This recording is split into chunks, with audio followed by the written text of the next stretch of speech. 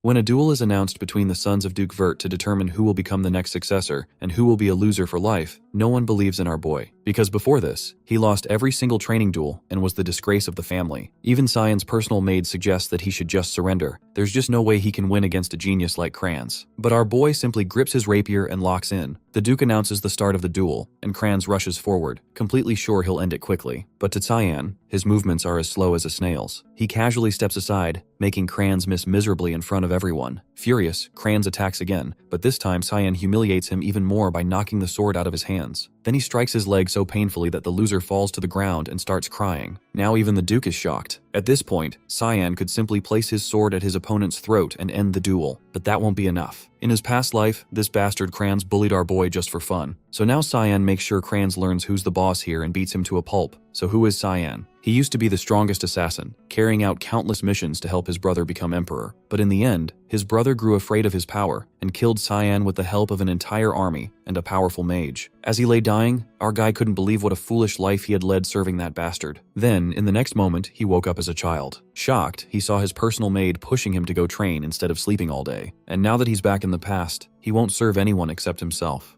Once the duel ends, he is summoned to meet with the Duke. A high-ranking knight escorts him through the halls toward the chamber. Just before they arrive, he spots Margaret stepping out of the office. A crooked grin tugs at his lips. She's clearly just finished ranting about her precious son. He throws a casual jab, asking if Kranz is holding up all right. Her expression twists with fury, and she snaps, demanding how he dares act concerned after what he did out there. He brushes past her like she's air, muttering that that's how duels work, but she's not about to let that go. Loud enough for anyone nearby to hear, she spits that this is exactly why illegitimate brats like him shouldn't be treated like real heirs. Then she takes it further, insulting his mother and claiming he should be groveling in alleyways for scraps. She hisses that he had no business fighting at all. The words sink in and his jaw tightens. Her venom finally hits a nerve. His anger simmers, sharp and silent. He briefly considers killing her but settles on a more satisfying plan to make her suffer instead. He, of all people, knows exactly how to break her slowly and deliberately. Cyan informs her he'll be enrolling in the academy with Kranz. She squints, unsure what he's getting at. So he spells it out, his tone sharp and deliberate. She wouldn't want her son graduating without his limbs intact. Her focus should be on him now. She steps forward, but the knight blocks her way and says the meeting with the Duke is urgent. They don't have time to waste. He gives her one last smirk before turning toward the Duke's chambers. He walks into the office and offers a formal greeting. Memories flicker, his father's face. And it's been 15 years since they last met in person. The man, Duke Willius Vert, the mighty feudal lord of Velius, defined by many titles, the continent's shield, the hero who held back the demon onslaught for years with sheer magical might. He carried that burden to his last breath during the demon raid. All he ever wanted was peace across the continent. But Cyan sees him differently. A man who chose to live his entire life as a servant of duty, when he had the freedom not to, is nothing but a fool. The Duke skips past greetings and gets straight to business, telling him that the moment Kranz charged, he locked onto the sword's trajectory and dodged. Then he asks how long he's known how to wield a blade like that. Our protagonist replies that he trained on his own every night. The Duke clearly doubts him and says he's never shown the slightest interest in swordsmanship, so why hide such skill? He answers that he didn't want to attract attention. The man finds it odd that he didn't hold back against Kranz and questions whether that level of aggression was really necessary. Cyan says he needed to prove something, that he's better than Kranz, despite their shared bloodline. The Duke breaks into a wide grin, intrigued and excited by what he just heard. He's gone beyond expectations. He tells him he could grow into a powerful and dependable ally for Ashel one day. Cyan freezes at the sound of that name. The idea of supporting someone like Ashel, now that he knows who he truly is absurd. Just like always, the Duke's obsession with Ashel hasn't changed. He grabs his son's hands and says he can ask for anything he wants as a reward. It'll be granted. He takes this chance as the opening shot to destroy everything Ashel's built and asks to be sent to the battlefront. Back in his room, the maid nearly jumps out of her skin when she hears what he's requested. She calls him insane for wanting to go to a place swarming with wicked creatures and demonic monsters. Velius, the western territory of the Ushif Empire, is the only region that qualifies as the true battlefront, and even Lamia Valley is considered the front line. It's a brutal war zone that's been locked in a fight against demons for centuries. Because of that, his father gives him one condition. He has 1 month to become strong enough to be worthy of entering Lamia Valley. He has no clue how much stronger he needs to be to meet that standard, but he knows he has to raise his physical capabilities as high as possible in the meantime. He's still weaker than most kids his age. What he does have is combat intuition carried over from his past life and a faint trace of magic within himself. If he can build up his body, he might actually put it to use, so the training starts now. Alice storms into the room calling his name with fire in her voice. She's already heard the news about his plan to head to the battlefront. She lays into him, accusing him of letting his win against Crayons get to his head. Then she tells him to meet her on the rooftop. She wants to test him, and if he can hold his own against her for 3 minutes, she won't stop him from going. He tries to talk her down, saying there's no reason for them to fight over this, but she shuts him down cold and asks if he's just chasing after her family's legacy. That's when it clicks. He gets why she's so aggressive. But he doesn't give a damn about her family name. His duel with Crayons wasn't even a full day ago, so his body is still wrecked. But she doesn't hold back. She comes at him hard with her broadsword. He reacts just in time, managing to block her strike. She pulls back, taken aback that he defended himself. A 10-year-old with a rapier just deflected her greatsword. She shrugs it off as pure luck and unleashes a flurry of fast attacks. He barely holds them off and takes some hits, but he sees a weak spot in her guard and turns the tables. He parries, slips inside her defense and counters, his blade aiming for her neck. She doesn't have time to dodge the counter, but Cyan twists his blade at the last second, giving her a window to escape. If he hadn't done that, she would have dropped dead on the spot. The Mist's sword technique wasn't built for mercy. Most of its fog-based forms are made for killing, which makes it hard to hold back, especially when his physical strength is still lacking. But now he's starting to burn out. To make up for what his body can't handle, he's been forcing mana through his sword, and he's just about hit the wall. He catches her mid-chant, blending earth and wind into her blade, and shifts into stance. The determination on her face says she's going all in, so he braces for impact, knowing damn well that trying to block that hit could send him flying out of the castle. He charges, hoping pure adrenaline and blind faith will unlock his magic mid-run. But before their blades connect, the Knight Ulkin drops in and shuts the whole thing down, blocking them both. He scolds her for going too far on someone younger. Reality hits fast. She blinks, then suddenly pulls him into a hug, trembling and apologizing for snapping. She just wanted to stop him from throwing himself into the battlefield. He gets it. He knows how she is, how she gives everything she has to everything. His sister, the prodigy who scored top marks across every subject at the Royal Academy, her looks alone had people calling her a child blessed by the gods. She'd trained with the sword since she could walk. She once matched Ashel blow for blow in their fight for the title of Continent's Guardian, but then it all collapsed. She joined the Knights of Light and got killed. He clutches her tight and swears to himself. This time, he'll protect her. In the middle of their moment, she turns to Ulkin and narrows her eyes. Wasn't he the Duke's personal knight? What's he doing here if the Duke already left for war? The knight says he's just acting under orders, to guard Cyan while the Duke's away. It's supposed to be a quiet mission, no one's meant to know. The younger man had already sensed him back in the Duke's office, but still finds it odd that his father wanted this whole thing kept under wraps. Mid-thought, fatigue hits like a truck and he knocks out in her arms. She smiles softly, thinking to herself, he really is still just a kid. The next morning, she heads back to the academy. He gets to work training his body. He can barely crank out 10 push-ups, still weak, and the need to grow stronger is getting louder every day. For the past 2 weeks, he's been grinding through strength training. No results. He misses the strength he used to have. He needs anything that works. While he's sinking into that pit, the maid walks in with a message. A package from his sister has arrived. Inside is a bottle of hellhound blood, something he'd asked her for, a rare material from Lamea Valley. The blood of a demonic beast, notorious for its horrible stench and burning taste. People say it's poisonous, but from experience he knows better. It gives a permanent boost to mana and physical power. The maid looks horrified and asks if he's really about to drink that stuff. He shrugs and tells her that after surviving her cooking, this is basically tea, then downs the whole thing in one go. The heat and rush of power spread through his system. Then he says he's heading out for a walk. He goes to a spot he remembers clearly from his past life. He's been waiting for 2 weeks to do this, specifically for a moment when Ulkin isn't around to report back. Years ago, Ashel received a divine revelation from Lumendel, the god of light. It spoke of an ancient temple hidden in the mountains. He hadn't believed it then, but the place turned out to be real, a zone where mana gathers in heavy concentration. In this timeline, though, that prophecy hasn't happened yet. He's the only one who knows it exists. He crouches, feeling along the earth, searching for the exact spot where the mana thickens. Then he channels his magic, and the entrance to the temple begins to open. He steps inside the temple and instantly realizes something's off. It doesn't look quite the same as it did before. This place, once a shrine devoted to the god of light Lumendel, had its history erased during the demon god war that wiped everything clean 3 centuries ago. He moves deeper into the ruins, eyes locking onto a glow pulsing from a sword, the temple's core. Back in 999 BF, before Foundation, humanity had finally driven the Demon King's forces out of Velius. The demons had power far beyond human capabilities, but humans found salvation in ancient relics called the God's Weaponry, artifacts that turned the tide. Among them was Duran Dark, a sacred blade personally blessed by Lumendel. This sword was credited as the key that let humanity win the war, and it will also be the weapon that ends his life someday. When it's in the hands of Vert Ashel, he places a hand on it. As expected, it doesn't react. He walks away, not even surprised. There's an old legend. After stepping beyond the blade's glow, a strange shadow appears. It looks like the sword's cast at first glance, but it's not a shadow. Where there's light, darkness follows. And this darkness is actually a concealed passage, hidden beyond the altar, leading to a secret chamber. He follows it in and finds a sword resting dead center in the room. His eyes soften. It's like reuniting with an old friend, the same blade from his past life. He steps forward, grips the handle, and speaks its name, Kairam. The sword submits instantly. He gives it a few swings, but the magic that once pulsed through it isn't responding.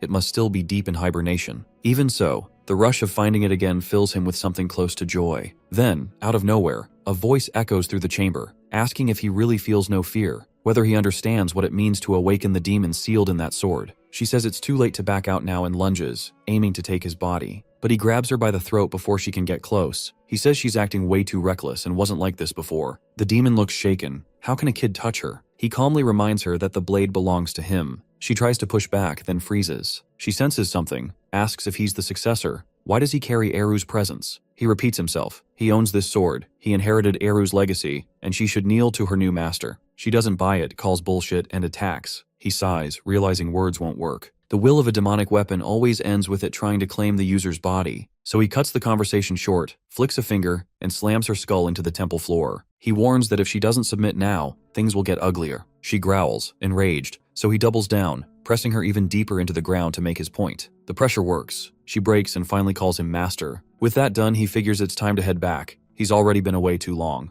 Kairam practically hums with excitement, eager to breathe open air again after so long underground. She asks his name, curious. When he tells her, she raises an eyebrow. Out of everyone, why would Eru pick a kid she's never even heard of? He answers that he was chosen in a past life. He's already died once. As they walk, he passes Duran Dark, staring at it. He says it'll need to sit tight. Its real owner won't show up for another 2 decades. Kairam still isn't convinced about the whole reincarnation thing, so he cuts the hilt off the sacred blade. She asks what the hell he's planning with that. He says it'll make the future a hell of a lot more fun. As the cart finally reaches its destination, our MC finally steps off the vehicle. Still can't believe the moment has actually come. The Duke is already there waiting, flanked by his knights. His father approaches and asks him straight if he's truly set on entering the battlefront, that if he wants to turn back now, he won't stop him. He gives a firm nod, saying he's confident in the path he's chosen. The Duke turns to Ilkin and commands him to activate the scroll. The knight tosses it out, magic flares, and a hellhound emerges from the summoned light. It's the trial meant to judge his worth. These creatures are low-tier demonic beasts straight out of Lamia Valley. He immediately shifts into stance, eyes locked on the enemy. From a distance, his father reminds him, his actions come with weight. If he wants this, he has to prove his strength and take responsibility by passing the test. A few days earlier, he had gone to Ulkin with a request for a duel. He needed something real. Training by swinging at air wasn't cutting it anymore. He wanted to know what a proper fight felt like. The knight told him he should be sparring with kids his own age, someone like Kranz. But every time he showed up, Kranz bolted. Still, Ulkin wasn't sold. He had doubts, but eventually agreed, on one condition. He would fight using only the sheath and stick strictly to defense. He agreed to the terms and added one more request.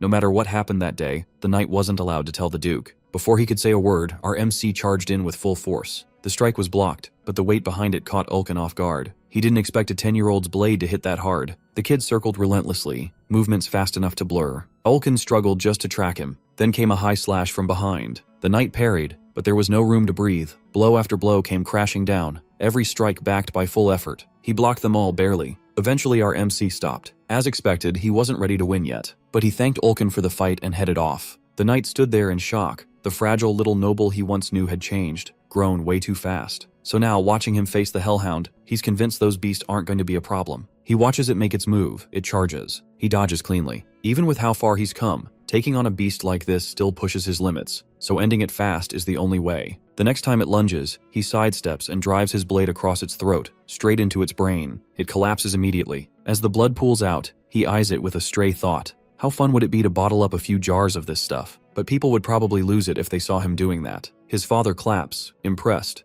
The test is over, he passed. The Duke tells him they'll meet again at the front lines. Kairam murmurs from his sword, asking why he didn't use her to finish the beast. She needs blood if she's going to wake fully. He reassures her. Soon enough, he'll use her to his heart's content. At the battlefront, a massive ogre is tearing through the front ranks. The Duke gives a sharp command for the soldiers to fortify the defense line and eliminate the ogre immediately. A barrage of magical attacks is hurled at the creature. Binding spells tighten around it, locking its movement with arcane chains. While the beast is immobilized, he charges in with the main force to finish it off. From a distance, Cyan and his maid quietly observe. She breaks down in tears and asks why he insists on being in a place like this. He feels no fear. In fact, he admits the place almost feels nostalgic. The Duke approaches and asks how it feels to stand on the front lines for the first time. Cyan replies that he feels a little nervous. In response, his father reminds him that death can strike anywhere and anytime, so staying sharp is non-negotiable. He nods, thanking him for the warning, but he's already aware that scenes like this are typical out here. There are usually 3 or 4 full-scale battles each day, and each one comes with a precise protocol designed to help them defeat the demons. With the advanced knights forming the backbone of the force, they handle any monsters trying to breach the line. When the battle concludes, he returns to his assigned tent, far in the back, deep within the safest sector. But the guards in this area follow orders too strictly, which means he won't be able to summon Karam. He has to wait until dinner to sneak off and train outside. He sees her trembling and asks what she's even doing. She repeats the Duke's warning. He tells her to pack her bags and go back to the castle. She yells that she can't leave him alone. He's hopeless without her there.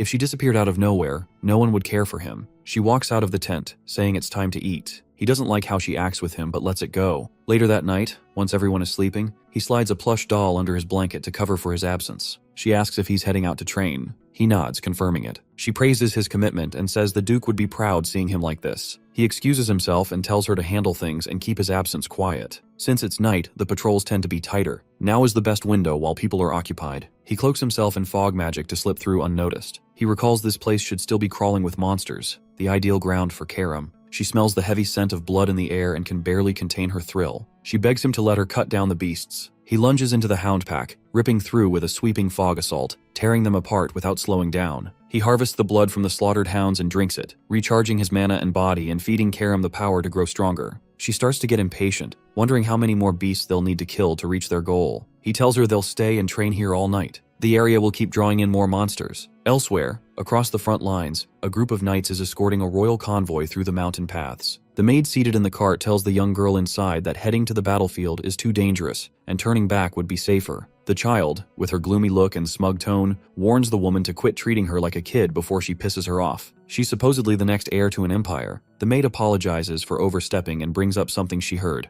The Duke of Vert has brought his youngest son to the front lines, and apparently, he's around the same age as her. The girl reacts with surprise at the Duke's decision. Why would he send someone that young into war? The maid clarifies that the Duke didn't make him go. He volunteered on his own. She repeats that he's probably her age and suggests they should get along if they ever cross paths. The girl flips into full tsundere mode and insists she's not interested in meeting him. The maid apologizes again, but the girl finally relaxes a bit and asks for his name. She tells her he's called Cyan Vert. The girl whispers it under her breath, clearly intrigued by whoever this bold young kid might be. The following day on the battlefield, Duke Vert leads his knights with precise coordination to subdue the monsters and wipe them out. After clearing the field and eliminating the threats, he approaches his son to ask how he feels after throwing himself into combat. Our MC replies that there's still a long path ahead, but he's eager to walk it. His father, impressed by his courage and resolve despite his age, smiles and says he's proud. He stares at him, surprised. It's the first time he's seen this kind of warmth. Before walking away, the Duke tells him they need a private talk inside his tent the next day. That night, with the camp deep in sleep, he makes his way to the rear zone of the front, like always, to train. But something's off. A death worm appears before him. These creatures usually spawn much deeper in the valley, so finding one here doesn't add up. In his current state, he's struggling to keep up, and Karam urges him to hand control over if he wants to survive. He knows her too well. What she really wants is full access to his body. She keeps pushing, telling him those weak swings won't do anything to a worm that can heal every wound in seconds. He has to one-shot it to end the fight for good. He hears her out. This fight could drag on forever if he keeps going solo. Even though he's consumed an absurd amount of demonic beast blood over the past month, he still feels miles from being truly strong. Letting her take over might be his only option. He steps forward, allowing it. With the 9th form of thick fog, demonic sword manifestation, she unleashes her full speed and strength, slicing the worm into pieces with almost no effort. Meanwhile, the Duke, accompanied by several of his royal trainees, passes through the area and spots the scattered corpses of hounds that were slain earlier. They immediately pick up on the dense mana lingering in the space, and it raises suspicion that a demon might be responsible. He orders the group to search the scene and get it secured quickly. This kind of thing can't be left unchecked, especially if there's demonic activity. As he studies the cuts and marks on the bodies, he notices they resemble his son's fighting style, but shakes the thought off. They sweep the area and end up finding a massive dead deathworm. A new question is raised. Who could have taken down that many beasts solo? He starts forming a theory. Some kind of secret organization might be behind these incidents. Back in his tent, our MC lies on his bed, thinking back on the last time he used the demonic sword manifestation. It's the technique that lets Karam fully take over and unleash her powers with no restraints. But the risk is steep. If he slips, she could remain in control permanently. That's why he can't use it on weaker monsters. The cost is too high. Fatigue sets in. His body's sore and heavy. If he hadn't been drinking all that demon blood during his stay here, he'd have collapsed long ago. As he's trying to rest, she appears, telling him she finally understands something. On the inside, he's clearly mature, but his body's still stuck in a kid's form. His instincts, awareness, and fighting skills don't match his age at all. He moves through Lamia Valley like someone who's trained for decades, and the way he uses a sword only adds to that. It's almost like he's had 30 years of experience. And after hearing what he said before about dying, she's now fully convinced. He must have come back from the future. He gives her a tired look and tells her it should have been obvious from the start. She, being the loud beast she is, yells in frustration. But once she calms down, she begins digging into the details of his past death. It must have taken someone damn strong to kill him. Her theory? He was taken down by the wielder of the Duran Dark, either lost in a duel or was betrayed by someone close. She leans toward the second one. He asks how she's so sure. She explains that earlier, she saw him looking at that sword like it meant something to him, like it carried a past. And if that's the case, he's probably out for payback. Her tone shifts, and she growls that if he ever dies or gets defeated again, she'll devour him whole. He knocks her on the head and reminds her who's actually in control, but inside, he's quietly relieved. She hasn't changed a bit since the day they met in his previous life. Later that day, something feels off. People are acting jumpy for no clear reason. He heads out to figure out what's going on and runs into Emily. She tells him that news just came in. High-ranking monster corpses were discovered in the valley near the rear camp, the same area he's been staying in. He instantly realizes she's talking about the creatures he's been taking out every night. He asks if any other rumors have started spreading, but before she can say more, Yulkin interrupts, saying the Duke wants to speak with him. He knows he's screwed. He handled the corpses just last night. He walks into his father's tent and greets him like always. There's hesitation in his chest. If the topic comes up, he doesn't know what excuse to give. His father would immediately recognize his attack pattern. The Duke gestures for him to sit down, and without any buildup or delay, Father immediately addresses the reason Father summoned him. Father questions where he was last night. With no hesitation and a straight face, he lies, claiming he went to bed early. Suspicion flickers. Those markings they discovered yesterday bear an uncanny resemblance to the cuts left by his sword style. But after a moment, the Duke tempers his thoughts, pushing the suspicion aside. There's no way a kid could have taken down something as massive and dangerous as a deathworm. Father asks why he's being questioned. The tone shifts, more serious now, as Father brings up the monster corpses found near the camp. They need to look into it thoroughly, but the one theory Father keeps circling back to is that it might be tied to an old assassin organization known as the Mist. He plays dumb like he's never heard the name before, but the explanation continues. Supposedly, the Mist has existed for centuries. No one knows their motive or ultimate purpose, but they've left a trail of dead nobles in their wake. Their signature? Every kill site is shrouded in black fog. Then one day they just vanished. The last known sighting was 300 years ago. But the troubling part is, the monsters found yesterday were surrounded by that same black fog, the kind linked to Eru, the god of darkness. He's the source of the organization's power and the deity they worship. Based on that alone, the Duke assumes the Mist is behind the Deathworm's slaying and the other recent monster kills. Hearing this, our MC can't help but admire the sharp intuition. Even with the organization having disappeared for centuries, his father pinned the fog back to them instantly. The Duke admits they don't yet understand why the Mist has suddenly reappeared, but regardless, the Empire's higher-ups must be informed. He feels slightly relieved. His father didn't suspect a thing and believed the lie. From that perspective, it makes zero sense for someone his age to be tied to a legendary underground group. The topic shifts. Does he know about the guests arriving later today? He does. The Emperor is set to visit the front. The older man nods, then says he wants a small favor. Meanwhile, the Emperor reaches the battlefield, welcomed respectfully by the knights. The Duke bows on one knee to greet his sovereign, but the Emperor quickly dismounts and tells him there's no need for ceremony. They've been friends for years. He then spots our MC nearby and introduces him as the youngest member of the Vert family. The Emperor seems genuinely pleased to see someone so young surviving in the brutal environment of the front lines. He finds it astonishing.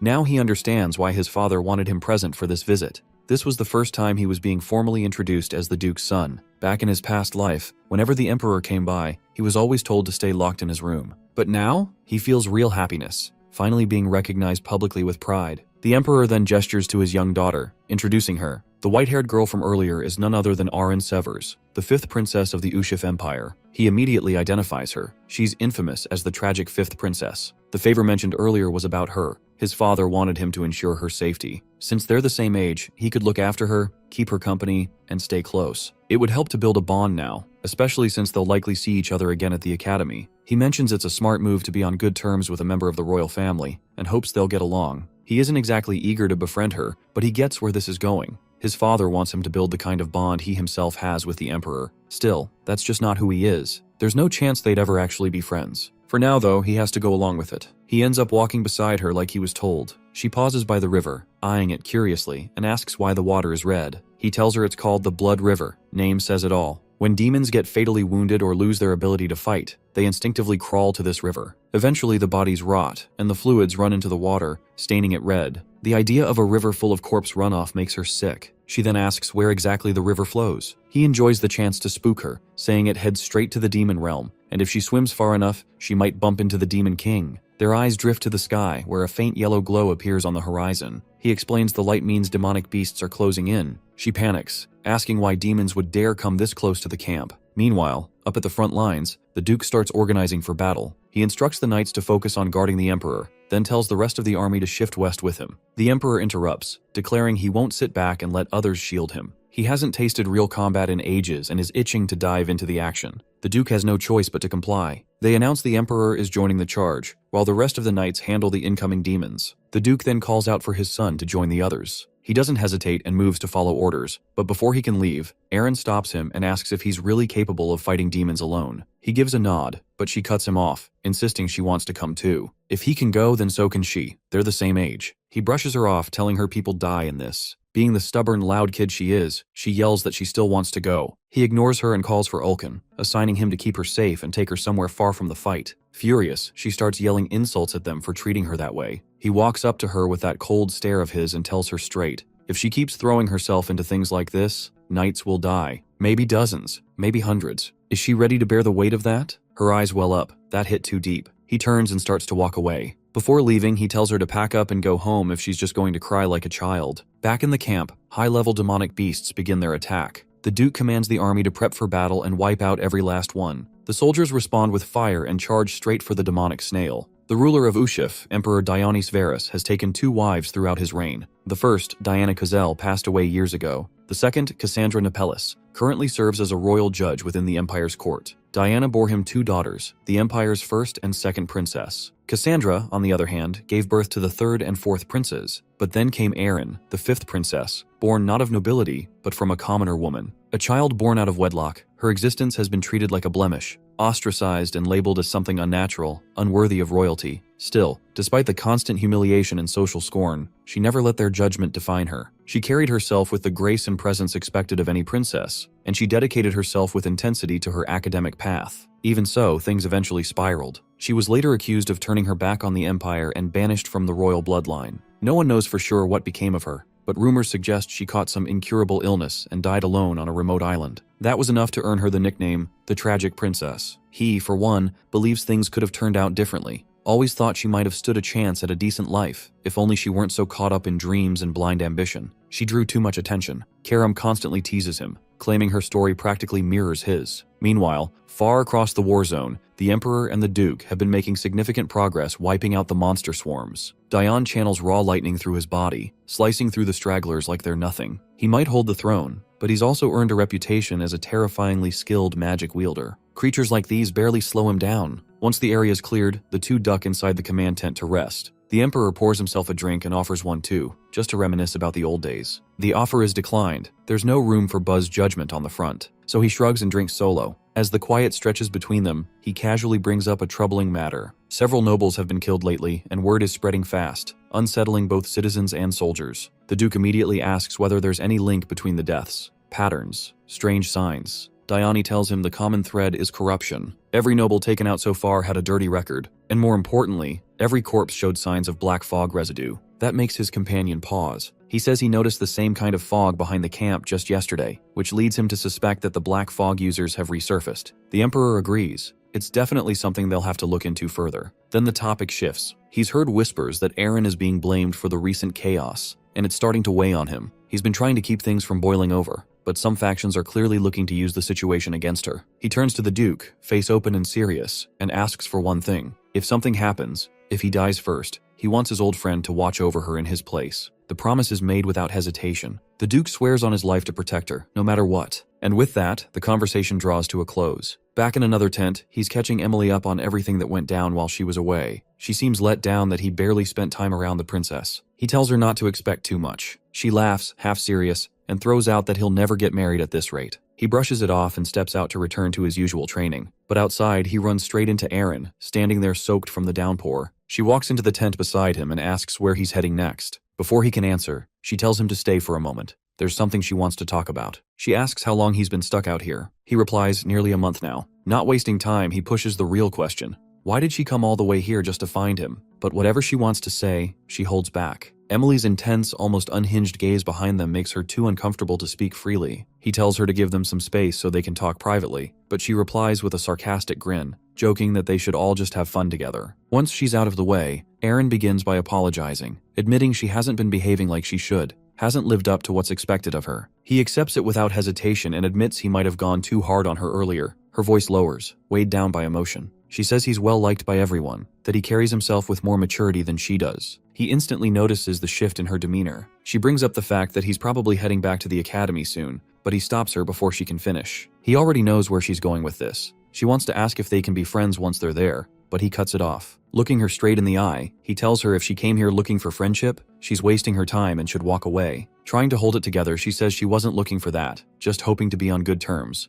and says he's being unnecessarily cruel. With tears starting to fall, she says he probably sees her like everyone else does, a fake, undeserving princess. She takes a breath, pulls herself together, and apologizes for showing up at all, says she overestimated him and walked away with nothing. Then she mutters that he's nothing like his brother, Ashel. That name hits hard. He grabs her arm without thinking, demanding to know how she even knows him. She tells him she ran into Ashel during a walk near the Royal Academy. He told her not to worry about other people's opinions, only to focus on her goals and what she wants. That makes him freeze. It's clear now that his brother had started manipulating her from the very first moment they met, already laying down the trap. He tries to warn her, but before he can get anything out, a deep rumbling shakes the tent. Emily rushes in, panic written across her face, yelling for them to get out immediately. But they're too late. An orc crashes through the top of the tent, smashing into the ground and launching her through the air like a broken doll. From outside, the nearby knights spot the torn-up tent and realize he's still inside. Emily, sprawled in the dirt, breaks into sobs, convinced he's just been killed under the wreckage. Word of the attack reaches the Emperor and the Duke immediately. Both of their children are trapped inside the wreckage of a tent, torn apart by a high-ranking demonic beast. Without pausing, Dione commands the entire military force to head straight to the scene and secure his daughter's life. Meanwhile, panic floods his mind. He can't wrap his head around why powerful monsters keep showing up this far behind enemy lines.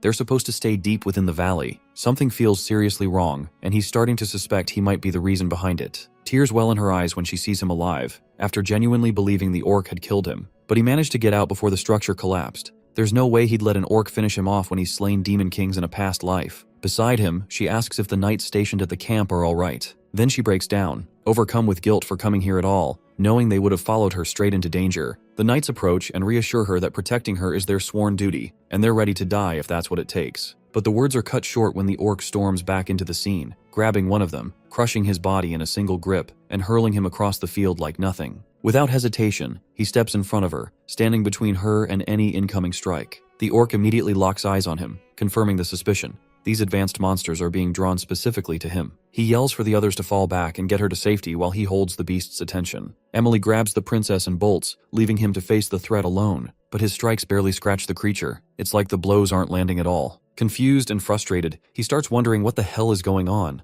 Why are they so fixated on him? That's when Karam appears, casually explaining that all the demonic blood he's been drinking to get stronger has left him reeking of power, attracting elite monsters like a beacon. Furious, he snaps, demanding to know why she didn't say anything sooner if she knew this from the start. She just grins wickedly and says she's only here for his body anyway. He doesn't hesitate, grabs her and transforms her into his weapon. With her as his blade, he launches into the orc, slicing through limbs like butter and putting it down without breaking a sweat. But then he spots something worse. Dozens more high-level beasts still on the move. She lights up with excitement, thrilled by the prospect of such a massive feast. The mood shifts when they come face to face with a devil dragon. He tells her to get ready to tear into it, activating his demonic manifestation to wipe out everything standing in their way. Elsewhere on the battlefield, the Duke has just taken out the final remaining monster in his area. Dione turns asking if there's any word on the kids. The reply is grim. There wasn't a single sign of them near the collapsed tent. The Emperor says he must be panicking over his son, but the Duke answers with a cold expression. Any member of the Vert family should know how to survive something like this. What matters now is the princess's safety. As they speak, the knights arrive, successfully bringing her back to her father. She rushes into his arms, breathless, pleading with him to save our MC before it's too late. Meanwhile, the Duke walks up to the maid and asks if she's his personal attendant. When she nods, he asks what happened. With her voice shaking, she explains that he told them to run while he stayed behind to hold off the monsters. One of the knights offers to go retrieve him if given the order, but the Duke takes a moment, then declines. Their focus has to remain on the current wave. If these creatures break through the camps, nothing will stop them from reaching the Empire itself. They have to return to formation before more lives are lost. When someone asks what's going to happen to him, the answer is calm and final. Our MC has already done his part. He protected the princess. That's what being a Vert means. She continues to cry, still blaming herself for everything unraveling around them. But then a sound cuts through the noise, a voice she instantly recognizes. She looks up, eyes wide, as he appears overhead clutching the reins of a flying dragon, shouting desperately for someone to help. Dragons are majestic beings deeply connected to the Creator, revered for their rarity and dignity. Creatures as weak and limited as humans have no business challenging one. So for him, even laying eyes on a dragon in the flesh feels like a once-in-a-lifetime honor. Unfortunately, the one he's latched onto ends up soaring directly above a crowd of people who know exactly who he is. The worst part, he can't afford to be seen in the middle of a fight. But there he is, plain as day, riding a dragon like some reckless idiot. Eyes lock onto him immediately. The Emperor watches with intrigue and asks the Duke if he's planning to save his own son. The Duke, completely unfazed, just sits there, relaxed and detached, observing how our MC handles the mess he's gotten himself into. Meanwhile, he's barely hanging on, regretting everything. He curses himself for being greedy enough to even think about tasting dragon blood in the first place. Before all this chaos began, back when he was still holding off the army of monsters, he had slashed through them quickly, not even sparing a thought, until all that remained was the dragon. Seeing it up close had him practically vibrating with excitement, staring at the mythical beast with wide, awe-filled eyes. But the moment didn't last. It went aggressive fast, blasting a column of fire his way. He dodged and scrambled for the high ground, launching a flurry of attacks in return, but each strike only pissed it off more. Then came the tail swipe, hard and fast, smacking him through the air like a rag doll. Before it could follow up, he switched to martial arts, pounding it with heavy, rapid blows across its body. Still, it wasn't enough to bring the beast down. As he prepped for his next move, something unexpected happened. It stopped. Then it simply turned and flew away. But of course, being the impulsive little gremlin he is, he leapt after it without thinking, grabbing onto its side like a maniac just to steal a taste of its blood. That's how he ended up stuck, clinging to its back, powerless and exposed. She demands to know why he hasn't used her to fight back. At this rate, he's going to get himself killed. He screams back that if anyone sees him use his powers now, he'll be fried alive. He can't let that secret get out. While they're still arguing, they spot the Duke beginning to cast a massive, high-level magic spell, an 8-star incantation. Panic hits immediately. That serious look on his father's face means only one thing. He's about to target the dragon, even knowing his son is on it. The spell launches. Blades of magic shoot into the air, slicing through flesh with terrifying force. He leaps off just in time, trying to dodge the raining blades mid-air. As he falls, she yells for him to use his powers to escape, to fly out before it's too late, but he still can't risk being seen. Desperate, he scans the area and spots a river of blood not too far off. As a last-ditch effort, he shifts his trajectory and aims for it, hoping it'll cushion the fall. Somewhere else in the valley, a pair of demons had been watching the commotion. One, the older of the two, remarks that it must have been a young dragon getting itself into trouble. The white-haired one next to him counters, saying something incredibly powerful must have scared it off. Only a high-level beast could do that. But the elder casually corrects him. That section of the valley is populated solely by humans. Still, if curiosity's got him, he's free to check it out for himself. Just try not to massacre everything in sight. The younger nods, spreading his wings and flying toward the chaos. Back near the river, he somehow survives the fall. Crawling out of the bloody water, breathless and drenched, he drags himself onto the shore to rest. He quickly checks on her, making sure she's alright too, but she's too furious to even speak. He tells her to relax, promises they'll head back soon, but she snaps at him to be careful. Right now, they're standing in the middle of demon territory. He laughs it off, saying there's no way their luck is that bad. Not enough to run into a powerful demon this late in the day. But right on cue, fate slaps him across the face with a voice he knows far too well. A voice burned into his memory for years. The voice of Valkyrian, the Demon King. In the past, everyone who had ever laid eyes on him said it felt like staring directly at the personification of darkness itself. That very presence now looms before Kyan. Instinctively, he shifts into a defensive stance. With a furious tone, Valkyrian demands to know if he is a human. Too tense and hyper-focused to respond, he keeps his silence. In an instant, the Demon King blinks toward him, clearly extending an invitation to fight. Cyan reacts immediately, slashing with Karam, but only manages to shear off a bit of his hair. Valkyrion appears intrigued, impressed even, by the speed of his movement. Karam quickly asks who the hell he's trying to fight, and Cyan answers with a weighty pause. It's the Demon King. That alone sends her into a panic. She says there's no way he can beat someone of that caliber at his current strength. Now stuck in a dire situation, he realizes he's got no real chance of winning, and even escaping could end with him being caught. He locks up briefly, trying to process what to do, but then Valkyrion surprises him by calmly telling him to relax. He claims he won't lay a finger on a kid like him. He even lies down casually, suggesting they just talk for a bit. Cyan finds this strange and out of character, completely baffled by the Demon King's demeanor. Once again, Valkyrion asks if he's really a human and how he ended up here. He answers that yes, he is, and that he ended up falling into the Blood River, which dragged him all the way to this place. Valkyrion, however, isn't fully convinced. He senses something odd emanating from our MC and asks if this is truly his first time here. Cyan nods, but the other still isn't buying it. He then questions whether our MC has seen him before, to which he firmly denies. That answer, however, does feel genuine enough that Valkyrion believes him. After all, how could a human possibly know him when the latter had never even met a human before? Still, Cyan remains unsure, his mind racing to figure out if this really is the same Valkyrion he remembers from his previous life. He decides to ask why he's even here. The Demon King replies that he sensed an unusual surge of energy from this direction and came to investigate, explaining that as ruler of these lands, it's only natural for him to look after them. Our MC's lack of surprise actually reinforces his suspicions. His unbothered expression makes it seem like he already knows him. Valkyrion continues to talk, clearly thinking aloud, but Cyan isn't really listening. He's too caught up in how wildly different this man is from the version he once knew. If everything unfolds the same way it did in his past life, the demon invasion will begin soon. But looking at him now, he just doesn't seem like the type who would trigger such chaos. If this is his real personality, then something must have gone wrong to alter him. So Cyan takes a risk and asks what he truly wants to achieve as Demon King. Amused by our MC's boldness, he says that all he desires is to ensure safety and prosperity for his people, and if anyone threatens that peace, he won't hesitate to wipe them out. For a split second, Cyan glimpses the real core of Valkyrion, a raw force of evil restrained deep within. Something must have set him off in the past to awaken that beast, and our MC knows he has to prevent it from happening. He warns that soon, either Valkyrion or his empire may face a dire turning point. The Demon King frowns, puzzled by the vagueness, asking what he's getting at. Cyan admits he doesn't know the exact details, but if events spiral, a massive conflict between humans and demons could erupt, and he wants terms to stop it. Valkyrion wonders aloud why he'd want to start a war with humans to begin with. Cyan responds with a plea. No matter what happens, promise never to invade the human lands or declare war. That raises an eyebrow from him, who presses, what's in it for him? Cyan promises that whatever threat comes his way, he'll do all he can to support him. Valkyrion still finds it amusing, but there's something about our MC's courage he respects. He asks for his name, and upon learning it, solemnly vows, as Demon King, that he will never initiate war with the humans or encroach upon their lands, regardless of circumstances. But he warns that Cyan must uphold his end. With that said, he takes off into the sky. Not long after, our MC is spotted by frontline scouts patrolling the river. Word spreads fast. He becomes known as the one who survived the Devil Dragon. Later, back within the abbey near the Velius border, Cyan rests in a hospital bed. Erin sits nearby.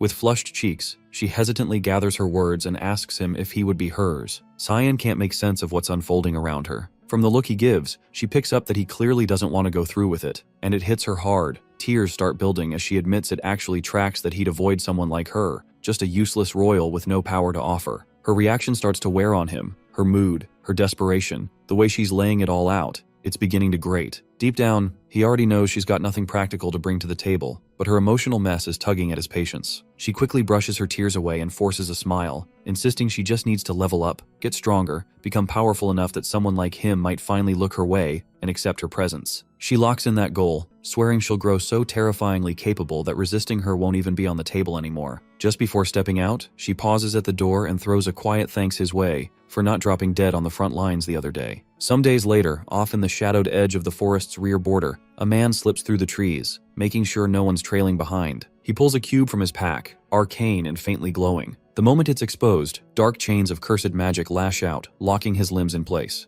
A voice cuts in behind him, Cyan's, remarking in disbelief that Reynold Crimson was the rat all along. The smuggler immediately launches into a frantic explanation, rambling about how the cube's no ordinary item. It's packed with enough raw mana to give it near-limitless storage, a design straight out of the Garam Kingdom's mage labs. The assassin yanks the cube away and pulls off his mask, revealing his face and casually reciting his full name like he's reading it off an arrest warrant. Reynold freezes, stunned that Cyan's the one who got the jump on him. He demands to know what brought him out here, but the other man doesn't even acknowledge the question, already digging through the crates and supplies the smuggler's been hauling. He notes everything: contraband parts, demonic remnants, and it clicks. Reynolds been draining corpses of their corrupted blood, packing the stuff into carts, and slipping them through the borders with inside help. He's sure of it. Someone's been feeding him access. Reynolds shrugs it off, swears he has no clue what his captor's going on about. But Cyan's way ahead. He's seen the demonic blood floating around the underground markets. Somebody's selling. While he tries to piece together who the mole could be, Reynolds tries to blindside him with a fireburst. He thinks it'll land, but instead, Cyan's already closed in, slicing through his hands and pinning them into the bark of a nearby tree. Then comes the deal. Either Reynolds spills everything, the smuggling path, the identity of the traitor, the whole operation, and gets a clean end. Or he holds out and gets dragged through a torture so drawn out and merciless he'll be begging for death before long. Later, over on the western edge of Velias, inside a trade station near the border, a group of merchants crack open a box of supposed blood shipments, only to recoil when they spot Reynolds' decapitated head hovering in a swirl of black mist inside one of the containers. Not far from the scene, Cyan keeps watch from a concealed vantage point, monitoring quietly as his plan unfolds. Karam, standing beside him, questions why he's letting these traitors walk free. He replies flatly, "They just need something to shake them." A warning. He remembers all of this from his last life. Reynold Crimson, deep in bed with Garam's government, had been trafficking corrupted blood right under everyone's nose. Every shipment led back to Garam's mage society, the same people fanatically obsessed with unraveling magic's source and stretching its limits beyond reason. Right now, they're still focused on creating handy tools like the Dimension Cube,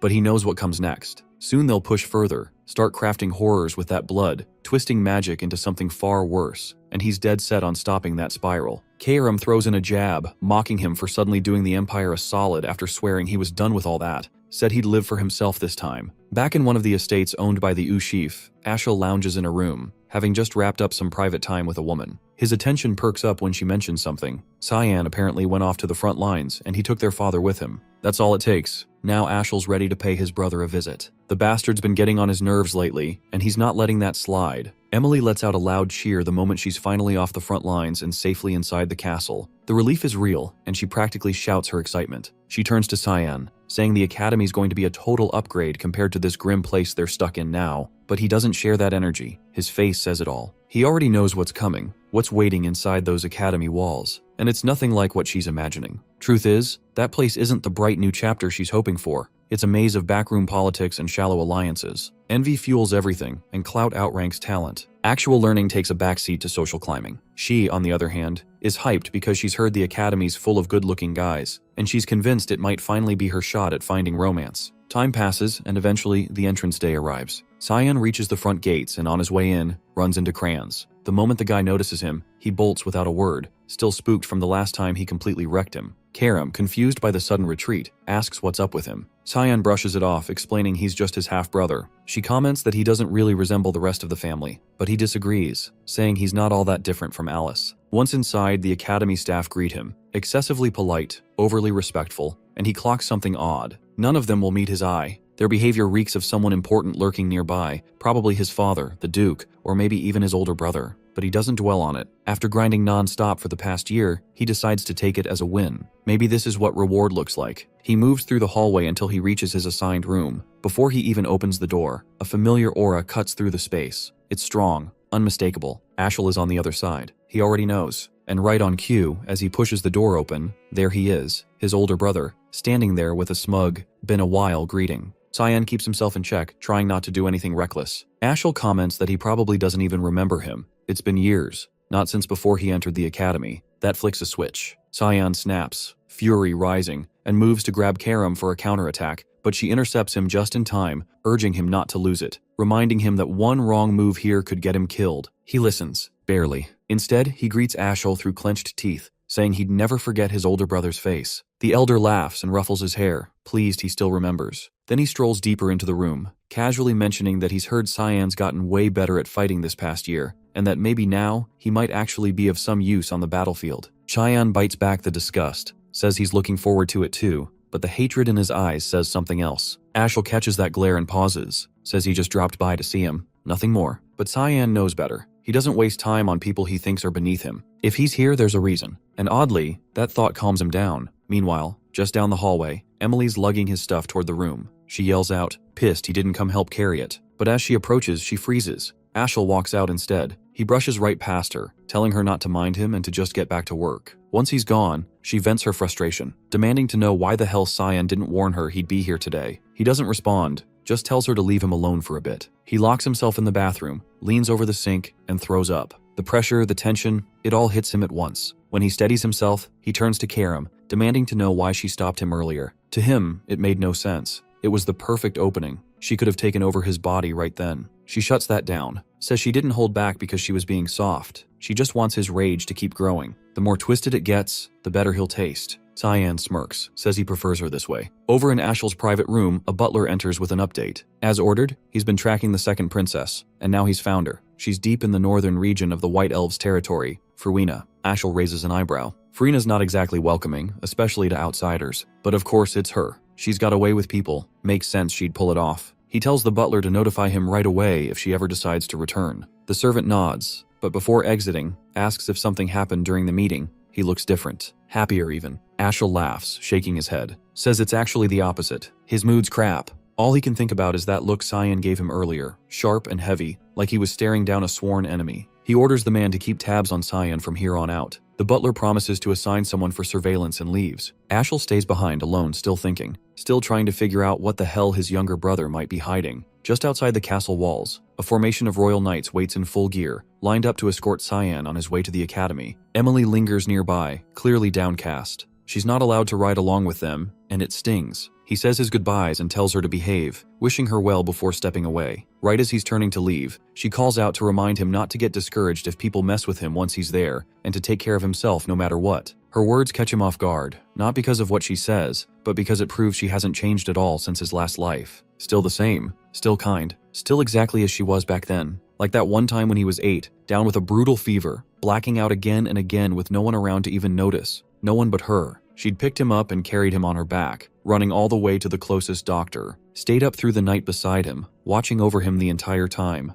If not for her, he'd probably have died somewhere in a forgotten corner of the castle. Leaning his head out from the cart, he yells back at her, half joking, telling her she better behave, or she'll be punished when he returns. She waves after him, eyes glossy with tears but smiling wide. To him, she's never just been a maid. She's someone he holds close, someone who genuinely matters. Once back inside the cart, something starts to feel off. The escort, 6 nights for one person? It doesn't sit right. He starts to suspect there's more to this than a routine trip. Whatever they're planning, it probably won't wait until he reaches the academy. Hours pass before they pull over. One of the knights tells him they'll be camping here for the night. Curious, he asks where exactly they are. They respond vaguely, claiming it's a location in the center of Saffron, and that they should be arriving at the city by morning. But he knows better. The landscape doesn't match, not even close. No forest like this exists near Saffron. Judging from the surroundings, they've dragged him somewhere isolated, deliberately out of reach. He climbs out of the cart and right away, the group closes in, surrounded. Calmly, he asks the only thing that matters. Who's pulling the strings? Who's behind this setup?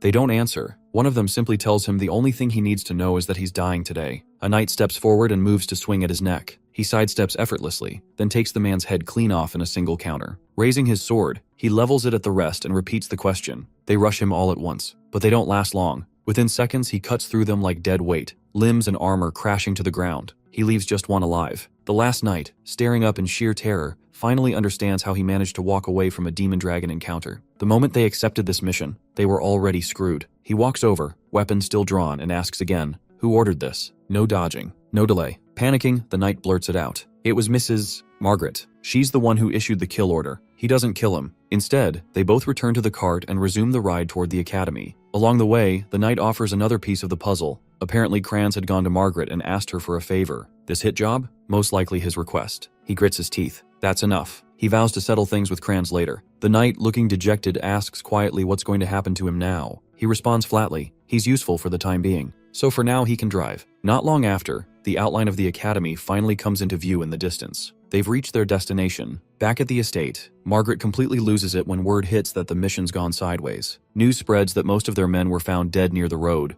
their corpses discarded like trash. Yet somehow Cyan survived, and worse, made it to the academy. Her nerves spike, disbelief setting in. None of this tracks. The butler calmly suggests they may have misjudged his abilities, but the idea that a kid pulled this off doesn't sit right with either of them. He figures there has to be a hidden hand orchestrating this mess. He floats the idea of sending a cleaner to the academy to finish the job. She cuts him off before he can finish. If they try that, he'll go straight for Kranz. She orders a full blackout. No retaliation, no leaks, no word of today's incident. The servant bows out and leaves, but outside the room, Ashel's butler has been eavesdropping the entire time, undetected. It's been 10 days since Kyan and Brian rode out from Saffron. By now, they've probably figured out he's still breathing. That means the road to the Royal Academy is finally safe. But now he has to figure out what the hell to do with Brian after this. Not long after, as he lounges in the back of the cart, soaking in the quiet, the escort gives him the heads up. They've arrived. He glances out and spots the Academy building. Nostalgia hits hard. A flood of memories comes rushing in, some good, most crap. He walks in and hands over his credentials at the front desk. A wave of whispers follows, people stunned to hear the name Sion Vert. He's instructed to head to his dorm and wait there. In 2 days, he's expected to attend the entrance ceremony and elemental assessment. The staff hands him an ornate key paired with a sealed letter. He gives both a once-over, baffled, then stunned when he learns he's been assigned a royal hall, all to himself. No one in his bloodline has ever gotten that honor, so clearly someone's pulling strings. Brian steps inside with him, still trailing along.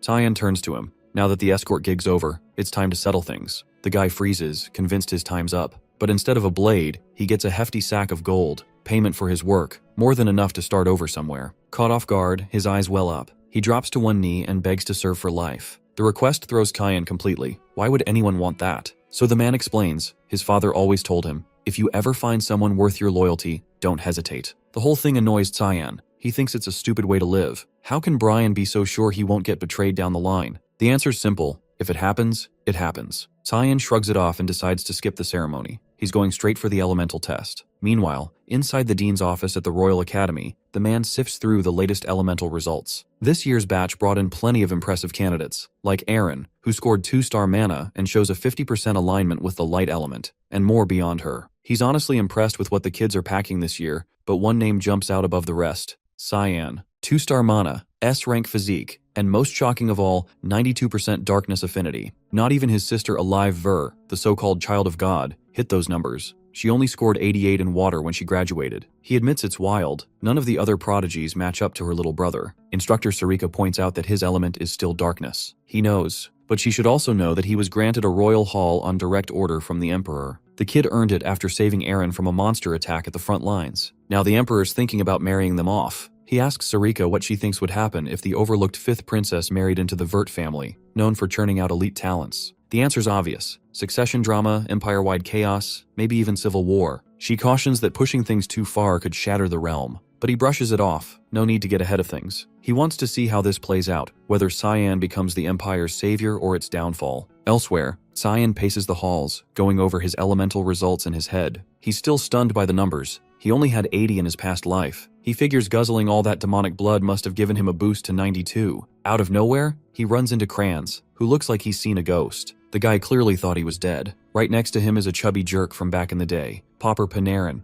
another asshole who used to make his life hell, just like Kranz. Cyan practically lights up at the chance to deal with him early. Popper charges forward trying to start something, but doesn't even get the words out. Cyan slams him into the wall with one clean kick before the guy can make a sound. He leaves Popper knocked out cold on the floor, then turns to Kranz, asking for a quick talk. Stepping in close, voice low and smile unsettling, he says flat out, he doesn't give a damn what schemes the guy runs behind the scenes, but if he lays eyes on him again, he's leaving the academy in a wheelchair. Kranz's legs give out. He drops, eyes watering, completely broken. Cyan walks off grinning wide, pride practically spilling out of him. Sarika, still lingering on the dean's words, replays the whole conversation in her head. She's now convinced she needs to keep tabs on him, tight ones. Just as she goes to pull a book from the shelf, she notices it's gone. Behind her, his voice breaks the silence. He's holding it, asking if she was searching for this. She whirls around, caught off guard. She didn't sense him get that close. She reminds him students aren't allowed in here and tells him to hand over the book. The second she gets it back, she strikes. Black fog lashes out. He narrowly sidesteps the hit and calls her out as the hall master of the assassin group, Mist. That throws her. She has no idea how he knows that. In his past life, their first meeting had felt completely normal. She'd casually asked about his day, assumed he wanted to be done with counseling fast, but insisted it was for his own development. Back then, it made zero sense.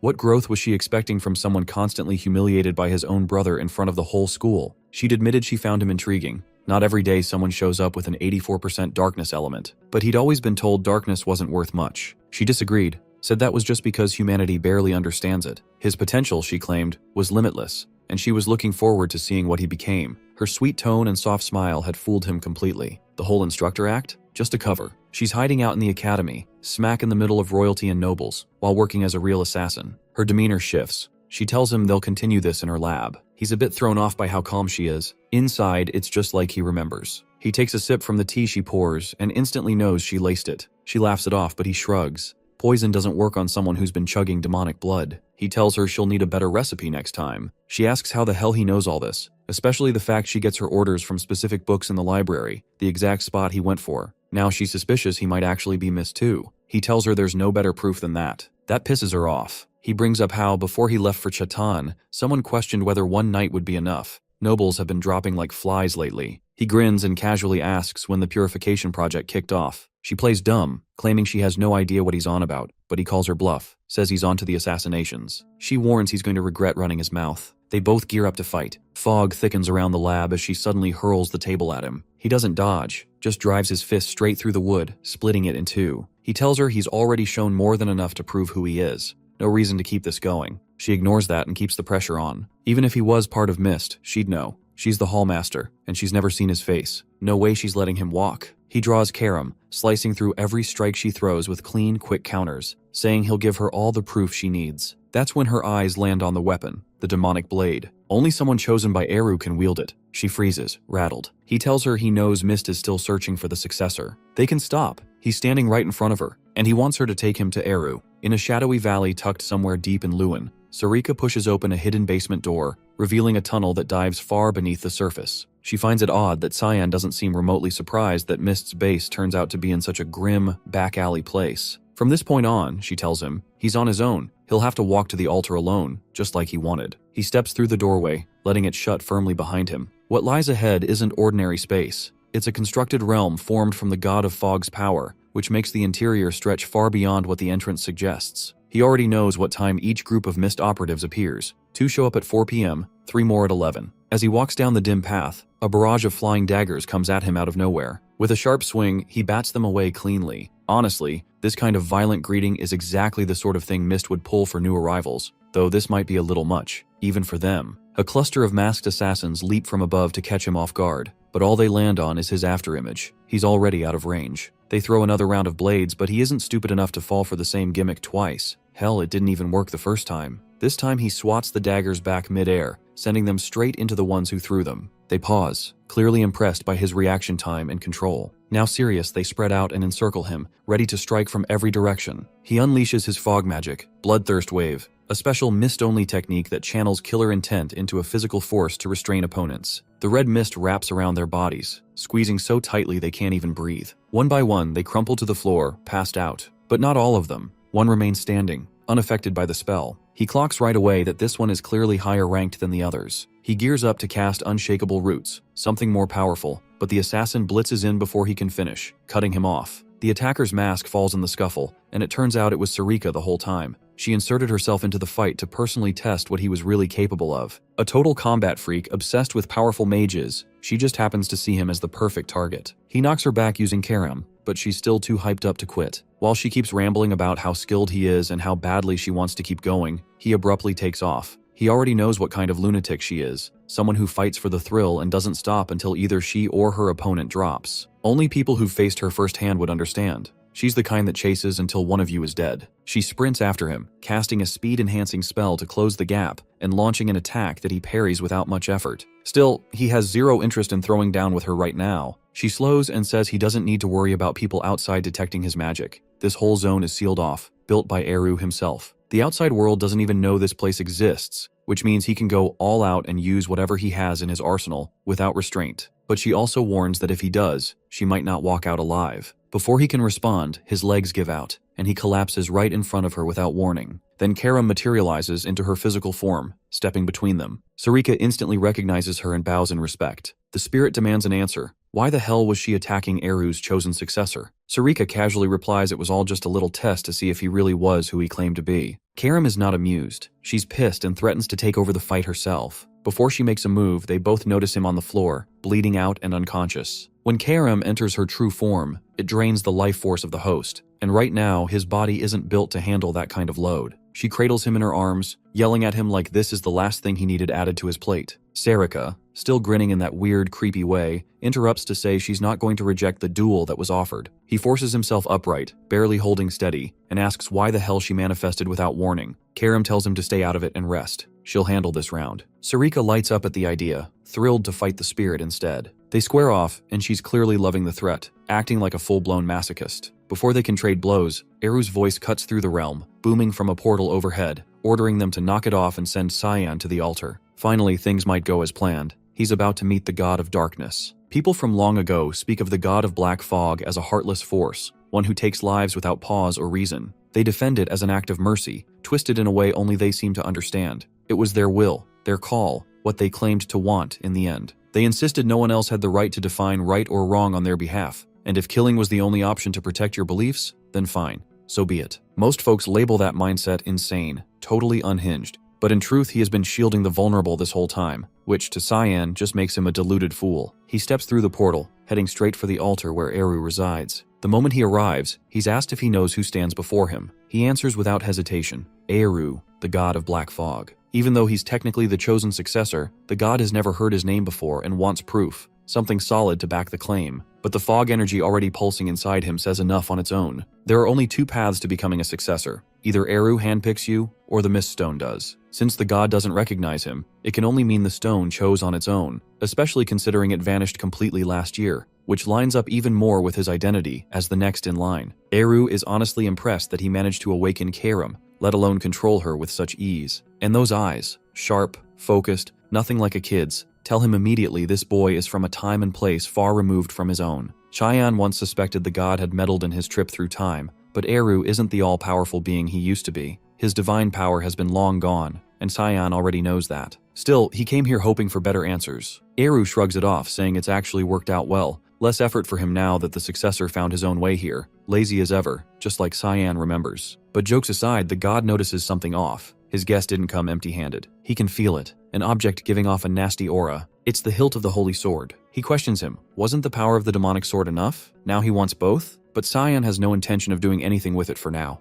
He just doesn't want the world to remember the blade exists. Let it fade into irrelevance. The way he thinks catches Eru off guard, but he doesn't press further. It's none of his business. Still, tradition is tradition. He has to ask the successor what he intends to do with the power he's about to receive. This isn't the first time Cyan has faced that question. Last time his answer was dumb. Live for his brother. That answer got him betrayed. Got him killed. What's strange is how no one seemed bothered by it back then. Eru even warned him not to put blind faith in others, almost like he already knew how pathetic that ending would be. But this time things won't play out the same. Cyan isn't chasing some grand mission or noble dream. He'll use that power for one reason, himself. Eru tells him it's on him to figure out what's right or wrong, but he'd better think carefully. Depending on his answer, he might not leave this place alive. Cyan doesn't flinch. No fear, no second thoughts. He decided from the start he's done following orders, done living by someone else's rules. Now curious, Eru asks what he's planning to do with that kind of freedom, but he refuses to answer. It doesn't matter. As long as he fulfills his duty as successor, the god won't pry. He gets the message and doesn't bother asking anything else. He turns to Karam. He's got something to say to her. She's his daughter after all. The scary god routine drops immediately. His whole vibe softens as he cups her face and gently asks how she's been managing under her new owner. On her end, she hasn't changed a bit. Still sharp-tongued and cold like always. He leans in and plants a kiss on her forehead. It isn't just a kiss.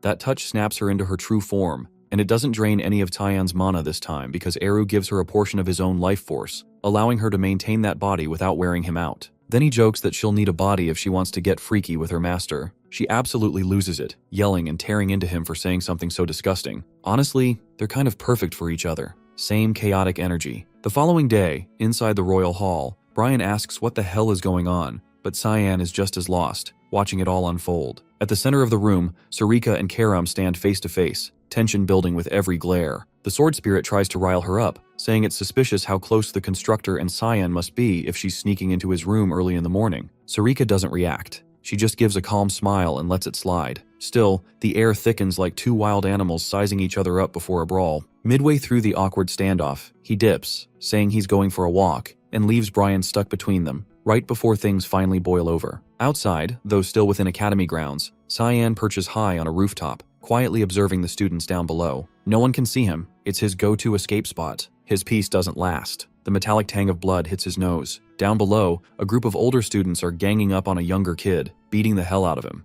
One of them brings up doing a little experiment, and the others go along without question. The blonde one forms a glowing sphere of mana and yanks the kid's mouth open. They're about to force feed it to him. Before he can shove it in, a voice cuts through the air, sharp and clear, telling them to back off. Princess Erin steps forward, aura flaring, calling them out. How could nobles stoop so low and attack the helpless? The ringleader straightens up and introduces himself as Barrett Louis Mill, eldest son of a duke from the Garam kingdom, then asks who the hell she is. She hardens her expression and gives her name with full authority, Erin, 5th princess of the Ushif Empire. Barrett doesn't seem all that fazed by the princess title or the fact she's the emperor's daughter. He already knows she's the youngest of the imperial bunch. Puffing up his chest, he steps closer, clearly trying to intimidate her. She refuses to shake his hand and warns she'll report everything to the academy. In a sloppy attempt to defuse things, he spins around and points to the kid they were beating. He insists it's all just one big misunderstanding, claims they weren't bullying anyone. Turns out the kid's a girl, and according to him, there's no harm being done. He offers to let her speak for herself. The girl stands, trembling and bruised, eyes dulled with resignation. She quietly tells Erin nothing's wrong, they weren't hurting her, and it's best if she just walks away. He bursts into laughter, the kind that screams villain reveal, but she doesn't buy a single word. It's painfully obvious the girl's lying out of fear. Before she can lead the girl away, he grabs Erin's arm to stop her. He tells her it's already too late.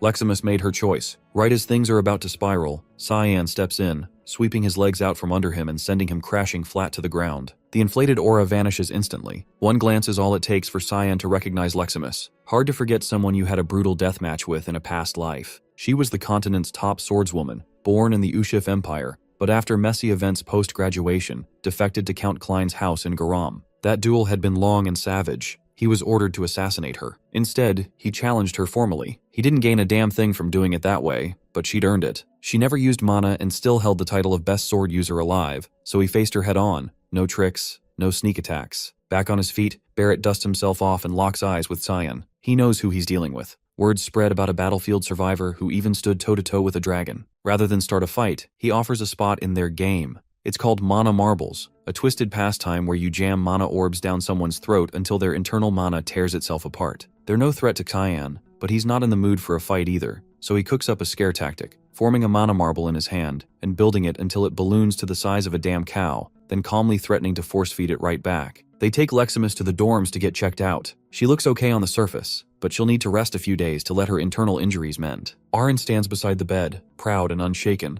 telling her to take it easy. She assures her this was something they had to do and she doesn't owe them a thing, then teases how those cowards bolted the second Cyan showed up. At the far end of the room, he stays quiet, remembering how tough she really was. Cracked ribs, a concussion, still pushing forward. Exactly what you'd expect from the best swordswoman the continent would ever see. She catches him staring and asks if they've met before. He apologizes, saying no, but it's a lie. Aaron asks where her room is. She wants to walk her back so those guys don't mess with her again. Leximus mentions she lives in the commoner hall. That throws Aaron off. She didn't expect that. She blurts out, "Wait, you're a peasant?" Leximus nods. She got into the academy thanks to instructor Veltane, who promised to cover her fees, but after getting dismissed with no explanation, she's left without support. Cyan suggests she withdraw from the academy entirely. Things aren't going to get better here. Aaron, clearly upset, watches his face. He changes tone, telling her to take Leximus in as a servant, train under her, learn swordsmanship along the way. Leximus blinks, confused. Wait, why is he calling her a girl? She thought he didn't know. Turns out no one ever told him. She apologizes for the misunderstanding. She dresses in boyish clothes, keeps her hair short. It's easy to see why people assumed wrong. Aaron is embarrassed but shakes it off. She actually likes the idea. Having Leximus under her wing means no one will dare mess with her again. She can stay in school, study, live comfortably, and train in peace. Leximus thanks her and swears to grow into someone worthy of that protection. She turns to thank Cyan too, but he's already gone, slipped out without a word. He's done enough. Aaron can handle what comes next. And now he finally understands why Leximus abandoned the Empire and defected to its enemy. It was because of Barrett. He was the reason she lost her mana, but now she hasn't lost it. So the question is, how powerful could she become with both sword skill and mana? Maybe strong enough to give even him a hard time. Still, that's a concern for another day. He's just been given his first mission as a member of the Mist. Earlier that morning, Hallmaster Sarika handed him the target. A new assassination awaits. She'd already given him a hell of a first mission to start with. He's already stressing out, wondering how much worse it'll get from here. As he moves through the corridor, a sudden crash rips through the silence and part of the wall explodes outward. A massive figure steps out from the debris, towering and broad-shouldered. His first thought is that some kind of demon creature has broken into the academy. The guy calls out, asking if he's Cyan Vert, the famous one with an S-rank body type. also the youngest in the Vert bloodline. Turns out he's not a beast at all, just another 11-year-old, Seth Chaharkin. Apparently, he's heard the stories, the kid who walked off the battlefield after fighting a dragon and lived to tell it. But the thing that really got his attention? The S-rank physique, a level even he couldn't reach. So now he's shown up just to throw hands and see how he measures up. Tyan finally spots the emblem pinned to his uniform and clocks where he's from. The Sparnia Empire, a desert-based nation tucked on the eastern edge of the continent. Back in his previous life, that place gave even the Ushif army trouble because of its brutal military, led by none other than Seth himself. But for all its might, it still crumbled after the prince suddenly dropped dead from illness. Dude had built himself into a walking tank, but forgot to take care of the basics, like not dying. And now, here that same guy is, standing in front of him way earlier than expected. The timeline doesn't match. They weren't supposed to meet this soon. Fighting random children isn't on Cyan's to-do list today, so he shuts it down. He says the academy doesn't allow street fights. If you want a duel, file it properly with the main office. Muscle mass clearly doesn't equal brain power, because Seth bolts off in the completely wrong direction. Cyan just watches him disappear and lets out a breath, glad he won't have to deal with that walking dumbbell for a while. He's got a mission to focus on anyway. Out behind the academy, tucked away in a shadowy corner, two men are speaking. One's a knight, confirming that everything's ready to go. The other gives him the order to move, deliver it to the buyer immediately. This man is Zickerman Albus, one of the richest 3 on the continent. On the surface, he looks like a saint, donating to charities and handing out cash like a hero. But in reality, the man's a monster, the kingpin behind the slave trade. He runs it, manages it, and even breeds creatures specifically to sell them off. Today, he's about to unveil the jewel of his twisted collection. He shouts at the staff to handle it with care. This one's his masterpiece. From the lack of guards, Cyan figures this is probably the best chance he'll get for a clean hit. But just as he's about to move, Karam senses something odd, an energy she doesn't recognize. There's something unusual here, something that isn't human. Albus, meanwhile, is too distracted admiring his captives to notice anything wrong. Then it hits. A pressure in the air, and dark mist begins curling through the space. One of his attendants suddenly drops, his head gone in a flash. Before anyone even thinks of reacting, Cyan's already sliced through the rest, silent and precise. In a matter of moments, every last bodyguard inside and out has been dealt with. Albus, now pale and shaking, begs for his life. He pulls out money like it's a shield, offering it desperately. Cyan isn't impressed. He responds by severing the man's hand. For someone who's tortured and trafficked lives, built a business out of breeding and breaking others, death is the only sentence that fits. Still, he gives him 60 seconds to confess, say his piece, and go out without screaming. The man crumples, bawling. He knows how this ends. He starts ranting, saying he was just filling a need. It's the buyers who are the real villains, says the demand's out there, and he's just the supply guy. Cyan isn't moved. That pathetic excuse isn't even worth a reaction. He had his shot at redemption. Now he'll bleed for it. Cyan opens him from the torso down, letting him writhe and slowly slip toward death. He then scans the room, hunting for whatever it was Karam had sensed earlier. She guides him toward one of the cages, where the energy feels different, off. He rips the steel bars away. Inside, a woman lies limp, looking dead at first glance, but she's holding something tightly. Turns out she was clutching a dragon egg. He takes it with him. Back at their place, Brian sees it and immediately flips. How the hell did he end up with a dragon egg from the street? Cyan brushes it off. He's not spilling anything. Besides, it's not like it matters. Dragons are basically mana given form, and unless someone can pump that egg full of magic, it's never going to hatch. As far as they're concerned, the thing might as well be a paperweight. But of course, right on cue, the moment he finishes that sentence, the shell starts cracking. To make things even stranger, what emerges from the egg isn't a dragon, but something in between a dragon and a human. This is already spiraling into something far more tangled than he ever expected. The little creature locks eyes with him and blurts out, "Papa!" Without hesitation, she leaps onto him, clinging to his torso like she's found her long-lost father. He immediately turns to Karam, throwing blame her way for letting things end up like this, while she's doubled over in laughter. Back when the mission had ended, she was the one who urged him to keep the egg, just to prevent it from falling into the wrong hands and being used. He argued it would never hatch anyway, not without its mother, and at this point it was no more than a volatile rock. Turns out he'd been completely wrong, and now they're stuck with a half-dragon kid and all the chaos she brings. The issue isn't just weird, it's massive. Her very existence is dangerous. Being a hybrid of dragon and human, she belongs to neither world. The Academy would purge her the moment they discovered her, just to preempt any potential disaster. As for the dragons, they're fanatics about keeping their lineage pure, and if they learn of her birth, they'll execute anyone involved. He's cornered and doesn't know how to handle her. The risk of sheltering a hybrid is astronomical. Logic tells him the kindest option might be to kill her now, spare her from the grim fate waiting ahead. Karam watches silently as he battles through the dilemma, visibly unsure what his conscience will decide. His hand moves around the girl's neck. His choice is made. He'll eliminate her, But just before he follows through, she opens her eyes and calls him Papa again, arms wrapping tightly around him. Her warmth and a strange foreign emotion sweep over him. He lifts her slowly and takes in the small, bizarre creature clinging to him. Something changes. He decides he'll raise her. With Karam, back in the halls of Vert Castle, Margaret paces in circles, spiraling over what to do about him. If she lets him run free, there's no telling what he might do to her precious spoiled child, Kranz. Her anxious storm is broken when Ashel interrupts, offering to lend an ear if she needs someone to talk to. She quickly dismisses him, brushing it off with an excuse and making a swift exit. Once she's gone, he calls for Kellen and asks for an update. The report says 6 of their knights have turned up dead in the Velius forest. The only survivor appears to be in Lewin, most likely staying close to Cyan.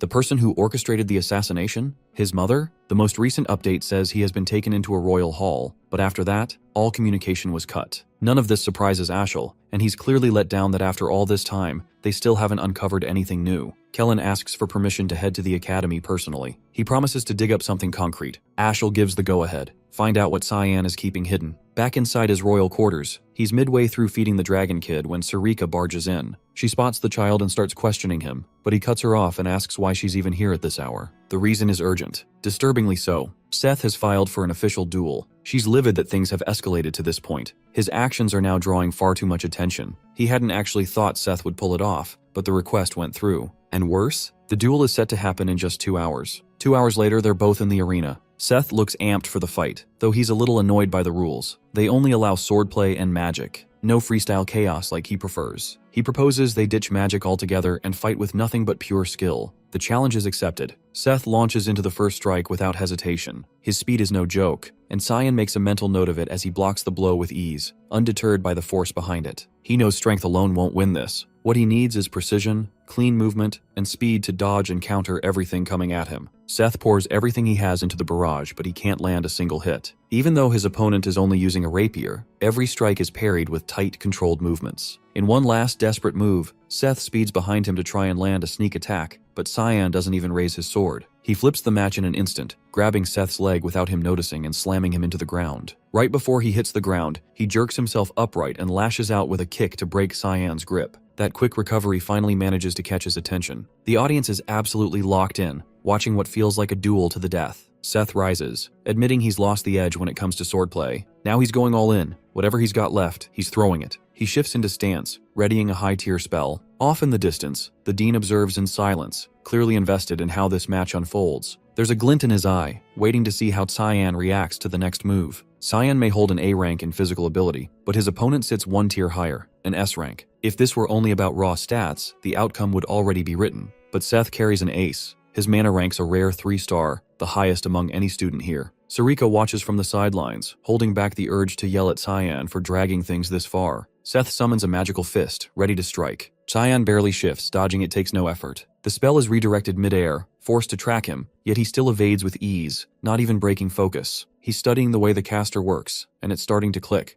This guy might actually be channeling above his level, possibly a 4-star spell. Pissed, Seth accuses him of cowardice for refusing to meet the blow head-on. He decides to up the ante, this time no dodging. A 4-star sandstorm tears toward him. Cyan, ever the aura cultivator, plants his feet and takes it full on. Elsewhere, Brian is busy keeping the dragon girl occupied. He's had plenty of practice raising his younger siblings, and that experience is suddenly paying off. But before he can process it, she shoots up in size, now able to stand on her own 2 feet. Back at the duel, the advanced spell hits dead center on Cyan. The barrier around the arena strains under the pressure, nearly coming apart. Spectators shout for the dean to step in. It's clearly gone too far. He waves them off, insisting they wait. Cyan activates a technique, siphoning the attack into a single point, the Void Sphere. Within seconds, the entire storm is gone, absorbed completely. Gasps echo. No one expected that, not even the dean. Sarika watches with rising anxiety, worried that move might have blown his cover wide open. A stunned silence falls over the crowd. Cyan turns and asks if Seth still wants to go another round. He concedes and drops, drained,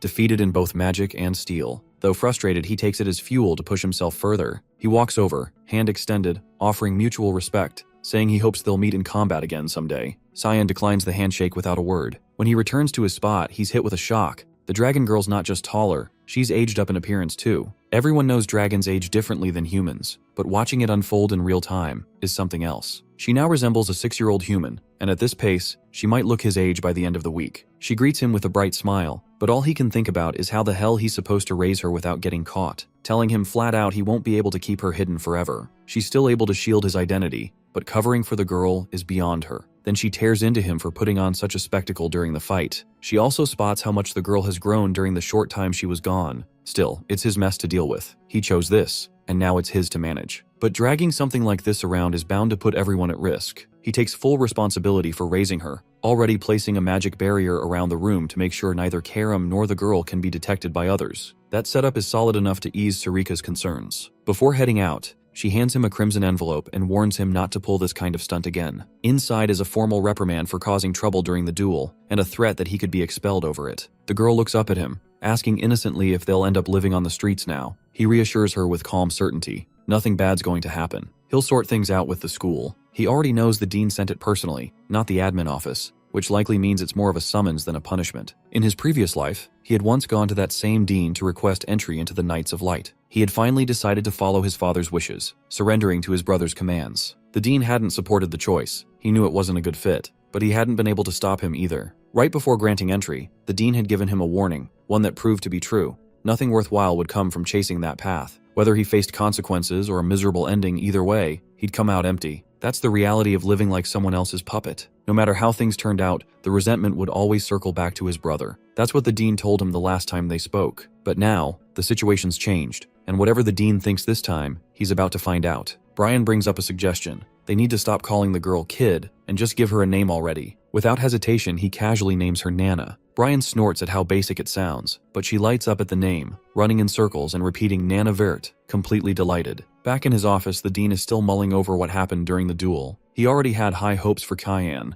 but what he saw today shattered those expectations, absorbing a 4-star spell with a 1-star technique and doing it without breaking a sweat. The kid's raw potential is too massive to ignore. He wants to know exactly how deep that power goes. Kundal Kuzel once trained Emperor Dion himself, and also taught the father of the last empress. He's one of the rare few alive who hold a 9-star mana rank. But after his sister Dana died, he stepped back from the battlefield and focused solely on running the academy. Even so, there's one thing Cyan has always wondered. He's never actually seen the man fight, and assumed he was a peaceful figure. But in this lifetime, Quizel has thrown himself into the royal succession crisis. Yet his personality doesn't seem any different. On his way to the office, he runs into a dense wall of magic blocking the path. The dean clearly expected him to show up, and this 9-star ward was planted as a test. From his office, he waits to see how the challenger handles it. Only a capable mage could break through. He acknowledges the challenge, but instead of forcing the barrier, he circles around the building and hops in through a rear window. He introduces himself face to face and says he's here to formally complain about the warning letter. The dean accepts the confrontation and asks what the issue is. Cyan points out that the letter came straight from him,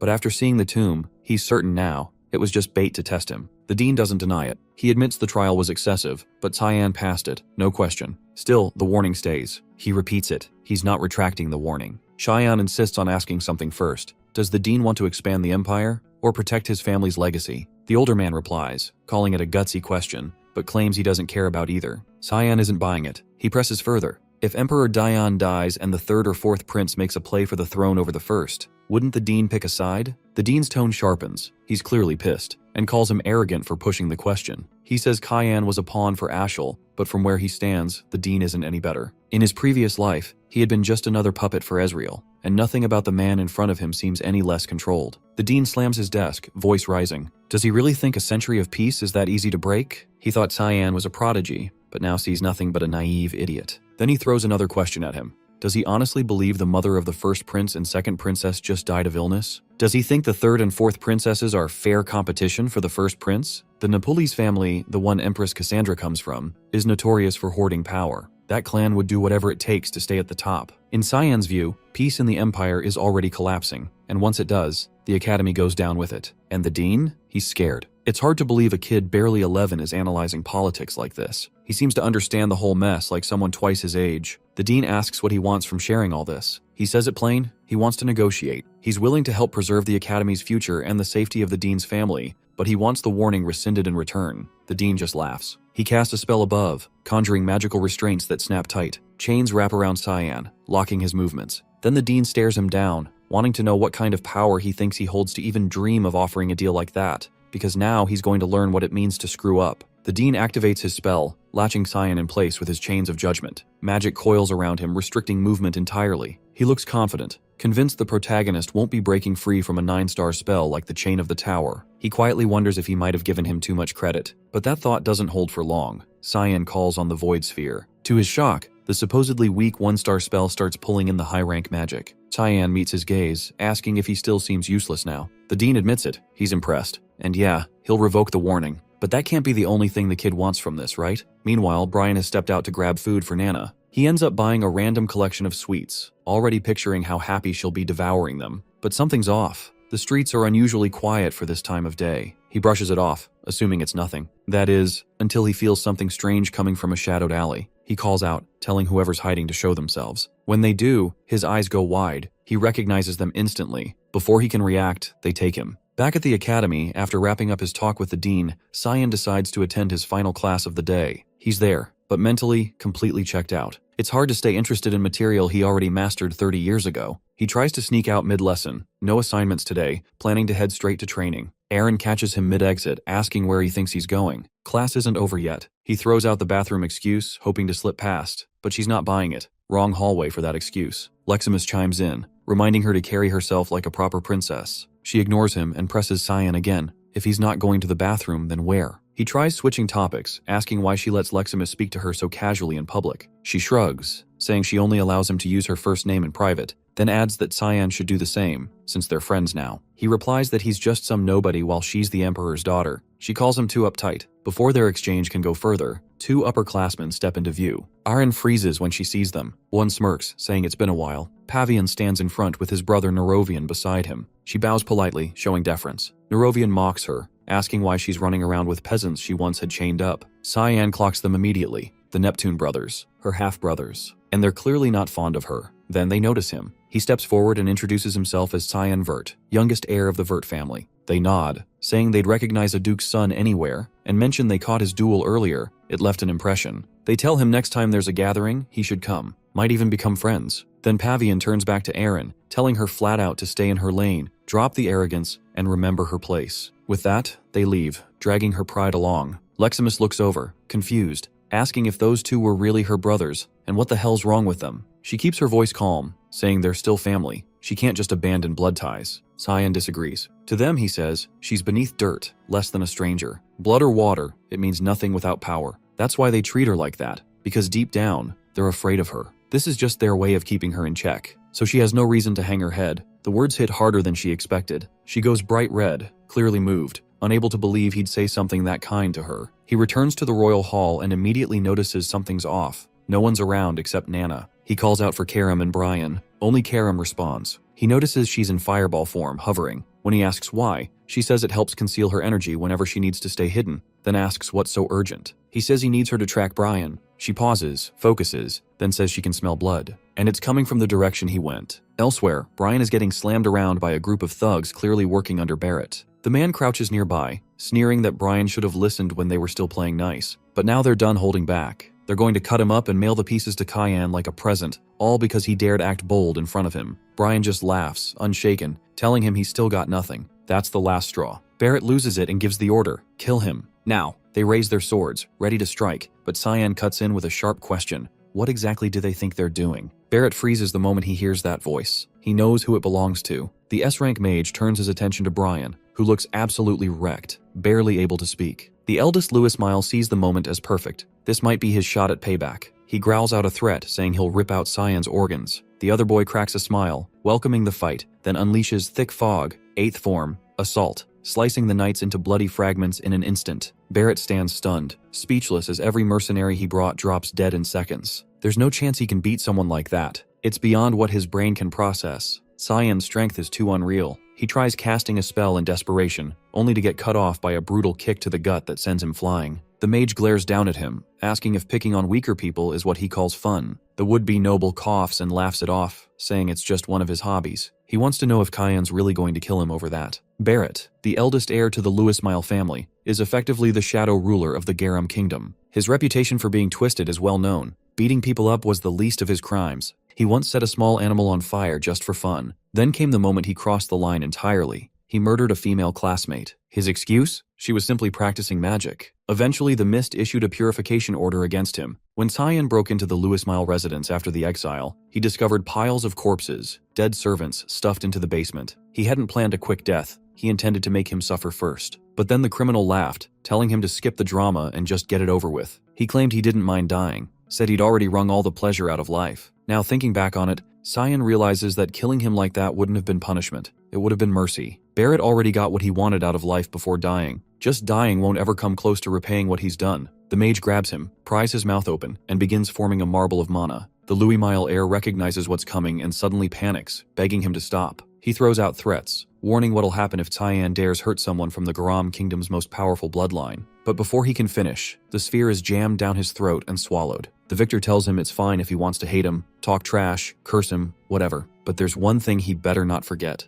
Never lay a hand on someone under his protection. Barrett writhes in agony as the mana marble detonates inside him, permanently shattering his internal mana flow. From a nearby rooftop, Ashel's butler has been watching everything. He's stunned. Cyan's power far exceeds what he expected. He realizes he has to report back to his master immediately, before the mage ruins everything. But he doesn't even get the chance. A cold blade presses against his neck. It's Sarika. She's finally tracked down the stalker who's been tailing her student for days. Meanwhile, Cyan heads over to Brian, checking him for injuries. The injured man apologizes, saying he didn't expect them to gang up on him like that. The mage straightens up and asks if he truly sees himself as a subordinate. Then why the hell was he fighting a losing battle? He says charging into a hopeless fight might be noble, but it's still dumb. A dead loyalist is useless to him. He cuts the scolding short, telling him they'll finish this conversation back home. He then calls out, demanding Sarika reveal herself. A group of mist assassins appear, with the woman leading them. She's impressed. He noticed them despite their perfect concealment. She drops down, dragging the butler with her, saying she brought him a present. But Cyan already knows the guy's been shadowing him for a week. The assassin acknowledges his growing capabilities, outclassing a mist assassin, outwitting the dean, and handling a demonic sword without losing his mind. He checks all the boxes of an ideal successor. Still, she warns him, it can't go on like this. More people are getting suspicious. He promises to be more discreet, but he has no plans to keep playing the idiot who takes abuse from others. He makes it clear, if anyone touches one of his people again, he'll destroy them. No exceptions. Sarika gets it. She respects that he wants to protect his own and prepares to leave. Before she goes, she tells him to deal with the butler and that she'll handle the situation with Barrett. The captive has been listening to every word. He thinks he's about to die, but Cyan has something different in mind. He asks if the man is Ashel's top subordinate. He clearly never leaves his master's side. The mage used to envy that loyalty in his past life. He could kill him here, but there's a better use for him. Cyan casts a shadow personality spell. The butler screams as the dark energy pours into his body, taking control from the inside. Leximus and Aaron are sparring nearby, using their match as part of their training routine. She struggles to keep pace with his speed and precision. Eventually, he slips behind her, gently placing the blade near her head and declaring the match in her favor, still addressing her formally as Your Highness.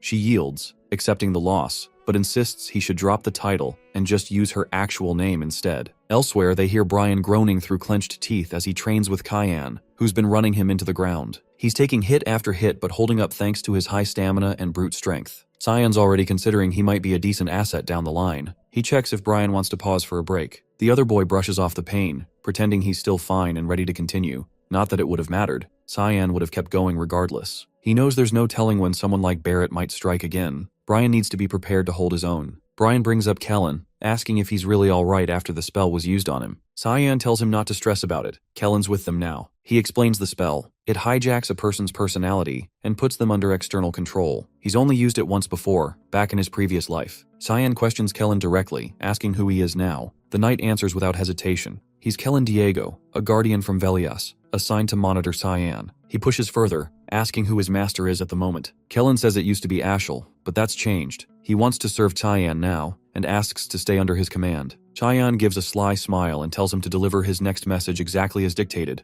word for word. Kellen nods, fully on board. Back on the field, Aaron asks if Cyan's here to train. He gives a nod and returns the question. She says she trains here every weekend with Leximus. Lately, she figures it's a smart move, especially after last week's chaos. Barrett had been found collapsed outside the infirmary, completely unhinged and covered in bruises. No one's been able to get a word out of him about what went down or who was responsible. Thing is, it's not that he's unwilling to talk. Sarika straight up erased his memory, and just to twist the knife, he's now permanently blocked from using any form of magic. Still, what throws Cyan off is Leximus's reaction to hearing all this. He expected her to be satisfied, but something in her expression says otherwise. His thoughts are interrupted when Nana drops from the sky, screaming his name. Apparently, Karam left her unsupervised again. The little half-dragon crash lands straight into Aaron's arms, still shouting Papa, while staring at Cyan. Aaron stares at the kid, baffled, and asks what the hell is going on. He gives her the whole backstory, start to finish. Once she understands, she's clearly relieved. Nana isn't actually his daughter, and there's no secret affair with some mystery woman. He braces for blackmail or some school scandal fallout. Instead, she quietly reassures him she won't say a word to anyone. Not the faculty, not the students. He's thrown off. Why help him when there's nothing in it for her? She simply pities Nana. She belongs nowhere. Neither humans nor dragons will ever accept her. If he's willing to care for her, Aaron's fine with it. But there's one condition. She wants to visit whenever she feels like it. She tries to cover the request with her usual detached tone, hiding whatever she's really feeling. He agrees anyway. He doesn't exactly have room to argue. He jokingly calls it their little secret. As he leaves, she blushes faintly, feeling a weird mix of giddy and flustered, like she's finally stepped closer to him. Meanwhile, in the other room, Karam is roasting him for letting Nana show up in front of classmates. She smirks, teasing that maybe they should get a look at her too. He snaps back, blaming her for passing out when she was supposed to keep Nana in check. The mage shrugs it off without guilt and flips the blame right back at him. Brian steps in with a more practical idea. Maybe some walks around the grounds would help Nana unwind instead of keeping her locked inside all day. Cyan agrees. It's probably for the best. Above the academy, two dragons glide across the sky. One of them halts midair, catching a stench that turns his stomach. He turns to the other, Catalina, and asks where they are. She tells him they're flying over Lewin's domain. He scowls, saying he needs to drop by the academy. There's a foul presence down there, and he's not about to let it fester. Brian and Cyan head out together late at night, bringing Nana along for a walk in hopes of shifting the atmosphere a little. During the outing, she figures out how to use her wings and speak clearly, now zipping around wildly through the air without any control. She seems completely drawn to wide open spaces, darting from one spot to another without slowing down. He watches her with a quiet grin, clearly enjoying the sight of her having so much fun. He's brought her to a secluded area far away from the academy grounds so she can move freely without drawing attention. Karam notices the unusually big smile stretched across his face and throws in a sarcastic comment, telling him he might as well go get Aaron as her mom since he already looks the part of a dad. Their moment of peace doesn't last very long though.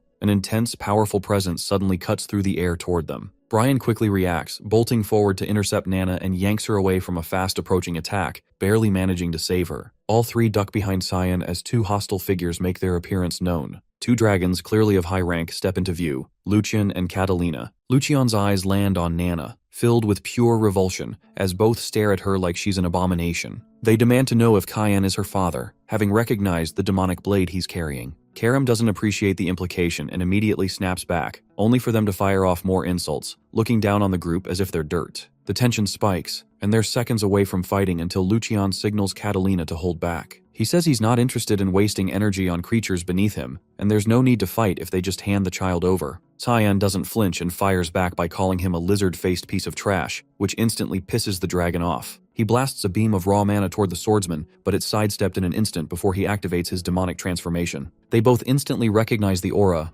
This is the power of the exile. Even so, they don't take him seriously. But he moves faster than expected, and closes the distance without Lucian even noticing. The dragon just manages to block the incoming blow and create space between them for a moment. He fires off a shockwave spell, catching his opponent off guard, but the impact doesn't seem to do anything. Cyan breaks out of it almost instantly. Before the dragon can react, the swordsman sweeps around and attacks from behind, only to be blocked by Catalina's shield. Lucian tells her to back off, warning she's no match for him, but she holds her ground, trusting that her shield, reputed as the strongest among the dragons, will be enough. It isn't. He makes one clean movement, cutting straight through her magical barrier like it's nothing, and slashing her apart using one of his fog-based techniques. Lucian is left stunned. He can't wrap his head around how a human is wielding this level of strength. Even the god of fog has already lost his dominion, so it shouldn't be possible for anyone else to channel that kind of power. He demands to know who the man really is, but the swordsman keeps quiet, refusing to say anything at all. Desperate to turn the fight around, Lucian activates his polymorph, transforming into his full dragon form in one last effort to win. The opponent stays composed, not shaken in the slightest, and charges directly toward him. He knows this is when the dragon is most exposed. Lucian doesn't see it as a problem. He doubts a human would know anything about a dragon's weaknesses, but the swordsman leaps and lands a hit right at the center of his forehead, the core vulnerability. The dragon tries to escape into the air, but fog chains latch onto him and drag him down, sealing his fate. Once the dust settles, Brian runs over to check on things, only to stop in shock as he sees his friend standing there over the defeated dragons, already eating them. Kellen steps into Ashel's quarters and informs him that an unknown force seems to be backing his brother. He also suspects the scouts they sent have likely been eliminated by the same group. Ashel narrows his eyes and asks if that's all he's discovered. Kellen apologizes, admitting he doesn't have anything else to report. But something feels different. Ashel senses a shift in his demeanor. The desperation he showed before leaving for the academy isn't there anymore. He seems like a completely altered man, and that immediately sets off alarm bells. To be sure, Ashel decides to test him with a question. Kellen catches on right away that he's being evaluated, so he bows deeply and begins reciting holy blessings to Lumendel in a show of unwavering devotion. Ashel chuckles and tells him not to be so dramatic. It's just part of standard procedure, nothing personal. He waves a hand, dismissing him from the room. Kellen exits, quietly noting to himself that he'll need to tread more carefully next time. If suspicion grows even slightly, he won't be walking away so easily again. Just as he opens the door, he almost bumps into a young girl. He instantly recognizes her. She's Cyan's personal maid. Curious, he asks what business brings her here. Before she can respond, Ashel appears behind him and places a hand on his shoulder, saying that he's the one who summoned her. He flashes a polite smile and gently requests her help with something. She looks puzzled at first, but agrees, ready to assist however she can. Elsewhere, the dragons hold a private emergency meeting. They've realized that Catalina and Lucian have gone completely off the grid. The last trace of their presence was a massive divine power surge recorded near Lewin's borders. After that, nothing, just total silence. What's alarming is that both were above 8-star rank, and their mana cores were shattered. All that remains of the battle site is raw destruction. No bodies, no clear evidence, just overwhelming magical residue. Whoever killed them went through the trouble of wiping every trace clean with magic. That suggests a dark element caster was involved. The only one they know of who could kill both is Kundal Kazeli, but Kundal doesn't possess dark affinity, which leads them to one conclusion. There's someone out there with dark element powers they haven't identified. They already know of Cyan, who's enrolled at the Royal Academy. To them, he's just a teenage boy who happens to wield dark element mana. But now the rumors are piling up. Apparently he survived a clash with a devil dragon. They also suspect he might be tied to the deaths of Reynold and Zykerman, two major players in the slave trade. Both men had been supplying the dragons with human test subjects and magical materials. The leader of the meeting decides they need more information about Cyan. He turns to his granddaughter and tells her to start getting close to him. Back inside the royal dorms, Aaron arrives carrying a pile of sweets for Nana. Cyan stays seated off to the side, watching quietly as the two interact. Despite the peaceful scene, he can't help but stay on edge, worried other dragons might sense Nana again if they aren't careful. He's determined not to let anyone mess with those he considers under his protection. He's already made up his mind to live for himself this time around, and to wreck whatever schemes Ashel has planned. Aaron notices the soft, unguarded smile that crosses his face as he watches them laugh together. She pauses but writes it off as him simply enjoying the moment. Meanwhile, over at the Vert residence garden, Lenal Severus, the first prince, sits with Ashen for a private conversation. It's been some time since they last saw each other. Lenal leans back and asks how long he plans to stay cooped up, wasting away out here in the middle of nowhere. He's also heard rumors that Alice left on some kind of journey. Ashen confesses that he's genuinely worried about her, but admits he has no idea where she's gone or what she's up to. Lenal smirks and teases him, suggesting that maybe he's more concerned about his influence and position than he is about Alice herself. Ashen warns him not to discuss sensitive topics out in public, but the prince shrugs that off, saying they're close friends. It's fine to be honest with each other. He then asks if Ashen's brother is named Cyan. Apparently, the Emperor is starting to take an interest in the protagonist. He's even been thinking about arranging an engagement between Cyan and Aaron, the fifth princess. Lenal admits he's not sure why the Emperor is so adamant about it. Maybe it's his way of trying to shield his daughter. Ashen advises him not to act impulsively. He believes the more attention Aaron gets, the more her value and influence will rise, and the more useful she'll be to them. Lenal raises an eyebrow and chuckles, clearly entertained by his calculated approach. A butler arrives with drinks, offering them politely. Ashel, who's now joined them, glances over and asks who this knight is, as he doesn't recognize the man. Lenal replies that he's a rare find, a real gem he discovered while scouting through the slums. Ashel nods, commenting that he certainly looks like an impressive specimen. The butler introduces himself formally as Burris Lahallam, the same figure who appeared back in the story's opening chapter. 2 years go by, and Alice makes her return to the academy. She keeps a low profile, trying to ease herself back into the routine without drawing much attention. But despite her efforts, people notice her everywhere she goes. Eventually, she steps into the dean's office. He greets her warmly, welcoming her back and asking if she enjoyed her time away. She explains that she visited Phryne. His expression shifts. He's visibly surprised. That's not a place where humans are usually welcomed. He recalls telling her it might take more than a year to adjust, but that the journey would help her reflect on where she belongs. Now it seems she's made up her mind. Alice tells him that she's decided to join the Knights of Light. He asks whether this means she intends to carry on her family's legacy. She responds that someone has to take responsibility and continue the path. She also mentions being worried, specifically about him. The dean lets out a mischievous laugh, knowing exactly who she's referring to. He reassures her that Cyan can handle himself just fine. And right then, Cyan shows up behind her. She turns and stares, caught completely off guard by the sudden reunion after all these years. She notices he's gotten taller, broader too. He now stands nearly level with her, maybe even poised to surpass her any day now. He teases her, saying maybe she's just shrinking instead. The date is July 2nd, year 988. He remembers this exact day from his previous life too. That was the final time he saw his sister alive. She asks if he's planning to return home for summer break. He tells her no one back home would even bother welcoming him, except for her. She's caught off guard by that. She asks if that's why he's avoided coming home for 2 years. The truth is, his reasons for staying away run much deeper. Ashel is one of those reasons, and the Duke's wife has been hunting him down, grasping at every opportunity to end his life. And their father? He does absolutely nothing about it. Going back would be no different than signing his own death warrant. He's made up his mind to stay away until graduation. She then asks if he's gotten close to Kranz. He replies that there's no chance of that, at least not right now. She reacts with visible surprise. He explains it's because the guy has been nothing but hostile, even tried to kill him once. She freezes in disbelief, shocked silent. Brian steps forward then, ready to confirm every word. She asks who the man is. He introduces himself plainly. Brian Kendrick, a guardian knight. Cyan walks her through everything. How things played out between him, Kranz, and their mother. Her expression twists with a mix of emotions, mostly rage, completely blindsided by the truth. But he is quick to tell her it's not her fault. Even so, her anger only keeps rising. She asks if he's told anyone else about this. He answers that there's really no point.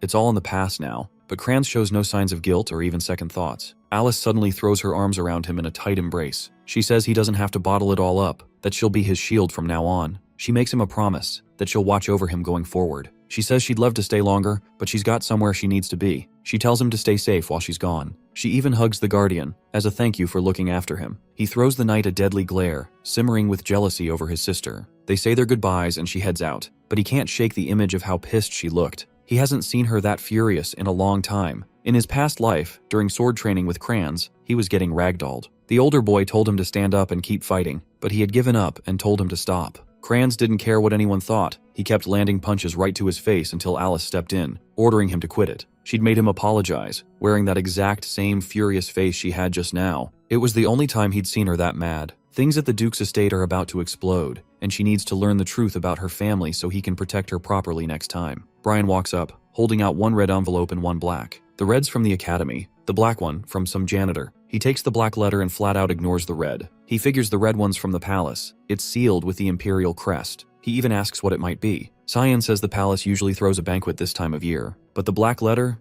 That's something far worse. It's an assassination contract targeting the Drenian Nephilis. It had caused major chaos during the banquet back then. Considering the man is the younger brother of the reigning empress, it's no surprise Karam is stunned to hear he's attending, especially since he already has other matters lined up. But when Cyan thinks back, someone else pulled off that mission in his past life, which makes it pretty clear the Hallmaster is showing him favor. Karam opens the red letter and finds it's from Princess Erin. She jokes about how he's not a kid anymore, even if he still acts like one. Basically, it's a confession letter disguised with jokes. In response, he activates the demonic sword's curse to give her a light punishment. She just laughs it off. The letter also talks about prep for the upcoming palace trip. Suddenly, the doors slam open. Nana charges in, loudly announcing that she's starving. Everyone turns to look at her, all of them stunned by what they see. She now looks like she's their age. The speed at which she's grown is wild and hard to believe. Meanwhile, back at Vert's castle, Alice storms into the royal hall, every step loaded with fury. She demands to know her mother's whereabouts. One of the servants quietly answers,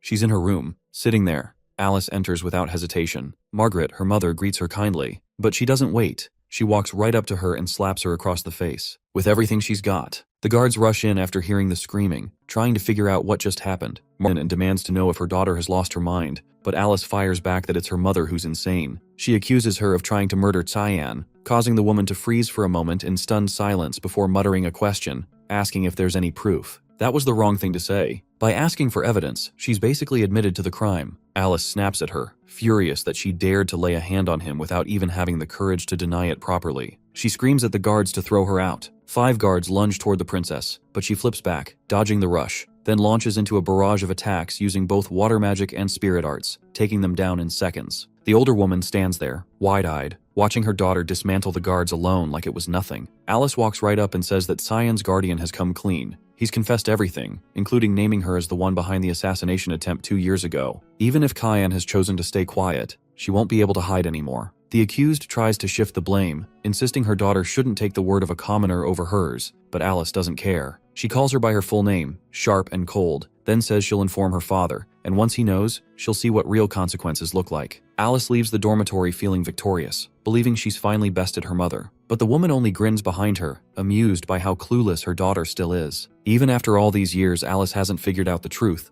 The Duke has never cared about Cyan. His only priority has always been Ashel. She barges into her father's office and spills everything she's just found out. But the Duke doesn't look angry. He stays perfectly calm and tells her he already knows about the assassination attempt his wife made. Alice stares in disbelief and says his child almost died. Shouldn't he feel something? He replies bluntly that he doesn't see a problem, so long as Cyan ends up dead. She snaps that 6 knights were surrounding her brother, and he would have been slaughtered if Brian hadn't stepped in. The Duke laughs and corrects her. Brian didn't save him. He's just an errand boy. Now she's truly confused. That would mean Cyan took out all 6 knights by himself. Her father lets out another low chuckle, realizing she doesn't know her brother at all. He hands her a red envelope, an invitation to a royal banquet. He says he won't be attending, and that she should go in his place. Then he casually tells her not to worry about Cyan. He's far stronger than she thinks. Alice leaves the room, but his words keep echoing in her head. Just then, she runs into a girl with white hair, returning from a long absence. She lights up and throws her arms around her, demanding to know where she's been hiding all this time. The newcomer is Cecilia Rain, a high-ranking member of the Knights of Light, and once Alice's maid, mentor, and close friend. She gently cheers her up and invites her to come along to the banquet with her. Meanwhile, Cyan and Brian have already begun their journey to the banquet. Nana is thrilled, staring wide-eyed at all the scenery and wildlife they pass. He reminds her to hide her tail. He doesn't want trouble. She uses magic to disguise both her tail and wings, making it easier to blend in. He asks if she still remembers what he told her. She quickly nods and says she'll introduce herself as his maid, but he doesn't look too convinced she'll manage to stay normal in public. The cart rolls to a halt. They're being blocked by bandits. Cyan glances at Brian and tells him to deal with it. It's nothing major. Without hesitation, the swordsman slices their throats and finishes them off in one clean movement. He's clearly come a long way since their training sessions. With the road clear, he hops back onto the cart and they continue the trip. In the office of the hall master, Sarika flips through some papers handed to her by her assistant. The aide comments that this year's banquet has way more attendees than expected.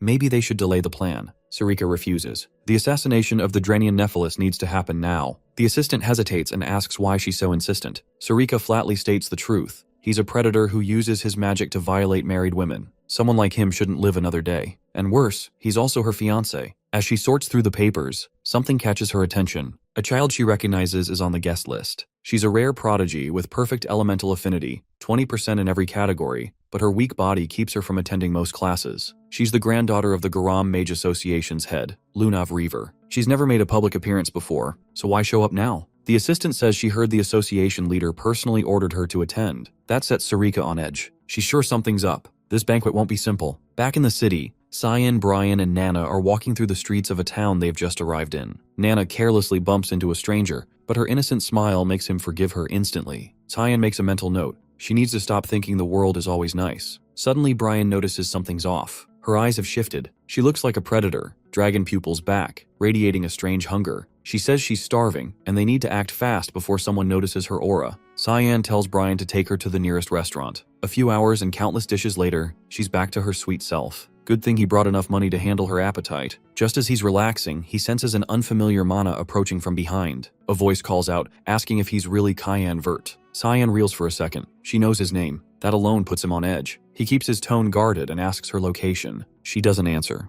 Instead, she casually takes a seat right beside him. He repeats the question slower this time. Eventually, she responds and introduces herself as Lunav, explaining that she attends the same school and is currently in her 2nd year. The name rings a bell. He swears he's heard it before. Still, something about her doesn't sit right. Why the hell is she being this friendly? He coldly replies that he doesn't waste time on underclassmen. She shrugs and says that's fine. Compared to him, she's practically invisible anyway. Brian and Nana both pick up on the interaction. The maid leans in and asks if that girl is one of his friends. The knight, squinting, admits he has no idea who she is, but she sure doesn't seem like one. The girl comments on how close the knight and maid appear to him. With a playful edge, she notes that he feels warmer than the rumors make him out to be. He tries to brush it off, but the way she just complimented him out of nowhere only spikes his suspicions. She asks if he came to the capital because of the banquets. He nods, then immediately questions how she knew that. She answers flatly. There's no other reason he'd bother showing up in this city unless it's for those events. With a flirty little grin, she tells him they'll be seeing each other again at the venue, since she's been invited too. He figures that if she's attending, she must belong to nobility. All of a sudden, she rises and says she's heading out. Time to wrap up the introductions. She tosses him a wish, don't forget her.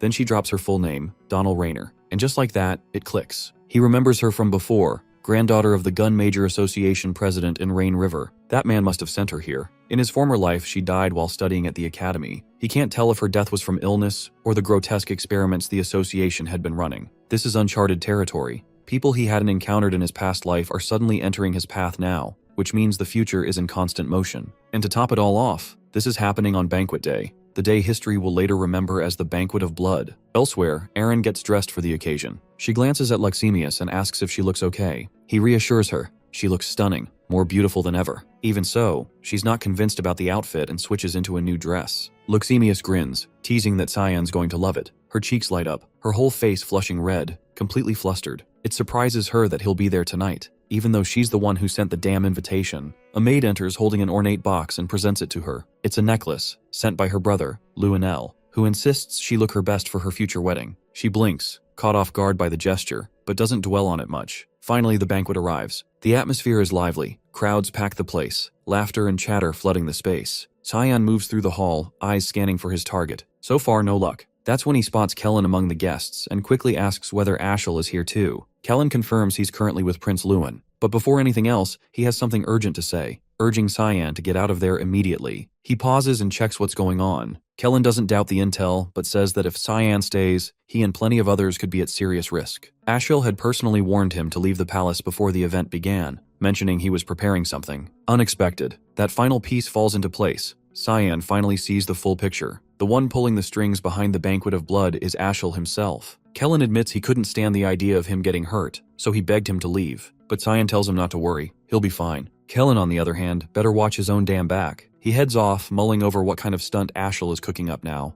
Every passing day proves his brother is even more unhinged than he thought. Kerm shows up, casually mocking him, asking if he's suddenly grown a conscience about innocent lives. He shoots her a look and says, nah, it's just that the plan's kinda cute in a twisted way. Still, if things spiral, it's gonna get real ugly. He needs to intervene before it's too late. Using Ashel's astral lens, Cyan taps into Sarika's psyche and nudges her thoughts. He starts with a compliment about her dress. She immediately catches on that he's manipulating her mentally and cuts to the chase. What's he after? He tells her to delay the purification mission. She wants to know why. He says he got a tip-off. The banquet's about to go full massacre. He promises to explain more later, but right now, they need to confirm if any monsters have infiltrated the venue. She questions whether the intel is legit. He assures her he even knows who's pulling the strings. The dread's been creeping up for a while now. That scream in his head hasn't shut up. He didn't have full confirmation until now. He tells her to forget the target for the moment. With a smug tone, he adds that her creepy fiancé is probably going to die in the chaos anyway. He walks off while she stares after him, clearly pissed. Alice sees her and calls out. Sarika hears the voice and turns. She didn't expect to see Alice here. This wasn't part of the plan they agreed on. Alice replies that she just wanted to step out and get some air. But this isn't good. Alice is about to get caught up in the shitstorm. Sarika grows anxious about the mission. Then another voice cuts in, addressing her as Miss Sarika and calling out to Alice too. His tone practically drips with sleaze. And just when things couldn't get more chaotic, the target makes his grand entrance. He introduces himself with a smirk, Drainian Nephilis. That grin says it all, trouble. Meanwhile, Cyan pulls Brian aside for something critical. The knight perks up, eager to jump in. Cyan can tell he's getting more into this protector role lately, probably the excess dragon blood. He gives him orders to check the palace's underground tunnels. Brian takes off, ready to go. But before Cyan can say anything else, he stops him with a reminder. This isn't a game. The mission matters. Before he finishes, Brian picks up on movement behind him. Cyan immediately senses the presence, but before he can react, the knight leaps into action, assuming danger. He crashes into the figure. Turns out it's Emily. He stammers an apology as she hits the floor, unconscious. While that mess plays out upstairs, someone is already deep inside the palace's lower levels. He performs a ritual, issuing commands. Dozens of armed fighters begin to stir. The room is filled with shadows ready to strike. Inside the banquet hall, Princess Erin stands still, visibly irritated. Cyan and his group are nowhere to be seen. She had gone out of her way to invite them personally. This wasn't the response she expected. Out of nowhere, Lunav approaches, offering a polite greeting and saying it's an honor to meet the princess. Aaron turns to her confused and asks for her name. She responds with a proper introduction. A moment later, Erin places her, same academic year, back at the academy. She remarks she could never forget someone that brilliant. With a dignified tone, she welcomes the girl to the event on behalf of the Empire. Lunav seems genuinely moved by the kindness and remarks aloud that Cyan should see how thoughtful the princess is. That catches Aaron off guard. She hadn't expected her to know him. Lunav casually mentions they spoke just yesterday. Without meaning to, Aaron blurts out the question, "Are they close?" That's all Lunav needs to confirm her theory. So the princess is jealous and in love. Their conversation is cut short by a woman's scream from across the hall. She yells for help, begging the guards to protect her, but it's already too late. A soulless fighter from the depths of the palace slashes her throat clean. Aaron stands frozen. A monster has made it inside. The killer turns his head and locks eyes with her. There's no doubt she's his mark. Elsewhere in the palace, Cyan is in a side chamber, introducing Nana to Emily. He refers to her as his mate. Emily collapses to her knees, stunned. It hits her like a truck. He swapped her out for a younger, cuter maid. He doesn't humor the idea. He moves on, asking if Ashel was really the one who brought her here. She nods and says Ashel was so desperate to have her, he even offered her a job. She recalls how, a few days ago, he summoned her to his office. He asked her to work as his personal maid, claiming that since Cyan was away at the academy, she must be feeling lonely. She had declined, saying she'd rather stay and wait for him to return. He narrows his eyes and asks if she's absolutely sure, but she doesn't have any more answers. That's all she knows. He turns to Brian and tells him to stay close.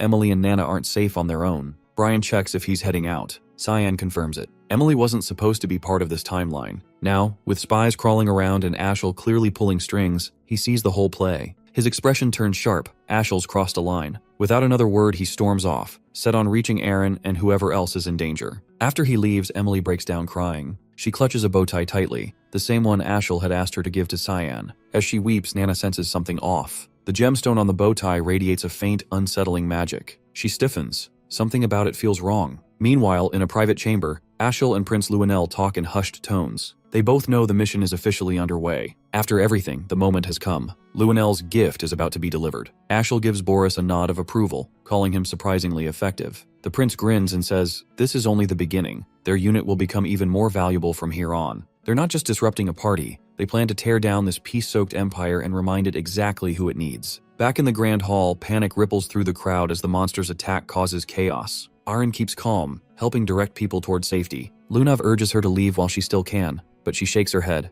She won't leave until she's made sure everyone else is safe. She insists on staying to help. The creature overwhelms the frontline guards with ease. Then it splits. Identical copies spawn into the room. One clone grabs a guard and rips him apart before he can even scream. While everyone focuses on the copies, a demonic beast breaks through from behind. It tears through half the defense force in seconds. Despair sets in, but a new figure steps in, Sarika. She cuts down one of the beasts with expert precision, immediately commanding the remaining guards to focus on evacuating civilians. Then Alice appears, seamlessly entering the fight. Together, the two begin clearing out the enemies. The head guard tries to pull everyone into a coordinated retreat. Meanwhile, they hold their ground, preparing for the next strike. But to their shock, the creature doesn't even glance at them. Its focus is locked solely on Aaron. Just before its tentacle can reach her, a guard throws himself forward and slices it off. He dies instantly. A cluster of tentacles tears through the guard's body, killing him instantly. Aaron rushes to catch him, trying to keep him upright, but he's already gone. Tears run down her cheeks as guilt sinks in. She blames herself. Meanwhile, Lunav pushes back the advancing monsters, launching bursts of aqua blast mixed with gusts of wind. She turns over her shoulder and shouts for Aaron to get to safety. They'll handle things from here, and she's not letting that captain's death mean nothing. While they beg her to go, the princess stares one last time at the fallen guard. She whispers a promise that his sacrifice will count. The creature's roots are soaked in lethal toxins. Just brushing against them would mean instant death. This shield will block the poison. She commands the survivors to stay alive and fight back. The guards, fired up, charge in. Swords flash as they slash at the enemy, pushing through injuries and exhaustion. Even with her spell, the tide starts turning against them. That's when Alice steps in, releasing a freeze spell to halt the advance. One of the royal guardians pleads with Aaron again. She needs to evacuate, but Sarika finally reveals what she's really capable of. Drawing a dagger, she slices through monster after monster with precision. Although she teaches alchemy at the academy, wielding a blade like this risks exposing her true identity,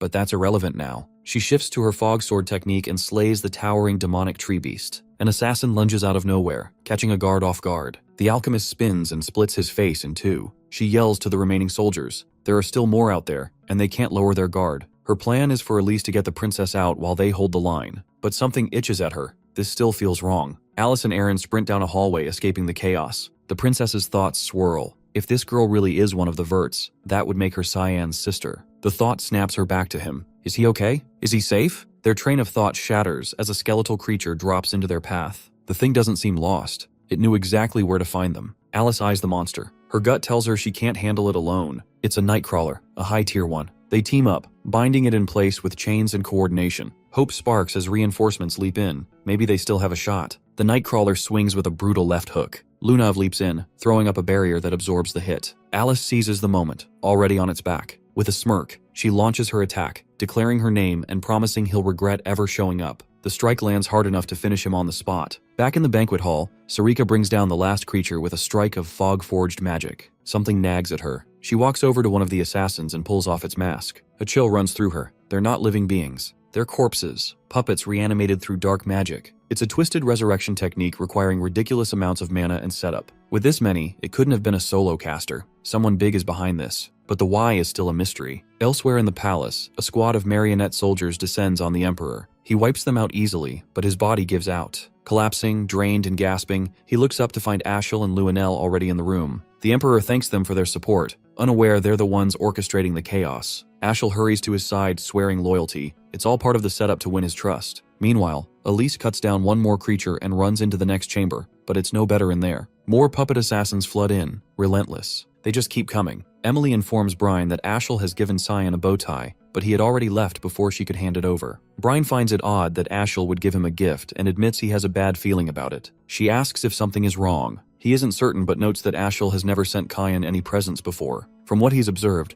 Cyan harbors a deep-seated grudge against his older brother Astral, far beyond typical sibling rivalry. From across the room, Nana warns Brian that they need to get out immediately. He asks why, but she only replies that something dangerous is approaching. Before they can respond or ask further, a monster bursts through the wall behind them. Brian orders them to flee while he handles the threat, a powerful beast, a behemoth. Meanwhile, Drainian, the target of the purification, runs desperately for his life. The others help evacuate him. He escapes faster than anyone else, but is ambushed at the front doors by a horde of marionette corpses. Fear grips him. His only hope is to survive and return to his sweet, dear mate, whom he has been tormenting and abusing in his absence. He turns to suggest retreating to the back doors, thinking it might be safer, but before he can get a response, a marionette decapitates him in one swift motion. Just as the marionettes prepare to kill more, Alice intervenes with an aqua explosion. Paired with Lunav's freeze spell, they overwhelm and destroy the marionettes. Everyone in the room stares in shock at their display of power, curious about who they are, but there's no time for introductions. The mage warns that the danger isn't over, and urges them to protect Princess Erin. They turn their attention to the princess, checking if she's unharmed. She, however, is more concerned about Lunav's frail condition. Lunav reassures her not to worry and promises to recover quickly. She warns that the next assault will begin soon, and that Erin needs to evacuate. Despite that, the princess can't shake her concern for them. The guards step forward, pledging to shield her. Alice confronts the monsters directly and commands the guards to use their magic to defend the noble guests. They must hold the line until the battle ends. The royal knight's priority is the princess's safety. Alice promises to do everything in her power to stop the monsters, though inwardly she doubts her chances. No matter how many they eliminate, more keep showing up,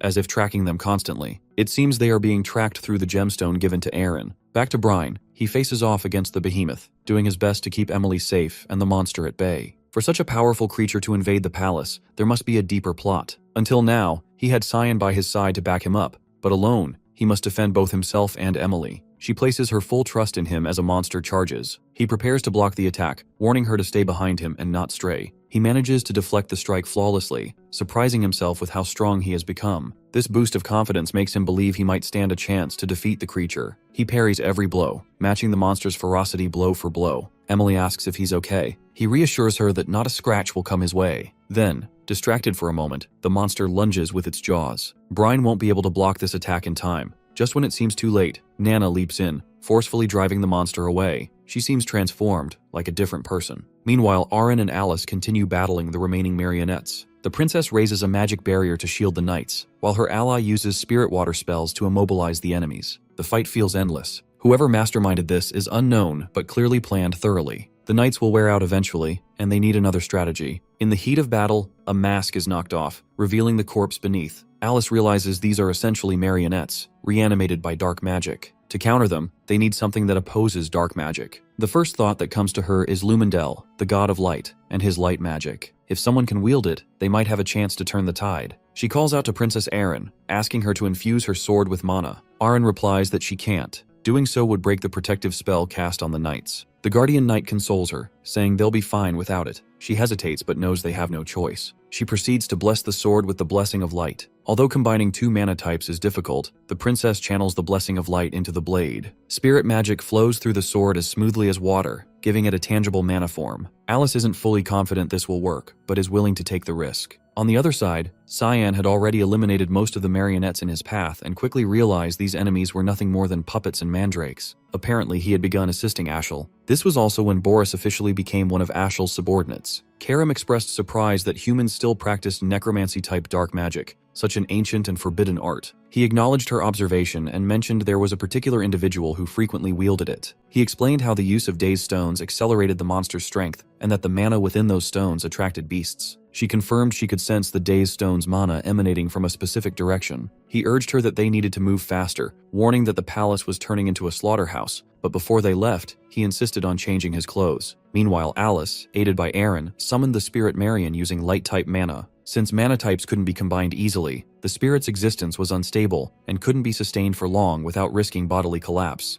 They needed to end the summon before the spirit deteriorated completely. Suddenly the spirit spoke, questioning why the girl was willing to sacrifice herself. She confessed she hadn't found any other way to defeat the enemies. The spirit expressed disappointment that a child blessed by Freen would face such a cruel destiny. As the marionettes advanced, the spirit's wishless force pushed them back with a single surge of mana. Still, the enemies kept rising repeatedly. Aaron pleaded with her to stop before she died from overexertion, but the mage understood that stopping now would only worsen their plight. She needed to end it immediately. She attempted to invoke the Spirit King's authority, Rongomians. Just as she prepared to summon him, someone grasped her hand and froze her in place. Unable to move an inch, she looked at her captor, initially thinking him another marionette. However, his aura differed, and he wielded black fog magic, manifesting the fog into a consuming force. Once it enveloped the spirit's entire body, the entity began to fade away, whispering its farewells. Weakened by the fog, Alice collapsed to her knees, drained of all strength. Moments before vanishing completely, Marianne whispered that Farina would always welcome her. Everyone present was baffled by what had just transpired. Sushlona explained that the man had blocked the spirit's mana, nullifying its manifestation, and added uncertainty over whether he was even human. The marionette pressed forward to attack again, but Cyan cut through them effortlessly. Although he attacked, if he took even a small step back, all the enemies gravitated toward the princess's group,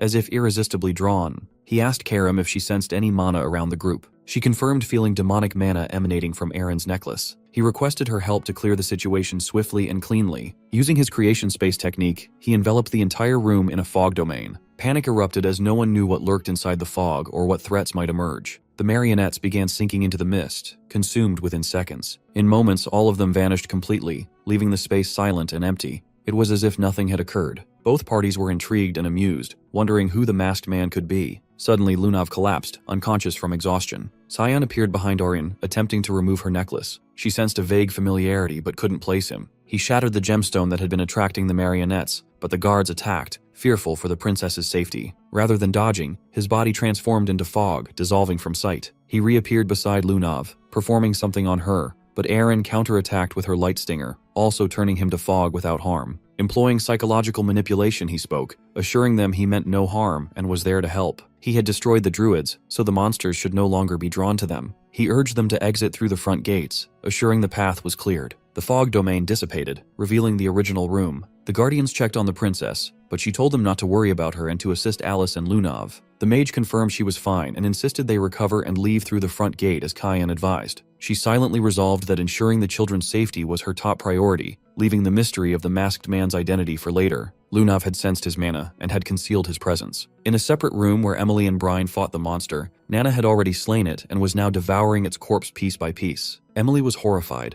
questioning if the girl was really a maid. Brian shared her confusion, having never seen her act like this before. She had transformed into a small dragon, radiating a powerful aura. Rumors swirled around Cyan's past life about the banquet flood incident that claimed many lives. Whispers blamed the fifth princess of the empire, Erin Severs, alleging she'd been blinded by her craving for power. The storm that day was likely the real cause, but speculation suggested either Ashel or Luenel had handed her something that sparked the disaster. Following the chaos, both were hailed as empire heroes, emerging as the biggest beneficiaries of the tragedy. Karim struggled to believe they had fabricated the whole event to their advantage, sacrificing their own people for profit. Her disdain ran deep. She even considered humans worse than demons. He responded that this was nothing compared to the atrocities they would commit later, though he admitted feeling regret for the massacres he'd wrought in his previous life. Perhaps he was even darker than them. Rising to his feet, he prompted her to ask if they were leaving. He replied that Nana was probably waiting, and that the knights should handle the palace mess. She hesitated, then recalled her unease about the princess's necklace. She also mentioned Emily, noting the girl carried the scent of Day's stone as well. His shock was immediate. Emily was in serious danger. Nana had lost control, obsessively repeating how delicious Emily smelled as she tried to approach her. Brian stepped in to shield the girl, but was no match for the little one's ferocity. He was forced to admit she was no longer herself. Something monstrous had taken hold. Strangely, she targeted only Emily, ignoring him entirely. He faced a dilemma. He needed to stop her without harming her. Both feared their end as Nana lunged forward, but Kyan arrived just in time, intercepting the attack with his own body, sacrificing himself to save them both. Emily grabbed the bow tie from Nana and destroyed it instantly. Karam shouted at the girl to snap out of it, reminding her that her father was here. The words broke through. Her awareness returned, and she understood what she had done. He stood, a large slash across his back, assuring her it was fine and didn't hurt. Since she hadn't meant it, she hadn't done anything wrong. She collapsed to her knees, consumed by regret over her actions and the destruction she'd caused. The aftermath of her assault had demolished half the room. He turned away, telling her they needed to get out. Meanwhile, Luenel and Ashel assisted the Emperor's escape. They were surprised the rest of the palace appeared untouched, as if nothing had transpired. Both expressed relief that the crisis was resolved but sensed something was off. The Emperor heard Aaron's voice calling out. She sprinted to him, clutching him tightly and thanking the gods he was safe. During this heartfelt moment, the princess noticed Luenel standing behind him, casting her a frosty glare. In a cold voice, the mage said she was glad Aaron was alive. Aaron's contempt for her deepened. She had countless questions, but prioritized tending to the others first. Alice, Lunav, and the guards finally arrived and knelt before the Emperor. He expressed gratitude for saving his youngest daughter and promised generous rewards. Eric noticed Ashel whispering to Luenel. Suddenly, he shouted, pointing his sword at her and accusing her of orchestrating the incident. He declared knowledge of her identity as the granddaughter of the Garam Mage Association president and demanded her arrest. The Emperor rebuked him, ordering his sword lowered, while Aaron defended Luenel, noting she'd saved many lives and was an ally. Eric insisted it was a trick, and claimed the Garam kingdom had long awaited a chance to destabilize the Yushif Empire through assassination and chaos. Luenel, unmoved, challenged him to provide evidence. Ashel interjected, revealing a suspicious mana aura had been detected at her residence the previous night. The Emperor demanded proof or for the issue to be dropped. She explained that she had invited them in peace but kept watch as a precaution. She assured him she would uncover more evidence if given time. He consented, though Aaron voiced frustration. Luenel remained uncertain whether this was a trap or part of her grandfather's design. Lunav of Rain Reaver and her group from the Garam Mage Association were imprisoned for investigation. Meanwhile, Luxemius, separated from Aaron, collaborated with other knights to safeguard nobles and oversee funerals for Marquis Dranian and many others. Funerals took place openly on the streets. Cheyenne had prevented far more deaths than in his past life, yet the event would forever be remembered as the Banquet of Blood. Still, it could have been much worse. Alice tended to his open wounds, cleaning and bandaging them. He protested that she needn't go to such lengths, but she insisted it was her duty as his sister. She remarked on how dangerous the situation had been and was grateful he had escaped alive. She mentioned the masked figure. If not for him, she would have perished. His identity remained unknown, but his height was close to Cyan's. Realizing how much fitter he'd become and noting the fresh scars from training, she reached out teasingly, but he shrugged her off and walked away. Then Ashel entered, his fake cheerfulness casting a darker shadow. Cyan's wariness grew. Alice noticed and suspected he knew of Ashel's cruel and vile nature. He inquired about the progress of the investigation. Ashel said he'd come to discuss it. He revealed that a bracelet containing a day's stone had been found in Lunav's room. She claimed it had been given to her. Cheyenne suggested whoever gave her the bracelet should be a suspect. Ashel nodded and asked if he recalled receiving anything during the banquet. Recognizing a trap, he denied knowing. He then asked if Ashel knew who had given Lunav the bracelet. The man replied that someone had died in the palace today, prompting the investigation. He repeated the question. Cyan understood this wasn't about the investigation. Ashel was setting him up as a scapegoat. This realization meant Emily was in grave danger. Cyan clocks it. It's a setup. Someone wants him dead. He slumps back, feigning dizziness, one hand brushing his forehead like the pain's real. Alice steps in without missing a beat, backing him up. She reminds Ashel how much he's already been through and adds that the doctor's advice was clear. He needs rest, not stress. Pressuring him like this isn't helping anyone. Ashel seems to buy it. The act is good enough to ease his suspicion. He suggests heading out, but before turning, Cyan finally gives a reply. He says he doesn't recall receiving anything, and even if someone had tried to send something, they probably didn't make it through that hell alive. Ashel gives a slow nod, acknowledging the answer. Something about it satisfies him, maybe because it means he no longer needs to take him out. Still, a part of him regrets it. This was his best chance to erase him. Cyan stays on alert even once he's gone. Alice forcibly pushes him to lie down, insisting he rest whether he likes it or not. Elsewhere, a maid runs through the halls in a panic, Boris not far behind. She keeps shouting that she did exactly what she was told. She gave the necklace to Aaron just like they ordered. She doesn't even know what the damn thing does. Her voice cracks as she begs for her life. Boris catches up and, almost calmly, tells her she didn't mess anything up, but there's still something he has to do. No choice. He slits her throat without hesitation. As she crumples, he quietly curses how all his careful planning just went to shit. Before leaving, he summons a demonic hound from the dark. It snarls, then starts tearing the body apart, erasing the evidence. Far out in a secluded forest, Emily and Brian lie low in a quiet wooden house, far from any eyes. He walks over with a handful of apples and offers her some. Dropping down beside her, they snack in silence before conversation picks up. She asks how long they're supposed to stay hidden out here. He says Kyan gave clear instructions. They're staying put until told otherwise. There's no timeline. It's open-ended. Back in the palace, just before their escape, she had handed him a gift, the bow tie Ashel meant for Kyan. He stared at it, then torched it to ash without hesitation. He told her plainly the palace and the Vert estate weren't safe for her anymore. She had to disappear, at least for now. He turned toward Brian and made it clear he had business to handle, so protecting Emily was now his job. Then Cyan crouched in front of Nana, gave her a small pat on the head. With a rare smile, he reassured her he wouldn't be gone for long. Even Brian blinked, caught off guard by the warmth in that smile. Now back on the forest bench, Emily glances over, asking if Nana's alright. He answers she's had a rough stretch, but she's looking better lately. Emily still can't wrap her head around it. She always thought that girl was just a maid. Turns out she's something else entirely. A dragonic hybrid. Emily knows she has to step up, do more. Their eyes meet, and something unspoken passes between them. Together, they quietly make a pact. They'll give Kyan everything they've got. Inside the castle, Luanel storms into the throne room, shouting. He rages at Emperor Dion for letting the suspects off so easily. Dion fires back, telling him to lower his damn voice. His decision is final. The prince snaps, dripping contempt. How's he supposed to rule the whole continent with that kind of weakness? What the hell is it about the Garam Empire that scares him so much? A flash of blinding light cuts the air just past his head, shutting him up. The emperor speaks coldly. Conquest sounds noble, sure, but the Ushif Empire borders more than just Garam. There's also the Demon Realm, Sparnia, and Fruina. If Garam becomes an enemy, they'll lose the only buffer keeping demonkind in check. That floodgate opens, the whole continent drowns in monsters. Even if they could seize power, the death toll would be unthinkable. Anyone who wants that kind of blood-soaked rule doesn't deserve the title of emperor. They're just a monster. Luanel tries to pivot, redirecting the topic back to the suspects. Dion cuts him off again, this time mentioning the Dazed Stone. The prince stiffens. He didn't expect his father to know about that. His agents shouldn't have gotten that far in the investigation yet. Dion catches his expression. It says everything. He's known his son long enough to know that once he wants something, he doesn't let go. He looks at him, disappointment heavy in his gaze, and mutters that Aaron would make a far better emperor than Luanel ever could. And with that, he walks away, adding he has no desire to see him again. Hearing Aaron's name praised like that makes Luanel boil. He lashes out in anger and storms toward her dorm without wasting a second. He slams open her door with heavy, furious steps. Inside, Leximus immediately steps between them, warning him that Princess Aaron is resting.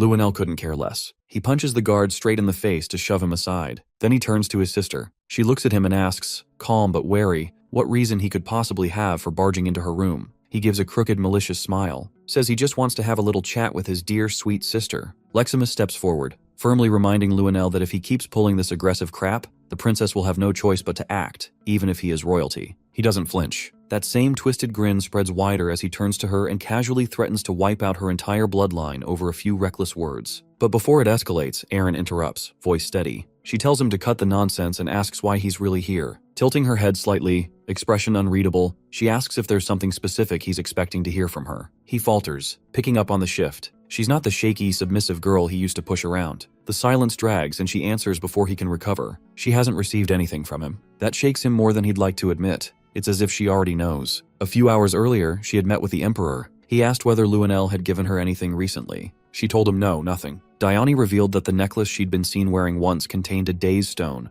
a forbidden gem from the Black Blood tribe. These stones were used to manipulate outlawed magic. Most despise them now, but rumors claim they can command monsters. Recent intel suggested someone inside the palace had been buying them on the down low. The black market merchant Gilbert and the maid Merlita had been arranging the deals. Both were now dead or missing. Shock flickered across her face. Dione pressed again. Did Luanel gift her the necklace? He had ties to both Gilbert and Merlita. She paused, held her nerve, and said again, she never received anything from him. After thinking it through, she brought up Lunav, asking if the investigation had cleared her name yet. If they already knew who smuggled the stones into the palace, then Lunav shouldn't be considered a suspect anymore. Dione nodded, assuring her he'd leave the girl out of it. Still, Aaron couldn't shake the fear that if she exposed Luenel, he might lash out at anyone close to her. She couldn't let anyone else get hurt. Back in her dorm, she repeats her earlier claim. He remains quiet, still thrown off, but doesn't deny it. This was what he came for. Even so, her sharp tone bruises his ego. He threatens to go after Leximus instead. She holds her ground, completely unfazed. She informs him calmly that she has a guest right now, and he should leave. He raises an eyebrow, asking who it could be. From the far end of the room, Cyan steps into view. He's been standing there the whole time, silent, unreadable, not making a sound. He casually says he heard everything. Luenel stares at him, dumbfounded, not sure what's worse, Cyan's stealth or the fact that he didn't notice a damn thing. He scowls, annoyed that the knight's treating the whole thing like it's a joke, but Cyan doesn't react, not even slightly. He moves to stand beside Aaron and, unfazed, asks if Luenel plans to come at him next. The prince hesitates. There's been talk that Cyan and Aaron might be engaged, and pissing him off would be stupid. He's the son of one of their father's closest allies. What Ashel had said earlier still gnawed at him. A few days ago, he had asked why Ashel was so dead set on eliminating Cyan when their father clearly trusted him. Ashel told him straight. Cyan irritated the hell out of him. He was hiding something big, and the not knowing was driving him insane. Now Luenel gets it. That presence Cyan carries, it's unsettling. He suddenly tones it down, backing off and claiming he was just messing around. Now that the misunderstanding is cleared up, he says he'll be on his way. Cyan finds the whole thing weird. Luenel Severus, the one history once called the Insane Emperor, actually seems reasonable, at least compared to the one from his previous life. Before leaving, the prince glances toward Leximus and gives an apology for the earlier hit. The knight, still stiff from the punch, apologizes back for what he said. Once Luenel's gone, Leximus mutters that he's a piece of crap. He thanks Cyan for showing up, but Cyan shrugs it off, saying Aaron handled everything just fine on her own. Without warning, he drops down beside her. She stiffens, cheeks flushing. She points out that he's sitting way too close. He just glances over, unbothered, and asks if he's not allowed to sit there now. The teasing tone flusters her more. She doesn't even try to hide it. Cyan had one goal, make Luenel believe he and Aaron were a thing. Now that the bluff worked, the prince wouldn't dare touch her. With that handled, he gets up, ready to leave. Leximus watches him go, visibly confused by how casually he's bowing out. He's done his part. He walks away without looking back, while Aaron quietly sinks deeper into her feelings for him. Luenel storms into Ashel's office, slamming a fist against the stone wall. He demands to know how his ally plans to fix the mess. The plan was supposed to be airtight, so why are all their targets still breathing? Even worse, he's lost his father's faith. Ashel was supposed to be the shining hope of the Yushif Empire, and now everything's falling apart. Boris enters, interrupting with a calm tone. He mentions that there's been some progress. He introduces himself and offers a polite greeting. The prince glares, asking where the hell he's been this whole time. Boris explains that Ashel had sent him out on an errand. He also brings news. Emily has vanished. Ashel asks what kind of success he's talking about. Boris pulls a small, glowing pyramid from his coat and holds it up. He says they've underestimated the people closest to Princess Aaron. Luenel asks if they're supposed to reflect on that. Boris shakes his head. It's not about reflection, it's about facing the evidence. Inside the crystal, faint traces of mana swirl. Most of it is ordinary, but there's something else. Black fog creeping along the edges. That specific aura belongs to the demonic sword, which means someone in Aaron's inner circle is wielding forbidden power. Back in the royal dorms, Emily sets down a steaming platter. Dinner tonight, a monstrous, demonic-looking scorpion. Brian stares at it like it might lunge at him. Meanwhile, Nana and Cyan eat like it's no big deal. Brian pushes his plate away. Cheyenne's already finished, brushing his hands clean as he stands. Emily asks if he can stay longer, maybe eat a bit more. He declines. If he sticks around, Ashel might find him, and that would put all of them in danger. He says he only came to check on them. Emily still can't go back yet, but Brian can handle errands if needed. Cyan quietly assures them that he's stationed people nearby. Right now, this place is safer than anywhere else. He tells them he'll be back later, then heads out. Just as he steps outside, Sarika, the hallmaster, blocks his path. Her voice is laced with sarcasm as she comments on his adorable little family. Then her tone darkens. She wants answers. How did he know about the banquet of blood? Or the death of her fiancé? Everything about him screams foreknowledge. She gives him one warning. His answer will decide what comes next. Depending on what he says, she'll either mark him as an ally or label him a threat. Her voice drops, serious now, as she asks him directly, no more games. Who the hell is he really? Who is Cyan Vert? There's no way he could have known who her fiancé was, let alone that he died. Cyan tells her straight. Drenian, her fiancé, was bound for purification regardless. It shouldn't matter. She doesn't buy that and suggests he might actually be part of another faction, one that's been spying on them. He stays unfazed and asks her directly, if he were a spy, what kind did she think he was? Her only reply is a dagger hurled at him in a flash. Karam bats it away mid-air, stepping between them and snapping at her for daring to attack her wielder. Sarika holds her ground, not backing down when there's a chance for a real fight. They throw themselves into a clash, sharp and fast. The blade spirit breaks away just enough to ready a technique, then unleashes a dense sphere of black mist straight at her. She narrowly twists out of the way, and everything the attack touches is obliterated behind her. Had it hit, or worse, had she tried to deflect it, she'd be dead on impact. Now she gets it, why Karam stays in sword form so often. It's the only way to keep her strength in check. If she went all out, she could level the whole city. Only another demon lord could go up against that kind of power. Their standoff resets, eyes locked, both poised to strike again, but Cyan cuts in first. He activates demonic control over Karam and shuts the whole thing down. He warns them both that this much noise is going to get them noticed. They've blown their cover, and now Emily and Brian need to relocate. He steps inside the small house, ready to tell them the plan, only to freeze at the sight of Lunav, sitting casually at the table with the others. She's bypassed the barrier completely, not even a ripple of detection. She's way more dangerous than he'd guessed. He questions how she found this place. She shrugs it off, says it's just one of her little talents, and assures him no one else knows. She came alone, only to thank him. He brushes that off. He doesn't think he's done anything worth thanks, but she insists. From the moment his energy entered her, she recognized it. Everyone turns to him, confused, none of them realizing she's talking about the day in the palace when his mana surged into her body. She explains she can manipulate all types of elemental magic, blend them, and shift them. She can even trace a person's unique mana signature, a gift passed down from her grandfather. He disagrees, calling it a curse. Her body's already cracked under the strain. Her expression shifts, half wonder, half gratitude. It really was him who helped her that day. He stops her there and suggests they continue the conversation somewhere else. Emily lights up when he says they're going back to Lewin Academy. Finally, she'll get to look after him every single day. Lunav opens up, saying most of her life's been spent locked away in a freezing, dark place, subjected to brutal experiments. She didn't have a choice. It was her role, her burden, as Reigen's Rainreaver's granddaughter. She asks if he also has some fate he's bound to. He says no, so she presses. Then why save them? Why wear a mask while doing it? He answers bluntly, fame's a headache he'd rather not deal with, and she can figure out the rest. She falls quiet, then conjures a swirling orb of black mana in her palm. She tells him that when they first met at the restaurant, she thought she'd picked up pure darkness from him. He's clearly caught off guard. He didn't know she could read mana through touch. Not something he'd come across before, not even in his last life. She continues. The day she collapsed in the palace, the energy he pushed into her didn't match any element she knew. She's convinced it's his, but it's like nothing she's ever seen. So she asks him, what exactly is it? He figures out why she's really here, and asks if she plans on handing that information over to her grandfather. She shuts that idea down, saying it sounds like a hassle. He pushes again. So she's defying him now? She doesn't answer, just leans in and wraps her arms around him,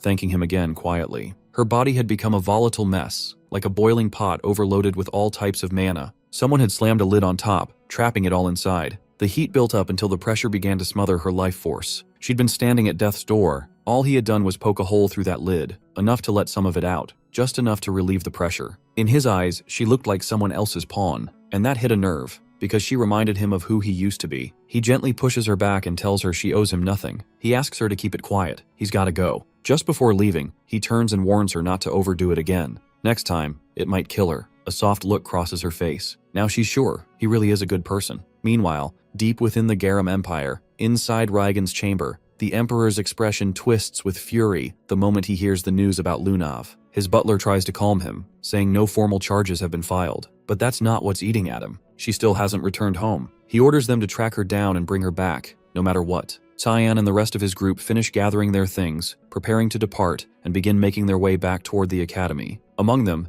it's Emily who stands out the most, her mood brighter than anyone else's. Curious about her enthusiasm, he looks over and asks what's gotten her in such a good mood. She happily responds that it's because she gets the chance to serve him again, just like before. But then she adds something else, reminding him that the academy has a strict rule against bringing in maids and wants to know what exactly he's planning to do about that problem. He explains that the headmaster might allow it just for him, though he's definitely not in favor of the idea. If the principal lets it slide, he'll take responsibility and make sure no one notices her at all. He then adds that he plans to ask for special permission, but only for himself. The dean replies by asking why he should even consider making such an exception in this case. Trying to find a quick deal, Cyan offers to never skip class again, hoping it would be enough to win him over. But the man isn't impressed. That's clearly not good enough. Instead, he shifts the topic and asks why Cyan has shown up with 2 maids instead of just 1. He then presses further, wondering aloud if this has anything to do with the incident known as the Banquet of Blood. He doesn't believe for a second that the request would be made unless there was something more behind it. Cyan suggests a trade. He'll give him the answer, but but only if the dean agrees to his request first. Kondal gives a nod and agrees. In turn, Cyan admits that it's not easy to explain the situation at the moment. However, there is one thing he's absolutely sure of. He had nothing to do with the Banquet of Blood in any capacity, and he knows full well that this is the answer the dean was waiting to hear. The older man asks for confirmation, still not quite convinced, and wants to know if Tyann is truly certain about that. Although his reaction shows skepticism, he doesn't press further. The conversation ends on a relatively positive note. Even so, Cyan can't shake the thought of what might happen if the truth ever came out. If Kondal realized that the real person behind the Banquet of Blood was none other than his own grandson, things would fall apart. From what he knows, it couldn't possibly have been Luanel, too sloppy for something that precise. He's pretty confident it was Ashel who came up with the plan, while Boris likely worked things from the shadows, pulling strings as usual. That's always been the pattern. Ashel runs the front while Boris manages things behind the curtain. Later, when Cyan returns to his dormitory, he's surprised to see someone outside his room doing push-ups on the floor. It's the same guy who challenged him to a duel a few years ago.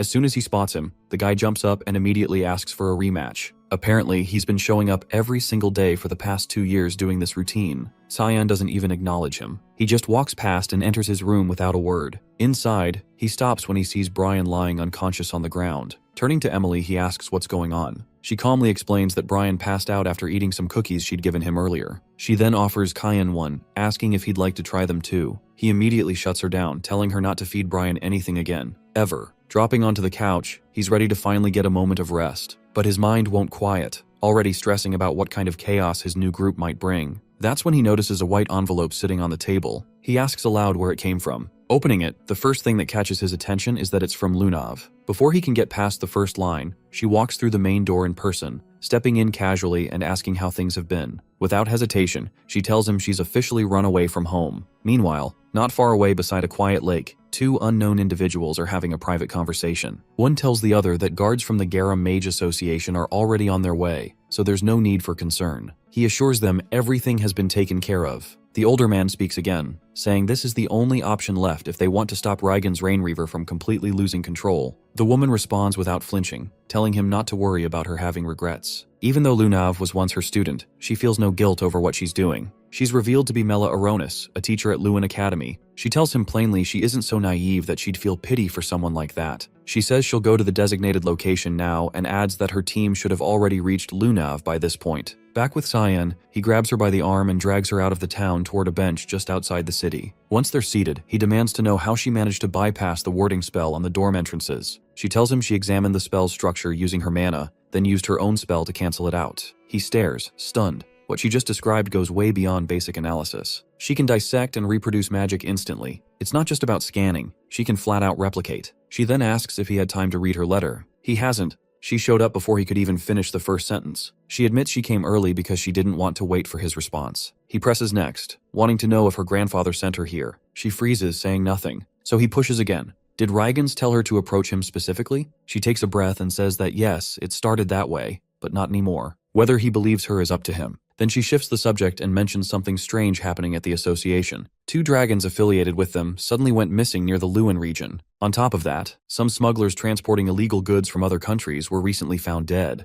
Now that she's pieced things together, she realizes he's tied to every single one of those incidents. Up until now, it had just been a guess, but now she knows for sure. Cyan hadn't realized the dragons were tied to the association in the first place. He chuckles and asks what she plans to do with that knowledge. She responds quietly, saying she won't be alive much longer. Even though he helped her before, she's convinced her body's already beyond fixing. If she's lucky, the best case scenario is 3 years left to live, all thanks to his help. He doesn't accept that and asks how she can be so calm about dying. He doesn't understand why she isn't reacting or breaking down. She smiles faintly, saying she wishes she was capable of feeling something, anything at all. That irritates him. Getting up, he tells her it's not his problem and she should go back to where she came from. He walks away, saying he's not interested in being dragged into another mess. They part without another word. Kairam shows up beside him, asking if he's really just going to leave her behind like that. He figures that's the best move. He's already sensed the Garam Association lying in wait nearby. Right on cue, a squad of guards in all-white uniforms appears and surrounds Lunav. She watches them close in and mutters that she thought she'd done a better job escaping, saying they showed up way too early.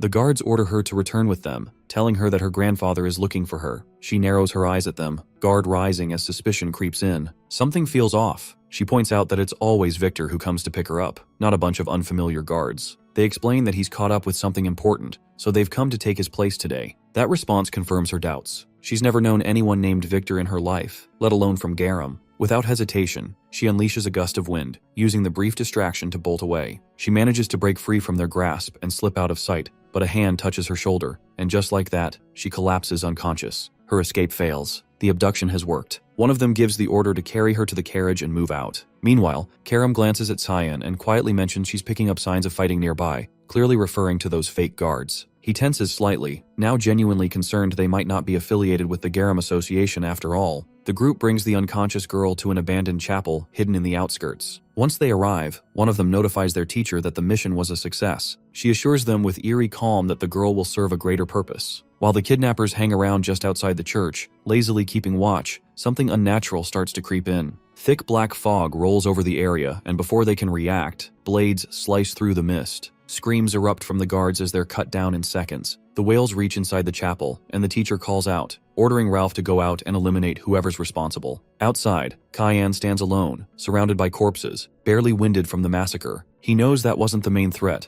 The one he's really here for is still inside. Ralph storms out of the church and lunges at him, striking without a word. Cyan immediately senses that the man shares the same chaotic energy as Lunav, though far more unstable. Minutes later, the fight ends with Ralph collapsed in the dirt, fully defeated. Lema arrives and freezes, clearly not expecting to find her ally in that state. Cyan stares her down and asks if she's the last one left, and what her reason was for taking Lunav. She gives no answer. Instead, she launches straight into a violent barrage, merging fire with thunder in a single burst. Just like Lunav, she's using dual elemental magic. He counters the fire spells with Karam's help and instantly closes the distance. Lema hurls a blast of wind to shove him back and immediately follows with a lightning strike, but the sword spirit materializes behind her mid-cast, interrupting the attack before it lands. The lightning had force, but her aim was off, leaving him untouched. Cyan traps her with his black fog chaining spell, locking her in place so he can interrogate her directly. His first demand: who ordered the kidnapping, and how many more are involved? She breaks into a twisted laugh and tells him they'll come find him soon enough. Her skin begins to deteriorate, rotting as her body starts fading from view. Karam watches the strange decay for a moment, then deduces what's going on.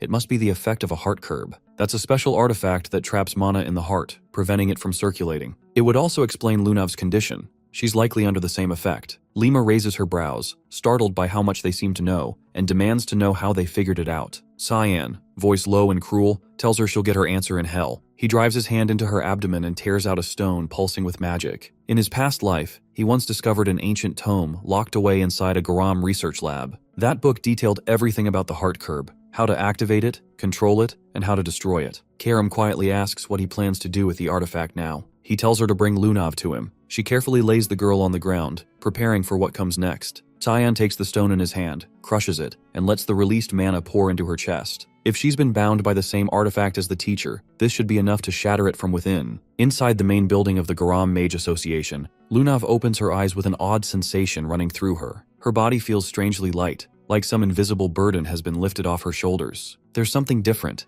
She can channel more energy to Cyan than she ever could before. Across the rooftops, Cyan and Karam stand in silence. She turns toward him and questions what exactly he's planning. He responds plainly that he figured she might still be useful later on. Killing her would have been a waste. She scoffs at that, throwing it back at him. So what now? He's doing charity work? Then she hits him with a pointed question. What happens if she stabs him in the back? Funny, considering it's the same one trying to hijack his body. She waves it off like it's nothing, and he cuts the chat short, saying it's time to move out. There's nothing left for them here. Meanwhile, over in the Garam Kingdom, Rygans is boiling with anger after hearing what she had to say. She admits she remembers nothing after the moment she was snatched and later dropped somewhere near the royal grounds by some unknown figure. She stands by that explanation, but he doesn't look convinced. He tells her the kingdom's already in chaos. People are calling it the Banquet of Blood. She's being careless with her words, and the butler steps in, apologizing. He says he should have gone to find her sooner. Riggins shakes his head. It's not his fault. She just acts on her own whims. He walks closer, claps the man's shoulder, and remarks that things only work because of his granddaughter. Then something shifts. His palm ignites, searing into the man's skin. He glares at him, saying he's known for a long time that the butler was a traitor. Now, he won't let that betrayal slide, not after what happened to her. The man drops to his knees, pleading for his life, insisting it's all a mistake and begging for a second chance. But Riggins shuts that down cold. No more talking. Flames erupt inside his body, consuming him from the core outward until only ashes remain.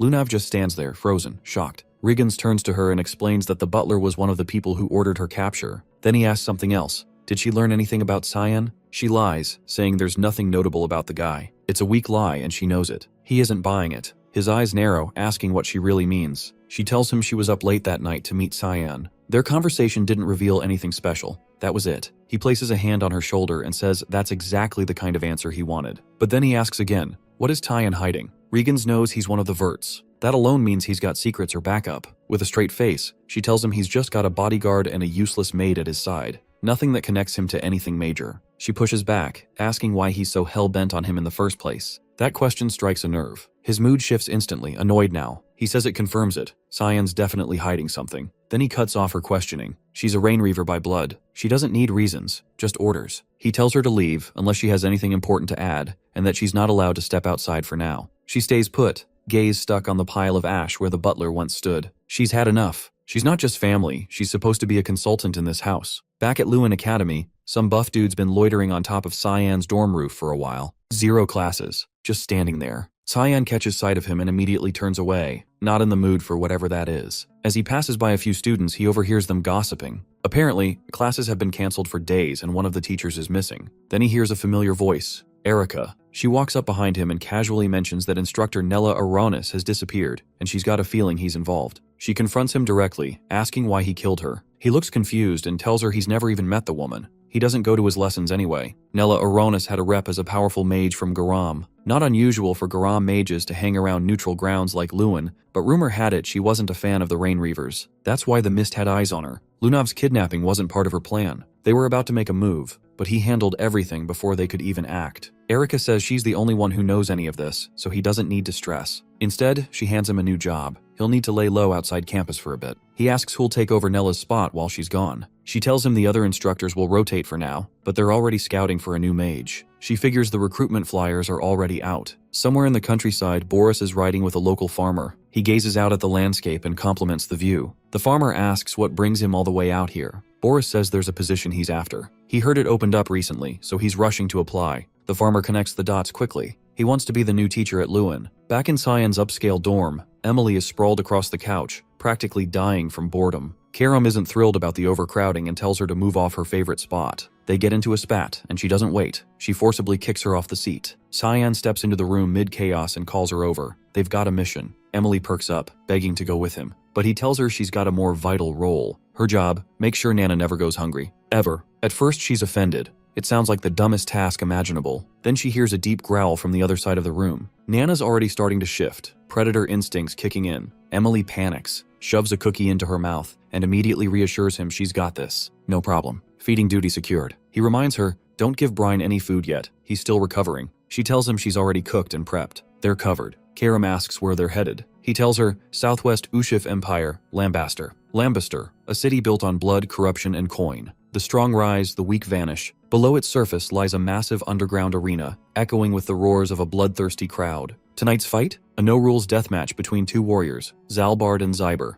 Their size difference is almost absurd, yet both are locked in, focused, and ready to kill. Zalbard makes the first move. One punch from him craters the floor beneath their feet. Zyber dances around it, movements quick and precise, but not quick enough. Zalbard grabs him mid-air, fingers closing around his body, and crushes him with one hand. The crowd goes absolutely feral, screaming his name as the victor. Karam and Cyan make their way through the grimy streets of Lambaster. The place reeks of chaos, with drunks passed out in every corner and the air heavy with rot and lawlessness. Even the demon cringes at how gross and unregulated it all is. He explains that unlike Lewin, which maintains neutrality because of formal treaties, Lambaster is a different beast entirely. It's not neutral by diplomacy, it's just completely ungovernable. While they keep walking, a pack of sleazy men steps into their path, eyeing her and trying to flirt like it's going to go somewhere. It's clear now the city's flooded with lowlifes and criminals. They barely get a sentence out before he tells them to back off. Cut to moments later. Those same guys are face down in the dirt, groaning, already dealt with. They head into a bar attached to a hotel. He tosses a fat coin pouch onto the counter with a thud and asks for the best room they've got. The waitress raises a brow, shocked by how young he looks, and casually asks his age. He repeats the order, but this time his voice drops. No more kid energy, just cold authority. He tells her this isn't how you treat customers. That shuts her up. She straightens and gives him a proper welcome to the Lambaster cage. From the window upstairs, he spots a crew of shady-looking men heading off in formation. He knows immediately they're going down to the cage under the hotel. He needs to move fast. The waitress, Lisa, asks if there's anything else she can do. He says he wants access to the cage. She politely refuses. Newcomers aren't allowed. He quickly clocks what's going on. Illegal trades, probably drugs, and she's playing it safe to avoid trouble. He pivots, asking if he's the only new face around lately. What happened to the other guests? That's when he catches the shift in her eyes. Sharp, cold, ready to kill. She apologizes again, hiding behind the excuse that she's just doing her job. He's not buying it. He flicks a handful of gold coins at her. Instinct kicks in. She whips out blades and slices them midair, scattering them across the floor. Even she looks surprised at how fast she reacted, confused that some kid with coins could radiate such intense killing intent. He bends down, picks up a coin, and deadpans that she just ruined him. Then he asks if she just tried to attack him. Lisa scrambles to explain it was a reflex, not an attack, and begs him not to take it the wrong way, but his face hardens. Annoyed now, disgusted, he tells her she has to take responsibility. Backed into a corner, she finally agrees to let him into the cage. She opens a door to the basement and says the staircase will lead him directly to it. She also gives him a VIP token, something reserved for guests in special rooms. If he wears it, it should protect him while he's down there. She still doesn't get why he's so eager to dive into that mess, but warns him to stay out unless he's got more than one life to spare. He ignores her and starts down the stairs. The demon watches him go and asks why he doesn't just order Lisa to drag out the cage's owner, the one who runs the whole underground scene. That's the actual mission. He replies that they don't even know what she looks like. No leads, but they'll have their answers soon. She glances at him suspiciously. He's acting like he knows this place already. He confirms it. He's been here before, in a previous life, back before this whole city went up in flames during the Civil War. She asks just how bad it's going to get. He tells her she'll find out soon enough. The real story behind the Lambester cage. They finally reach the giant door leading to the underground arena and walk straight toward the ring. Elsewhere, the same thugs he flattened earlier are kneeling in front of their boss, reporting in. They explain that some punk kid wiped the floor with them. At first, the leader laughs, thinking they're joking, but they double down. This kid isn't normal. They swear it happened just outside the city gates. Now the boss is paying attention. They tell him the kid checked into the Lambester cage and even booked a VIP room, so they couldn't touch him anymore. That's why they came to report instead. He asks if the kid's from any noble family. They shrug. No idea. One of them pleads, calling out for help and referring to the man in charge as Mr. Gunther. Gunther raises an eyebrow, intrigued. He says he's heading to the cage himself to see what kind of kid causes this kind of mess. Back in the underground arena, a fight is already going down. Linda Weasley stands victorious, having just finished off another opponent. He watches silently from the shadows. The demon now sees exactly what's wrong with this place. These brutal underground matches are what dragged the city into chaos. That's why he's here. If he can't approach Linda Mihalov directly, then he'll flip the script and make her come to him. Security around the ring spots him and walks up, warning that this isn't a playground. Perfect timing. He throws down, takes one out, then another, then the rest. When it's over, he dusts himself off and asks flatly where he can register, not as a spectator, as a fighter. The energy in the arena turns wild as the crowd catches sight of a kid, Cyan, stepping into the ring to square off against Zarbark. Laughter mixes with disbelief, the audience buzzing, hyped that someone actually greenlit a child to fight. Most assume it'll be a total wipeout. The brute's no joke, a walking boulder, half human, half ogre by the looks of him. He casually raises one thick finger to squash the kid like a bug. Cyan launches off the ground, lands right on it, and snaps the finger in half. Then he drives his fist straight into the giant's face, shattering his nose and caving in part of his skull. Zarbark crashes to the floor, dropping to his knees after just one hit. For a few seconds, the crowd doesn't make a sound, frozen by the fact that a literal child just demolished him. Then the silence bursts. Cheers erupt. They chant his alias over and over, Lamai Simon. Karam leans in and asks what name he gave them. He says he can't exactly go around dropping his real one, not with noble blood and a duke for a father. She points out that his face is out in the open, so hiding his name is kind of pointless. He assures her that's covered too. He's got an enchantment running. Nothing to worry about. She catches on quick. That means Lord Fogg's power is backing him. He breaks it down. Unless someone directly interacts with him, they can't recognize who he really is. Even if they do, their memory won't hold on to his face. That's the spell at work, erasing all trace of his identity. From the shadows, Gunther watches everything unfold. But instead of being pissed, his curiosity only deepens. He's locked in, fascinated by the way this kid moves. Controlled, precise, deadly. A smile creeps across his face. In that moment, he makes a decision. He wants to fight him. Cyan's his next target, and he won't stop until they face off in that cage. Back at the hotel lobby, a tall blonde storms in. Delkia, head of the red light district. Her voice cuts through the air as she demands to see Cyan, accusing him of stirring up chaos in the underground matches. Lisa denies everything, claiming she has no clue what the woman's talking about, then firmly tells her to leave. Delkia doesn't back down, threatening violence and saying the incident happened on Lisa's turf, so she's not stepping aside. The hotel owner stands her ground,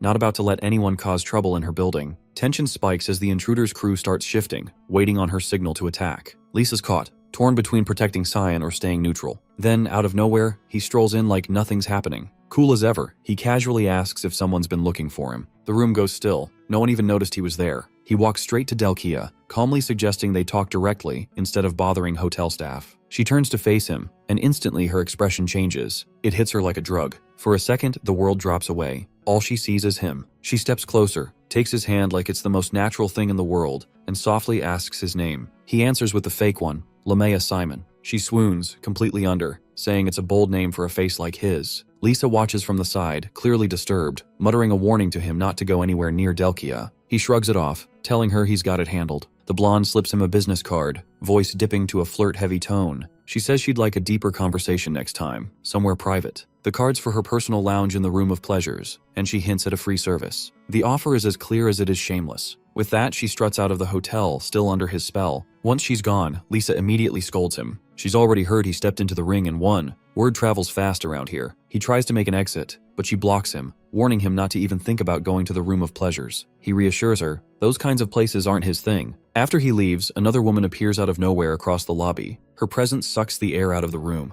It's Linz Mahaloff, the owner of the Lambuster Cage. Lisa's eyes widen. She didn't notice her arrive. Linz asks if Delkia backed off on her own. Lisa fumbles for an answer, saying she treats Cyan like any other high-tier guest. The cage owner narrows her eyes, saying she heard Lisa even gave him advice. The hotel owner jumps to defend herself, insisting it wasn't personal. He's just a kid. Then Gunther steps in, laughing under his breath. He mocks Lisa for calling him a kid. Clearly, she has no idea who she's dealing with. Linsa swings her gaze to the fighter, eyes sharp and deadly, and demands to know why he showed up solo in her domain. He brushes it off, strolling in further and claiming the place feels ancient, saying it could use a serious update. She fires back, accusing him of being summoned. He confirms it, saying she's the one who called him to arrange a match, for him. Lisa cuts in, reminding them both that he got kicked out years ago. Linsa looks at him and asks who he plans to fight. He steps forward without hesitation. He wants Lamai Simon. Gunther's dead serious. He's ready to take on the kid, and he pitches the fight as a huge payday. Meanwhile, back in her velvet-cloaked hideout, Delkia's in meltdown mode. She's pacing, yelling, something's wrong. Her attendants are growing nervous. One whispers that she meant to seduce Cyan,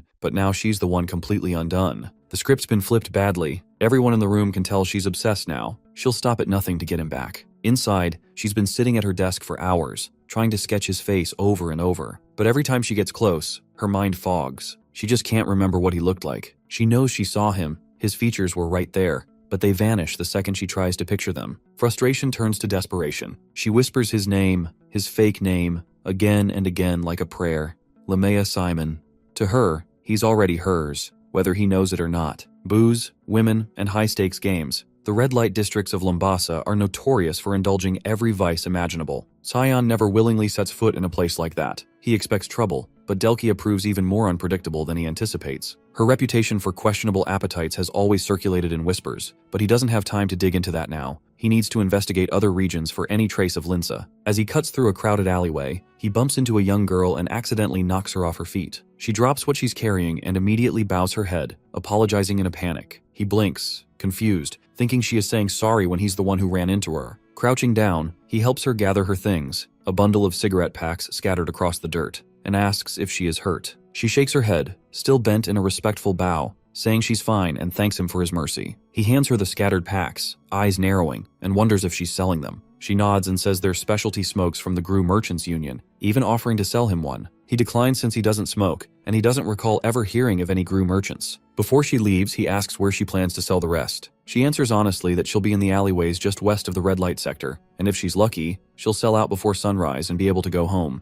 Realizing she can't go back until the entire batch is sold, he pulls out a gold coin and flips it to her, saying he'll take the whole lot, then adds a second coin just for her. A huge grin breaks across her face as she clutches the coins tightly and runs off, calling out her thanks and promising never to forget his kindness. From behind, Karam shows up and smirks, asking if he's sure he isn't a charity foundation disguised as an assassin. He doesn't respond, instead watching where the girl went and noting that she's heading toward the dump zone, saying they need to follow her. They slip through the alley just in time to spot her cornered by 3 thugs, the same ones he'd already beaten up near the city gate. They yell at her, calling her a liar and threatening to teach her a lesson. She's on the ground, begging for her life, insisting she didn't steal from them. Before any of them can move, he appears behind them like a shadow, his voice cutting in cold as he points out that she's asking them to believe her, so they should just stop. The men freeze, recognizing the voice of the kid who flattened them earlier. He steps closer, mocking them for stealing from kids. One tries to play it tough, but the fear in his eyes gives him away. In seconds, he sweeps his legs out, stomps one into the dirt, and disables the other two with brutal efficiency. On the ground and whimpering, one asks why he's doing this, and he grabs him by the leg, saying he likes short bursts of torture, especially for creeps like them, before snapping the man's leg. The scream echoes down the alley. He turns back to the girl and gently hands her the coins the thugs dropped, telling her they won't bother her again and to be more careful next time. Before she can thank him, a slow clap breaks through the silence as Gunther steps out from the shadows, grinning and calling it a performance. He turns, tense, wondering if the guy knows him, thinking he shouldn't be recognizable under the spell cloaking his identity. Gunther laughs, saying there's only one guy who fights like that, calling him Lemai Simon and introducing himself as Gunther Lictus, the one who controls this corner of the city. Seeing perfect timing for questions, he figures Gunther may have answers. The man glances at his broken henchmen, scoffs, and mutters that they're trash before casually killing one on the spot without hesitation or regret. The girl recoils in terror, and Tyan flinches, saying it wasn't necessary. Gunther shrugs, wiping blood from his fingers, saying he got carried away and just came back from chatting with Linz and Nihaloff to set up a match. The name catches his attention, and without warning he throws a punch. Gunther blocks it, smiling wider. Tyan tightens his stance, feeling the resistance in the block,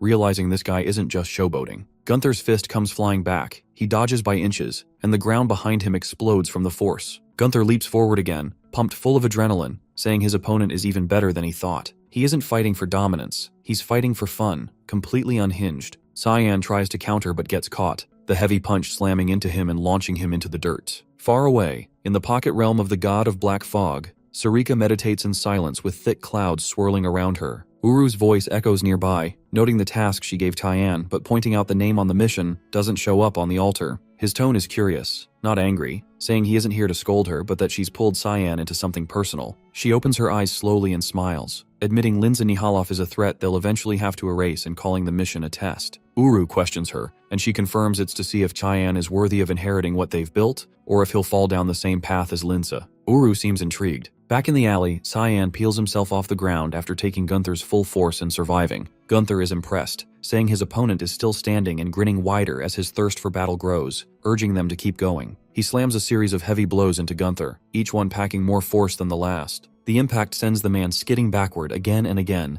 barely able to hold his ground. Mid-combat, Tyan demands to know where Linza Nihaloff is, but the fighter deflects the question, clearly uninterested in discussing her right now. Trying to regain control, he reinforces his arm and launches a strike, but it's sidestepped effortlessly. In that brief exchange, Tyan catches something troubling. His attacks aren't leaving a mark. That arm is tanking the hits, and he's charging forward without even slowing down, ripping through anything in front of him. Tyan realizes he misjudged the guy. Gunther isn't just strong, he's something else entirely. He leaps high, using elevation to create distance and scanning the man's movements from above. Before either can land the next blow, a voice cuts through the chaos. Lisa's arrived. She tells them both to stand down. Tyan brushes her off, stating it's personal and she should stay out of it. She ignores him and tells Gunther to back off, saying he's fighting someone marked as a VIP guest. He tries to defend himself, claiming Kyan started it, but she isn't in the mood to entertain excuses. The two of them bicker like siblings caught fighting in the living room while Tyan stays silent, just watching them go back and forth. Eventually, Gunther gives in and walks away,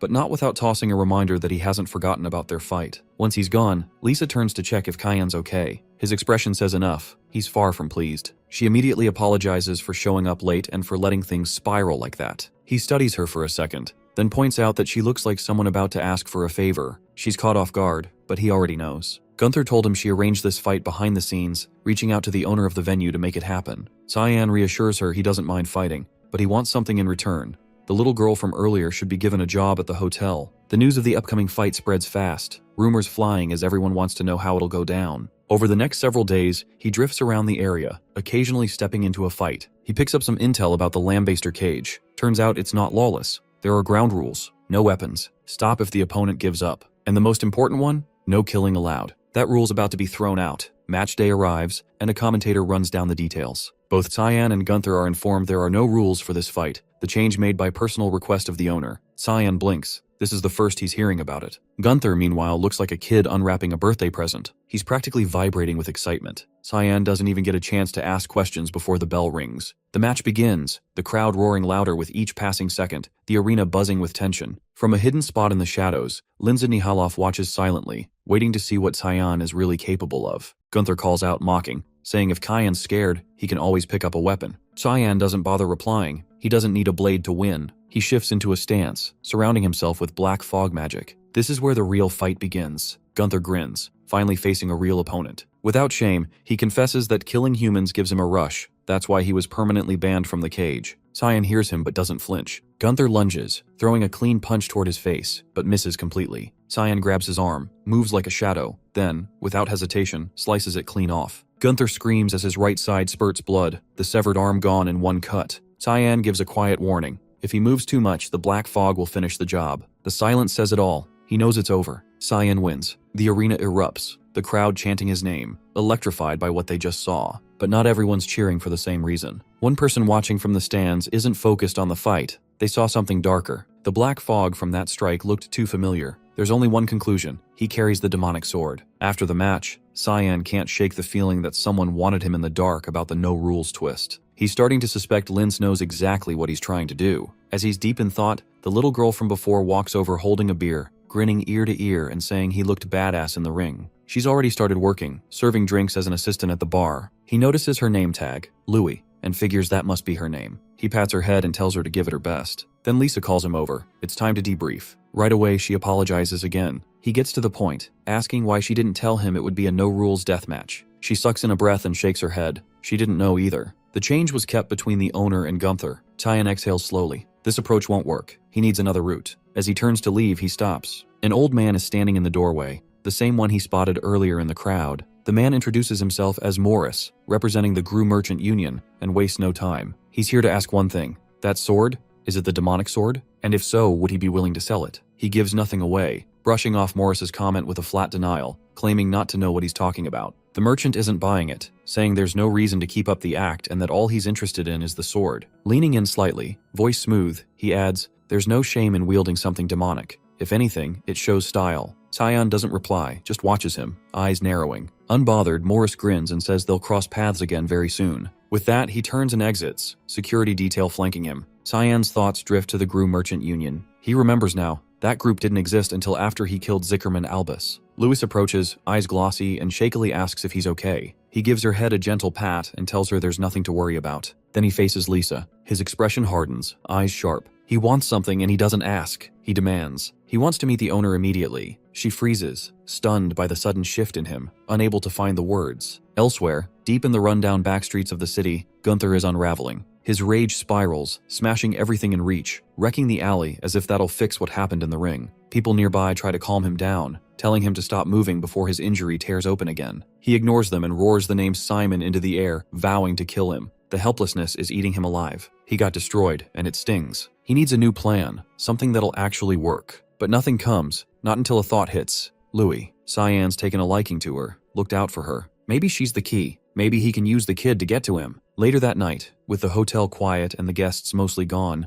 Louis is wiping down the bar counter. The door creaks open. Gunther steps inside, that same eerie grin spreading across his face as he asks if she remembers him. She hesitates, then nods. Yes. He doesn't drop the smile and says he needs her help with something. In a nearby room, Cyan is still talking with Lisa. The conversation hasn't cooled down. He wants to know why the owner won't meet him. She tells him flatly it's not that simple. Linz isn't someone people just meet. He narrows his gaze, wondering why she's defending Linza so hard. Lisa's not surprised he already knows the owner's name, maybe impressed, but not shocked. She figured he wasn't just some average guy the moment he walked in. She explains that Linz has been watching him closely. The fight with Gunther? That was her idea. And so was the rule change. Then she gets serious, saying if he's smart, he'll leave. Fast. Because staying might get him killed. He listens but doesn't speak. He can't tell whose side she's even on right now. Maybe none. Maybe she's just doing her job. Suddenly, a scream echoes from the main hall. Louis. They both bolt from the room. What they find is chaos. Tables flipped, walls cracked, and a massive hole blown through the side of the building. Neither can make sense of it immediately. Cyan studies the wreckage in silence before muttering that he might know who did this. Then he spots it. Lewis's name badge, tossed on the floor and streaked with blood. He turns to Lisa and tells her to stay put for a while.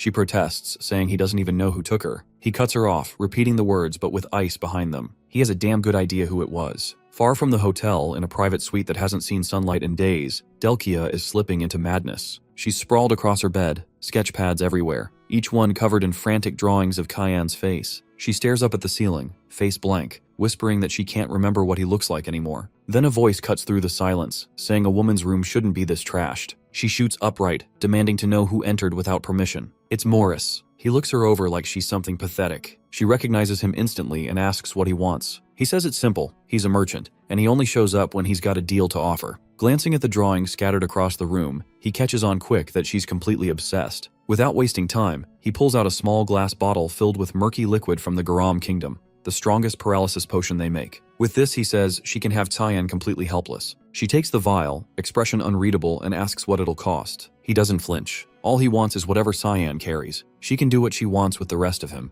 The offer sounds like a setup, but Morris insists. That's it, nothing else. He turns to leave, adding that he doesn't care who gets it done. He just needs Cyan out of the picture. And ideally, Gunther handles it first. That's the plan. Back in the slums, Gunther's been waiting. Cyan doesn't take long to show. The brute smirks and tosses something at him. An ear, saying it's a keepsake. The rest of the body? Inside the crate he's sitting on. Cyan stares at the severed ear, barely breathing. His expression goes dark, and his restraint snaps. He warns Gunther that he's going to kill him. The rematch has officially started. Gunther couldn't be happier. Elsewhere, Linsa sits across from Lisa, her voice calm as she asks if she believes Cyan will actually kill Gunther. She nods once, certain, no hesitation in her eyes. Yeah, he's going to finish him. Linz tilts her head, curious, and wonders aloud if she's worried about him. Lisa's tone stays even, saying whatever connection she had to the fighter died out a long time ago. Then she pauses, something lingering on her mind, and finally asks why the obsession with Cyan. Linz chuckles under her breath and says, if she's that curious, she'll ease her mind. Then she asks something strange. Can Lisa remember his face? The question lands hard. She blinks, then blinks again. Slowly, she realizes she can't. She can picture the man, his movements, his voice, but no matter how hard she tries, his face won't come into focus. Linsa smiles and tells her it's a side effect of one of Eru's divine powers, one of the authorities of the god of fog. Lisa's eyes widen at the name, Eru. Linz laughs again, entertained, saying it seems fate's digging up old roots. She says it's funny how her past is circling back like this. Lisa's voice drops, quietly asking if she's in danger. The other woman waves it off, saying no, not danger. They're just about to receive a guest worth keeping, and she plans to treat him right. Back in the junk district, the fight is reaching its peak. Gunther stands amid the ruin, a manic glint in his eye. His arm, once torn off, is now reforged with raw mana, reinforced by scraps around him. He hurls it, sweeping destruction through the air, the swing crashing into Cyan. But our protagonist doesn't flinch or budge. Gunther snarls, demanding to know why he's holding back, why he isn't using the same move he pulled last time. He says if Cyan wants to win, he'd better start trying. Cyan glances down. The ground is scattered with bones, human bones. The brawler sees his look and grins, explaining it like it's nothing, saying he's been digging up corpses of people who were worthless to him. This entire pit is a junkyard. Lambaster's always been full of trash, and he and Lisa grew up buried in it, learning to crawl through garbage just to survive. He recounts how he'd fight off anyone who tried to take advantage of them, clawing, biting, punching, whatever it took. Then one day, a boy showed up. That boy took out the old junkyard boss who made their lives hell, saying he'd dropped out of Lewin Academy just to find some fun. And today's fun? Cleaning up the trash. Gunther remembers it clearly. Blood everywhere, bodies stacked like waste. The guy's name was Ashel. He recalls how the stranger walked toward them afterward, smiling, saying everything was fine now, the junk was gone, and they were safe. To this day, he still can't forget that face. That's when everything changed for him. He started looking up to Ashel, wanting to be like him, and swore he'd clean out all the garbage in Lambaster just like his idol. He started small, grew his crew, took over the junkyard himself, got into the Lambaster cage fights to make money, and ended up killing someone. He got expelled and didn't care.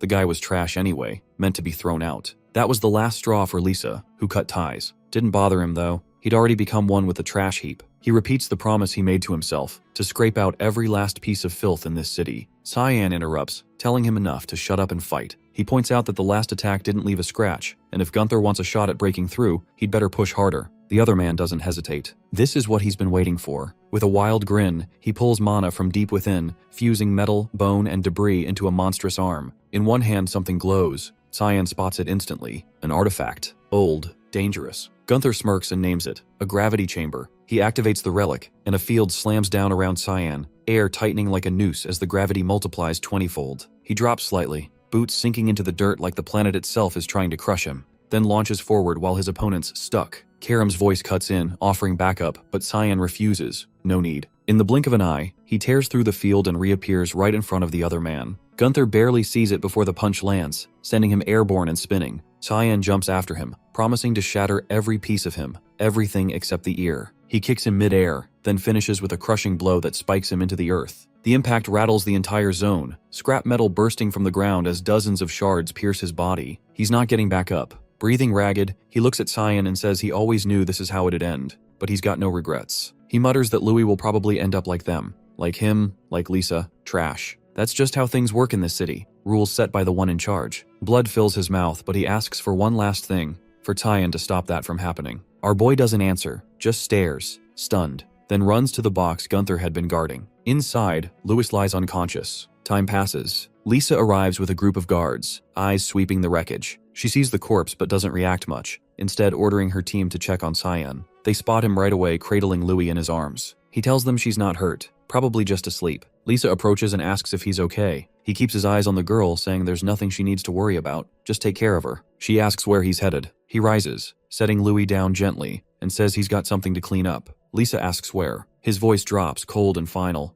Lambaster. He's already walking. Lambaster is carved into 4 main sectors, with the infamous Lambaster cage planted squarely at its heart. To the west sprawls the junkyard, the commercial hubs stretch eastward, and the entertainment strips occupy the southern slice. The city has no official law enforcement, but there's a loosely kept order managed by the heads of each district, who handle just enough to keep things from falling apart. In the past, Cyan glances at Ashel, questioning how he plans to gain control over a place this chaotic. If this were just a regular state, they could storm in with force, but that option's off the table. Instead, he suggests going solo and taking down the district heads directly. Ashel grins, brushing off the idea, saying there's no need. The city's already on the brink of collapse. Even if they sit back and do nothing, Lambaster will still tear itself apart. They just need to show up at the right moment to claim it. Cyan eyes him, skeptical, wondering how he can be so sure. The reply is simple. He's seen it, and the rot runs deep. That confidence still nags at Cyan to this day. He'd inspected the place back then, and Ashel hadn't been wrong. The decay was real. But this time he isn't here to observe it rot. He's here to rip it out from the roots. He steps into Delkia's den of indulgence and is greeted with a cup of tea. The scent hits him. Sweet mint layered over what's supposed to be black tea. It's not subtle. She's barely hiding the fact that it's laced.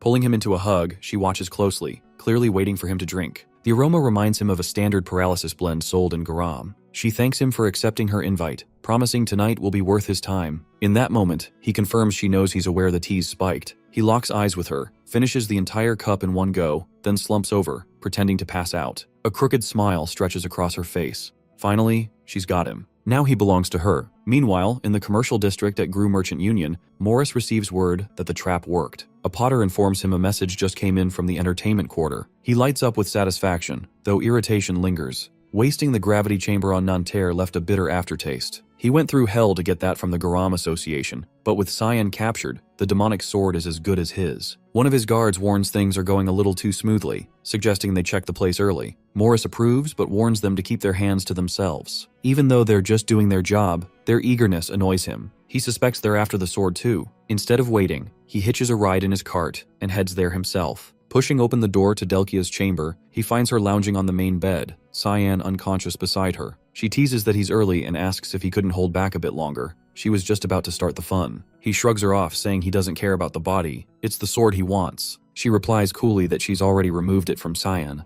That gets his blood racing, and he urges her to hurry and hand it over. She tells him not to rush, then yanks a rope. What he sees next sends a jolt through him. Bodies, all stuffed and propped up, clutter the room. At the center lies another Delkia, bloodied, beaten, unconscious. He's stunned. The first one peels off her disguise. It's Karam, the living embodiment of the demonic sword he's been obsessed with. The sight still shakes him. He hasn't gotten used to the sword taking human form. A voice rises behind him. Cyan. He says Morris knows too much to walk away. Panic flashes across the merchant's face as he calls for the Shadow Assassin Squad, but a fist drives into his throat before he can finish. If he's so eager to see his men, Cyan says, he can meet them the hard way. Creation space flares to life, unleashing the fog swamp technique. Black shadows swirl around Morris, creeping up as they begin devouring him alive. Cyan calmly tells him he knows about the artifacts given to Gunther, and the paralysis mix passed to Delkia. The man stammers, begging for mercy, and swearing he'll never pull anything like this again. But once the fog swamp takes hold, there's no crawling back. The shadows drag his body into a limitless sea, drowning him alongside his guards. With Morris erased, only Delkia remains. Sarika steps up, offering to handle her so Cayenne can go. He warns her not to overdo it. She smirks, saying there's no need to worry, then strides over and glares down at the woman, accusing her of laying filthy hands on her master. Sarika announces she knows Delkia is fully conscious and better get ready,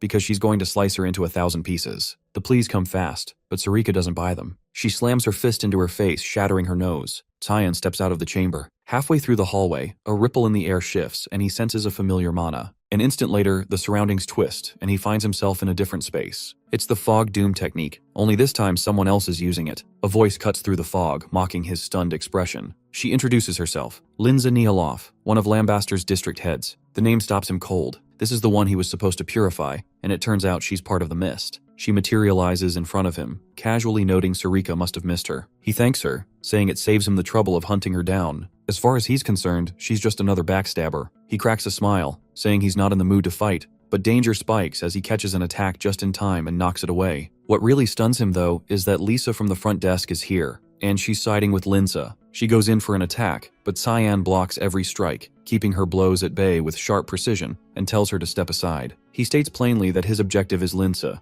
and she's not even supposed to be involved in this situation, but she isn't responding, forcing his hand. Left with no other option, he activates a hidden spell called Bloodthirst Wave, blasting her back and freezing her in place momentarily. He finds it genuinely impressive that she's able to take the hit without collapsing. Whoever trained her clearly did an outstanding job. It takes serious discipline to withstand that spell. Suddenly, she reappears behind him and speaks, saying he could have ended her just now. She asks why he didn't go through with it. He ignores the bait and questions how long she's planning to hide in this damn fog. She starts laughing like a maniac, amused, saying she's curious about Sarika's so-called disciple and wants to see how he stacks up against Lisa, the one she personally trained. He furrows his brow, genuinely confused how she even knows that much about Sarika, and wonders aloud what kind of relationship they had. She gives him a playful nudge and tells him he should be worrying about something else. The mage is now preparing a heavy-hitting spell, one strong enough to require a full wash afterward. Dozens of blades materialize and shoot toward him, but he dodges all of them, moving like wind through thread. Lisa follows up with a leaping strike from above, and in a cold, cutting voice, tells him she's cut off all ties with Gunther, but he still needs to pay for ripping away the final piece of her bloodline. He locks onto her eyes and immediately spots it. Her mind's been tampered with. Looks like someone implanted a shadow-based persona using a memory shard and layered it with rage. Closing in on him like this, though, that was her first and last mistake. He seizes her by the neck, completely freezing her movement, and then with a swift, deliberate motion, knocks her out clean with a hit to the head. The moment she drops, it's just him and Linza, standing alone in this artificial fog dimension. He calls out to her, asking her to quit hiding. She steps forward, laughing, and says he should have figured it out by now. This fog isn't just around them, it's a domain formed from her own will. He says it's surprising enough to find out she's part of the mist, but what really makes it worse is that she's both a traitor and a damn thief. She tilts her head and casually asks what exactly he's accusing her of stealing. He points straight at her hand and calls her out. That ring she was wearing earlier is an Antbari artifact, a tool that absorbs basically anything, whether that's raw mana or divine energy. She used it to fake her identity as a mist. He smirks,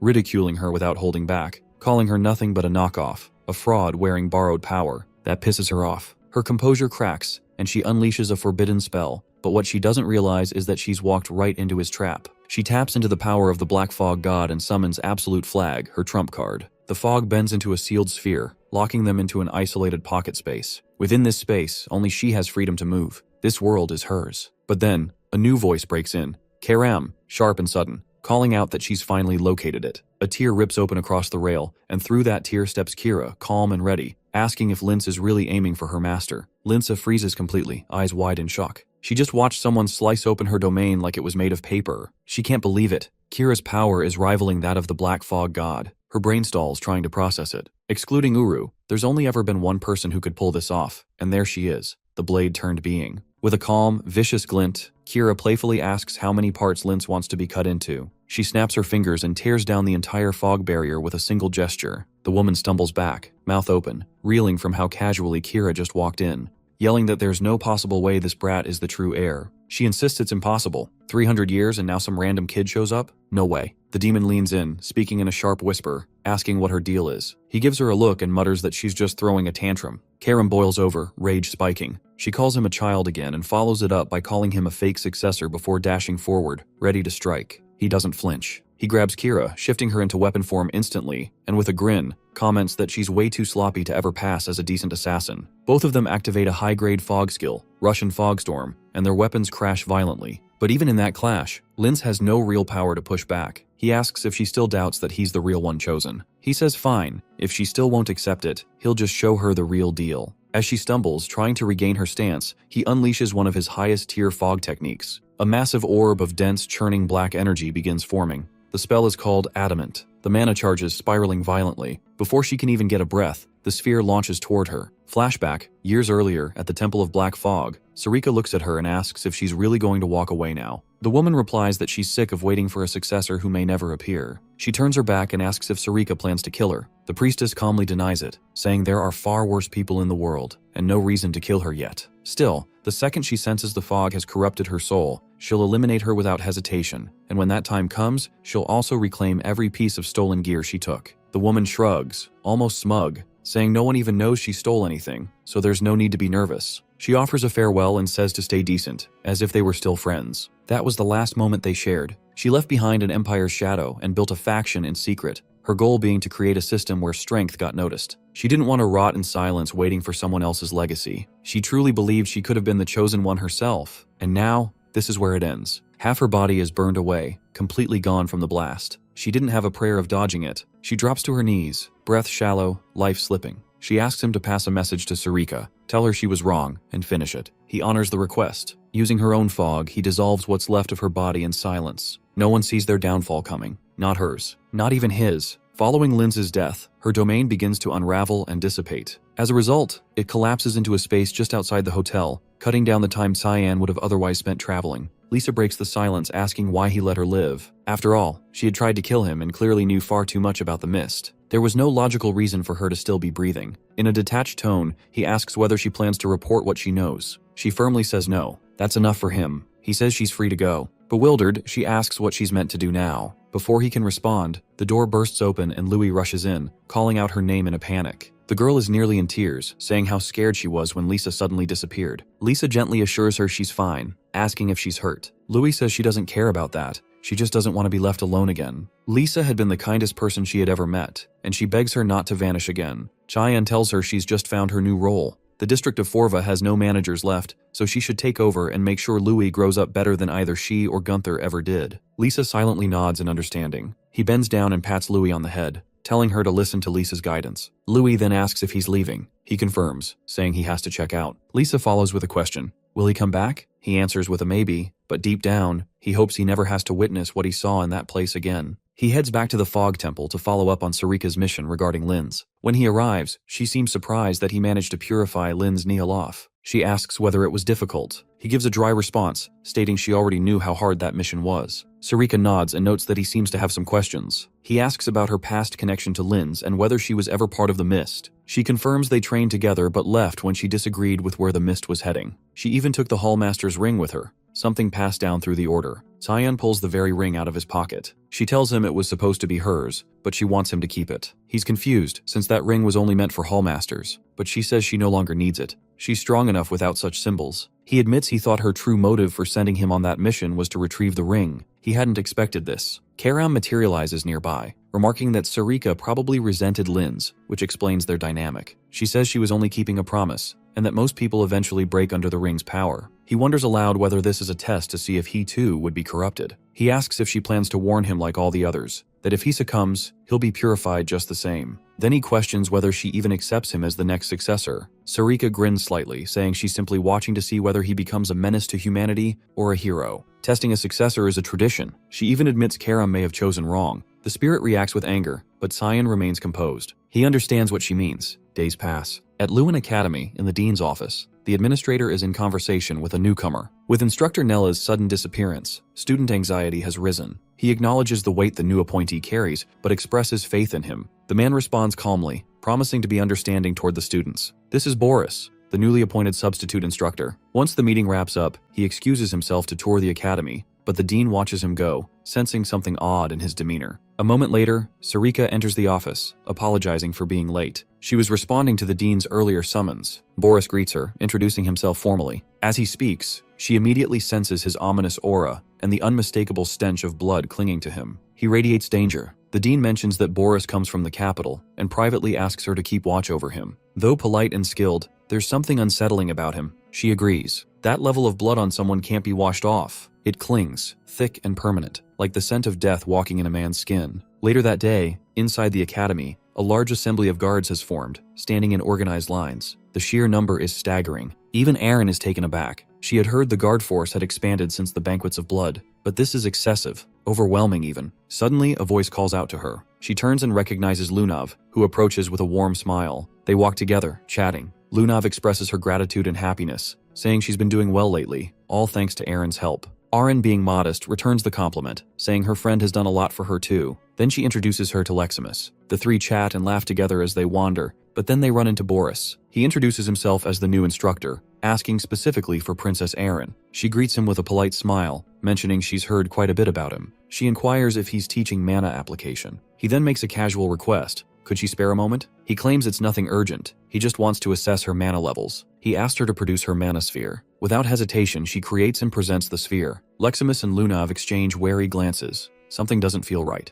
but Aaron brushes it off, insisting it's just a routine check. What could possibly go wrong? As Boris prepares to do something with the mana, a blur of motion interrupts. Cyan appears beside her, grabbing her hand just in time. His expression darkens, eyes sharp as blades, fixed on the instructor. In a low, threatening voice, he asks why the hell he's in Lewin. 1,000 years before the founding era, the Demon King's army had already launched its brutal campaign. On the front lines, human soldiers struggled to withstand the relentless onslaught, desperately casting barrier spells and defensive wards, only for them to be torn apart almost instantly by savage blows, like those of a giant demonic spider. The casualties climbed quickly. They scrambled to regroup, trying to re-establish order in the chaos, but the enemy pressure didn't let up. As they faltered, a blur of motion caught their eye. A figure approached at speed. Xian. In one swift move, he severed a monster's leg clean off. He'd finally arrived. The rumors weren't lies after all. Though they had believed he'd been deployed to the Western Front, the stories were true. He always showed up when it mattered. He pointed toward the wounded, telling them to fall back. He'd handle things from here. The demonic spider charged up and fired a laser blast directly at him, but he leapt aside just in time, landing clean. Excitement flickered in his chest.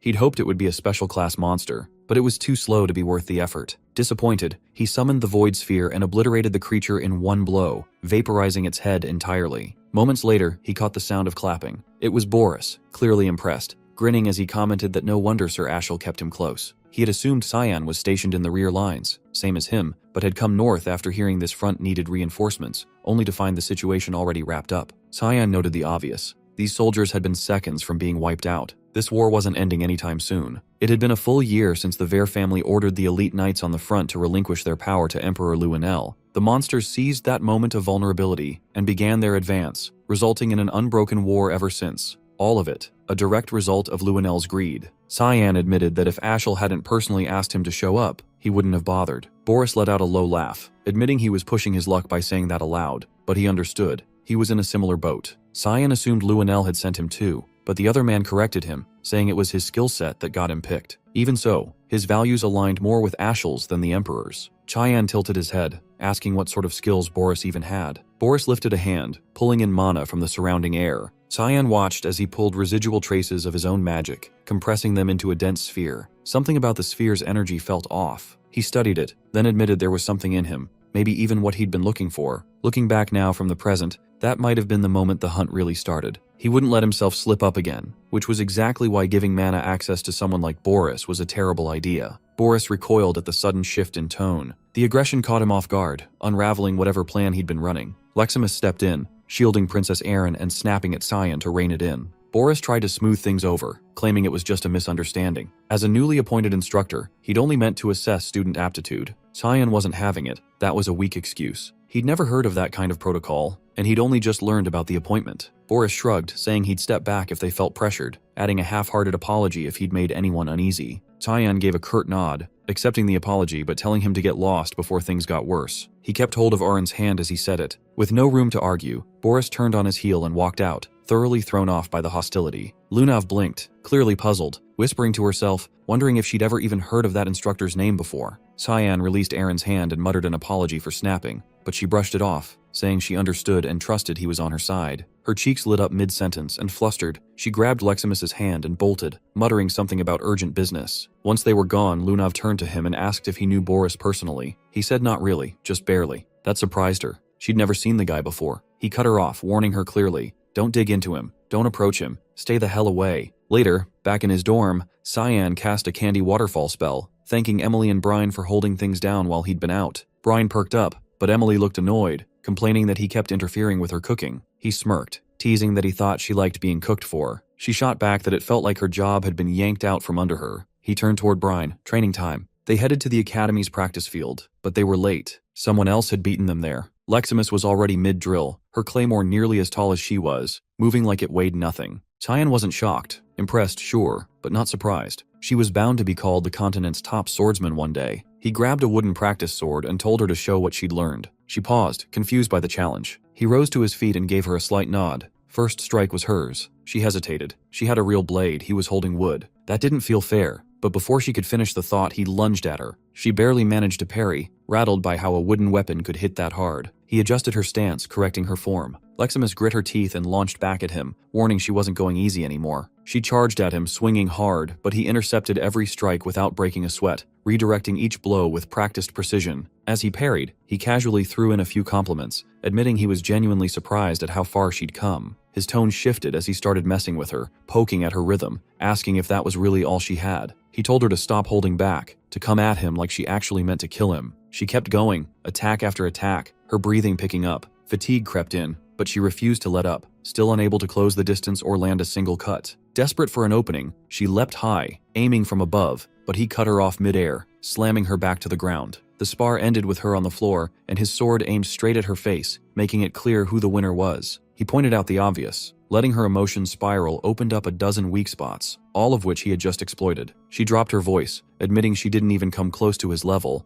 then quietly muttered how nice it must be to have that kind of strength. He reassured her right away, saying she had skill, real, rare skill. Not everyone could handle that kind of sword, especially not as smoothly as she did. She was doing something even veteran knights still struggled with. If she kept up at this pace, he honestly believed no one was going to be able to match her in a duel. She blushed a little, caught off guard by the praise, especially after getting wrecked like that. He shifted the subject, asking Brian to start training with her from now on, then paused, thinking for a second. Of course she was confused. He explained, a little awkwardly, that regardless of her current ability, he had other matters to handle and couldn't train Brian himself right now, so he was leaving him in her care temporarily. She nodded, saying she'd bring a wooden sword next time so they could get to work. Brian piped up, asking where Cyan was headed. He just said there was somewhere he needed to be. Leximus looked more than fired up to get into the next session. As Cyan walked away, that eerie sensation he'd felt earlier still lingered, creeping around the edges of his awareness. Then he spotted her, Lunav, standing dead center on academy grounds beneath the night sky, unmoving. He walked closer and realized she was watching Boris's tower, eyes fixed on the searchlight. He asked if she was planning to sneak inside. She grinned knowingly, saying he already knew she would. Just curiosity, she claimed. She'd never heard the guy's name before, not even once in the entire Garam Mage Association. For someone labeled an 8th Circle Mage, that was not just weird,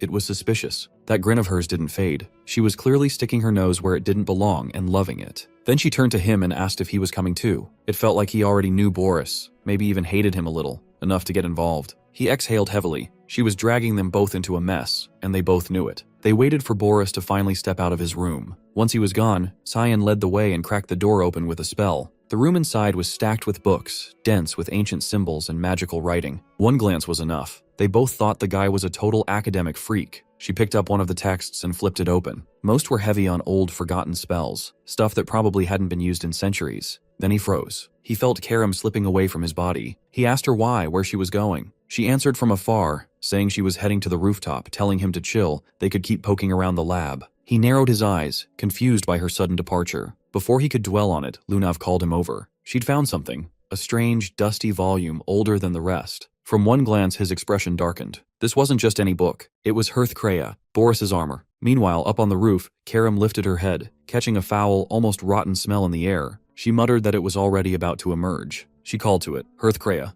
A presence descended from above. A voice echoed out, calling her by name, saying it had been far too long. 3 centuries to be exact. She forced a grin. anger barely held in check, saying she was doing perfectly fine until he showed up. The voice teased her, saying her personality hadn't changed one bit, joking that maybe that was why she ended up picking Cyan as her wielder. That hit a nerve. She snapped, lunging at him, but he calmly held up a hand, telling her to relax. He wasn't here to fight. He just wanted to talk. She demanded to know what he was really up to, what his endgame was. Down below, Cyan and Lunav were still locked on the old book, Hearthcrea. She studied it closely, saying it didn't read like any magic text she'd seen before. It had the structure of a historical chronicle, but everything was encrypted in strange glyphs and codes. Decoding it would take time. She flipped a few pages and pointed out one image, a half-drawn sun. It was the only symbol she recognized, but even that looked off, unfinished. She asked what he thought it meant. A sun, trailing darkness behind it. His face shifted immediately. He slammed the book shut and told her they had to destroy it now. That book was the core of everything,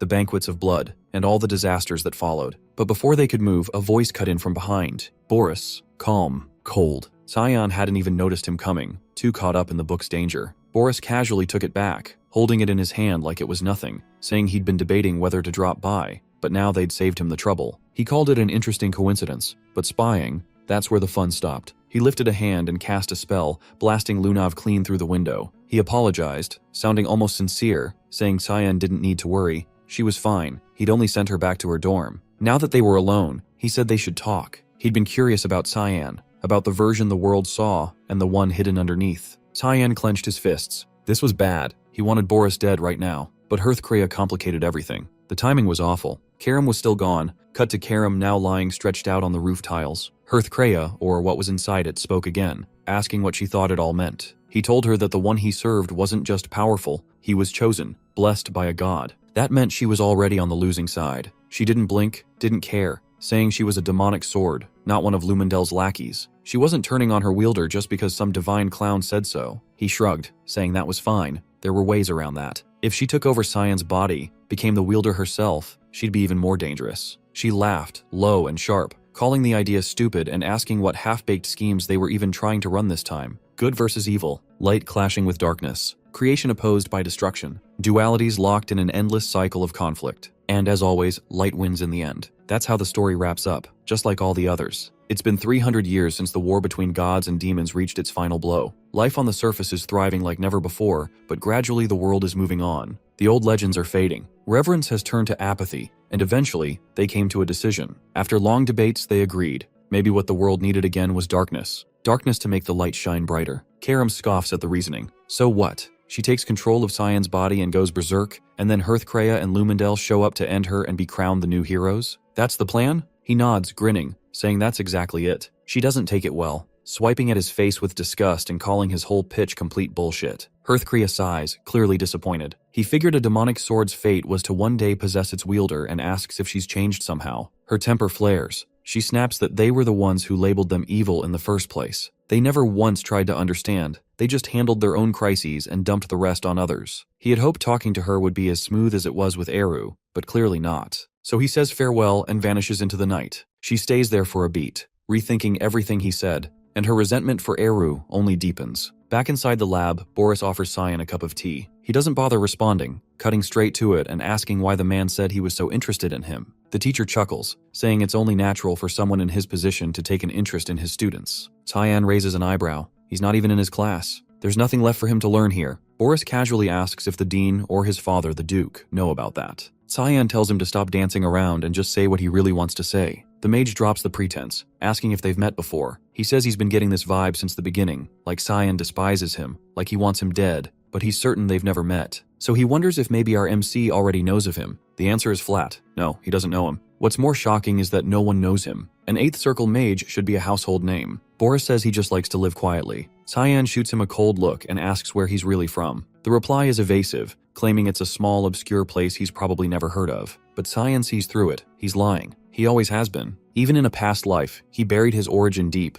refusing to let anyone in. Cyan asks if there's anything else he wants to know, but Boris glances at the time and smiles, saying it's late. They can continue this conversation another day. Once Cyan leaves, Boris speaks to Hearthcrea, saying he got so caught up in the moment that he couldn't even think of the right words. But now he understands why Ashel felt so threatened. It's Cyan, the one behind the dying princess, the little brother of the savior, chosen by Lumendel, bonded to a demonic sword. Hearthcrea materializes, saying this is what destiny looks like. It's Karam who's supporting him. Maybe he is the darkness they've been waiting for, and if that's true, then he will be the one to make Ashel burn brighter than ever. Just like the prophecy, the black fog that blotted out the sun, the Savior's bitterness will soon surface. Karim heads to the Hall of the Black Fog. Eru looks up, surprised to see her arriving alone, and asks what brings her here. She doesn't waste time, asking if he really doesn't know, telling him she just ran into Hearthcrea, didn't even know he was that close. His expression darkens, asking if the other god tried anything, but she isn't buying his act, saying he already knows everything. So why isn't he doing anything about it? They're the ones being pushed out. He tells her there's nowhere lower than where he's already fallen.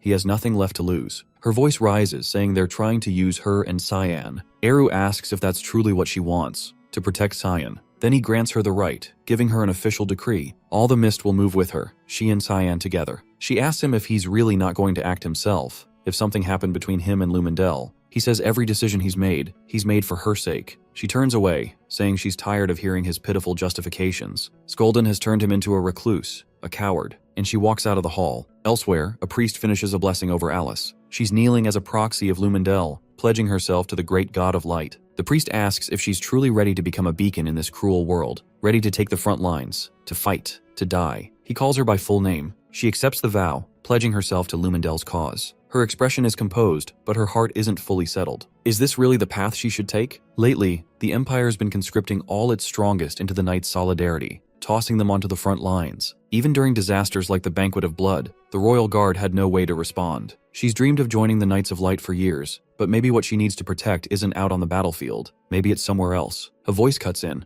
Someone congratulates her from behind. Cecilia. Alice quickly apologizes, saying she should start calling her by name now, since she's just a novice knight. Cecilia laughs, waving it off, saying she can call her normally, at least when it's just the two of them. Alice bows politely, saying she still sees her as a senior and should show respect. They walk together, chatting on a bench. Alice admits she's worried, afraid she may have chosen wrong. Cecilia faces her seriously, saying that's impossible. She's known her too long to believe she'd ever pick the wrong path. Alice confesses she's still torn. The screams from that day, the ones begging for help, still haunt her. Her companion's voice sharpens, saying there's only one way to be sure, only one way to know if the front lines are where she's meant to be. Alice leans in, asking how. Cecilia tells her to come with her. When she heads there, join her. That's how she'll find out. They talk. Villiard has given them a mission, a serious one. Their first real assignment. Alice's eyes widen. Her own father? She hadn't expected that. Brian looked like he was gearing up for something major. Emily noticed the sudden urgency and asked where he was off to in such a rush. He shrugged, admitting he had no idea. Cyan told him to get ready, so he did. Nana, sounding unsure, asked if this meant they wouldn't see him for a while. Just then, Cyan stepped into the room and assured her it wouldn't be that long, so there was no need to stress. He turned to Brian, asking if he was all set for the trip and where they were headed. The reply came. Their destination was the Valley of Lamia. At the sound of the name, Emily's expression shifted. She recognized it instantly. It was the same place they had visited last time. Curious, she asked how they were even planning to get there. It was absurdly far. He activated a portal using the ring gifted to him by the Hallmaster, saying this would make the trip quick. They needed to move fast. This was the day Alice was supposed to die. Meanwhile, Alice and Cecilia had finally made it to the front lines. Their commander informed her they'd reached their post at last. He acknowledged the tough road she had taken to get there, expressing pride in her role as one of the Knights of Light. She remained modest, replying that she still had a lot to learn. Sliding down from her horse, she mentioned the Duke was waiting for them now. She took her place behind her father, addressing him with formal courtesy and stating she had come in response to his summons. He let her know that today, the second, third, and fourth princesses were all expected to arrive, and she needed to prepare accordingly. She nodded her agreement. He was exactly as cold as she remembered. Soon after, the group spotted the royal guards approaching from the distance. The entourage had finally shown up. Among them were the third prince, Fabian Severus, and the fourth prince, Neruvian Severus. Both looked visibly bothered and unimpressed by their surroundings. The second princess, Violet Severus, offered thanks for all their efforts. The Duke stepped forward, introduced himself properly, and greeted the royals. Neruvian, clearly impatient, complained that they should just get this over with and leave. This visit was purely symbolic anyway. Fabian remarked that no monsters were going to ambush them out of nowhere. The Duke reassured him that the creatures stationed at the rear were minor threats at best. Besides, their top knight was with them, so they were in safe hands. Ashel emerged right then, noting it had been a long while since he'd seen his father. The older man eyed him with pride, expressing confidence in his ability to handle the job. Fabian gave him direct orders to wipe the enemies out before they even got close. Unlike him, their corpses held actual value. The princess shifted focus, asking about Luenel. He wasn't one to skip official visits like this. Ashel replied that Luenel had handed the task off to him due to pressing matters elsewhere. Though still unsure, she didn't push it, remarking that she was lucky to have him as her bodyguard instead. Alice shared the confusion silently.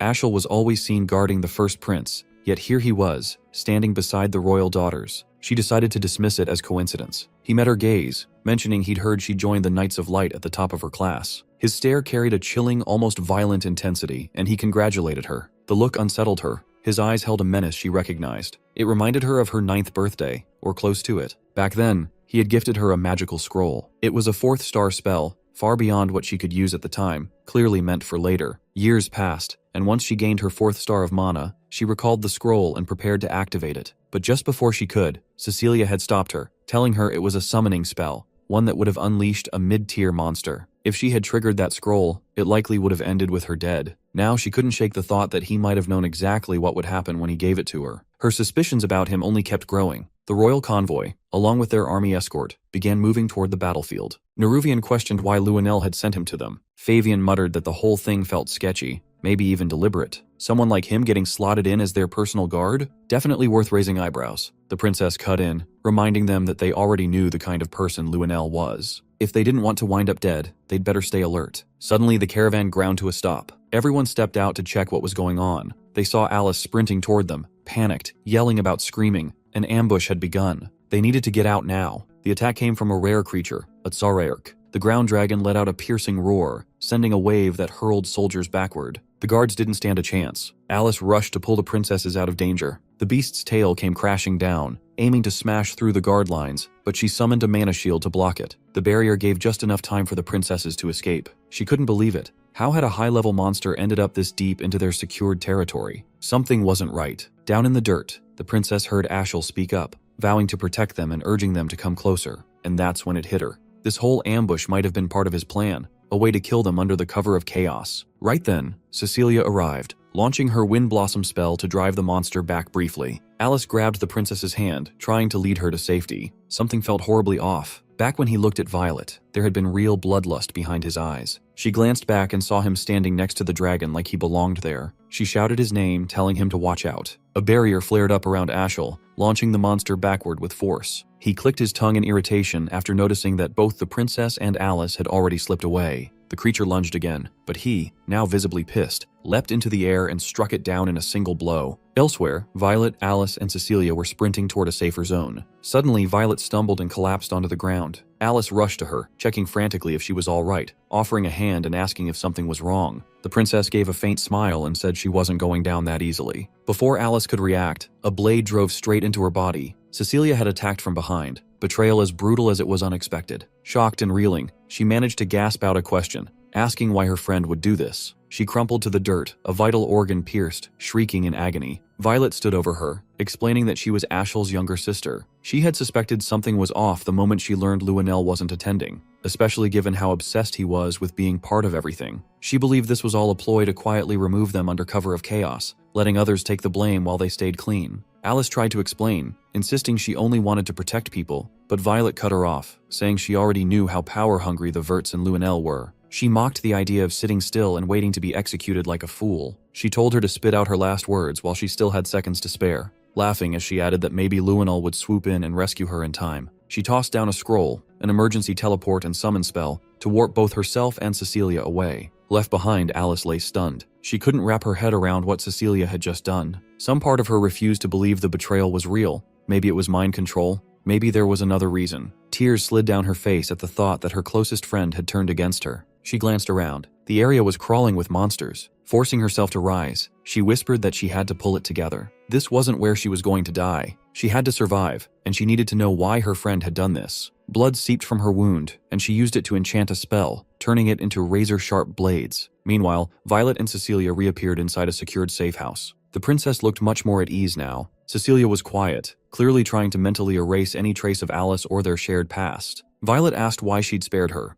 There had been plenty of chances to finish her off. She reminded her that the order had been to kill, not let her go. Cecilia calmly replied that Alice wouldn't last long anyway. The monsters would finish the job for them. Back in the field, Alice was holding her own, fending off the creatures with what little strength she had left, but her body kept giving out. She kept thinking, What the hell was she supposed to report to the knights? No one would believe that Princess Violet had tried to kill her. She shook it off and focused on survival. Escape came first. Then she turned and saw it. A lava salamander. Not just any beast, but a top-tier monster. If she didn't get out now, she was toast. The salamander began charging a fiery blast straight at her. Her body wouldn't even twitch. Right before it unleashed the attack, Cyan materialized, slicing through the creature mid-charge with rushing fog sword. The beast hit the ground hard, molten lava bursting from its body on impact. Brine rushed in, catching her mid-collapse and helping her escape to safety. She looked up at him, realizing that if he was here, Cyan had to be nearby. Suddenly, her salamander-affected arm got hit. The two of them ducked behind a rock as lava exploded around them. Before the flames could reach, Karim appeared, summoning a lava wall to shield them. She shouted at Cyan to take out the rest of the monsters. Alice was still stunned by the events, unable to process everything that had just gone down. He leapt forward and unleashed Void Sphere, wiping out all remaining threats in one strike. Once the chaos had cleared, she stepped toward him. She'd suspected the truth for a while now, but seeing it confirmed in front of her hit hard. She reached for the mask and pulled it away. Her eyes welled up. She saw his face.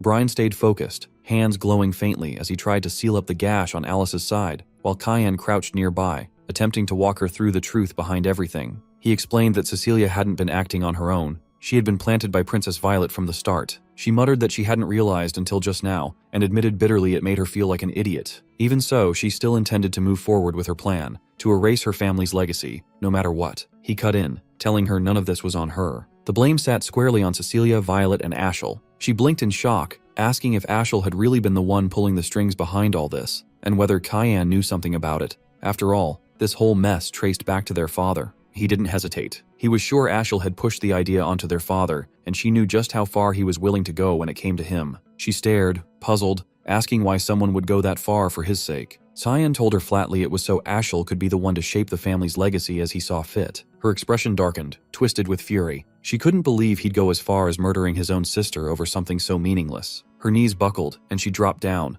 still not fully healed, still worn out. She looked up, voice low, asking if he was absolutely certain about Ashel. She'd thought she was the only one who'd sensed something was off, but Cyan had noticed too. She warned him their father and the others had to be kept out of this for now. Whatever this was, Ashel had a secret weapon she didn't. During the earlier fight, something had felt wrong, like an unseen force was shielding him. Cyan's eyes narrowed. That sensation was way too familiar. He'd felt it once before, in another life, at the moment he tried to strike him down. Something had stopped him before his blade could land. He still didn't know what the hell it was. Some force that reached past the body, messing with the soul. A cursed sword? Something darker? Only one explanation made sense. He said they were out of time and needed to speak to their father now. She nodded, but he shook his head. Their father wouldn't believe them. Not a chance, she pleaded, saying if they both came forward without delay, maybe he'd actually listen. His tone shifted, serious now. He told her to trust him. If she acted recklessly and things went sideways, the entire Knights of Light could turn on them. In his last life, Ashel had always been the Golden One. Everyone had adored him, looked up to him like he was sent from the heavens. Even Cyan had once followed him without question. People treated him like a messiah,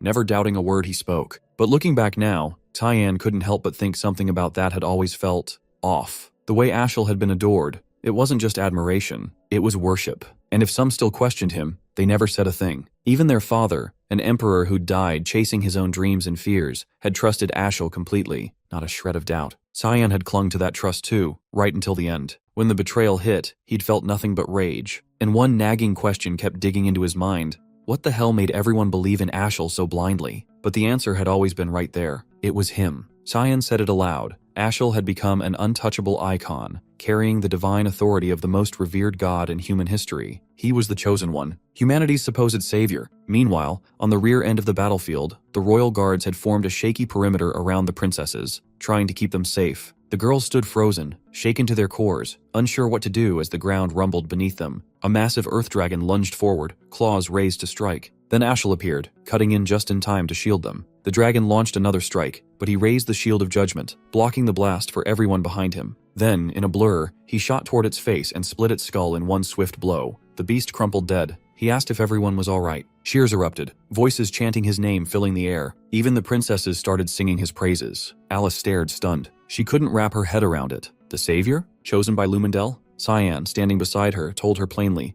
Lumendel hadn't chosen based on character. He just needed a savior. That's it. And since Ashel had been chosen by the supreme god himself, denying it now was basically heresy. She'd risk turning the whole church of Lumendel against her. A weight settled behind her eyes. a slow, sinking disappointment. She'd placed her faith in Lumendel her whole life. And now, this. She turned to Cyan, asking how he even knew all of this. He avoided her gaze, telling her he couldn't say. Not yet. He'd already interfered too much. She placed a hand on his shoulder, steady. She trusted him completely. If he couldn't say, there had to be a reason. But one day, she said, he needed to tell her. He didn't have to carry it alone. Then she pivoted toward Brine, giving him a small nod of thanks for patching her up. Cheyenne looked at her, asking what she planned to do next. She didn't hesitate. First, she had to deal with this mess. That meant finding Cecilia. She needed to hear the truth straight from her. He offered a hand, literally, summoning a porcelain gate pointing to Cecilia's last known location. Back at Violet's safe house, Cecilia suddenly felt a strange mana signature ripple through the air. Someone was getting close. Violet scoffed. No one else knew about this place. They didn't even have time to blink before a blade whirled through the air, narrowly missing the princess's throat. Cecilia's eyes widened. She knew that sword.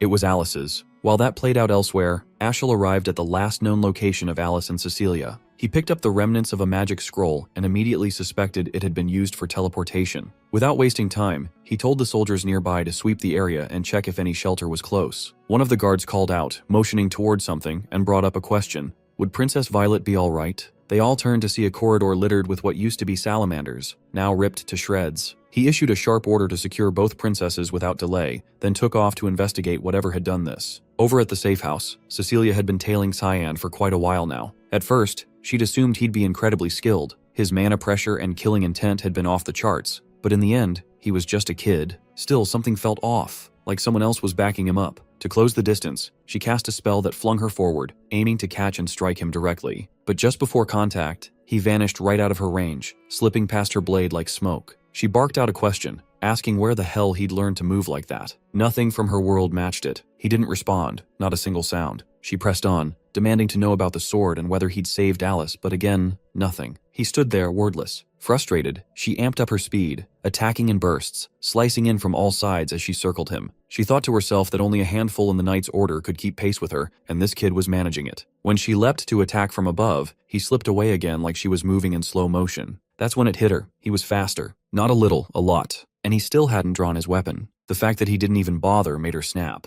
Her temper flared, and she lunged from behind, gripping a jagged rock, going straight for his blind spot. He tanked it without flinching. Before she could blink, he conjured a void sphere, calm as ever, layering it with an obsession spell. The moment it connected, her body started unraveling from the inside. Crashing to her knees, she knew she was done. Pathetic, she called it. A humiliating way to go out. This wasn't the kind of place she ever thought she'd die in. She called him Grim Reaper, half in awe, half in horror. Even then, she asked if he was seriously just going to stand there silent, even now. Desperate, she begged him to at least answer one thing. Was Mr. Leximus still alive? He dropped to one knee, eyeing her curiously. He asked what kind of expression that was. Was that relief? He admitted he'd expected something messier. Anguish, maybe. She gave a faint smile, telling him to think of it as justice finally cashing in. That this ending, ugly as it was, kind of fit. A voice rang out across the space, asking, "Justice for what exactly?" Alice stepped into view, eyes locked on her, asking how she could do it, how she could betray her. The other woman looked up and smiled weakly, eyes wet, saying she was just glad Alice was still breathing.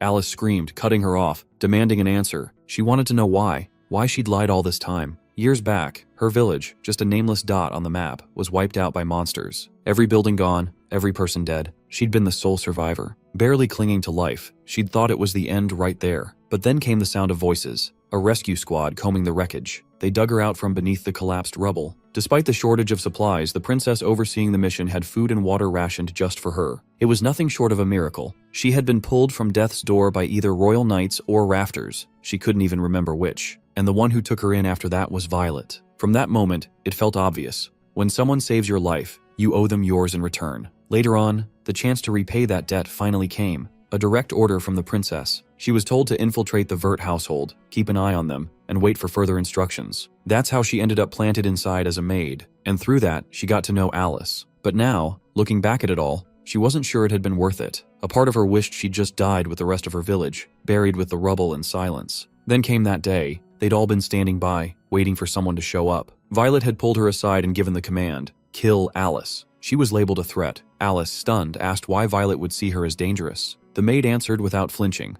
The princess had always seen the Vert family as suspicious, ever since she noticed how closely Ashel and First Prince Luenel were aligned. To Violet, that loyalty meant the Verts were probably backing Luenel, and in the paranoid world she'd been backed into, that assumption only grew worse. She spiraled, gripped by fear and distrust, because that's who she was, someone who only trusted herself when the walls closed in. The would-be assassin gave a faint, bitter smile, saying she was nothing like her, and wondered aloud how she'd spent her whole life taking orders from someone like that. And the worst part? Alice had trusted her the entire time, and in return, all she had done was betray that trust. That's when Cyan snapped awake and cut through the moment, calling it what it was: bullshit. If she thought admitting guilt was some kind of free pass for forgiveness, she was way off. Alice tried to step in, asking him to slow down, give her a second to figure out how she felt about all this. But he raised his blade toward the kneeling woman, cold and unshaken. This wasn't a minor offense. She shut her eyes, ready to take whatever came next. Alice screamed, pleading with him to just listen a little longer before doing anything final. Brian held her steady, whispering for her to put her faith in Master Cyan. The sword came down toward the condemned. Back at the safe house where Violet had holed up, the silence shattered as the door slammed open. She immediately demanded to know who dared to break in. Calling out for Cecilia, she suddenly realized she had no idea when the girl had disappeared. Ashel stepped into the room. He told her he'd come to get her out. A sharp draft crept down the princess's spine,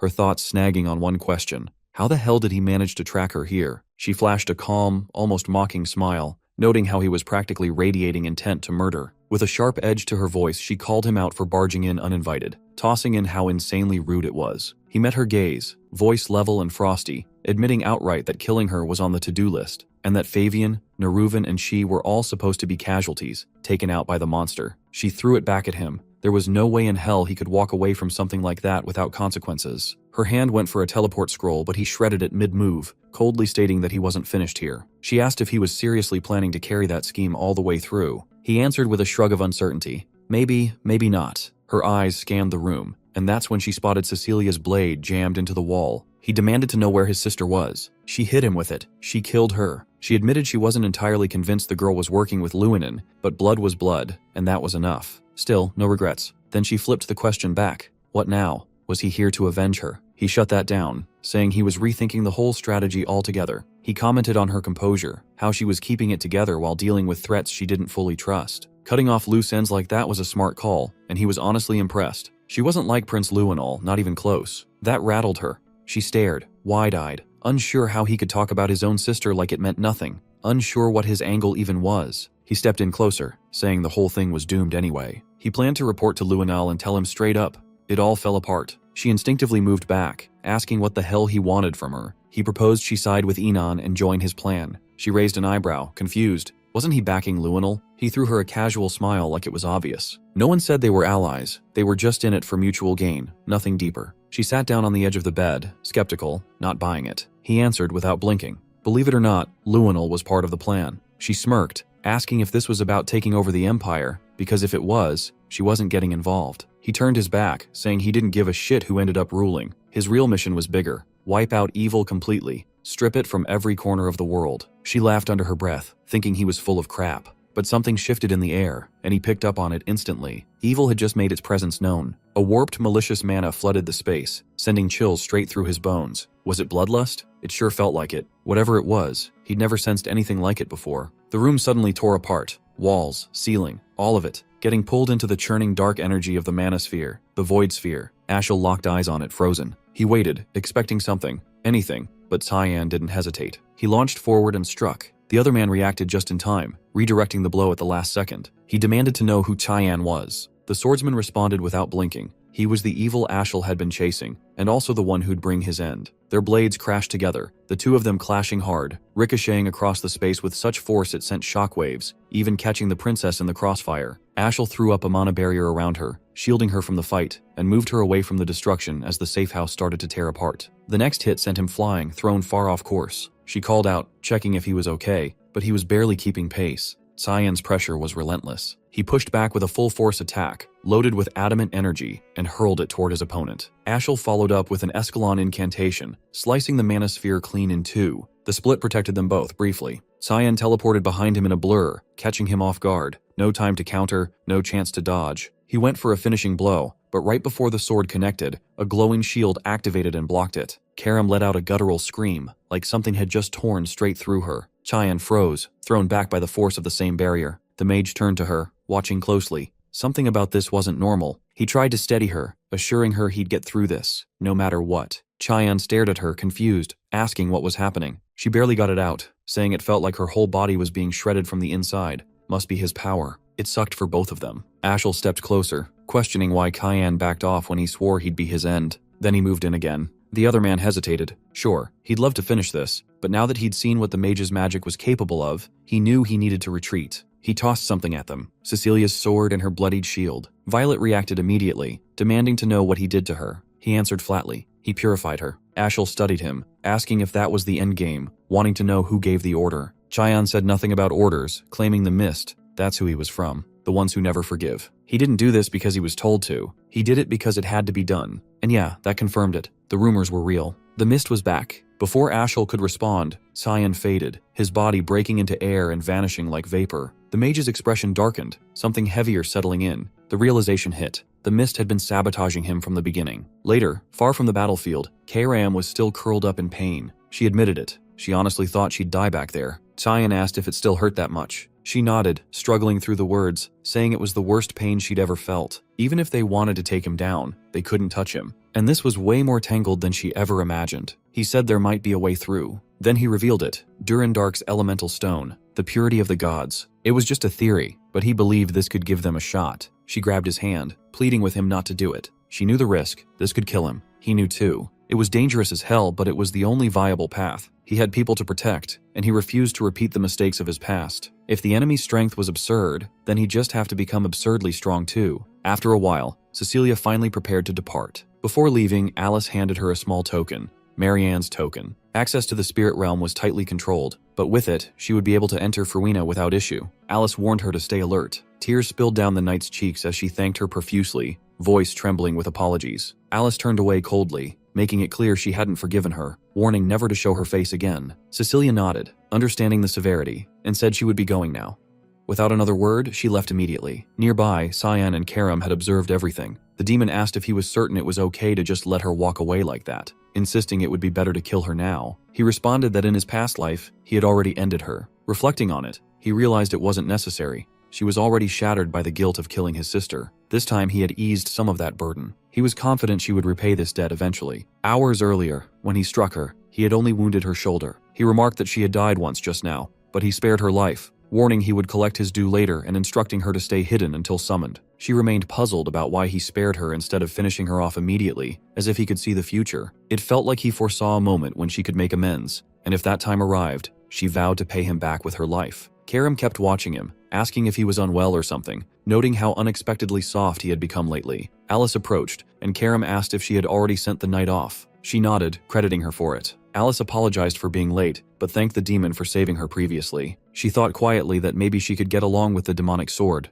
Perhaps it wasn't so bad after all. She laughed softly and asked if Karam was close with Cyan. The demon denied it, explaining their bond was more like master and subject. She fixed Alice with a serious look, warning that his body belonged to her, so Alice shouldn't try to take it away. That instantly killed any hope Alice had of getting along with her. At the academy, Dean Kendall received a message from Cecilia. She explained she had uncovered answers to all her questions and decided to leave the Knights of Light. Their path had strayed, the people they protected weren't the right ones, and the household's will was corrupted. Even her father was letting it happen. She promised to visit soon, wanting to discuss many things, especially concerning her brother Ashel and Prince Luanal, and said she would explain more in person. The dean thought privately that both families were a mess, but she was still as concerned about her brother as ever. He vowed to at least pretend to care about Ashel, since she had asked him to. Turning around, he apologized to Boris for keeping him waiting so long and asked how life at the academy was going. Boris replied that he was slowly adapting. The teen wasted no time, asking why he had called him and expressing curiosity about when Boris would admit he worked for his grandson, Prince Luanal, and whether there was a reason he had been hiding it. Boris smiled, saying he wasn't hiding anything.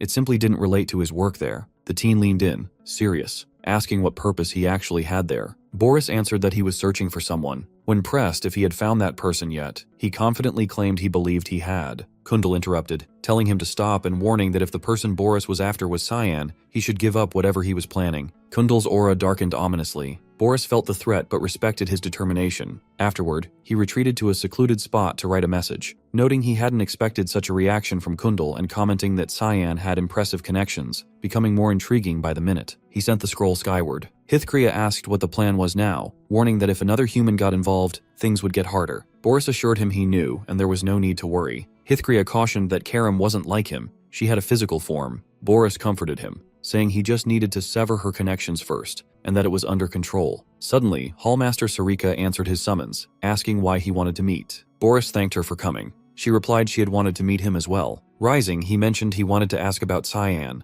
saying he spent most of his time in his dorm, skipped lessons, yet was extremely skilled. She shrugged it off, calling Cyan a natural prodigy, and asked if that was what caught his attention. He said that initially, yes, he was just interested in our protagonist, but now he was curious about those around him too. Moving closer, he accused her of being a follower of the Black Fog and the Mist. They both shifted into attack stances, but before she could draw her sword, Boris summoned a hellhound that swallowed her whole. Inside the beast, she managed to slice through its insides and break free. Using fog powers, she conjured a domain that enveloped them both. Boris admired her, not expecting such capabilities. She could create an entire new realm, explaining this was how she kept her mana from leaking into the real world. Sarika smirked, admitting she didn't know how he uncovered her true identity, but this revelation would cost him his life. If he desired death, she would grant it gladly. He pulled up Hithkriya's book, warning her it wouldn't be as simple as she believed. She smirked, addressing him by name, Cyan, but mocking that his confidence wouldn't last much longer. Without hesitation, he summoned Marines who immediately surrounded her from every direction. In response, she called forth her fox assassins, declaring she was ready to begin his purification.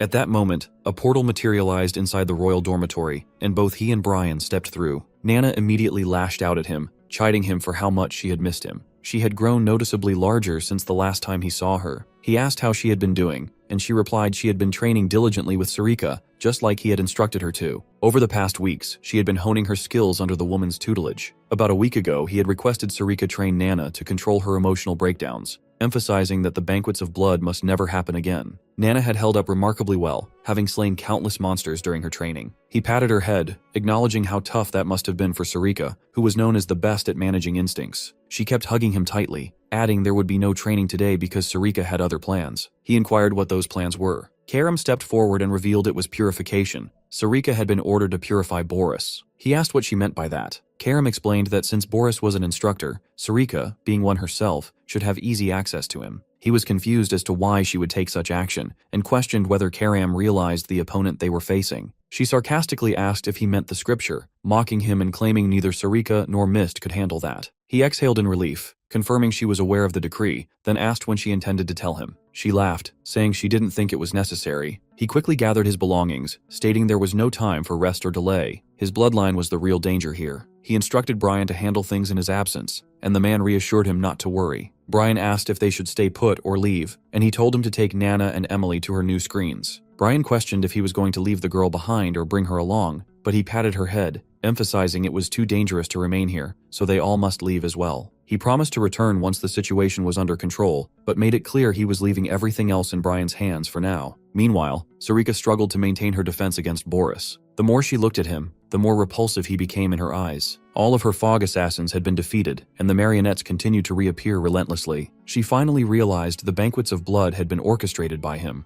These marionettes carried the same aura as those involved in the banquets, but these were significantly stronger. He laughed darkly, declaring this was merely the appetizer and admonishing her not to tire yet. More marionettes pressed the attack. She wielded the rushing fog stone, slicing through as many as she could to carve out breathing room, but he used scripture spells, sending shafts of light like spears flying toward her. She barely managed to evade most of them, and each time she believed she found an opening to strike, he countered immediately with more advanced spells. The number of marionettes continued to swell, and her ability to dodge diminished rapidly. They were learning her fighting style, adapting to her movements, making it far more challenging to maneuver. When one got close enough, he commanded it to detonate beside her. The explosion hurled her off balance and trapped her within a cluster of others that simultaneously exploded. Exhausted and weakened, she left herself open for an attack. He called upon the scripture to summon a massive warhammer and launched it directly at her. The hammer crashed into Sarika, driving her deep into the ground and shattering everything beneath. She lay there looking beaten while Boris mocked from above. Murmuring quietly to herself, she finally understood.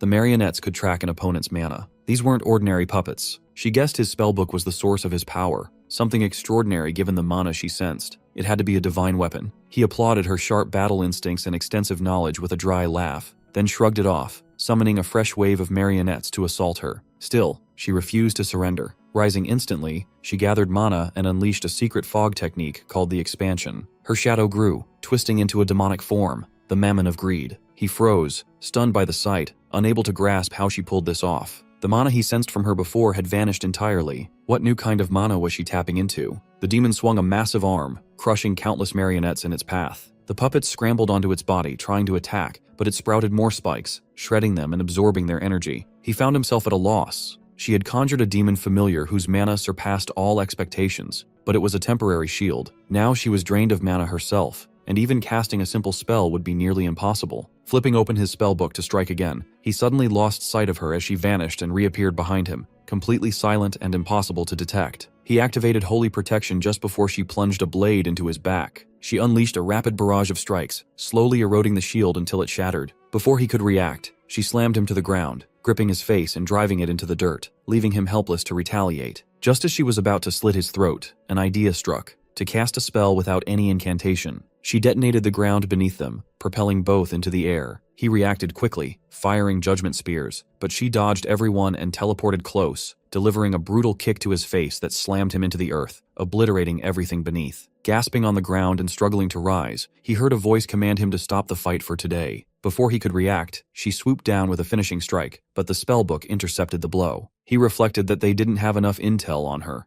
He'd assumed she was just another of Uru's countless servants, but with skills like hers, she was likely a high-ranking officer. In his current condition, he stood no chance. She snapped into a defensive stance and noticed black blood trickling from his mouth. She recognized it as the infamous black blood of the tribe once thought extinct. He grinned, admitting this was why he avoided spilling his own. She finally realized the marionettes from the banquet were formed from blood and a tasting stone. The Black Blood tribe had originally created both, and he was the one who massacred them. He didn't deny it, confessing he'd been found out and that continuing his work would be difficult from here on. Launching another attack, she aimed to finish him for good, but as he tried to teleport away, the Mammon Summon remained firmly behind. She and the demon combined their assault on his protection, but even together they couldn't break through, until a portal tore open inside the domain. Surprised that anyone could interfere here, she watched as Cyan leapt through, slicing the protection open and creating an opening for their next assault. The shield abruptly shattered into pieces as Karam materialized, her lips curling into a smile while she watched Hearthcrea struggling to regain his breath. He demanded to know how she tracked him down, and what her purpose was here. She let out a sharp laugh, saying she could smell it, the foulness that a hypocrite like him spread in the air. He reminded her that he had already warned her she picked the wrong side. Without warning, he transformed into a larger, more imposing form, with wings broader than before, surpassing even the authority of the god's top seraphim. The shield surrounding Boris intensified, expanding in size and power, forcefully throwing Sarika out of the immediate area. Despite this, Cyan remained steadfast, resisting the overwhelming force. Even Hearthcrea stood in shock, unable to believe he could withstand the top god's authority, a power the angel couldn't endure even with the demonic sword's aid. Boris offered to assist in defeating him, pointing out that the demonic sword's wielder was right before them and must be eliminated immediately. Hearthcrea tried to intervene, cautioning that they weren't strong enough for this fight. Cyan shouted Boris's name as he tore through the shield and slashed at the angel's book, pushing deeper toward its core, intent on stabbing the seraph in the chest. He finally grasped that the black fog shrouding the sun symbolized Cyan. If this man was a blade destined to become part of Asher's future, then he was a threat that had to be eradicated. He kept repeating to himself that Cyan was someone who must be eliminated. The angel charged forward, preparing a final strike he believed would end him once and for all. Sarika noticed the surge of powerful mana charging in the air and realized Cyan wouldn't withstand it much longer. She knew she had to act before disaster struck. While he and Boris clashed, Cyan activated his Unshakable Root spell, freezing the seraph in place to prevent any escape. Boris countered by summoning a hellhound, aiming to devour him, but at the last moment, Sarika arrived just in time to rescue him,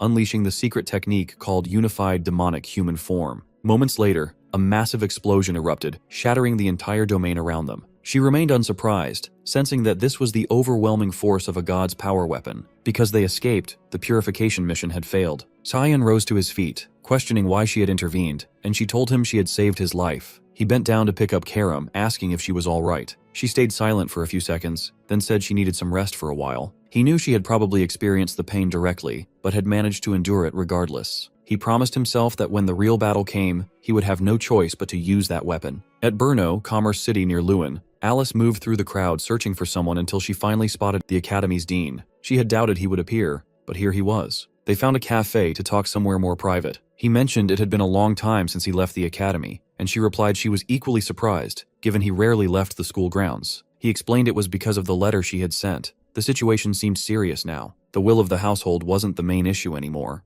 Ashel and Lewin represented the bigger problems. She asked if he knew anything about the man. He replied he wasn't entirely sure, then asked what she would think if Ashel became the household head. She looked down, mentioning that countless silenced citizens had joined the Knights of Light. He would likely become the leader of the Empire's most powerful army. The dean nodded, adding that Lionel, his grandson, would probably command the knights alongside him. Alice looked up, saying that was exactly what worried her, then asked his opinion of his grandson. He glanced down, recalling that once, long ago, her brother Kyan had asked him whether he valued the Empire's prosperity or the honor of his household more. It was as if Kyan had foreseen the future. The dean admitted he hadn't been cautious enough about what they might do, his face darkening. She asked what he meant, and he told her he didn't know for certain, but urged her to leave the Empire for a while. A great disaster was looming. He would do what he could to make things right, but couldn't guarantee anything. She asked what disaster he meant, and he warned that a coup d'etat was brewing. Signs of internal conflict aimed at seizing the throne. Alice stood before the window, her mind tangled in thoughts about the coup d'etat warning. She hadn't expected Ashel and Lionel to plot something like this. How did Dean Kendall and Cyan already know? Suddenly the door swung open, startling her as Emily and Brian stepped into the safe house. Approaching them, she greeted the pair and immediately asked if they had been living with Kyan at the academy. Emily nodded, smirking, teasing that young Master Kyan still needed her around. The idea of him sharing the academy with two women unsettled her. Brian explained he had urgent matters and had sent the three of them here. She noticed only Brian and Emily were present and realized Nana was missing. Their hearts sank. Nana had been there moments before, but they hadn't kept an eye on her. Taking charge, she stated that if this person was close to Cyan, then she was important to them too. They needed to search for her together immediately. At Bernea's harbor, a ship slipped away from the dock. The elf confirmed they were ready to depart. The werewolf commented that the bay looked especially nice this time and suggested reporting it to the captain. Before leaving, they spotted someone standing nearby, Nana, confident and serious. Leaning in, they asked if she had been abandoned by her parents. She pointed toward the distance, shouting that she smelled something familiar there. Instantly, they recognized a chance for easy profit and tried to lure her aboard by promising candy and food. Though she looked too old to fall for the candy trick, her eyes lit up at the mention. They put on friendly smiles and laughter, but she recalled Cyan's warning about strangers offering candy. Still, she pushed her doubts aside and pretended to follow them. The basement door swung open for her. Thoughts of him flooded her mind again, reminding her never to enter dark, confined spaces if someone beckoned her inside. Yet she ignored the caution and stepped in without hesitation. Once inside, the door slammed shut behind her.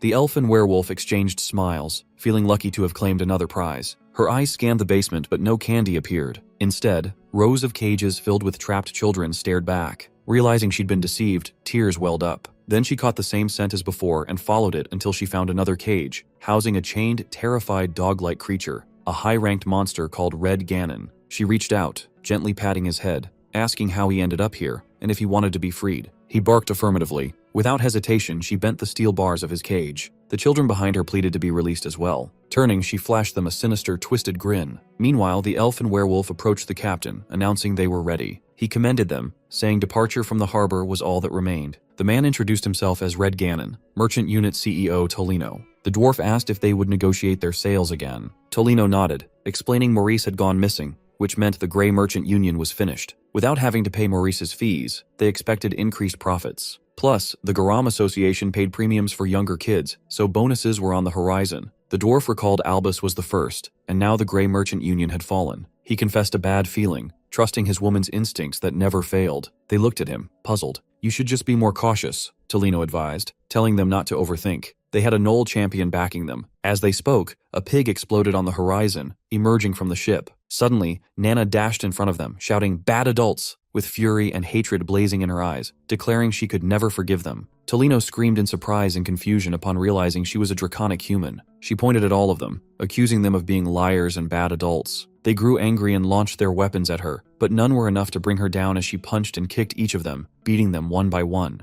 At his last resort, the man ordered the monster to bring her to him alive. She quickly ran toward him, wielding a hammer that smashed down and destroyed the ground beneath her. He shouted in frustration, reminding the beast she needed to be kept alive, but she hadn't died yet. The strike hadn't even fazed her as she held the hammer with one hand, effortlessly. She looked at him and noticed the chain around his neck and the symbol on it. He swung his sword again, and she backed away. Dodging all their attacks, he screamed, asking how they couldn't defeat a little kid, insisting he was big enough to win against her. The monster under his control growled and charged a heavy swing, but before landing it, she punched the creature, sending it straight into him. He had no time to react, so the beast fell right on top of him. Elisa and Brian noticed smoke and sounds coming from nearby while searching for her. Brian suggested she might be over there, sensing a surge of mana in that direction, urging them to hurry. Meanwhile, the man was trying to recover from the fall and used a gem, ordering the monster to kill him. His heart dropped when he realized the shackles had been broken, and he no longer had control over it. The beast growled, looking at him with a devious gaze. It approached and crushed his hand by leaning on it. She then confronted the monster, moving closer. She brought a small gnoll creature and asked if he was their parent. He smiled upon seeing them. Then she said goodbye as they parted ways. Now she missed Cyan even more after witnessing this wholesome scene. She heard a voice behind her, thanking her for saving them. Turning around, she wondered what to do with all of them. She called out to the man's servants, telling them they needed to take responsibility and bring the children to their homes. But she warned that if they didn't, she would simply eat them. They complied, having no other choice, and took the children to their respective homes. She had saved them all, and wondered if Cyan would praise her for that. She had finally done a good thing without causing trouble this time, and wished he would. Suddenly, a hand reached out and patted her head. She turned and saw Cyan smiling brightly. She asked how he had found her, but he said it would be strange if he hadn't, given all the mana coming from her. Seeing no one else inside the safe house, it was obvious she had been missing. He told her with a warm smile that he would find her no matter where she was, because he was her papa after all. However, he couldn't ignore the immense mana radiating right now. Suddenly, Brian and the others finally reached the place, expressing relief that Nana was okay. But Cyan was angry at Brian for not doing his job properly. Alice was surprised to learn the child they had been searching for was a draconic human. Meanwhile, in the Uchif Empire's capital, at Gwizdal Estate, someone ran to the front door, asking what was going on and why someone who usually stayed at the academy would come here out of nowhere.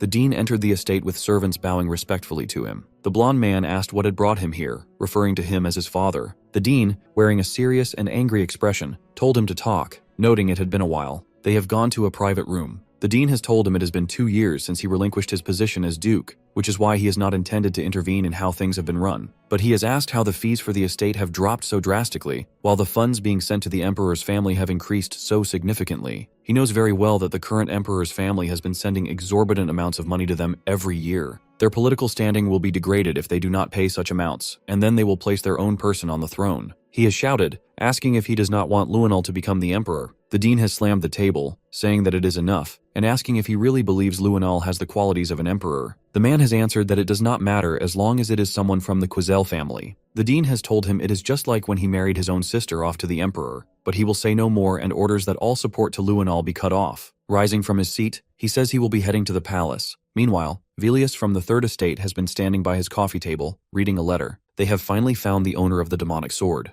Although he has been setting plans each time, he is worried they would be ruined once again. Alice's sudden resignation from the knighthood has been unexpected, but he has held a stronger claim when it comes to inheriting the dukedom, which has been good news in that sense. Her eyes, full of resentment, suggest she probably knows something, and that has been starting to get on his nerves. Suddenly, a teleportation circle has appeared beside him, and Boris Lahellam has stepped out, greeting him formally. Ashel has gotten up, asking what this is about and if this is the true appearance of the Black Blood tribe. Boris has apologized for it, saying he had not meant to reveal this form of himself. Ashel has asked who has done this to him, and the other man, with a frustrated expression, has told him that his brother Cyan has driven him to this point. Ashel has grown angry and frustrated when he has heard that name. Boris has said that at the same time he has been able to achieve his goal and has pulled out some marble-like mana, saying it is the mana of the demonic sword he found during the Banquet of Blood. Now that the owner of the demonic sword has been found, Ashel should finally understand that Cyan is the one and has been ruining all of his plans. He has expressed disappointment at being completely unaware of it until now. Boris has admitted he wanted to eliminate Cyan but was not powerful enough. He has urged Ashel to step in, saying he has fought Cyan before and knows it will not be easy, but believes he can do it. Still, he warns it is not the time yet. Since the followers of the Black Fog are with Cyan, the situation has become difficult to predict. Ashel has asked if there is a plan, and Boris has told him to follow the prophecy. The saying will guide him to where the sword is, to where the Holy Sword lies. He needs to find the Holy Sword to Durandark. Kellen has been surprised to hear mention of the sword, and has felt the need to report this to Cyan immediately. But before he can move, Boris has appeared behind him, calling him a rat and grabbing him by the neck. Ashel has confronted Boris, saying he has found him very suspicious lately and that he has been fooled for the longest time. Meanwhile, Lunav has been reading many books but has not found what she is looking for. The ancient texts she found in Instructor Boris's lab that day have been written in an ancient language, and if it were not for the spell forcing her out, she could have found out more. What she has managed to learn so far is that only 2 books in the world are written in that language, the Divine Scripture and the Demonic Scripture. It has seemed more like the Divine Scripture, but why would something like that be in his lab? She has not found anything yet about the contents or use of the books. Now she thinks her only option is to look in the Garam Association's archive of forbidden texts. Suddenly, she has been surprised from behind by Princess Erin. The princess has asked what she has been thinking about so deeply that she did not notice her presence. Lunav has asked what brings her here at this time, and Erin has blushed and turned away, asking if she has seen Cyan lately. Lunav has denied it, saying she has been spending most of her time at the library recently. Erin has smirked and asked if she has missed him. Lunav has disagreed but admitted it feels strange that he suddenly stopped coming to school, her face turning pale like white bread. She has comforted the princess, saying there is no need to worry and that he will come back eventually. Arin, confused, has asked how she can be so certain, and Lunav has answered that she just knows. Suddenly, Leximus has entered the room, saying there is a big problem and handing her a letter, telling her it is from the palace and she needs to read it. She has opened it after scolding him for reading her private letters, and the first thing she has noticed is handwriting resembling her father's. The letter's content confirms the sturdy relations between the wards and the palace, and notifies her of the engagement between the 5th princess, Erin Savers, and Sire Cyan Vert. She has frozen as she reads those words, her cheeks burning bright red, continuing to read. Inside Emperor Dejan's chambers, he murmurs a quiet thanks as Violet hands over a glass of water. She brushes it off, saying there is no reason to thank her, and that looking after him is the least she can do, considering she is his daughter. He waves off her concern, calling it nothing serious, just a common cold. She wishes he would get better soon, saying it stings to see him like this, clearly suffering. He gives her another small reassurance not to stress over it. Then, without a knock or a word of warning, the teen barges into the room. He greets the Emperor and introduces himself without hesitation. Violet quickly rises to her feet, excusing herself so they can speak in private. The Dean takes a moment, noting how unwell his host truly looks. Cheeks sunken, frame withered, more bones than body. The Emperor acknowledges it, admitting he feels ashamed to receive an honored guest in such a deteriorated state. The visitor asks how long his condition has been this bad, and the ruler replies it started out feeling like a cold, but has not gotten better in the slightest. With a somber expression, the Dean says he regrets not coming sooner. The Emperor leans forward, guessing the real reason for the visit, saying he has only ever shown up when the Empire is standing at the edge of disaster. He locks eyes with him, expression sharpening, and asks if this is about Luinal, already seeming to know what is going on. The Dean admits it, saying he is in the dark about most of it, but now realizes it is way bigger than he thought. The Emperor charges mana into his palm, confronting him head-on but saying there is no need to panic. As long as he is breathing, Luinal will not be a threat. The Dean picks up on the energy swirling in his hand, intense but erratic, and realizes whatever is wrong is not just on the surface. Between strained breaths, the Emperor adds, there is something else bothering him, how Princess Erin is faring at the academy. His guest tells him not to worry, as she is sharp, driven, and packed with talent, and she will grow into a solid ruler. The Emperor softens, relieved, though unease lingers,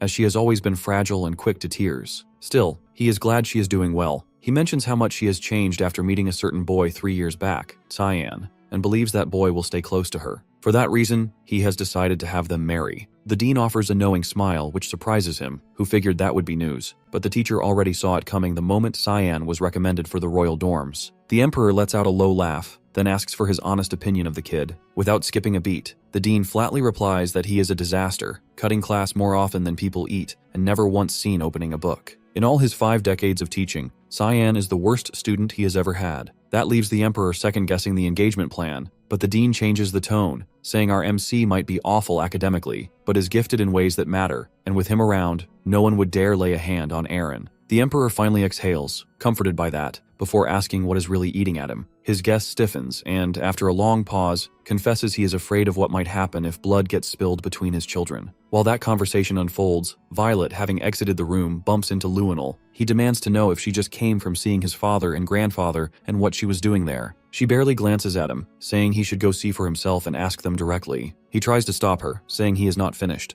but she brushes him off, calling him irritating. That ticks him off, and his voice rises, asking if she wants to start something. She throws him a sly smile, saying she would not stoop low enough to hate him. He snaps, asking what the hell that is even supposed to mean. She grabs his face without warning, grip tight, leaning in, and says she thought he, of all people, would understand. Close to his ear, she whispers that she knows what he has done, that he has tried to kill every one of his siblings. He slaps her hand away, warning her to shut up if she does not have proof, then turns on his heel and storms off, announcing he will get answers directly, and next time she should learn to keep her mouth shut. As he walks toward the room, rage burning in his gut, his thoughts spiral. Someone has betrayed him. The question is, who and how much does Violet know, and what is she plotting? Elsewhere, Princess Erin fumes after hearing the news, wondering how her father could decide something this massive without even talking to her. To protest, she slams her head against the desk, though she admits she does not hate the idea and that it probably makes political sense. But still, he should have said something. Leximus, meanwhile, is practically buzzing, saying he is all in and that he watched her go through heartbreak before, so this feels like fate or divine timing. She lifts her hand dramatically, declaring she will take young Master Cyan for herself. That is when someone barges in, scolding Leximus for making a racket in the library and bothering the princess. The moment she sees him, she grabs her noisy companion and hauls him out. He asks Lunav what is going on with the two of them, but she dodges the question entirely, cutting straight to hers, asking if he likes Aaron. He blinks, caught off guard,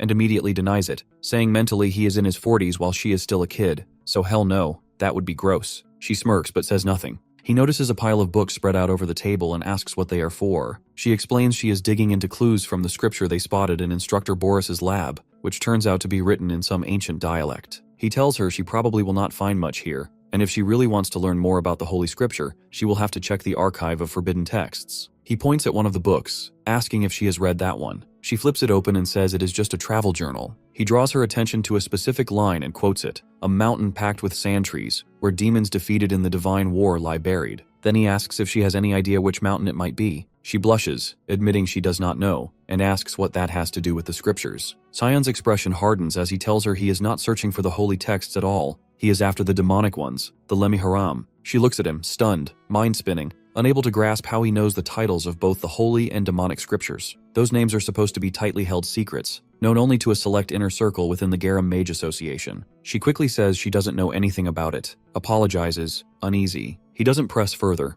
just turns and starts walking off, telling her to reach out if she discovers anything related. Once he's gone, she speaks to the presence lurking behind her, calling her out, Lamella. The mage steps forward, bowing her head, explaining she was ordered not to leave Lunav alone under any circumstances. Lunav narrows her eyes, not buying it. It sounds more like surveillance than protection. Her tone shifts, firm and cold. She tells Lamella not to move an inch but to answer plainly. Hearthcrea and Lemmiharam. How many people within the association would even recognize those names? Lamella admits barely anyone. Speaking those names out loud is forbidden. She has no clue how someone so young could know about them. Lunav orders her to pull whatever record she can find on them from the archive of forbidden texts. The mage panics, saying if she goes through with something like that, she could end up dead. Mr. Regens would explode, but Lunav fixes her with a sharp, dangerous stare, reminding her that she too has the power to make Regens furious with just one word. They need to figure out how he learned this. She lays it out clearly. Lamella has a choice to make. The mage swallows her fear, nods, and quietly excuses herself. Message received.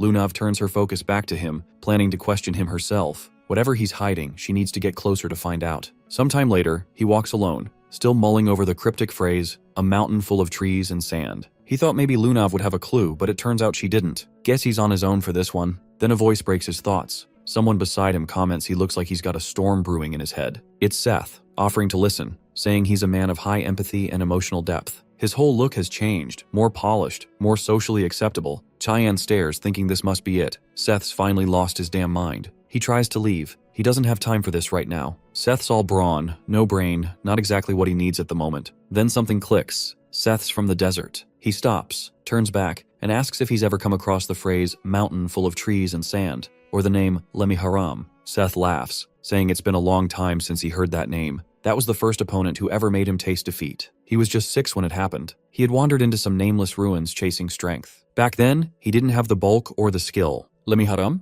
A nightmare, massive, wild, and overwhelming monster. He stood no chance, blacked out mid-fight, came to with no injuries, must have bolted on instinct. It was humiliating, but if he hadn't run, he wouldn't be alive now. Cyan blinks. Wait, so Lemmiharam isn't a book. It's a creature? Seth nods. No getting around it. He has to see this thing with his own eyes, asking where the ruins are. Seth admits he doesn't know the ruins' exact name, but the region? It was called Nordeli. In the old tongue, Nordeli literally means mountain of trees and sand. Cyan freezes, then yells, he needs to go there right now. Seth looks confused. This level of enthusiasm from him is almost terrifying. Seeing him like this throws Seth off. He can't believe it. Cyan actually wants to go on an adventure. His thoughts drift back to when his friends used to ditch him, crying to their moms, running away even when he swore he hadn't broken anything this time. Someone used to dry his tears, telling him not to worry, that someday he'd find someone who liked him just as he was. If he kept working hard, one day he'd find a friend who'd go on an adventure with him. Tears fill his eyes, not from sadness this time. This is that moment. Without hesitation, he agrees, then dashes off, literally breaking through a wall to get packed. While everyone else was caught up in the moment, they didn't notice Lunav. She'd been listening to them the entire time. from the very beginning. Cyan returns to his quarters. Brian steps forward, handing him a sealed letter. It's from the palace. He opens it, skims the contents, and right there at the top, it hits him. He's been officially engaged to Princess Erin. So that's what Lunav meant when she asked if he loved her. He sighs. Great, another headache to add to the pile. He'll deal with it later. He grabs a change of clothes, preparing for the journey with Seth. As he does, he tells the others to keep an eye on Nana while he's away. Nana's calm, not even worried. Her only question, does this mean she's finally getting a mom? Brian nearly chokes, yelling, wait, is he really planning to defy a direct order from the Emperor? Cyan doesn't sugarcoat it. He says where this road leads, there's no happy ending waiting. He'll either be hunted down for life or executed, either for blasphemy or for killing the Empire's last shred of hope. He won't drag Erin into that kind of ending. Then, without another word, he shuts the door behind him. Gone. Emily's voice trembles. She feels awful, knowing he's carrying this alone. And meanwhile, Ashul, their older brother, is the one playing villain. Brian gently rests a hand on her shoulder, saying they won't let things end like this.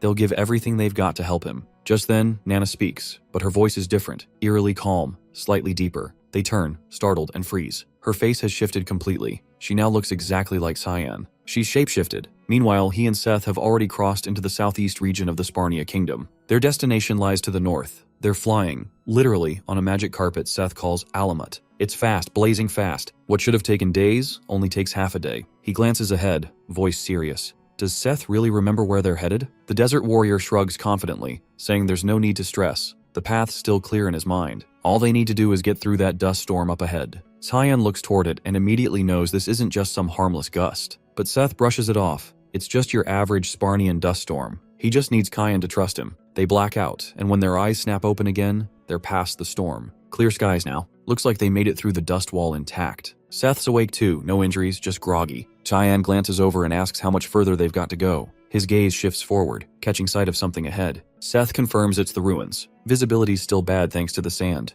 but the place is massive. He mentions the mage is likely the first outsider to ever set foot here, besides himself. Cyan questions that, side-eyes him, not buying it. Says he's picking up traces. Too many people. They weren't first. Tiny figures start moving through the haze. Men riding camels and weaving around the ruins, clearly scoping the place. They murmur about heading in and staying sharp. The group halts at an entrance, some sort of door covered in old inscriptions. The pair hang back, watching from a distance. Cyan leans toward him, wondering aloud who these guys might be and saying they should stay on alert. Before he even finishes, Seth breaks into a sprint, diving straight in. The strangers dodge cleanly, unfazed, demanding to know who the hell he is. He stands tall, states his title, Prince of Sparnia, then flips it, asking who they are and what they're doing here. As tension spikes, he blurts out that he's not alone and points toward Cyan's position. They freeze at the name, asking if he's actually present. There's recognition. They clock who both of them are. Now that they know these two are aware of the ruins, they say there's no way they can be allowed to leave. One of them channels energy into his weapon,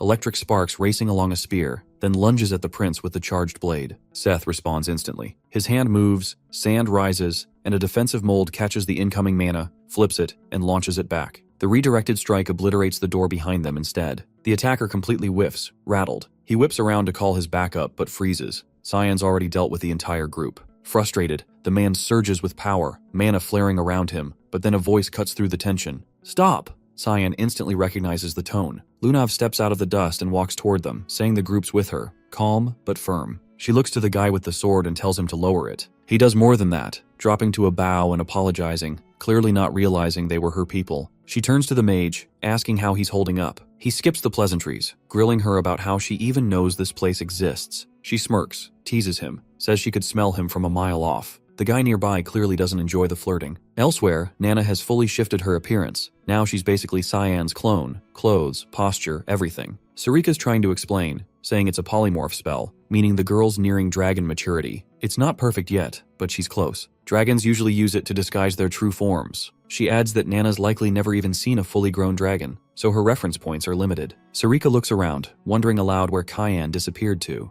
Brian shrugs, having no clue. She leaves Ned behind and pulls the door shut. Brian finally spots the mage, muttering that covering for him is starting to be a full-time job. Back at the ruins, Lunav says she wants to explore the interior with Cyan. Karen instantly pushes back, saying it's way too risky. She counters, saying these guys are terrified. No one's ever come out alive from inside, so she suggests they stick together. Karen argues back, pointing out that every person here is over 7 stars in mana power. They're not ordinary, and she needs to trust that. Seth raises his hand, casually mentioning he's already been inside and made it back. Everyone freezes. No way they believe that. He doubles down, saying he's serious and offering to guide them in. Mentions there's a swarm of lizardmen guarding the entrance. Cyan perks up at that. Lizardmen? He hears they've already smashed through the front gate. Suddenly, a giant foot stomps into frame. More follow. Dozens of lizardmen swarm the ruins, charging straight at them. The group readies for battle. Lamella steps ahead, positioning herself between Lunav and the oncoming creatures. Meanwhile, Karen and the other fighters surge forward to engage. They go all in, but even at their strongest, it's not enough. The tide of lizardmen keeps swelling. They're burning mana fast, and it's obvious they won't outlast the wave. Then something shifts. Lunav stiffens. She senses an overwhelming surge of mana. It's heavy, unnatural. Cyan taps into the Sphere Void, the same spell he's used before,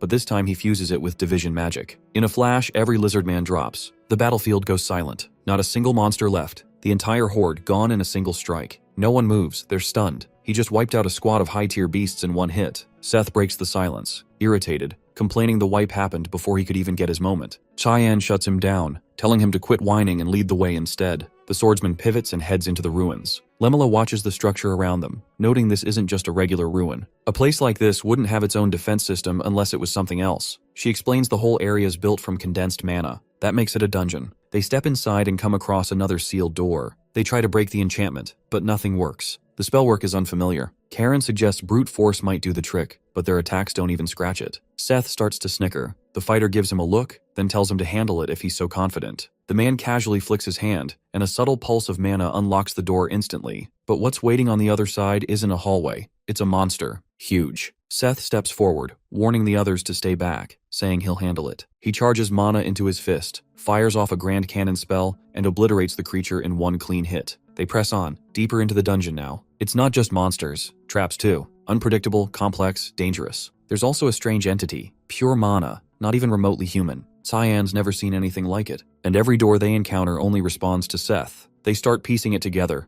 The ruins are attuned to his bloodline. Lunav confirms it, saying the Sharkans are the ones who built this place. She found the info buried deep in the archive of forbidden texts. Cheyenne frowns, not entirely buying it. Something doesn't sit right. She turns pink, smiling, swearing she doesn't lie to people she actually likes. He doesn't let it land, firing back that he doesn't trust logic built on feelings. She sits down quietly, then says something different. The Garam Association's been chasing both the divine and demonic scriptures for decades. She explains they believe the divine armor could push the Garam kingdom to greatness. For her grandfather, it's more than politics. It's damn near a religion. He thinks the armor's the key to ruling the continent. Cyan chuckles, calling it bullshit, saying power like that doesn't save anyone. It gets people killed. Her smile fades. She stares at him, then asks why he wants the demonic scripture. The same question, twice. He smirks, saying he wants to ruin it. Not use it, not fulfill some prophecy, just wreck it. Because wrecking it sounds way more fun than watching another kingdom turn it into a throne. Lunav lights up, eyes wide, smile spreading, saying she's in. She'll help him. He blinks, asking what the hell she means by that. She leans in, saying she'll help get the book just because she feels like it. He groans, telling her to get some sleep. She grins and refuses, wanting to stick around longer. He stands up immediately and walks off, wondering why he's even talking to a 12-year-old about this. Karen's been nearby the whole time, overhearing everything, and he's not loving the vibe. Jealousy rising, anger simmering. They reach the final doorway. Seth steps up and opens it, mentioning it's been a long time since he last came through here. What lies beyond stuns everyone. A massive chamber. And in the middle, something ancient and unnatural. An object pulsing with dark energy. Definitely not normal. Cheyenne points to it, asking if this is the Lemiharam. Seth warns him, telling him to keep his distance, saying he's way too close to the source. But before anyone moves, the artifact flares to life. Lunav shouts for everyone to back off. Something's wrong. The mana coming off this thing feels dangerous. The Lemiharam begins to twist, shaping a body from pure mana, forming into a monstrous figure. The air shifts, the world around them distorts, and a whole new realm unfolds before their eyes. This thing isn't just a monster, it's something else. And Cyan can't even tell if this is really the demonic scripture they've been chasing, or something much worse. Without warning, the monster lunges. Garu bolts forward, unleashing a bolt charge straight into it, but the thing doesn't even flinch. The impact does nothing. Everyone gathers their magic, synchronizing it into a single concentrated blast. They fire together, the strike knocking it down, but barely. It's still very much alive. Lunav steps in next, casting a freeze spell that locks its limbs in ice. Shouting toward Mela Aronis, she calls her in to land the final hit. Mela leaps high, slashing down with her Nova Brinker at full power. The creature doesn't budge. Then it swipes. Hard. She gets knocked out of the air. Seth retaliates, stomping the ground and channeling his magic into Sandstomp. A whirlwind builds, circling him in a tornado of grit and force. Lunav watches, hopeful. The fight seems within reach, but something feels off. that gut-twisting, sinking feeling she can't shake. The monster smashes through the cyclone with a single hit, like swatting a fly. His magic shatters on impact. It lunges again, but Cyan steps in, activating Obsession Void Sphere. The explosion of dark mana hits clean. This time it falls. No movement. It looks dead. Too dead. Everyone stands there stunned. He might have just ended it, too quickly. Koram watches. So does Garoon, eyes fixed, fists clenched. The fact that Cyan's beside Lunav, it eats at him. Before the moment sinks in, the creature starts shifting. Its form warps, fading back into whatever its original shape was. Then the realm around them collapses. They're back in reality. Cyan looks around, straight to Seth. "Where's the demonic scripture?" he asks. Seth blinks, shakes his head, saying he's never gotten this far before and has no idea. Out of nowhere, bones ignite. Blue flames crackle from the skeletal remains. Spirals of blue wind tear upward from the ground. In seconds, both are swallowed by it. The ground beneath them caves in. Mela grabs Lunav's arm to stop her, saying it's too late, that even Cyan wouldn't survive what just happened. But she doesn't flinch. She looks at the rubble, eyes hard, insisting he's still alive. She tells Mela to help her clear it. The other mage hesitates, unconvinced, but Lunav turns to her, dead serious, saying she feels him. They're linked. She knows he's still out there. Meanwhile, Cyan and Seth aren't in the same world anymore. They've landed in some other dimension entirely. Standing before him now is something else. A creature. Massive. Pure mana. Its name etched into the air around it. The Palarok. Its presence dwarfs everything that came before. He spins around to check on Seth, but what's left of the kid isn't good. His body's charred, twisted, burned through. The last attack hit him head on. Kid didn't stand a chance. Too young. Too human. His body couldn't take it. Cyan tightens his jaw, fury bubbling. The Palarok lets out a guttural roar. No one can see him here. No one to interfere. No rules. He tilts his head, a slow grin spreading, saying he's in a seriously shit mood right now. So whoever this monster is, it picked the wrong person to mess with. They both rush at each other, practically crashing mid-sprint. Cyan draws the fog sword, activates Fog Storm, and slices clean through the beast's body. But he doesn't slow down. His movements keep flowing, unleashing a chain of strikes, a full combo. He cuts off all its limbs, then takes the head. The creature doesn't fall silent. It speaks, telling him he's the first human to ever reach this point.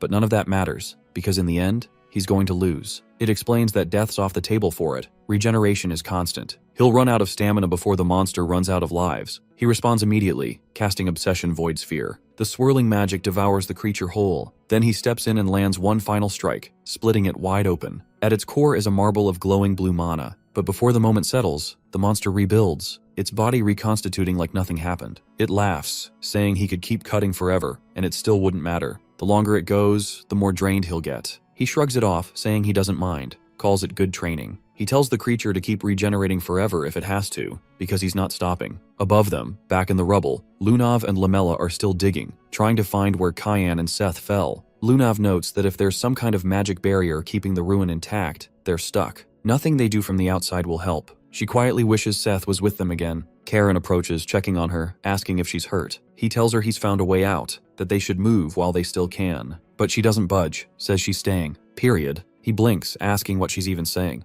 The whole place is about to come down. They've got minutes, maybe less. She turns toward him, firm, unreadable. Cyan's trapped. She's not leaving. If he's going to bail, fine. He can go. Karen snaps, saying there's no way anyone could survive getting buried under that. She answers without hesitation that Cyan's not dying that easy. His voice rises, screaming now. Why is she so obsessed with him? Did she ever care about them? He brings up Azra Moore, Candle, all of them, dead, right in front of him. And now what? She's going to throw their lives away too. He offers to escort her out, saying he served her faithfully for years, and if she was going to fall for anyone, it should have been him, not Cyan. He tells her no one else on this planet gives a damn about her the way he does. They're meant to be. She looks him dead in the eye, her face twisting. Contempt, plain and sharp. She says she could say that about Cyan, but not him, and that hearing it from Karen makes her feel sick. That breaks something in him. He snaps, saying he doesn't care if she mocks his feelings anymore, and if she won't come willingly, then he'll force it. Lamela steps between them, telling him he's going too far. He grabs her by the throat and slams her into the wall. Electric energy bursts from his hand, surging through her. She goes limp. He turns back to Lunav, saying it's just the two of them now. But a voice cuts through the silence. Calm, detached. "Put her down!" he yells, demanding the speaker show themselves. A giggle echoes. Then the voice replies, amused. "All right, since you asked nicely, but you'll pay for opening your damn mouth." Elsewhere, Seth wakes up. He's not sure where he is. The place looks nothing like where he fell. All he remembers is the Lemmy Haram's blast hitting him straight on. That's the last thing. He wonders if he died. A voice, female, chimes in, saying no, not yet, and it's been a while. He blinks, confused, asking if she knows him, who she even is. She guesses he doesn't remember. It's been years. Apparently she saved his life once. She waves it off, saying it's fine, she's not here for him anyway. What she really wants is our MC traveling with him. She cups his face, saying she needs his body just one more time, then leans in and kisses him. His eyes flash open. His body, now reanimated, rises. Back in the other realms, Cyan is still locked in combat. Every technique he's ever learned, he's using it. The creature now isn't laughing. It's begging, telling him to stop. He doesn't. He strikes again. More slashes, tearing the monster apart, again exposing the mana marble. But this time he doesn't waste a second. He casts Void Sphere, then overlays it with Obsession, slicing the marble in two. The monster lets out a final scream, then dissolves completely. What's left turns to sand. Nothing more. A single slip of paper flutters out from the dust. He catches it and unfolds it, realizing it's only a fragment of the demonic scriptures. He mutters under his breath, all that effort for just a piece? If Karam were conscious, she would have known. But she's still down, burnt out from that last fight against the bullies, stuck in a coma with no end in sight. He glances around, asking himself why he's still trapped here. The dimension should have collapsed. The vessel's gone. But then he feels something. A bloodlust, razor sharp. He spins. Seth lunges at him. He dodges just in time, but the energy coming off Seth is wrong. Completely wrong. Something seriously off. Meanwhile, the voice speaking to Karen and Luna finally takes shape, condensing into a shadowy figure. Its form pulses with darkness. It tells them it had no intention of getting in the middle of anything. But then Karen tried to hurt that girl. Both freeze, caught off guard. The entity adds that if the swordsman doesn't have a damn good reason, he'll just kill him outright. The atmosphere shifts, heavier than before. Crushing. This energy isn't like the other one. This must be the real Lamihran. Thinking he might still have a chance, Karen reaches for his sword, but doesn't even get it loose. Lamihran clocks the movement instantly, irritation flashing in his eyes. With a flick of magic, he seizes the man's arm and twists it. Bone cracks. He mutters how impolite it is to answer words with violence. Then he snaps his fingers. The limb detonates, blood and bone exploding midair. The swordsman collapses, groaning. But the shadow's not done. He summons a colossal hand of magic and slams it into him, pinning him to the wall like an insect. He asks again, wanting to hear his excuse, but Karen can only whimper, pleading, begging for his life. Lamihran doesn't even blink. He casts Gigant Ixia. The massive spell crushes the man's body completely, ending it. Once it's over, the shadow turns, eyes landing on Lunav. He asks where she's planning on going. She gives a small bow, thanking him, then asks tentatively if he's the Mihran and what he plans to do with her now. He leans forward, saying he's just here to observe. The answer stumps her. She hesitates. He studies her, stepping in closer. His gaze narrows on her chest, pointing out faint traces of heart curb lingering in her aura. But someone else, someone with mana close to his, removed it. And that's why she felt familiar. He's sure now, it's that black-haired guy buried beneath the ruins. She confirms. Cyan? His interest sharpens. He asks if she's close to him. She turns the question around, asking if he's okay. Lamihran assures her he's fine, probably chatting with the spirit who owns this whole dungeon. Then he pivots toward Lamella's crumpled body, asking if it's really all right to let her die like that. Lunav looks down, pain in her voice, saying it's already too late. A wound that deep can't be healed, even with high-tier magic. She takes the blame, saying she'll carry the memory of today until the end of her life. But he offers an alternative. There is a way to bring her back, but it comes with a condition. If she's willing to accept it, he'll reveal the truth she's looking for. Elsewhere, Cyan is still locked in a brutal fight with the possessed Seth. The man's strength is off the charts now. Mana's boosted, physical power's overwhelming. Cyan is struggling, barely able to block the attacks coming at him. In the middle of the chaos, Seth lands a clean hit, nailing him in the ribs and sending him flying. No time to recover, no space to breathe. The possessed fighter even takes flight, hovering above with zero effort. When he speaks, it's not his voice anymore. He says Cyan's the first human to last this long. But playtime's over. It's time for the real fight. Cyan's eyes narrow. He demands to know who this is, but there's no answer. Just the power of the sand god, Apophis, being called forth. He braces himself, but right before the hit lands, he hears her voice. Karam's finally awake. She appears in her human form, conjuring the Black Fog's vigilance magic to block the attack. Cyan sighs with relief. She tells him she's still tired, every nap feels like not enough, and she's definitely going back to sleep once this is done. Seth hits the dirt hard, then says it's been a while since their last run-in,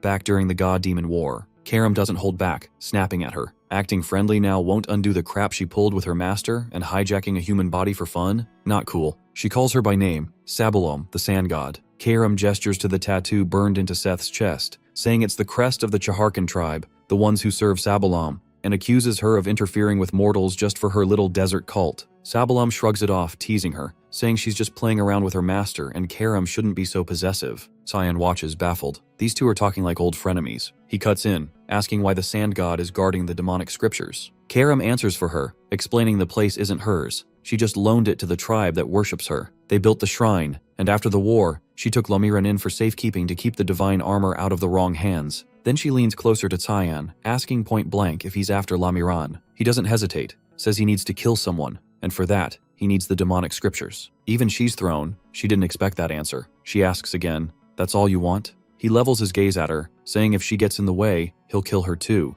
even if she's a god. She bursts out laughing, but his face doesn't change. He means it. She wipes a tear from her eye, still chuckling, then says fine. She's made her decision. She'll tag along, watch his journey. Through Seth's body, he raises a brow, saying stealing a body like that is kind of messed up. She waves it off, saying she's only borrowing it occasionally and won't overdo it. And while she's here, he doesn't need to worry about Seth dying again, especially not from something pathetic, like a cold. Cyan stares at her for a beat, thinking if she's riding shotgun in Seth's body, then he won't die the same dumb way he did in his last life. Not a terrible deal, he agrees. She grins, saying it's time to move. She taps the ground with her foot, and the stone floor begins to rise. Before it lifts too far, she looks back at him, smirks, and says goodbye. The ground beneath them cracks open, then swallows them whole. When it spits them back out, they're exactly where they'd once been, trapped under all that rubble. Seth blinks awake, disoriented, lost. He doesn't know where he is or why he's still breathing. Lunav sees Cyan first, then Lemela. Relief washes over her face like a crashing wave. She'd been terrified he wouldn't make it back. He scans the ruins. It's absolute devastation. He asks what happened here, because if this place was under Sabalom's protection, then whatever tore through it had to be Mihran's work. Then his gaze falls on the scriptures, now in her hands. That answers that. She tells him only she and Lamela made it out.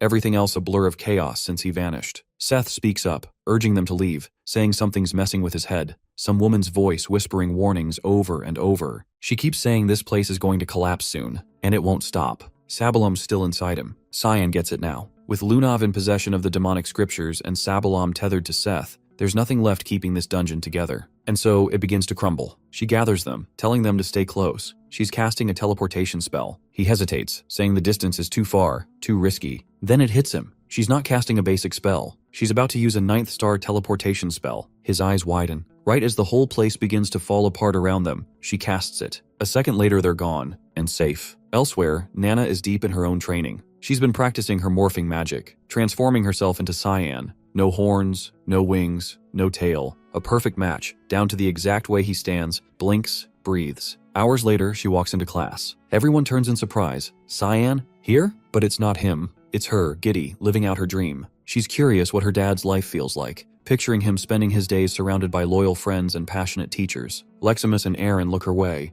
Leximus tilts his head, asking if she's good. Aaron doesn't say much, but she feels the weight of the engagement talk looming. As she strolls through the academy halls, she feels completely alive. It's a thrill to live beyond the window pane, to walk, to talk, to be him. No one suspects a thing. But before she can make it back to class, Sarika steps in, arms crossed, eyes narrowed. She asks what Nana thinks she's doing, wondering if she really believes it's okay to be out here like this. Nana freezes, busted. If the dean saw her, she'd be exposed, punished. Tears prick her eyes. She starts to cry, afraid, cornered. Before Sarika pushes it further, Aaron steps in, saying she needs a word. It's not the best timing, not even close, but Nana sees the out. She grabs Aaron's hand and pulls her away fast, saying they need to talk, now, in her room. Aaron stammers, shocked, blushing, but goes anyway. Leximus watches the whole thing and decides not to interfere. Back in the wild, the teleportation worked. They made it. Cyan pulled it off, something Saya honestly wasn't sure he could do. He's gone further than she expected, past the mark. Lamela urges him to rest, saying they should head to the nearest village. Saya turns to Seth, asking if he recognizes anything around them. He squints at the unfamiliar terrain, then nods. He knows this place. It's Nordeli, the city of the outsiders. Before anyone can speak, a group of men emerges from the shadows, blocking their path. One steps forward, his tone sharp. He wants to know why Seth has come back. Seth stares at him, then recognition clicks. Barnithi? He smiles, takes a step forward, arms open, but the man holds up a hand, halting him. No warmth, no reunion. It's been 6 years. 6 years since he vanished. And in that time, these people have rebuilt, piece by painful piece. Barnithi says if Seth feels any shred of guilt, he needs to turn back. This piece, they bled for it. Don't ruin it now. Seth reels at the words, clearly stunned, and blurts out if they hadn't been tight before. Barnithi gestures toward one of the men nearby, asking if he recognizes him. He squints, puzzled, then gives a slow shake of his head. He's got no idea who's standing there. Barnithi snaps, yelling that the guy is his son. Back when Seth was younger, he knocked out one of the kid's teeth just because he wanted another shot at training. He brushes it off, claiming it was just kids messing around. But underneath, he knows the truth. He never got married, not with all the lives that were lost. But that's not even close to the worst damage he's done. He's made a habit out of wrecking village wells. He's smashed through buildings like it's a sport. No rhyme, no reason. Instead of walking through doors like a normal person, he punches through the walls around them. Cyan doesn't look surprised. She's heard it all before. He's always been a pain since day one, the royal chaos magnet. Barnithy pleads, begging him to stay far, far away from their lands. Then, right in front of them, his body shifts. New tattoos snaking across his skin like fire. A voice cuts through the air. It's Sabalam, the sand goddess, stepping in. She refuses to watch this go down in silence, saying it's personal. He's her mess to deal with, and she won't let them rough him up. Barnithy fires back, asking what the hell she's even talking about. Sabalam introduces herself plainly, the one who treads the desert, the one who unleashed storms, the one who brought collapse with her. As she speaks, she takes form, merging into a humanoid shape, and makes a request. She wants the two of them to stay in the village. She accepts their offer. Cheyenne rolls her eyes. She's clearly done with all this divine drama. When the goddess finally vanishes, Seth looks like he's seen a ghost. He asks if they heard her too. Cyan nods deadpan. Because of Sabalam, they're sticking around. Barnithy and his crew drop to their knees, throwing out apologies toward the sky, begging for her mercy. Elsewhere, Leximus shuts a door gently, feeling hopeful that today might actually turn out all right. She wishes Aaron a good time with Cyan. Inside the room, Aaron and Nana are still holding hands. Aaron's face glows red, her thoughts spinning, frozen in place. Nana casually mentions that instructor Sariko gives her the creeps. Aaron doesn't respond, still gripping her hand, and turns even redder. Noticing, the shifter lifts a hand to Aaron's forehead, checking if she's running a fever. She jumps back suddenly, but then she remembers. They're engaged. This shouldn't be weird. They're supposed to be close. Trying to gather her nerve, Aaron decides it's time to bring up the engagement. She blurts it out, asking what Nana thinks about it. The girl doesn't hesitate. She says she likes Aaron, so she's all in. Aaron stops, eyes wide, wondering if she really heard that right. For a second, she thinks it's actually Cyan speaking. It feels unreal. Cyan admitting he likes her? That had always felt impossible. She wonders aloud if she has feelings for him herself. But then something shifts. She spots a tail sprouting behind Nana and immediately calls it out. Cutting back to the tin candle, the academy feels unfamiliar, like it's hiding something ancient or dangerous. It's as if a dragon, or worse, slipped through the cracks while it was left unchecked. Inside Aaron's room, things are unraveling fast. She stares, stunned, as Nana morphs back and forth into Cyan. Her mind starts to spiral. The younger girl starts sobbing, apologizing over and over. Aaron tries to calm her, insisting she didn't do anything wrong. Nana offers to pass on what Aaron confessed to the real Cyan, but she quickly refuses. She sits down beside her, finally breathing easier. Nana helped her figure something out, but it needs to stay between them. She makes her swear to keep it secret. Then she asks her to shift back into Cyan one more time. Nana nods and transforms. After a quiet pause, Aaron's face flushes bright pink as she stammers out the words, she likes him. She's finally admitted it to herself. Since the moment they met, her heart's been his, but she's also sure she's just been dragging him down this whole time. Still, she's been trying, pushing herself to change. Tears spill from her eyes as she pleads with him not to vanish again without a word. She begs him to stay. Once she's wiped her face clean, she tells Nana never to breathe a word of this to Cyan. But the girl isn't listening. She's staring out the window, murmuring that something's coming. Something big, something powerful. Meanwhile, Leximus throws herself in front of the dean, desperately trying to block him from entering Aaron's room. She says Aaron's in the middle of something important. He couldn't care less. He tells her to move, then casts a spell to shove her out of his way. He hits the door with another spell and forces it open. Aaron screams, demanding to know why the hell he's barging in. She says she was having a private talk with her fiancé, no less. The dean calmly tells her to step aside, adding that whoever she's speaking to isn't actually Cyan. She quickly tells Nana to run. Whoever this guy is, they're way outmatched. The shifter tries to bolt, but he grabs her by the throat mid-escape, growling and asking how she dared sneak into his academy, swearing she'll pay for it as he charges magic straight into her neck. He summons the Trinesis Holy Lance and fires a searing beam of light straight at her. It hits. The blast lands hard and she staggers from the impact. Outside, both Emily and Brian catch the flash through the window. At first they think it's just lightning, but something about it feels wrong. The unease pushes them to check Nana's room. She's not there. Brian grabs whatever clothes he can find and bolts out to search. Back at the scene, the dean's relentless, casting one spell after another, keeping her on the run. Nana dodges every blow like a blur, even after taking a direct hit from 9th star level magic. Even he pauses, surprised. This isn't just any dragon. He pulls at the ground beneath her, then slams twin stone pillars into her from both sides. Still, she's not backing down. He watches her, stunned, and asks if some divine being is riding her body. She doesn't feel fully dragon, doesn't act fully human either. So why the hell isn't she fighting back? He wonders if she's waiting for someone. Catching her breath, she quietly says she doesn't believe he's evil, and she doesn't hurt good people. That throws him. How can she tell? She says she can smell it. She can tell who's kind just by the way they carry their scent. Her teacher told her, only fight when it's time to teach bad people a lesson. He presses, wanting to know who this teacher is, asking if it was them who dragged something as unclean as her into the academy. That word hits her like a slap. Her eyes darken and her body begins to shift, scales spreading, posture changing. She's going full dragon. He reacts instantly, casting star judgment with lethal intent, shouting that he won't let her live. She catches the blast mid-air, flings it back like it's nothing, but he's already teleported. He warps next to her and drives a fist into her face, full force. She hits the ground unconscious. Inside the sealed room, Serena and Leximus are trapped, watching her crumple, unable to move, helpless. The dean sealed the area with his own barrier. No one's getting in or out. Serena steadies herself and tells Leximus to keep an eye on Nana. She's been close to Cyan. Maybe she'll know what to do. As if on cue, Sarika slips in quietly through the back door, having followed the noise. Outside, Brian spots people starting to gather. He quickly shuts the main door, keeping the scene hidden. The ward seals off the area. It's designed to keep outsiders from interfering. Sarika approaches the window, examining the spell. Leximus asks if there's a way to break it. She says it's impossible for now, but not entirely hopeless. The fused demonic human form shifts, voice flat, warning them, forget everything they're about to see, or she'll make sure they do. Nana's body is broken, her morphing power's gone. She's reverted to her true form. The dean finally sees her for what she is, a child. Suddenly the barrier shatters. Sarika forces her way through, stepping forward and planting herself between the girl and the dean. She won't let him hurt her. He stares, unfamiliar with her current appearance, and demands to know the connection to the half-dragon. She says it plainly,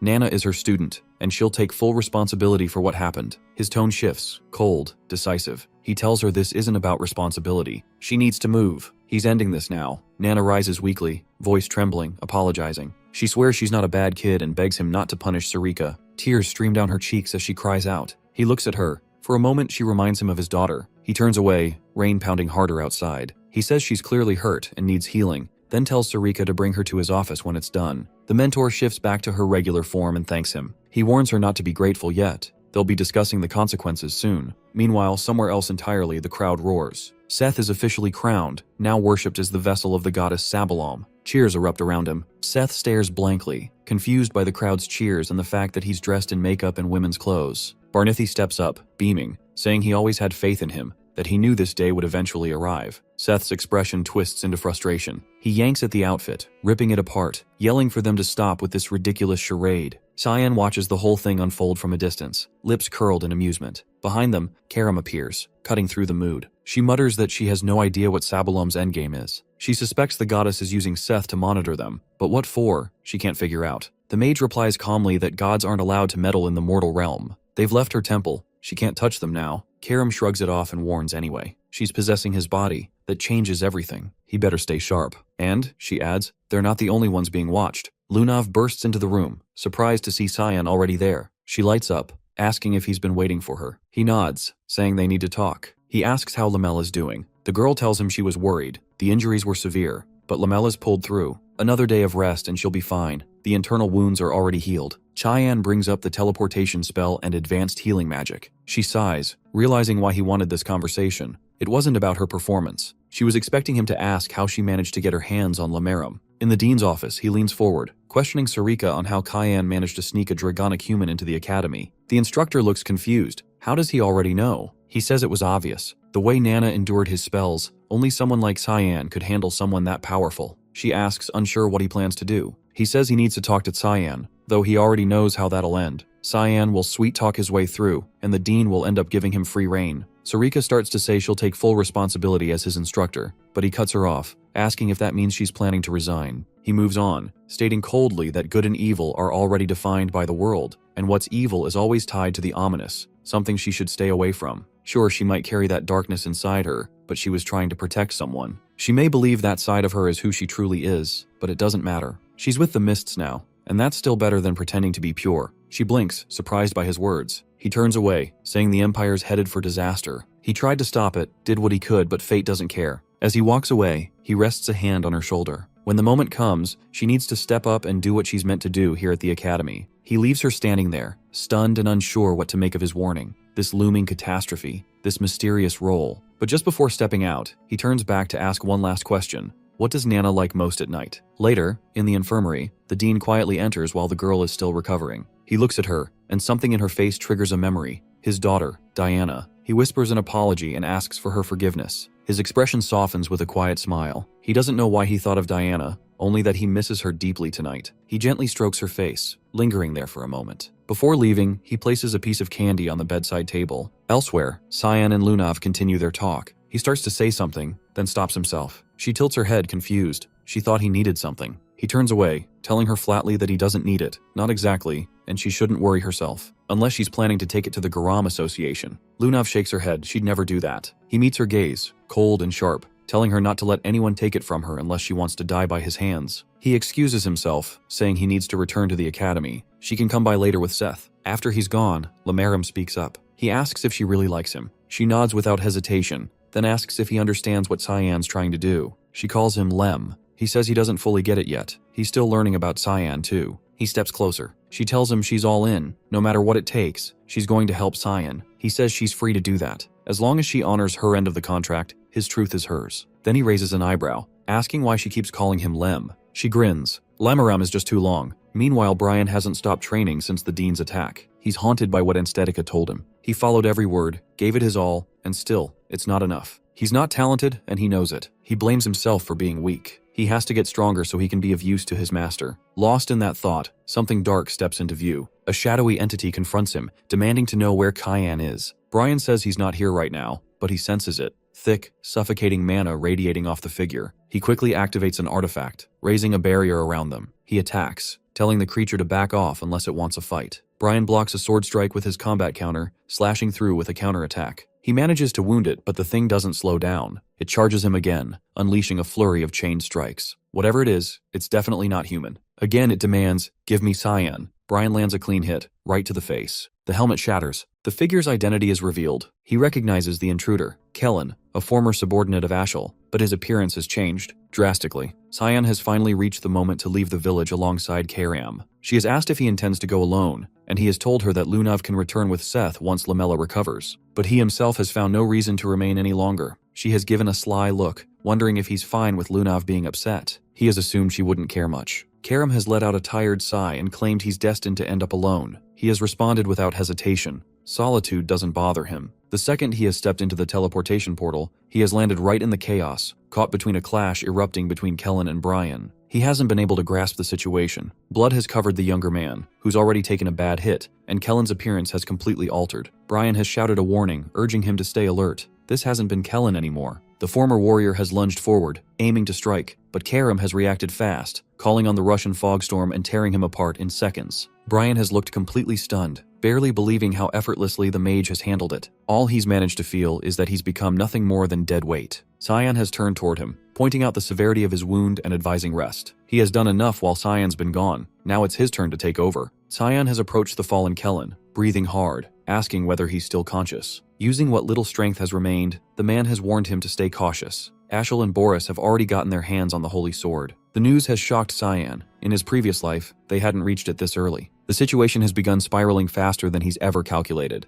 Kellen's form has faded, leaving behind only his warning to stay careful. While Cyan has watched him disappear, offering a silent farewell, he's seen what they've done to Karam, turned him into a puppet. He hasn't had to think twice to know who's responsible. Brian has pulled himself up, asking what exactly happened to him. Cyan has crouched by the fallen figure, picking up a stone, the seal of Reuniversal, an ancient, corrupted magic that bends a person's mind, forcing them to turn on their own. They've weaponized his shadow self against him. Regret has crashed down. He's realized he should have killed Boris when he had the chance. As long as that bastard remains alive, this nightmare will keep repeating. He can't afford another repeat of the past. He's made up his mind. Boris has to die. He's turned to Brian and told him to prepare to leave. The other hasn't understood what he meant by that, so Cyan has clarified. They're leaving the academy. Their destination, the Vortsdachi Temple of Lumendel. Meanwhile, Ashel has stepped into the palace and approached a woman standing at its center. She has greeted him, acknowledging the time since they've last crossed paths, referring to her as Nafrudit Iris. The woman has smiled, revealing her face, noting how rarely he's used that name anymore. With a puzzled tone, she has asked if he hasn't come with Prince Luanal. Ashel has kept it simple. He hasn't been involved in that anymore. She has smirked in amusement, teasing that the rumors surrounding Prince Violet must hold some truth. He hasn't taken the bait and instead brought up the revelation she's apparently received. Her laughter has echoed as she confirmed it.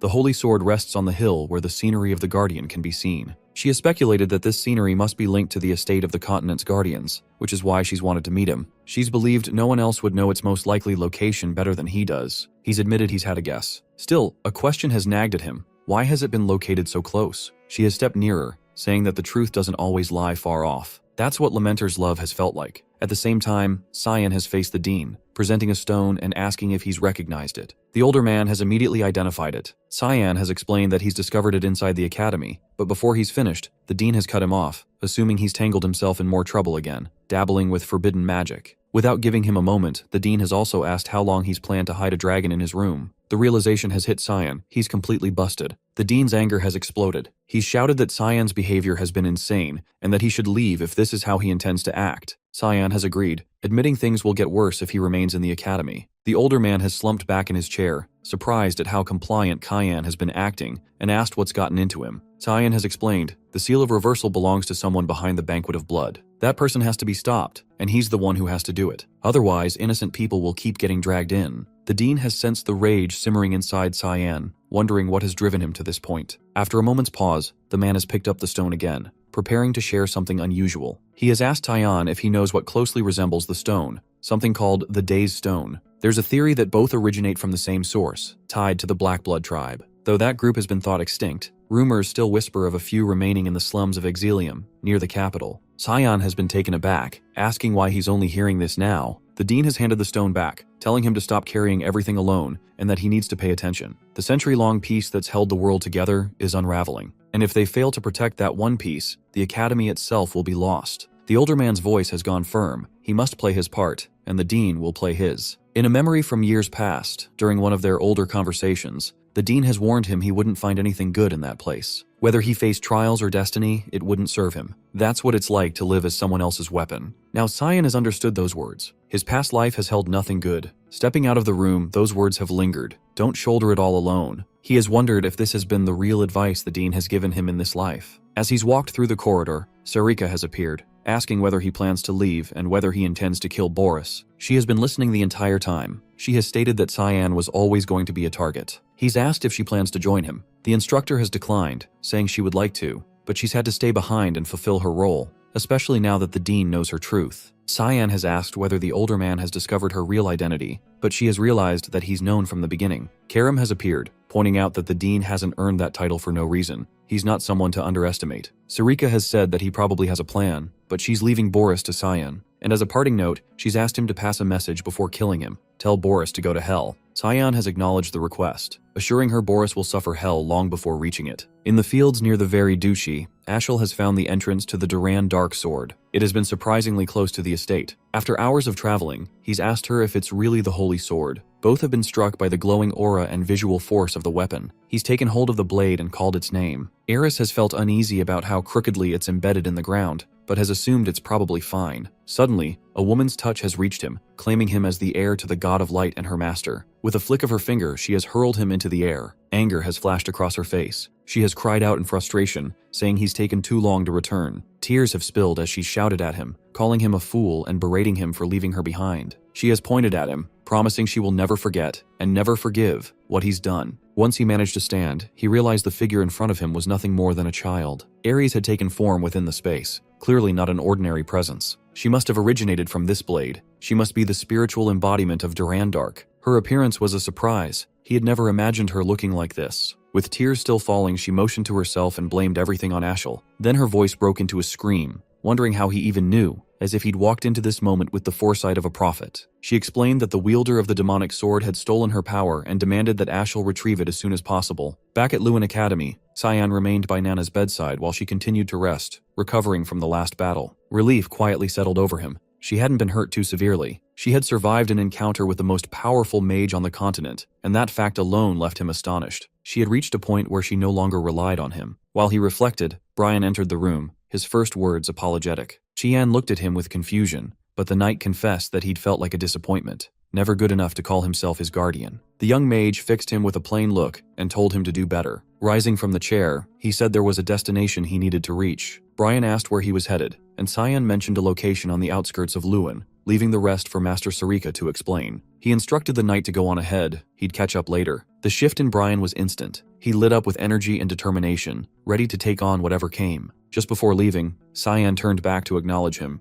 If it hadn't been for Brian, Nana wouldn't have grown the way she had. That much was beyond even his reach. He told the knight he'd done well, then walked out. Down the hallway, Emily rushed after him, holding a lunchbox and a strange monster-themed hood. She called out, saying she'd packed him food, but he had already disappeared from view. Elsewhere, within the Northern Asians' quarters, Rygans, the leader of the Garam Association, stepped inside. He turned to his subordinates, demanding confirmation that this had been Karen's last known location. Under his breath, he muttered about the younger mage's ambition. Such bold goals, wasted in a place like this. He reached down to retrieve an artifact and activated it with a spell designed to summon the dead. Mana surged through the ancient runes, reshaping into Karen's form. Rygans wasted no time, asking about the fate of the demonic scriptures. The resurrected mage replied that they had vanished, now in Lunav's possession. The elder pressed further. What purpose had brought her here? Karen explained that Kayan Vert had been hunting the scriptures, and Lunav had joined in to help. Rage ignited in Rygans at that, and he dismissed the younger one on the spot. Turning to his followers, he ordered them to locate Lunav and bring her to him immediately. Beneath Exilium, in the city's hidden pathways, a group of half-humans gathered.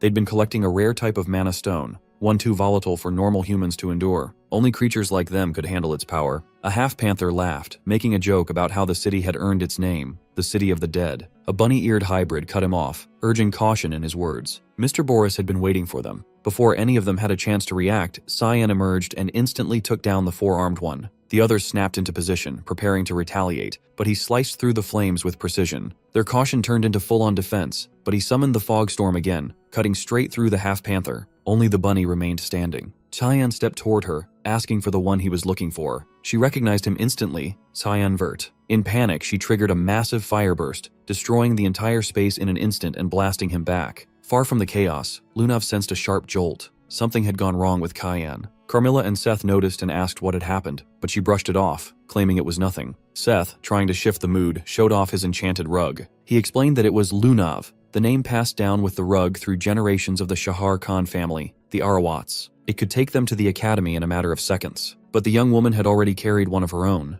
meaning they had had no need to share. Lamella added that the artifact belonged to the Garam Association, a group known for gathering rare magical items, so objects like the Arawats were common in her world. Lunav urged them to speed up, pushing to reach the academy faster. Worry tightened in her chest. Something had clearly happened to Cyan, and she couldn't shake the dread. Exilium has been left in ruins, scorched earth blazing beneath the collapsed stone. Cyan stood untouched, shielded by the Void Sphere spell. The bunny hybrid ended her life in a desperate final move, igniting herself in the explosion. Scanning the wreckage, he spotted mana stones scattered across the area. The fire won't die down unless dealt with directly, so without hesitation, he conjured the air void to siphon the flames away entirely. As always, Karam took the opportunity to poke fun whenever he did something remotely heroic, telling her to take a closer look. The half-humans caught in the blaze hadn't died, they'd vanished. She half-joked that maybe they'd been reduced to ash, but even she knew that's impossible, not in such a short span. Cyan believed they'd gone underground, likely through a hidden tunnel. He suggested confirming it firsthand, but before taking another step,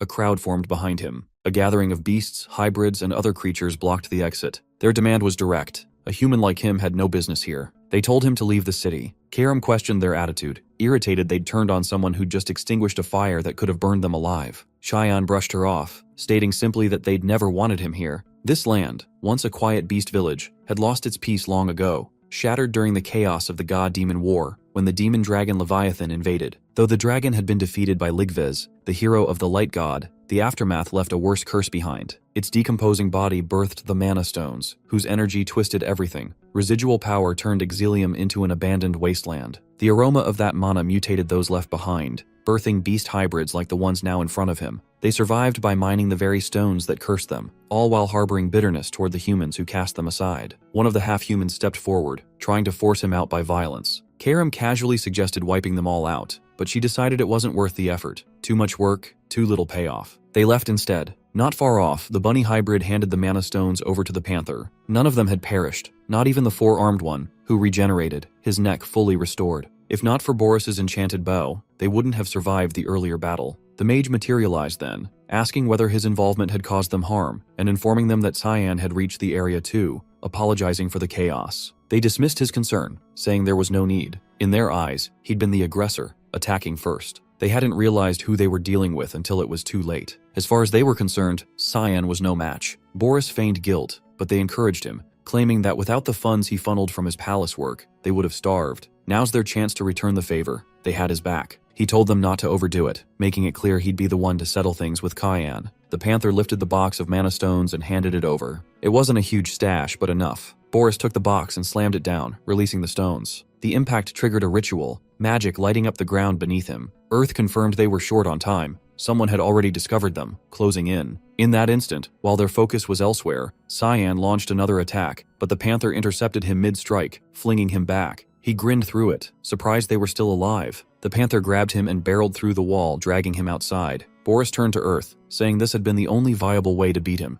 and began chanting, a call to awaken the Leviathan, the same beast that once raised the village. At Lewin Academy, inside the royal dormitory, Leximus and Aaron lounged together. He noticed her mood shift and asked what had been bothering her. She flushed, looked away, and said she couldn't bring herself to face him. Leximus pointed out that he'd never been the one to come see her first anyway. Her frustration briefly flared, but she managed to calm herself, suggesting they return. He offered some comfort, reminding her their purpose here was simple, just to check on Nana. Then, just down the hallway, they spotted Seth, Lunav, and Lamella standing near Cyan's room. Aaron asked if they were also here to find him. They nodded but explained he hadn't returned. She tried to reassure herself, convinced he'd come back. He was never good at sharing how he felt, not with words. But this time it was different. His presence, his scent, everything about him had vanished. She began to worry he wouldn't return at all. Aaron ignored him and asked Lunav whether she had any idea where he might have gone. She replied that it needed further investigation, ordering Seth to search the academy for any leads, then sending Lamella to the Garum Mage Association to gather updates. Aaron decided to return to the palace to gather intelligence. Before leaving, Lamaharam approached Lunav, warning the search wouldn't be simple. Every trace had been erased so completely that even Cyan couldn't be tracked anymore. Aaron and Leximus raced toward the palace, urgency pounding in her steps. She couldn't shake the gut feeling that he might vanish forever if she didn't act. She refused to let it happen, vowing to find him before it was too late. Meanwhile, back in Exilium, Cyan engaged the beast hybrids. He started to suspect that Boris had twisted their mutation, no longer a curse, but a power they could wield. No matter how many blows he landed, their bodies regenerated each time. He accused them of being nothing more than puppets, yet somehow they moved with purpose, with free will. The Panther grinned, remarking that a human like him could never grasp what it truly means to exist as a monster, or to survive in their world. Brian has been packing the last of his belongings, preparing for departure. He expressed relief that the safe house is nearly secure. Emily praised his efforts, telling him he'd done well, but then hesitated, wondering aloud whether Cyan even knew they were here, and whether he truly planned to join them later. Brian reassured her that Instructor Erica had said so, and that they'd had no choice but to trust him for now. Still, she couldn't shake a creeping sense of dread. Nana's mood hadn't helped. She'd been visibly gloomy, staring out the window for what felt like hours. She was clearly upset, hurt that Cyan had come and gone while she slept, too late to even realize he'd been there. Brian understood that more than anyone, she'd taken this the hardest, and he felt the weight of that moment, especially after Cyan had told him that even he couldn't manage what Brian was doing now. He approached Nana, asking what had gotten her so down. She responded, blaming herself, saying her papa must have run off because she caused trouble. He tried to comfort her, gently placing a hand on her head, assuring her that none of this was her fault. She hadn't done anything wrong. Cyan would return. They just needed to be patient and stay strong until then. As she wrapped her arms around him, she muttered that Cyan was stupid and insisted that Brian scold him later. Elsewhere, Cyan remained locked in combat with the half-humans, struggling to gain ground. They threw everything they had in a desperate attempt to slow him down. The bunny hybrid hurled a Sangu grenade, erupting into a violent blast of fire. She assumed there was no way he could dodge in time, but he reacted instantly, swinging Karam and unraveling the magic. Shock spread among them as they realized someone so young had mastered techniques of a swordmaster. The four-armed hybrid issued the command to strike from all directions, insisting he must have a blind spot somewhere. They were told not to let him counter. Karam observed their movements and pointed out the obvious. They were all following identical attack patterns. Cyan recognized it too and moved to exploit it. He activated the Thick Fog 8th form, Assault, dashing through them and cutting down his attackers. Just before he reached the four-armed one, the bunny launched a flaming arrow at him, warning him to stay sharp. He summoned the Void Sphere to absorb the flames effortlessly. The Panther came at him from behind, but he evaded the ambush and appeared behind it instead. In one swift motion, he unleashed Fogstorm, slicing the creature apart. He then decapitated the four-armed hybrid and dashed toward the bunny, splitting her cleanly in half. At last, they grasped the truth. They had stood no chance. The power gap was impossible to bridge. Even so, their bodies began to regenerate, limbs and heads returning. They told him that defeating him was never the goal. Cheyenne demanded an explanation. If winning wasn't the plan, why start the fight at all? The panther, still grinning, confessed it had all been to stall for time. Suddenly the ground trembled beneath them. He felt the surge of dark mana, a storm of pressure rising from beneath. The ritual Boris had been crafting had finally reached completion. The dragon stirred, and as the sky darkened, Cheyenne realized the unthinkable. Boris had actually brought Leviathan back, reanimated as a puppet. Karam recognized the beast too, stunned to see it again. Cheyenne knew immediately that if that dragon ran wild in this era, the consequences would be catastrophic. He decided he wouldn't allow it. The Leviathan awakened in full, and atop its massive form, Boris took control. The first thing the dragon did was snap its jaws shut around the panther hybrid, devouring him in a single, brutal motion. The others dropped to their knees, paralyzed by disbelief. None had expected this betrayal. Even Cheyenne paused, stunned by the sheer brutality. Karam leaned in to explain that it hadn't merely consumed the hybrid, it had used him as a mana sacrifice to amplify its power. He asked why such a creature would need sacrifices at all. Karam guessed that it was likely still recovering damage inflicted by the divine scriptures. The bunny screamed, horrified by what Boris had done, insisting this wasn't part of the deal. He responded with a smile twisted in madness, claiming it was all for the greater good, even as he laughed maniacally through the explanation. Only then did the remaining half-humans understand. They had been tricked, betrayed, used by someone who never saw them as anything more than tools. Across the wider city, other beast hybrids noticed the dragon's return. Its gaze turned to them, charging energy in its mouth. Boris, still consumed by laughter, pointed toward the city and declared that all of Exilium's people would now repay what they owed. Panic spread instantly. Screams filled the streets as everyone scattered, desperate to escape the impending blast. The bunny begged him to stop and fired off a desperate explosion at the dragon in a last-ditch effort to halt the attack. Boris turned to her with a look of disappointment, stating that he had believed they were friends. Then he ordered the dragon to retaliate with fire. Before the flames could consume her, Cheyenne stepped in, summoning Void Sphere, predation to absorb the inferno before it could land. The dragon has unleashed another wave of fire, surrounding Cheyenne and the bunny hybrid in an inferno. He absorbed the flames again and followed up with a clean, forceful swing of his blade, slicing through the blaze and extinguishing it entirely. The arc of the swing hasn't stopped there. It reached the dragon's body and knocked the beast to the ground. Boris stood frozen, stunned that such power had come from what looks like nothing more than a dagger. Earth Decree corrected him, explaining that this energy has never originated from the weapon itself. Cheyenne altered the form of the blade through his own force, the initial transformation, nirvana of repentance. Launching into the air, he closed in on the dragon. The guy tried to intercept him by activating Flashing Rain, sending a volley of rapid strikes, but Cheyenne redirected each attack without effort. Following through with another swing, he cut clean through the dragon's arm. The massive limb fell toward the citizens of Exilium, leaving them no time to react, but Cheyenne quickly initiated the 8 fluttering pearls, slicing the arm into scattered fragments mid-fall to protect the city below. Boris only laughed, brushing off the concern for others and claiming that Cheyenne is destined to become the next offering in the ritual. The dragon drew in a long, deliberate breath, charging another ominous blast, but Cheyenne's shield returned to his side. Bracing himself, he engaged a fortified rising fog, neutralizing the magic with a single decisive strike and hitting the dragon in the process. He then leapt straight to the dragon's head, arriving before Boris could even notice. Cheyenne confronted him, revealing how long he had waited for this chance.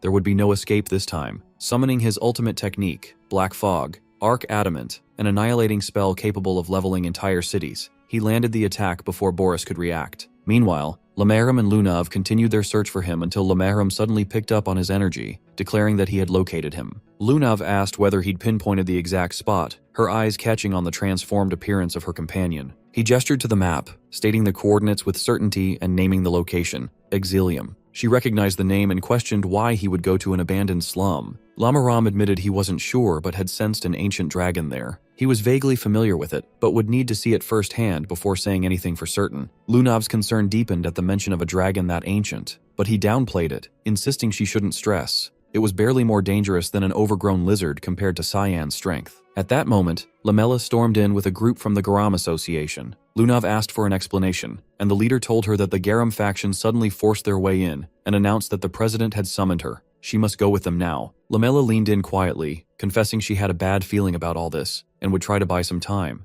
Lunav whispered back in surprise, asking why she was helping if she was loyal to her grandfather. The woman looked away, saying Lunav once saved her life, and this was her way of honoring the path of the night. Lunav smiled faintly and asked her to deliver a message to Princess Erin. The Garam subordinates started pressuring her to move faster, but Lamella reassured her not to worry and promised to deliver the message when she could. Lunav reluctantly complied and followed them, guessing it must be related to what happened at the ruins, and assuming the president might now target Cyan. She made up her mind to stop him before that happened. Back in Exilium, the battle was finally over. The dragon lay defeated, permanently he believed. Boris had vanished, apparently disintegrated, but the peace was short-lived. Shouts erupted behind him, accusations flying. People screamed that everything had gone wrong because of him, blaming him for bringing ruin, shouting that it was all because a human showed up. Others hurled false claims, demanding he leave. Karam muttered again that killing them would be simpler, but Cyan dismissed the idea, saying it was fine. This way, his wait wouldn't have to stretch on as long. Hours passed before word reached Luinal Severus. When he heard of Boris's death, fury took over. He cursed the man, calling him a useless bastard, shouting that he rescued him from the gutter and reshaped him into someone closer to human, only for him to die without paying back the debt. Then Ashel stepped into the room, asking if Luinal had sent for him and what he wanted. The Emperor erupted, screaming that Boris was gone and Exilium was ruined. Ashel responded calmly. He had already known.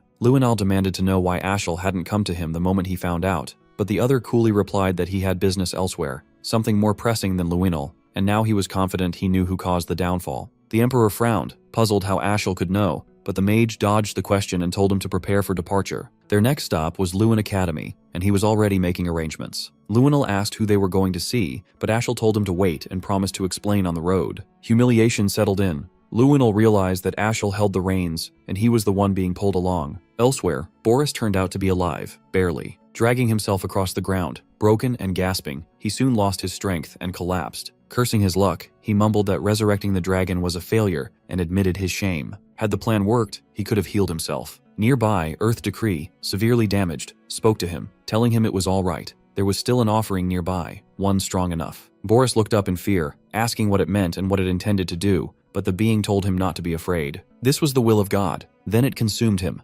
sacrificing Boris in order to restore its own strength. In the proximity of Luin, the royal carriage has been rolling steadily toward the academy. Luinal Severus has grown visibly restless, demanding to know the identity of their intended contact. Ashel, keeping his gaze fixed on the passing landscape, has calmly explained that they've come to seek an alliance with the academy's dean regarding Cyan, Luinal's younger brother. The elder, baffled, has questioned what connection Cyan might have to anything relevant. Ashel has revealed that our MC has been the one to eliminate Boris, and that he currently holds the demonic sword while also serving as an assassin for the clandestine syndicate known as the Mist. Luinal has frozen in disbelief, unable to accept it without certainty. The mage has confirmed that the details have come at the cost of Boris's life, and every disruption they've encountered has pointed back to Cyan. The realization has finally settled in. He has played them all along. Ashel has added that a bounty has already been issued, and he's confident the Academy has become aware by now. The Elder, disturbed, has asked for clarification on the bounty. With a slight grin, Ashel has stated that Cyan has been tied to the banquets of blood and labeled as the mastermind behind an assassination network. Their crimes can all be pinned on him cleanly. Though the mage has claimed that turning against his brother brings him sorrow, he's convinced that eliminating him has become necessary for both justice and continental stability. This, he said, is simply divine will, an unavoidable path laid out by the god of light. Elsewhere, Lunav has entered a chamber where her grandfather has been waiting. She's demanded to know why he's come all the way to Luan. Reagan, taken aback by her lack of hesitation, has wasted no time and accused her of accompanying Cyan to the Nortelli ruins and assisting in the theft of the demonic scriptures. She's denied any involvement. The Elder, enraged, has accused her of shielding our MC and unleashed a gravitational spell to pin her down. Despite the crushing pressure, she has stood firm,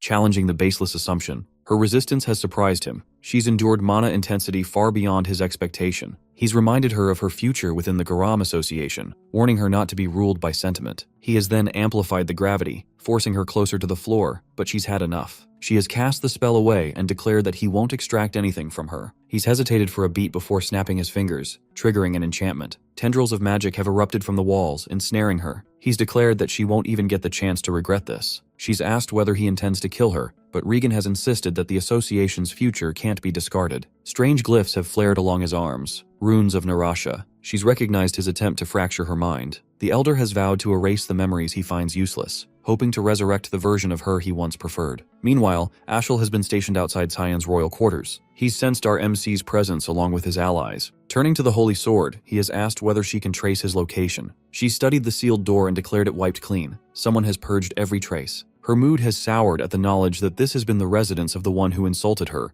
and she's promised quiet retribution. The mage, conceding that the interrogation strategy has failed, has reminded her that palace troops have already been dispatched. It's now a waiting game. She, skeptical, has muttered her distrust in humans and dismissed the delay as his problem to deal with. Elsewhere within the academy, the dean has just finished reading a sealed letter, muttering to himself about the complexity of the situation. Without warning, Luenell has barged into the room. The dean has greeted him with a cold stare. The visitor, unsettled, has accused him of harboring resentment, denying any friendliness between them. The dean has responded calmly, but Luenell has persisted, blaming him for cutting off Kizel's funding and poisoning his father's perception of him. The elder has refuted it again, claiming he only sought to prevent bloodshed. Fury has crept into Luenell's voice. He insists that others, Violet, Favian, Nerovian, and Aaron, are all clawing for the throne and would stop at nothing to secure it. The dean has dismissed him as pathetic, telling him that the throne belongs only to those who've matured enough to lead, not to those who grasp for it. He's turned away, reminding the young man of his father's efforts to maintain peace and urging him not to unravel it. Luenell, with a bitter grin, has scoffed at the idea. He's pointed to the dean, accusing him of hypocrisy for raising a demon under his roof, and demanded Cyan's location. Before the dean could respond, Aaron has entered the chamber, startled to see Luenell present. She's admitted she had only come to inquire about our MC. The prince has rudely dismissed her, but the dean has promptly ordered him to leave, reminding him that she had requested this audience first. The younger man has protested his rank, furious over being made to wait.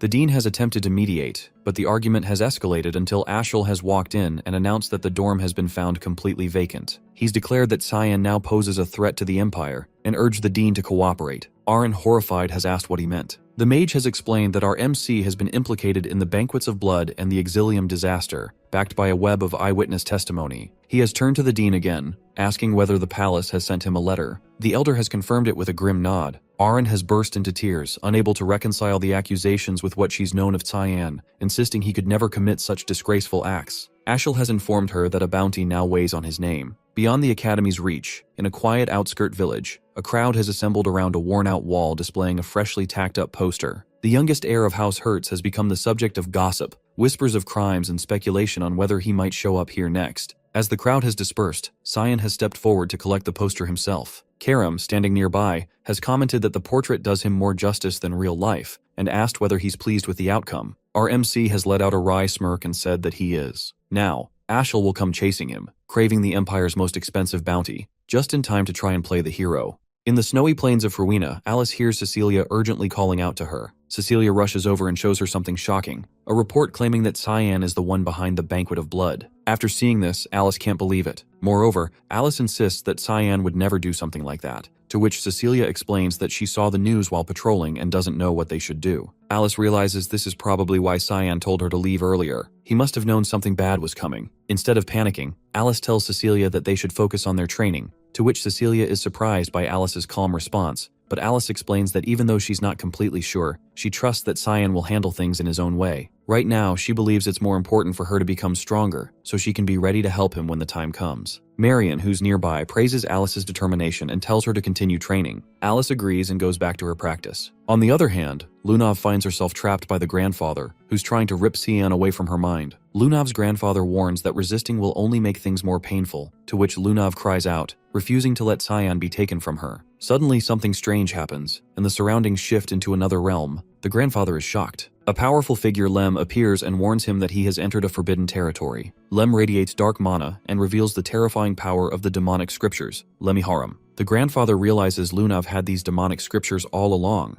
After that, Lem calls him an inferior being and tells him to choke on the truth he was so desperate to uncover. And Lunav finally gets out of his grandfather's control, and he sits down on the floor, accepting his defeat. Lunav questions whether Lem caused this, but Lem accuses Lunav of planning it from the beginning, which Lunav doesn't deny. Instead, Lunav thanks Lem and says it's time to go help Cyan. As they prepare to leave, someone calls out to Lunav. After this, Lem stares coldly and asks what they're looking at, standing at Lunav's head. In a safe house on the outskirts of Lewin, Brian shows a wanted poster with Cyan's face on it and warns that royal knights are swarming the streets, searching for him. Also, Brian insists Cyan has been framed, and Nana echoes his concern. Tension rises as Brian prepares his sword, declaring he made an oath to protect Cyan and Nana with his life. Nana joins him, ready to fight. Suddenly, there's a knock. A girl hesitates, then opens the door, and Cyan stands there calmly. Everyone is overwhelmed with relief. Brian tears up and Nana runs to Cyan, calling him Papa. After that, Cyan tells them to keep quiet because he had been really worried. Cyan confirms he's not guilty and says he won't bother explaining himself and warns that this place isn't safe anymore because Ashel now has the Holy Sword,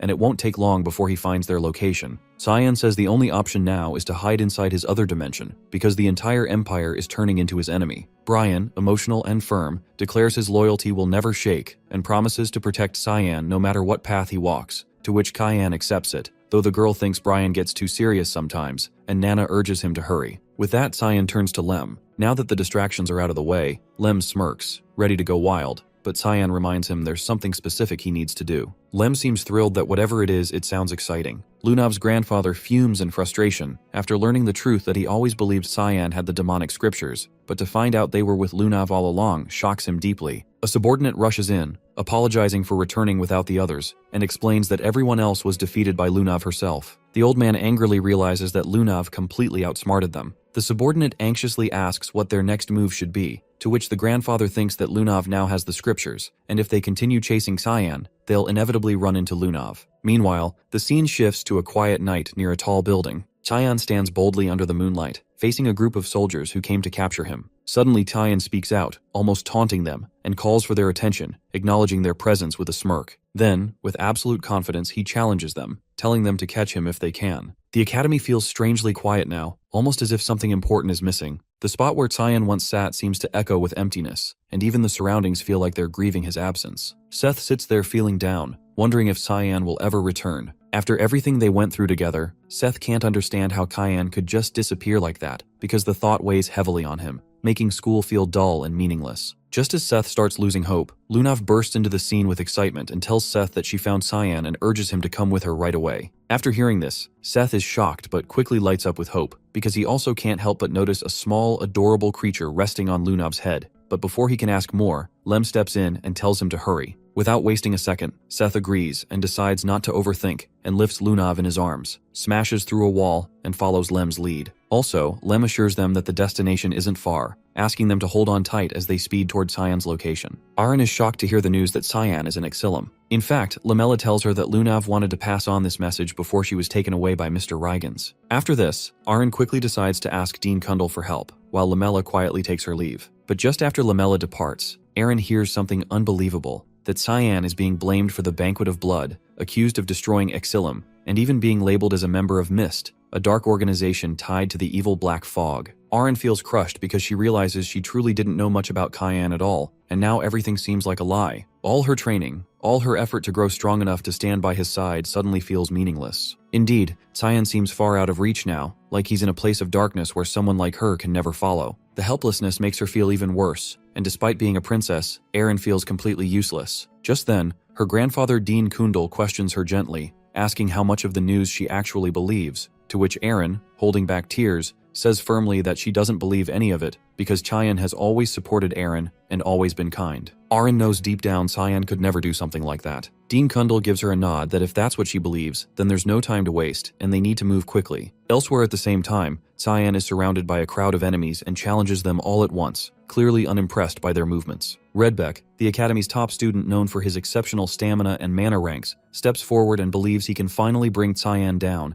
and unleashes his most powerful attack, Dragon Spear, in a dramatic display of fire and strength. Everyone watching expects this to end the chase, but Cyan defeats Redbeck with ease. The onlookers are stunned, unable to believe how quickly their strongest fighter was taken down. Cyan sees no reason to stick around if that was their best, and starts preparing something far more dangerous, the opening of the gates to hell. Elsewhere, Aaron flies through the sky, determined not to leave Cyan alone any longer because she's ready to fight beside him. Meanwhile, the battlefield turns chaotic, reinforcements are being sent to Square B, and soldiers are running in all directions. Amid the disorder, Karam keeps the enemies occupied. Cyan, watching from a distance, thinks she's doing a great job and decides to make use of this distraction. While everyone is focused on her, Cyan quietly moves toward the base, knowing that Ashel should have arrived there by now. Also, Ashel Virt gets cursed as a hypocrite. Suddenly, Riggins appears and commends Cyan's sharp reflexes. After seeing him, Cyan is unsure of who this man is, to which Riggins states that while Cyan may not know him, he knows Cyan very well. After that, Riggins introduces himself as Riggins Rainreaver, the president of the Garam Association. Cyan, keeping his guard up, asks what business Riggins has in the Ushif Empire and what he wants from him,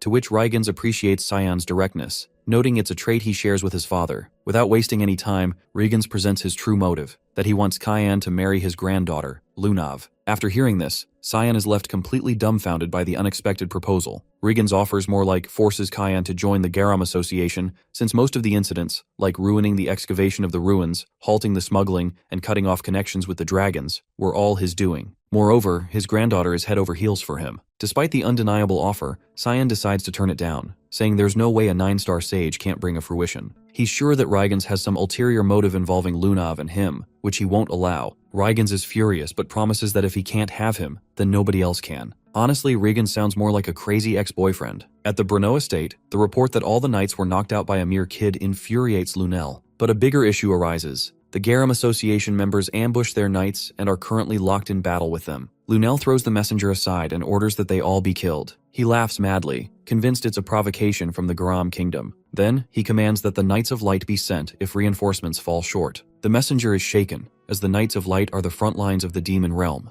But Lunel doesn't care. He's already made the arrangements. Hearing that, the messenger loses his composure, saying it's practically a declaration of war. Lunel then locks eyes with Aaron and directly asks if they're there to ruin his plan. Aaron holds out a paper in front of his face, a direct order from the king stating that Lewin Academy will assist in searching for her fiancé. Lunel grows furious and demands that Aaron prove the document's legitimacy. The old man accompanying Aaron intervenes, assuring Lunel that he was sent to support her since the king's health continues to deteriorate. This only enrages Lunel further when he realizes the king gave him no orders. The old man then sternly questions why Lunel is trying to start a war with the Garam kingdom. In response, Lunel instantly orders his knights to attack, accusing them of blasphemy. But the old man uses his barrier magic to defend himself and angrily tells Lunel to stop acting like a brat. He's shocked that Lunel insists on fighting him. After all, he's his grandfather. Lunel's reason is simple. Why is his grandfather trying to stop him? The old man answers that he can't stand by and watch him sabotage himself any longer. Before Lunel can act, the grandfather takes Aaron and teleports away. He guides Aaron to a location far from the Lord's estate. There, his granddaughter reveals that the royal decree was fake all along, astonishing him. As they make their escape, she asks why he's helping her. His answer is simple. He wants to see the future of the boy who keeps pissing him off. Meanwhile, a man is stuck on a building when Seth and Lunav arrive at the scene. They survey the area and find Cyan holding someone by the collar. Seth cheerfully walks toward them, but Lunav's bag suddenly yells that it's not Cyan.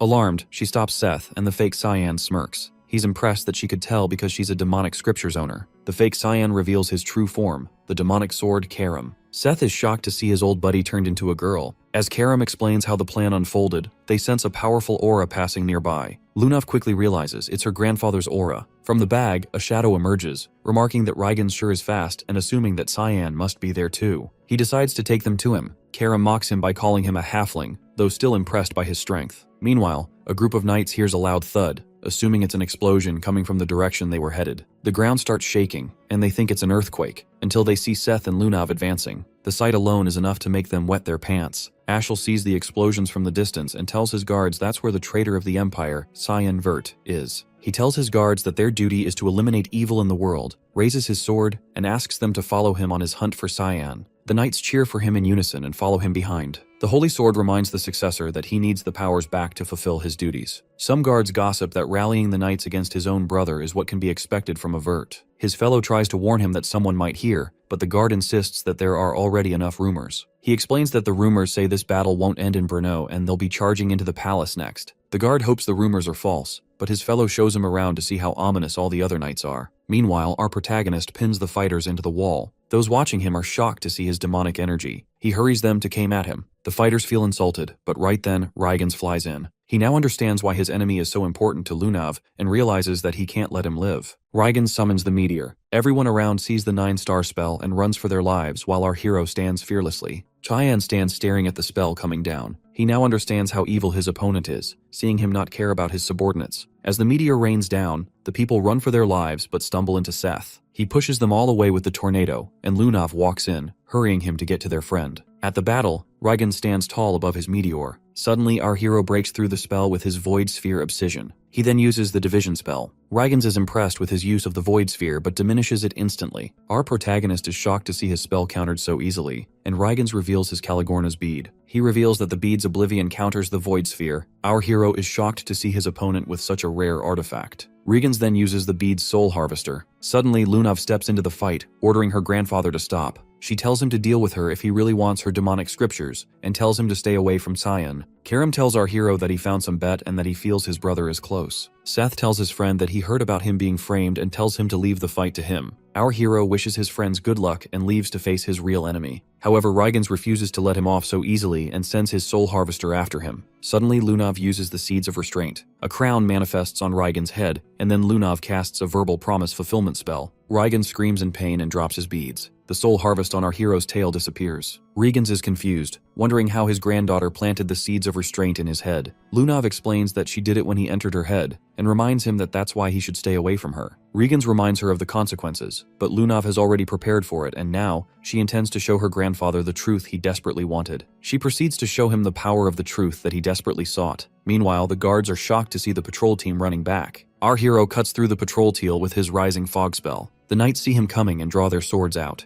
They're shocked to see the patrol team be defeated by a 13-year-old kid. Our hero leaps towards them. The knights see his demonic sword and run towards him. Our hero uses the rushing fog storm followed by a serial slash, cutting through the knights at once. Right then, the knight summons Lumendel's arm and crushes our hero down. He cheers excitedly seeing his attack land, but then our hero breaks through it. The knight then summons the perfect thunder, but our hero dodges it. He leaps towards his opponent, grabs him by his face, and smashes him into the ground. Right then, Ashel walks in. He uses the God of Light's power sun carriage. Our hero realizes that his brother is starting off with a strong attack. He takes the blow and runs through to face his opponent. However, Tyan can feel Karam's pain and realizes that he shouldn't have directly taken on the Holy Sword's attack. Meanwhile, Karam withers in pain. Duran Dark comes in, looking down on her, thinking she's tamed. She tells Karam that she should have taken over the body of her owner as she usually would. Karam starts laughing at her. Duran Dark grabs her by the collar to ask her what she plans to do with her powers. Karam continues to laugh and tells her that seeing her face was totally worth being tamed. Duran Dark grows angry, wondering how they could find out her location so early,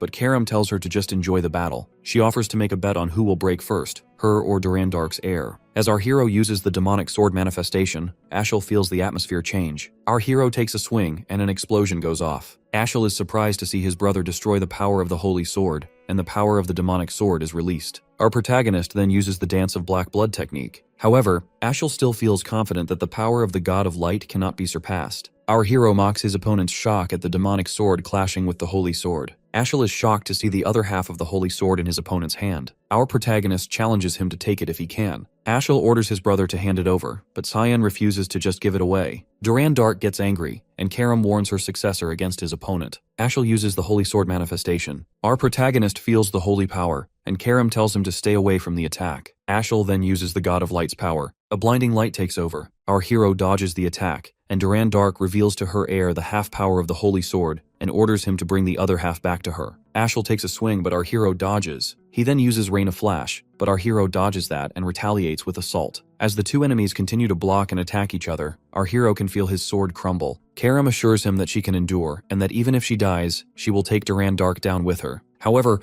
our hero knows it's a hopeless bluff because he heard those words in his past life too. When they were against the Demon King, Karam assured him to take care of his opponent, and that day, he lost Karam. Our protagonist refuses to repeat his past mistakes. He knows he needs to look for attack opportunities while dodging his opponent's attacks. Ashel attacks again, and seeing his brother dodge it, he realizes that his sword is at its limit. He takes another swing, and Duran Dark reminds Karam about their bet on who will break first. Meanwhile, the knights see the fight from the distance and realize that they can't interfere at this power level. They ask the other knights if they are going to intervene, but the knights don't answer. Instead, they all jump into the battlefield. Ashel lands a blow against his opponent, but our hero blocks it with his sword. Our hero uses his Void Sphere division to hold off the knights. He struggles to keep Boris's knights back. As the two continue to fight, Ashel asks his brother if he still wants to keep fighting, reminding him that he can't win. Our protagonist assures him he's perfectly fine and calls his opponent arrogant. Ashel summons his power and asks for the other half of the power back. He then summons the Holy Lance of Lu and lands multiple attacks against our hero. Meanwhile, the knights are impressed by Ashel's ability to fight. Luenel believes that it's not enough and orders them to use the Light Ray of Divine Punishment. The guards worry that it'll put Ashel in danger too, but Luenel orders them to do it.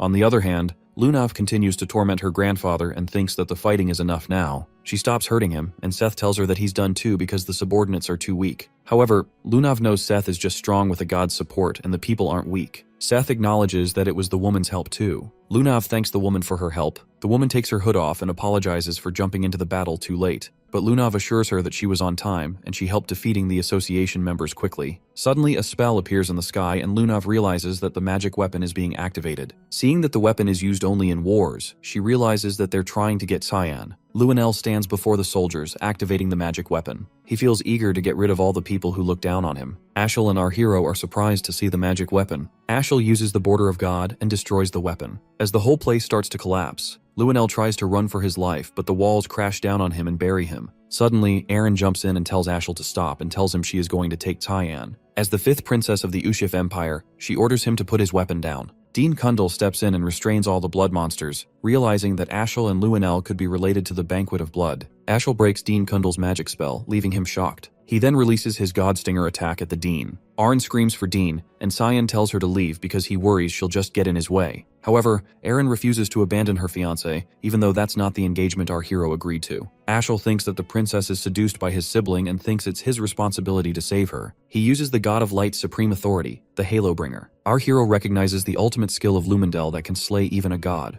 This ability killed our hero in his past life. Right then, Aaron steps forward to shield Cyan and asks Ashel to stop. However, Ashel does not intend to go against the will of God. He releases his attack. Aaron closes her eyes, but then our protagonist pushes her aside to face the moment he's been waiting for. His opponent is surprised to see him smiling. The whole mana energy strikes our hero, and an explosion goes off. Dean Kundal continues to take down blood monsters, but more just keep coming back, and he knows that's just stalling the worst. Suddenly, Dean notices a chaotic mana, and when he turns around, he sees our protagonist going all out with his power. Ashel is confused seeing his opponent. Lundell tells him that his opponent is trying to take power. However, he finds it useless because our hero doesn't possess demonic or divine scriptures, and without God's promise, he'll die. But then, Aaron comes forward to save her friend. She knows she can't go back now, otherwise she'll lose Cyan. Right then, Lunav Rainreaver and her friends join the battle. Lunav asks Dean for his help in getting close to Cyan. Without any questions, Dean uses his reverse wave and clears the pathway for Lunav. As they rush through the battlefield, the monsters leap in on them, but suddenly Seth jumps off and pushes the monsters back while the rest run for Cyan. He and Lamella stand back to take care of the monsters while Lunav takes care of Cyan.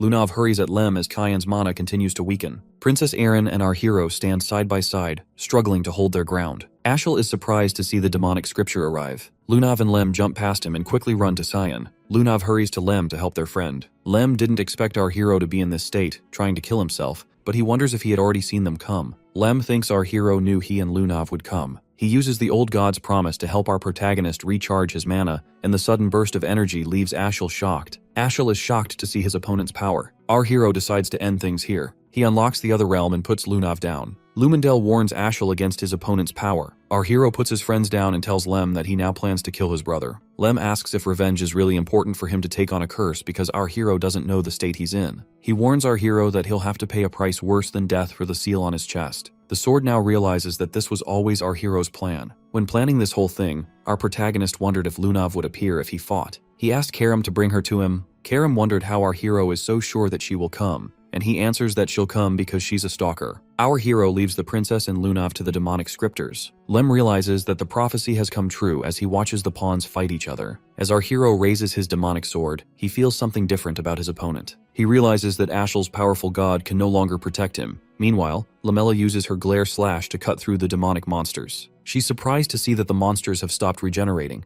which makes them realize their link has been cut off. Dean Kundal walks in, thinking that the monster's power source must have disappeared, and feels glad to see his students okay. However, Seth came to help his friend during his exams, and Dean suspended him for 2 months. Lamella sees the portal to the other realm, thinking that it's the cause for the destruction. She wonders if something can be done about it. The Dean takes a closer look and sees Aaron and Lunav passed out. He rushes to them and finds them okay. He heals them with his magic, wondering if they were sent to the other realm on purpose. Dean Kundal realizes that Cyan must have created this realm and wonders what is going on. On the other hand, Ashel is surprised to see himself bleeding. Lundell warns him that his opponent can even devour light now, and he might die for underestimating his opponent. Our hero asks Karam how he feels about this change, and Karam answers that he feels so powerful that he wants to destroy everything. So our hero allows Karam to utilize his power. He uses his Dance of Blood, second form Harvester. Ashel uses his Halo Bringer. Our protagonist uses his Fog Sword and cuts through the attack. A ray of mana rains down at the darkness. Ashel, still confident that he can defeat his opponent, attacks Cyan. Our protagonist uses his demonic sword manifestation and suddenly teleports behind his opponent. He uses his Fog Sword, Halo, and strikes Ashel from the back. As Ashel withers in pain on the ground,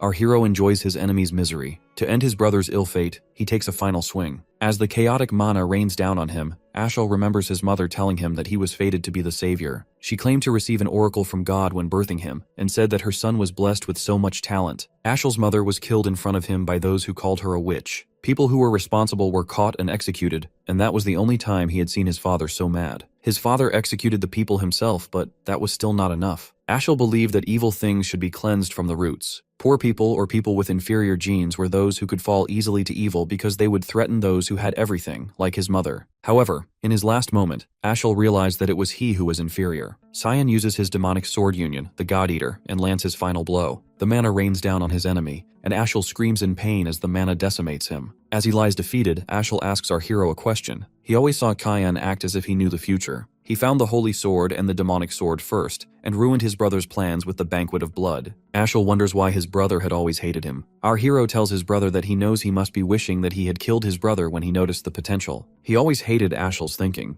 Ashel asks his brother if they were ever close. In his past life, our hero and his brother were close, but Ashel threw it all away. Cyan walks away thinking that it's over, but then the holy sword speaks up. The demonic sword tells our hero that he made a huge mistake by using the demonic scriptures to take the sword's power and warns him that a worse pain will rain down on him. Meanwhile, a man in the hood tells Nana that the dark fog has swallowed the light. Nana tries to fight Brian for her father's safety. The hooded man sees them ignore him like our hero always does. Nana attacks Brian, insisting that she has to go to help her papa. Brian tries to convince her to wait, reminding her that the young master was worried about them. Right then, a woman walks in and tells Nana to sit down. Nana calmly sits down, and the woman tells them again that the black fog has swallowed the light. She knows that there might be a reason why Nana is so aggressive and decides to take her to go check up on our hero. On the other hand, the holy sword destroys the other realm. Karam feels that the power is too much and starts to lose his form. Our hero tells Karam to return to the sword. He feels something strange about the seal. The other realm starts to disappear, and suddenly, huge light explosions come down from the sky. From the light emerge the Giants of Light, and they take our hero along with them. Aaron slowly gains consciousness and sees our protagonist being taken away. This was the last memory of our hero that she had.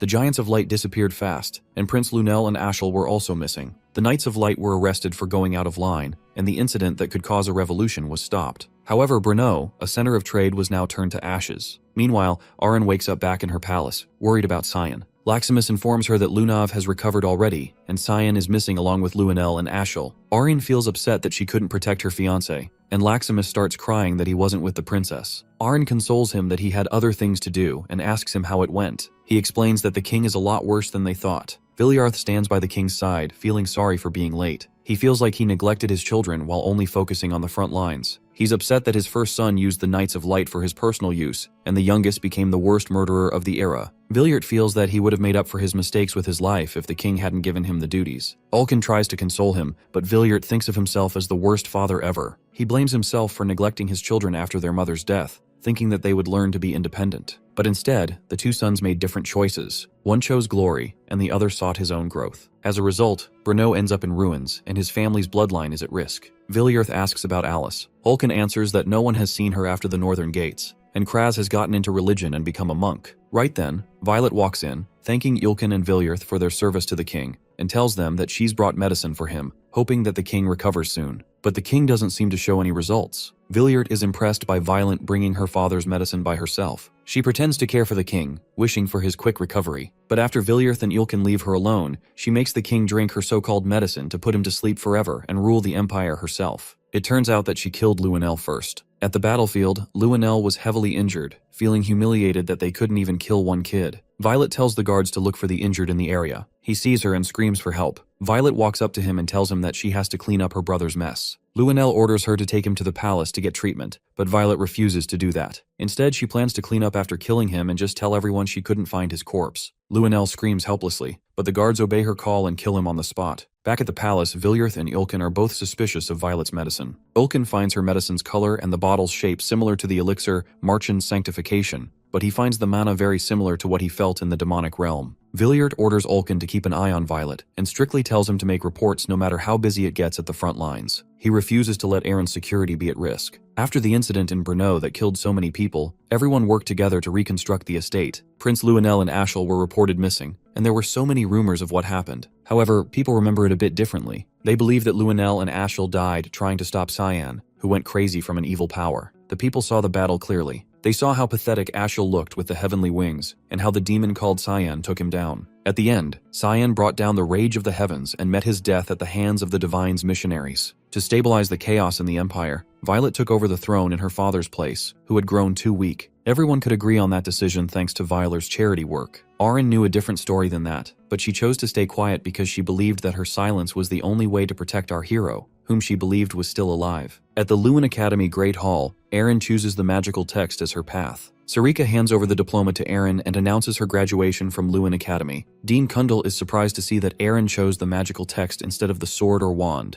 It's been 3 years since the incident, and Princess Erin has been searching for clues on the Giants of Light. Kundal explains that the Giants of Light are called Nephilim, and they are missionaries of light sent by Lumendel. Sarika is confused, wondering why Lumendel would intervene directly, and Dean has no clue why. There are no records that can tell whether Nephilim are gods or humans. Kundal tells Sarika that Erin has still decided to stay in the academy because of Cyan and asks if he's okay. Meanwhile, Auron visits Lunav. The two catch up, and Lunav informs Erin that President Regans is doing better, but he still has internal wounds to recover from. Erin thinks she must be worried, but Lunav feels satisfied to have taught Regans a lesson. Lunav asks about the progress on finding Cyan. Auron explains that he's trying, but she has found nothing except that the Giants of Light are called the Nephilim. The two compete amongst each other to find Cyan first. Meanwhile, the Nephilim hold Cyan hostage for crossing a line that no creation of a god is allowed to cross. As a result, our hero has no right to continue living in the world that they will descend upon. As a punishment, they rain down suffering on our hero that no human can ever experience. Our protagonist takes a leap and lands an attack, but the Nephilim just recover. He then takes another swing and uses his Void Sphere division.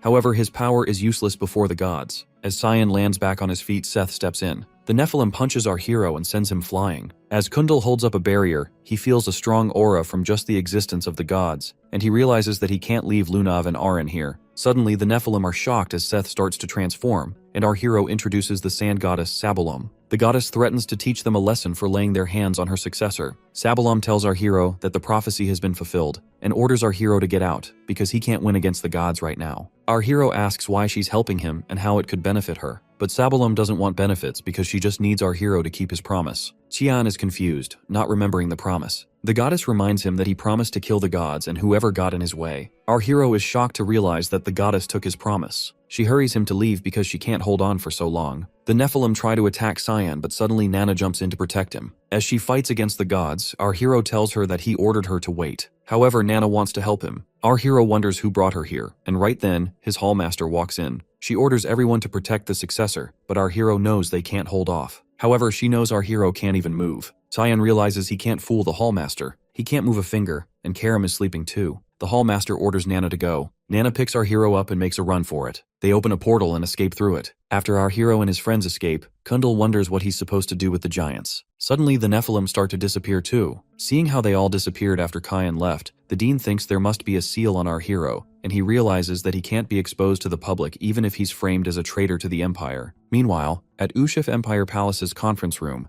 Violet tells her council that she's going to introduce a mage who will help them. Everyone is surprised, thinking that Kundal has agreed to help them. However, when Violet asked Kundal, he refused to help her in her ambition. He strictly warned Violet to let Erin and Cyan alone, and assured her he doesn't care how she writes the story of the incident. Violet knows the old mage doesn't change his mind and assures her men that she found a perfect candidate. Everyone is suddenly surprised to see the mage because they all thought he was dead, but then Boris walks in and greets everyone. Violet informs them that he came back from Demon Cyan. She tells them that Boris is an 8th ranked mana user, perfect as the royal mage. As Boris shows gratitude, Violet is shocked to see someone behind him. But suddenly, the image disappears, and she apologizes to her council and starts talking about business. Meanwhile, Luenel, in Boris's body, laughs at them for being fooled by his appearance and measuring his level. He finds this body easier to manipulate than other human bodies. He asks Duran Dark why he didn't get anything. Duran Dark gets angry because getting his powers was all she could do. She stares at her sword, regretting that the prophecy didn't go as they wished, but feeling glad that they got their powers back. For their next move, they both are still thinking about whether to find a new owner for the holy sword to cut through the fog covering the light or to summon. In the other dimension, our hero stops his training for the day. After 3 years, the exiled god's hypnosis on his brand is showing its effect, but once he's out of this dimension, it'll be over in a few days. However, our hero can't stay any longer, otherwise his body will give up. The exiled god asks what he intends to do because if he leaves, the Nephilim will return again. Our protagonist plans to kill the great god Lumendel. However, Karam reminds our hero that he should be planning something like that after defeating the god in exile. He agrees that our hero couldn't even defeat the exiled god in 3 years. The beings he fought in the past life were at best superhumans, and what he plans to face are those who can oppose gods, and for that, the powers of an exiled god are not enough to face them all. Our protagonist realizes that the exiled god is giving real advice and asks for suggestions. The exiled god suggests a path using a spell passed down since ancient times. He continues throwing knives at the map and after a while, finally lands on the right spot. He tells his cheers excitedly and tells his heir to accept the prophecy with gratitude. Meanwhile, Dean Kundal tells Sarika to take care of Aaron because she has been locked up in her room for 3 years and collecting ancient tomes. He worries that she might end up finding Cyan. Sarika knocks at the door. Aaron answers the door. Sarika greets her and tells her she assumed Leximus would answer the door. Aaron tells her that Leximus is off to another chore and asks why she's here. Sarika tells her that she's come to offer her help, but Aaron insists on being alone. Sarika tells her that she'll need help to find Cyan. Aaron suddenly opens the door and lets her guest in. Sarika notices the symbol on the board. Aaron answers that she found it reading about the continent's forgotten past, and found out that it was always accompanied by the mentions of the Giants of Light. She asks Sarika if she recognizes the symbol. Sarika, remembering it on our hero's chest, lies that she has never seen it. She realizes that the princess has found out more than they expected. Aaron then adds that the Giants of Light in Brno called Nephilims are the children of the great god Lumendel, and they are also known as Wardens. She wonders why they would attack our hero simply because of judgment. She wonders if it had something to do with the mist that Cyan was involved in. She believes that Eru is involved, which is why Lumendel stepped in, which means Cyan wasn't judged. She suspects that he must be hiding in the powers of the mist. Sarika is shocked seeing the princess nearly find the answers. Aaron thinks that Sarika must have something to add because she was close to Cyan. Sarika sees Aaron's gaze and thinks she's jealous of her. Sarika tells the princess that she wasn't very close to Cyan and deep down gets angry at our hero. Meanwhile at Eastern Fruina, the little girl stands under the tree. As she learns that the intense light will remain in the world once the black mist lifts, she wonders if such a world is even possible. After quite some time, our hero visits Sarika's lab. He remembers the first time he came to her in this life and she tried to kill him by poisoning his tea. As our hero remembers the good old days, he senses someone sneaking up on him. As the attacker takes a swing at him without being noticed, our hero dodges the attack and realizes that only Sarika can do that. Our hero and his hallmaster give each other a violent greeting, and Sarika decides to test out his improvements during the 3 years he spent away. Our protagonist plays along and uses his Void Sphere division. The giant spheres destroy everything in the room. Sarika warns him to be careful with his mentor's lab and takes a swing at him. Our hero retaliates and the two attacks collide. Lunav in her room feels our hero's presence, and Lem confirms her doubt. After 3 years, it is finally time, and Lunav feels eager to meet Cyan. However, her excitement makes even the demon scripture scared of her. Kundal feels the disturbance in his office, and he too realizes that our hero has returned. Seeing the mess around her lab makes Sarika realize that her disciple has really improved. She confronts our hero for the destruction of her lab, but he protests that she started it. She then asks if Eru permitted him to come out. Our protagonist answers that he just left because Eru's powers keep the seal hidden for a day. He explains that he's been roaming around all day and tells her that he got tired of hiding. The sky slowly lightens up, and Sarika stares silently at our hero for a moment. She gets angry at him for coming out and forces him to go back and pushes him back into the portal. Sarika gives Cyan a beating for leaving the zone while Eru watches. He gets tired of seeing them create a mess and tells them to stop. But Sarika yells at him to shut up too and blames him for not keeping Cyan back. Eru feels his authority as God Shatter. Our hero speaks up that he now realizes that he can't stay outside for more than a day. Sarika sees the seal heal back up and realizes that it can be covered. However, since it's a powerful god seal, the effect only lasts for a day. Sarika gets close to our hero and tells him that he's almost a man now. Karam gets angry and punches her in the face for flirting with him. Right then, Iru gives our hero the oracle and tells him to go to the eastern lands, Fruina, to find the prophet who awaits him. Our protagonist ignores his call, remembering the blind darts he kept throwing at the wall. Right then, Eru shoots him, shocking Sarika. Eru tells our hero that he couldn't completely cover the seal as he was 3 years ago, but now he has fulfilled the conditions. Now, the cover should last for 2 weeks, which still isn't enough to go to Fruina, but it's better than a day. He reminds Cyan that his death will come again once the 2 weeks are up, and tells him to find the prophet to change his fate. Seeing Eru's authoritative voice, our hero now actually sees him as a god. However, that pisses him off. Meanwhile, in the Luan Eastern region,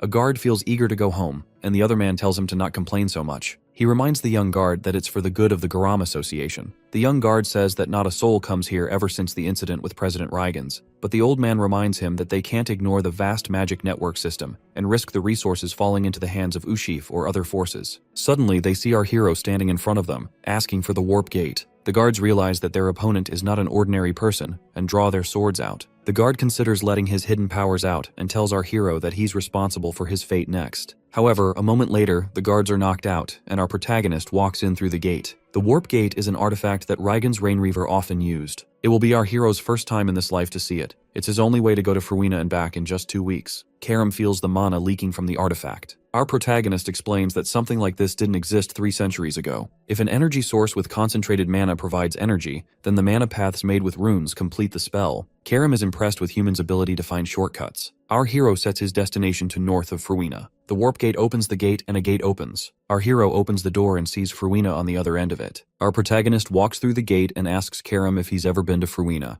Karam explains that he's been here before with her past owner. Suddenly, they both smell blood, and our hero gets ready for action. Meanwhile, the guards report the intruder at the gate and tell their boss that the intruder was covering his face, but an ominous mist covered him all around. The boss asks the guards how the invader smelled, confusing the guards. She then asks where the Warp Gate was connected to, and the guards answer that it was connected to Eastern Fruina's northern gates. She tells them that she knows who it is and goes to visit the Warp Gate. However, in Fruina, our hero sees the dead bodies everywhere, and he wonders why the Holy Knights and White Elves would have fought. Karam accepts that Eru gave them a right oracle, and our hero feels like the cause of the battle is the place in front of him. Our protagonist walks into the cave. Karam warns him to not get lost in the layout. After walking straight in a while, our hero still ends up back at the entrance. He realizes that he doesn't feel any mana either. Karam realizes that it's sorcery because it's the elves' territory. Our hero picks up some rocks and throws them at the wall to check. The rocks hit the wall, revealing the location. Our hero takes his fog sword and hits it at the ruins, revealing the actual path. With the path revealed, our hero can now feel the mana, but he feels something strange about it. Karam explains that it's a divine tree where the past begins at the roots and the future concludes in the leaves. The tree is where everything regarding the world is recorded. Back at the tree, the elf kid realizes that the barrier is broken, which only means that its guards have been killed. She takes the knife to protect others and places it against her throat. Suddenly, our hero breaks her knife with a blow and asks her to explain why the humans are after this place. The elf kid walks down from the tree and walks up to our hero, making him wonder what she wants from him. She grabs his hand and tells him that he's going to die soon. Our protagonist is surprised to see her recognize him. She explains that she's the Divine Tree's prophet, Hastia, and asks him if he's here by following the oracle. Our hero is shocked and realizes that the humans are after this place because they want Hastia's prophecy powers to know the future. Meanwhile, the Saintess's direct affiliate guard knight, Mihan Harcelis, reaches Fruina. He sees the guards and the enemies all dead and orders his men to tell everyone that it's safe. Seeing the blood everywhere, he tries to keep his armor clean, but seeing the enemies and allies all dead, he feels that someone must be alive. Right then, the Saintess walks in and assures him that the divine mission guided by Lumendel will end with their victory. Mihan assures the Saintess that he's faithful. The Saintess leaves him to take care of things outside and assures him everything will be all right. Suddenly, she realizes that the barrier has been broken. An elf's sorcery runes are unbreakable by a human, so she thinks that a non-human entity must be in the cave. She hurries inside to stop the intruder from taking the prophet and orders her men to wait outside, while an elf watches them from a distance. Meanwhile, Hastia feels upset that the ones protecting the entrance died because of her. Our hero wonders if holding hands is necessary when talking. Hastia explains that it's a curse called Divine Tree's Silence. In exchange for seeing the future, her voice was taken from her. So, they have no choice even if our hero is not comfortable. Suddenly, someone walks into the cave, and the prophet recognizes the intruder. She explains that this woman is the one who chased her here, and ordered her men to kill all the elves who protected the entrance. The Saintess apologizes for killing everyone and says that it wouldn't have happened if Hastia had agreed to go with her. She asks the prophet if she wants to go with her now to avoid more casualties. Our hero steps forward, and the Saintess introduces herself as Nephrodite Iris, the Saintess of Lumendel. She feels that it's a day of glory to have met our hero in a place like this. Our protagonist is surprised to see that the Saintess knows him and decides to test out her power. As he takes a leap to attack her, Iris extends her hand. Our hero recognizes the symbol on her hand. As he draws out his sword, he's surprised. Karam thinks the seal is activating early, but then he realizes that it's not his seal, but that Iris has the same one on her hand. The Saintess summons the emissaries of light to take away the dark fog. The Nephilim attack our hero, and while they fight, the Saintess grabs Hastia to take her away. She now realizes that they need to touch in order to talk. Suddenly, Hastia is surprised to see that the Saintess is an elf, and asks why she's betraying her own kind. Iris tells her that she wants her prophecy powers. Our hero falls to his knees after the battle, and Karam informs him that the Saintess took Hastia. The light emissaries stand above him. Our protagonist gets angry for having his plans ruined. He takes a swing and breaks their shield apart, and instead of dying an easy death, he decides to fight the Nephilim. Meanwhile, Iris walks out with the elf prophet. Hestia asks her if the prophecy power is really worth so much that she's willing to kill her own people and warns her that she'll lose her voice. However, the Saintess remains true to Lumendel's mission. Hestia then tells her that she's going to die. The Saintess thinks she's trying to get him scared, but the elf kid explains that it's a prophecy, a future she saw. Suddenly, Iris hears someone scream at the end of the cave. She runs to find Mihan struggling. Mihan tells her to stay back. He uses his Holy Stroke Vigilante to attack his opponent, but the intruder pulls a giant boulder before him to block the attack. A giant stone effortlessly blocks Mihan's spear. He's impressed at first, but then realizes Garnian simply stomped the ground and raised the earth to stop the strike. Mihan can hardly believe someone can do that. Mihan introduces himself and asks for Garnian's name. Garnian shoots back, asking why he'd bother introducing himself to a dead man. Mihan knows elves usually rely on bows and magic, while barely any bother training their bodies or becoming warriors. Curious, he asks Garnian what skill he used to block that attack, since it sure didn't look like magic. Garnian says it was magic. Mihan points out he didn't sense any mana at all. Garnian insists it was definitely magic. Meanwhile, Mihan notices Garnian's ears drooping suspiciously, making the whole answer feel pretty sketchy. Just then, Iris jumps in and reveals that Garnian can't use magic at all. Despite that, he's known as the strongest warrior of the White Elf clan, a recluse who lives deep in the frozen valleys. Seeing him here is surprising enough. Garnian is in no mood for introductions. Pointing at Iris, he demands to know if she's the ringleader and orders her to hand over the prophet. Iris quickly explains that she's only God's messenger, but Garnian readies a punch. He declares that there's no need to learn the name of someone who's about to die. Mihan immediately warns Iris to watch out, but she suddenly pulls a dagger to Hestia's throat. She then threatens Garnian, saying that if he kills her, she can't guarantee the prophet's safety either. The threat works. Garnian stops at once. Burning with rage, he snaps his own dagger in half and calls the situation pointless. The threat didn't work. Mihan can only stare in shock. Garnian just crushed solid steel with nothing but raw strength. With a cold glare, Garnian warns Iris that she's going to die regardless. Iris starts sweating heavily under the pressure. Hestia then asks what she's waiting for instead of running away. Iris loosens her grip and takes off. As she runs, she tells Mihan to handle things here while she goes to request reinforcements from Lord Rumendel. Mihan is shocked as she is not going for reinforcements. She's running away in pure panic. Garnian says the same thing, and Mihan immediately snaps back that he already knows, so he can stop repeating it. Then Mihan boldly steps forward. He declares that he doesn't need reinforcements because he wants to challenge the strongest warrior of the White Elf clan. He starts introducing himself as the strongest spear of the Knights of Light and a disciple of Grandmaster Duke Wallace. Unfortunately, Garnian couldn't care less. Before Mihan can finish his grand introduction, Garnian drives a fist straight into his stomach. Mihan can only curse his luck as he's attacked mid-speech. The punch launches him high into the air, cutting the introduction short in the most painful way possible. With Mihan out of the way, the savage elf turns toward the supposed ringleader and orders Iris to stop right there. Iris is drenched in sweat. Mihan, a man who was full of confidence, didn't even last a moment against this monster. Then she crashes right into our boy, who happens to be chasing after her. Casually carrying the severed head of a Nephilim, he asks why she's always in such a hurry. That only makes Iris panic more. She quickly asks what happened to the Nephilim and wonders if Cyan really defeated God's sentry. Cyan apologizes, but says he never believed it was a real Nephilim to begin with. Now Iris is sweating even harder. She asks how her Nephilim could possibly be fake. Cyan explains that if it was real, it was an incredibly poor imitation. Its equipment broke far too easily, and it couldn't even regenerate after losing its head. He then suggests that if she's going to copy something, she should at least do a better job.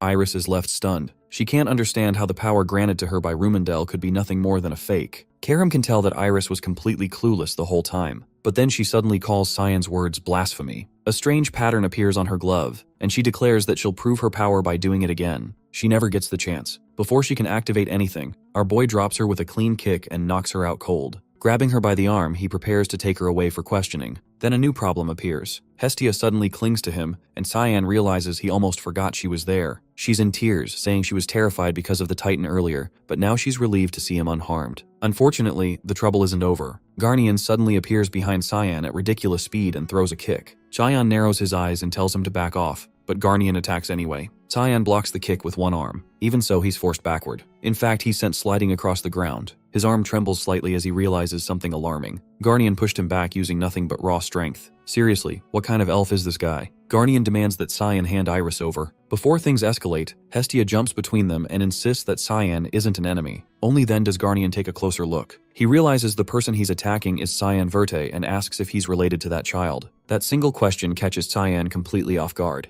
Cyan wonders if this muscle dude just hinted at his big sister Alice. Later, in the elf town, an elderly elf introduces himself as Elfuis. Elfu thanks our boy and welcomes him to the town. He tells our boy to make himself comfortable here, but the way Hastia is glued to our hero's hand, our guy suspects the invitation was meant for her. He asks Hastia what's up with that clinging, and she drops the bomb that he literally has to touch her to hear her speak. Garnian suddenly butts in just to call our boy rude. Our assassin immediately turns to Garnian and asks how he can hear Hastia. Garnian then reveals he received a blessing of foresight from Hastia, which makes him superior to Cyan. Elfu steps in to cool things down, saying Elder Garnian might sound rough, but it's his way of welcoming Cyan. Our buddy clearly isn't buying that, so Elfu respectfully adds that outsiders almost never show up in Elfland, so Cyan can understand the bluntness. Our guy asks about the Saintess. Elfu says he will ask why she stabbed them in the back. Scene cuts to 2 guards outside a massive cell. Inside, the Saintess sits chained. Elfu walks up and skips betrayal, asking about Chion Verte. He wants to know why Cyan showed up against her. The Saintess answers with silence. Meanwhile, in the restroom, Karam senses something is off. She asks our boy why he let Elfu meet the Saintess first.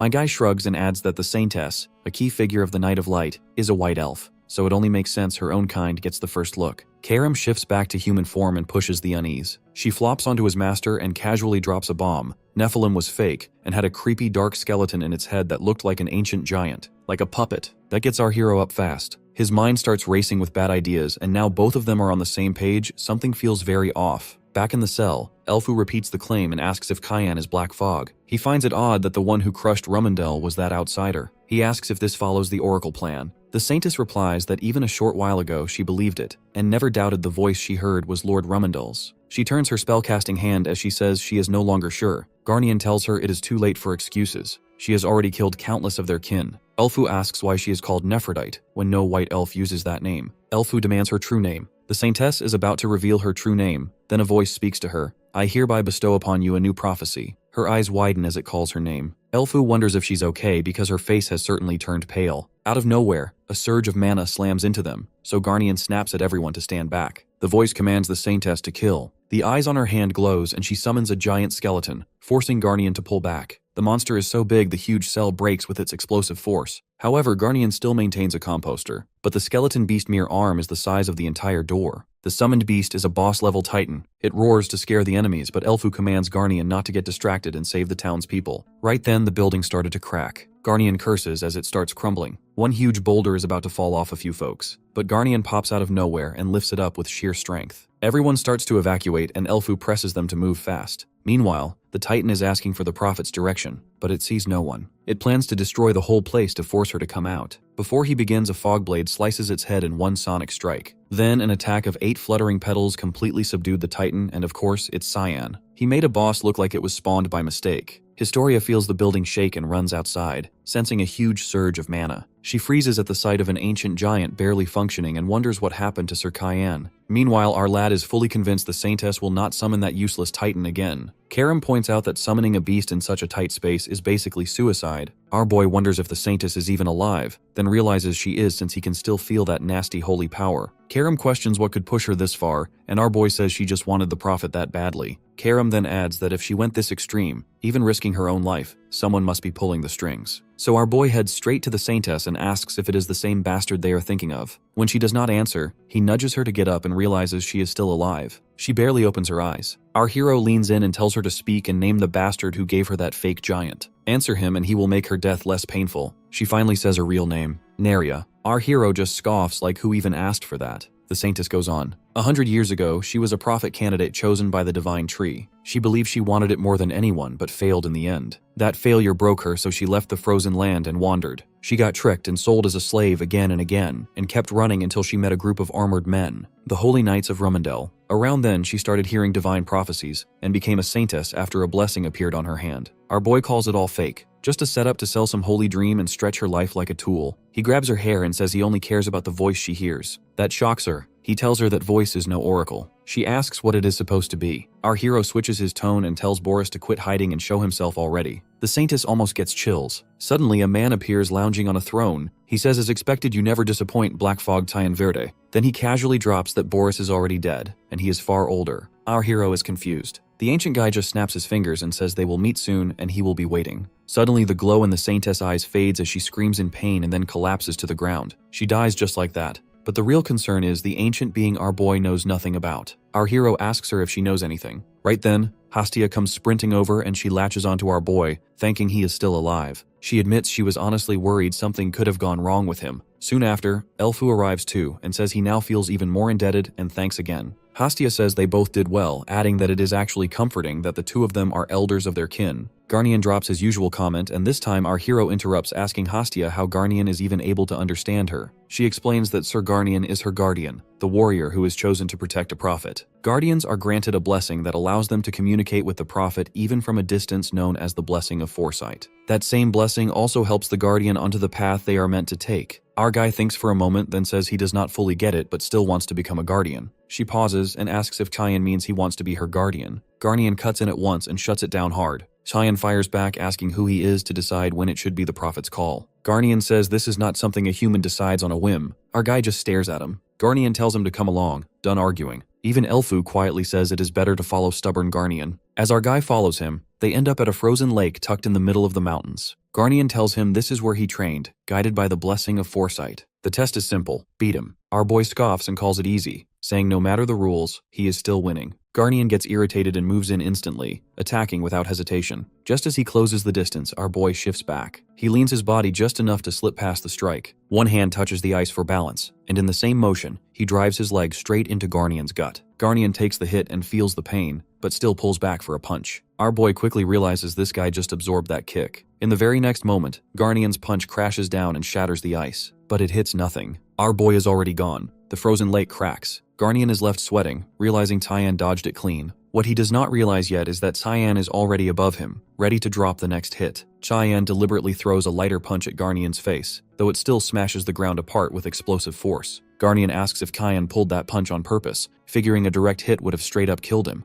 Looking at the massive crater in the lake, he admits Cyan has clearly gone past the limits of a normal human. Then he half-seriously wonders if Cyan is planning to go around killing gods next. But our boy brushes that aside and simply asks if that settles it, if he is now the better pick for the guardian role. Not long after, the prophet officially declares him her guardian. She sits on her divine tree and starts casting the spell, but nothing happens, and our boy gets annoyed that he cannot hear a thing. Hastia turns to him and asks if he can hear her now. Cyan says yes, and she confirms that from this moment on, he is her official guardian. But instead of reacting properly, our boy casually asks about tomorrow's weather. That completely throws her off and she just stares, confused. He repeats the question and she admits she has no idea about the weather. Our guy instantly concludes that foresight might not be all that impressive after all. Hastia tries to recover, saying she can at least predict snowstorms and heavy rain. But our boy is clearly not convinced and starts thinking becoming a guardian might not help him much. Right then, Hastia says to follow the goddess of water, claiming his path will reveal itself there. She just got this prophecy from the divine tree, but our boy already turns away and tells her not to just say whatever pops into her head. She nearly breaks down, begging him to believe her. Then she adds that the tree mentioned someone from his family waiting there after many years. That finally makes him pause. This time our boy actually believes it, because that can only mean one person, his sister, Lady Alice. Then our boy calls out, asking about his sister Alice. He wants to know where she is. Elfu explains that after she left for the temple of Lady Aquentis, there has been no contact at all. Our guy double-checks if Aquantis is the goddess of water. Elfu nods and says the goddess lives somewhere in Ferwina, guiding water spirits. But her identity is hidden behind a veil, so no one actually knows where her temple is. Our hero then turns to his so-called prophet and asks if she knows anything. As expected, she just stands there blank again. Cyan straight up calls her useless, and that immediately pushes her into tears. Karam says she knows the location. When he asks for details, she just tells him to follow her. Our boy narrows his eyes, already wondering what she is up to. Still, he says his farewells to the elves and leaves with her while Hastia can only watch him go. As they walk, he glances back and sees the elf town slowly vanish under camouflage magic. Karam says they've reached the spot, and our guy feels the temple is oddly similar to where Karam was sealed. Anyway, he placed his hand and the stones started to shake. They start to join in until a fancy door gets into shape right in the middle of nowhere. Right then, Hastia comes, yelling for our boy to stay. She tells him they need to stick together, and she needs something to confirm. Karam appears in her human form and goes straight to scare this lil prophet.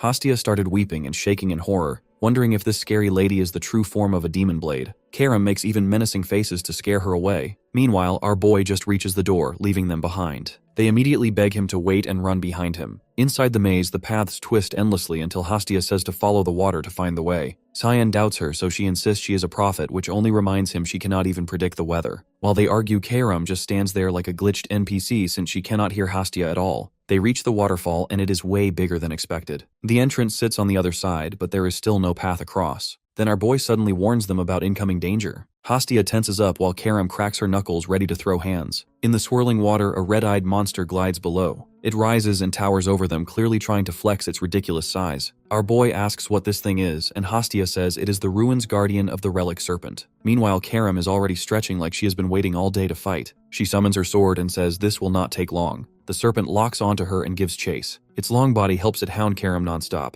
but she knows it's slow, so she swings her fog blade and slices off its tail in one clean move. Then another slash takes out its venomous fangs. The serpent drops its guard and ends up getting its whole body stabbed and battered. As it collapses, Karam still wants smoke, so she starts hitting it with sharp words. The relic serpent basically begs her to stop spitting venom after already winning. Then our boy walks in, asking the serpent if it saw any women come here. Karam feels Cyan just hijacked her moment. The serpent tries acting tough and loyal, but a solid beating from our boy fixes that fast, and it spills about an outsider who came here recently. Cyan asks why she came. This time the serpent admits it has no clue, and practically begs Cyan not to beat it again. Our hero beats it anyway, making Hastia see him as her ultimate guardian. When Cyan goes to threaten the poor thing again, a voice cuts him off. It's her guardian asking how he even found a place no human should reach. Hastia speaks up, calling her Lady Marianne. The name makes our guy think he might have just run into someone rare and actually worth the hype. Marianne steps forward and says it's her first time meeting Cyan, but wonders why he feels familiar. All our boy knows is she's the elemental dragon of Fruina, ruler of spirits and the strongest of the ancient dragons. My guy knows she's wrong since they already met in his past life when he entered Fruina searching for Karam. She kicked Cyan out back then. He still remembers her exact words and honestly didn't expect to see her again. While Marianne and Hastia greet each other, Karam starts shaking. Our hero wonders what just happened, but she steadies herself and points at Marianne, telling our boy the reason she brought him here is to kill her. The blade is trembling with rage, so Marianne asks Karam if she hasn't grown at all, and if she's really doomed to repeat the same mistake. Cyan wonders how these two even know each other, and maybe Karam should explain before swinging at anyone. Marianne doesn't wait and moves in to educate Karam. With a lazy flick of 2 fingers, she drops mountain-like pressure on our hero's arm. She praises his endurance, but my guy shuts her up instantly. He couldn't care less about her. He's busy humbling Karam. Marianne is caught off guard since our boy isn't fazed by her divine energy at all. Hastia quickly apologizes, saying his guardian is only here looking for Lady Alice. The moment she hears Alice's name, the pressure lifts off our boy. Marianne asks how he knows Alice. Our guy casually says she's his big sister and asks where she is. Marianne replies Alice was here but left long ago. He asks why she came, and Marianne just shrugs, saying she has no clue. Then she adds this place is the holy water source blessed by Lady Aquinas. If he came for Alice, she suggests he leave. Our boy sighs and agrees there's no point sticking around. Hastia looks at him like that's it, but Cyan says staying longer is just wasting time. Then, out of nowhere, he asks Marianne if she's got beef with his demon blade. Marianne dodges, saying he should ask the blade himself. Our boy notes Karam's been suspiciously quiet lately. Deciding that's a problem for later, Cyan grabs Hastia and launches upward. The speed almost rips his soul out for a quick trip. Just before leaving, our boy glances back but says nothing. As he goes, Marianne admits she had thought about this moment, just didn't expect Cyan to actually show up. Behind the door, a woman notes he's no ordinary guy and has leveled up a lot. It's Alice. Marianne asks if she's still hiding until she gets stronger. Alice admits she used to drag him down, so now she wants to power up before facing him again. Marianne then drops the bomb that Cyan already sensed her presence. Our guy, casually reading her mind, but chose not to call her out since she chose to stay hidden. As they leave, Marianne quietly hopes they'll cross paths with Cyan again soon. As Alice steps into the pure water, she pleads to Lady Aquinas, already bracing herself to take in that power. From a distance, Mariana and her relic serpent watch, stunned that Alice is pushing far past human limits after just a couple months here. It says the water in this temple holds the essence of the first water the goddess gifted with her own hands. If Alice fully takes it in, she'll inherit the power of the water goddess and become her incarnation. But it won't be easy for a human body to endure any further. No matter how much Mariana supports her, Alice can't just ignore her body's limits. Still, Mariana helps however she can. Her serpent then asks if she is acquainted with the demon blade. Mariana admits she killed Karam's former master. Back to our boy, he wonders why his blade is still quiet after sensing Mariana. He casually hurls it at the door and nearly kills Hastia, who was sneaking a peek at him. He asks what she's doing here. The poor prophet says she was just checking if he's okay. Our guy almost snaps, wondering why a tiny pipsqueak like her is worried about him. She says she saw Tyan's future with her foresight.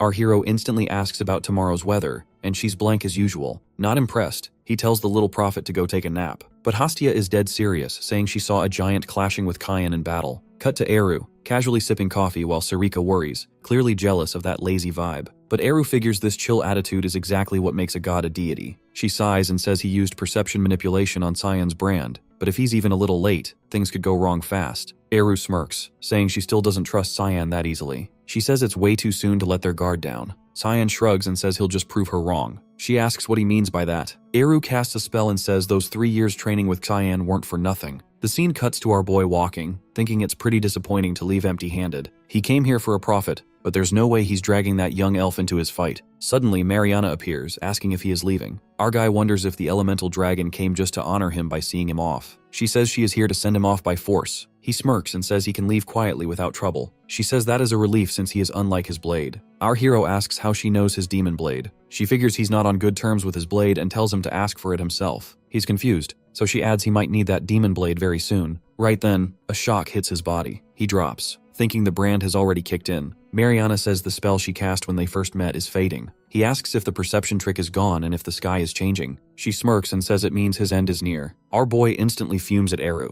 Elsewhere, Eru sneezes and wonders who's talking about him. Sirika snaps, asking if he's really trying to kill his own heir. Eru stays chill, saying nothing will happen to Cyan, but Sirika questions his opponent being a god sentinel. Eru is sure his 3 years of training means Cyan won't lose. Eru adds that the oracle already determined Cyan's win. Meanwhile, my guy is struggling with the giant's relentless assault. Our hero is in big trouble as his blade isn't backing him up, and he needs to rely on his human fighting abilities. The giant swings a ground-shattering strike. Our hero uses mist movement to dodge it and uses a rage fog storm on the giant's arm. Our assassin sees no damage to the enemy, then he barely manages to avoid a surprise spear attack. Our buddy accepts the fact that without Karam's full power, he can't even budge the giants. He wonders if it is really an insurmountable wall for a human. But then something clicks in his mind. Among the giants, our guy almost looks like an ant that could be crushed by Mariana's overwhelming force. She says Cyan can never surpass the supreme god as a human. She asks our boy if he has any last words. Our black fog turns the blade toward himself. Mariana gets confused. Cyan, knowing if he can't surpass them as a human, decides to give up on being human. And that's exactly what Karam wanted this whole time. Mariana gets it. Cyan is entrusting his body to the demon blade. It's too late to figure that out as our black fog already stabs himself with the blade.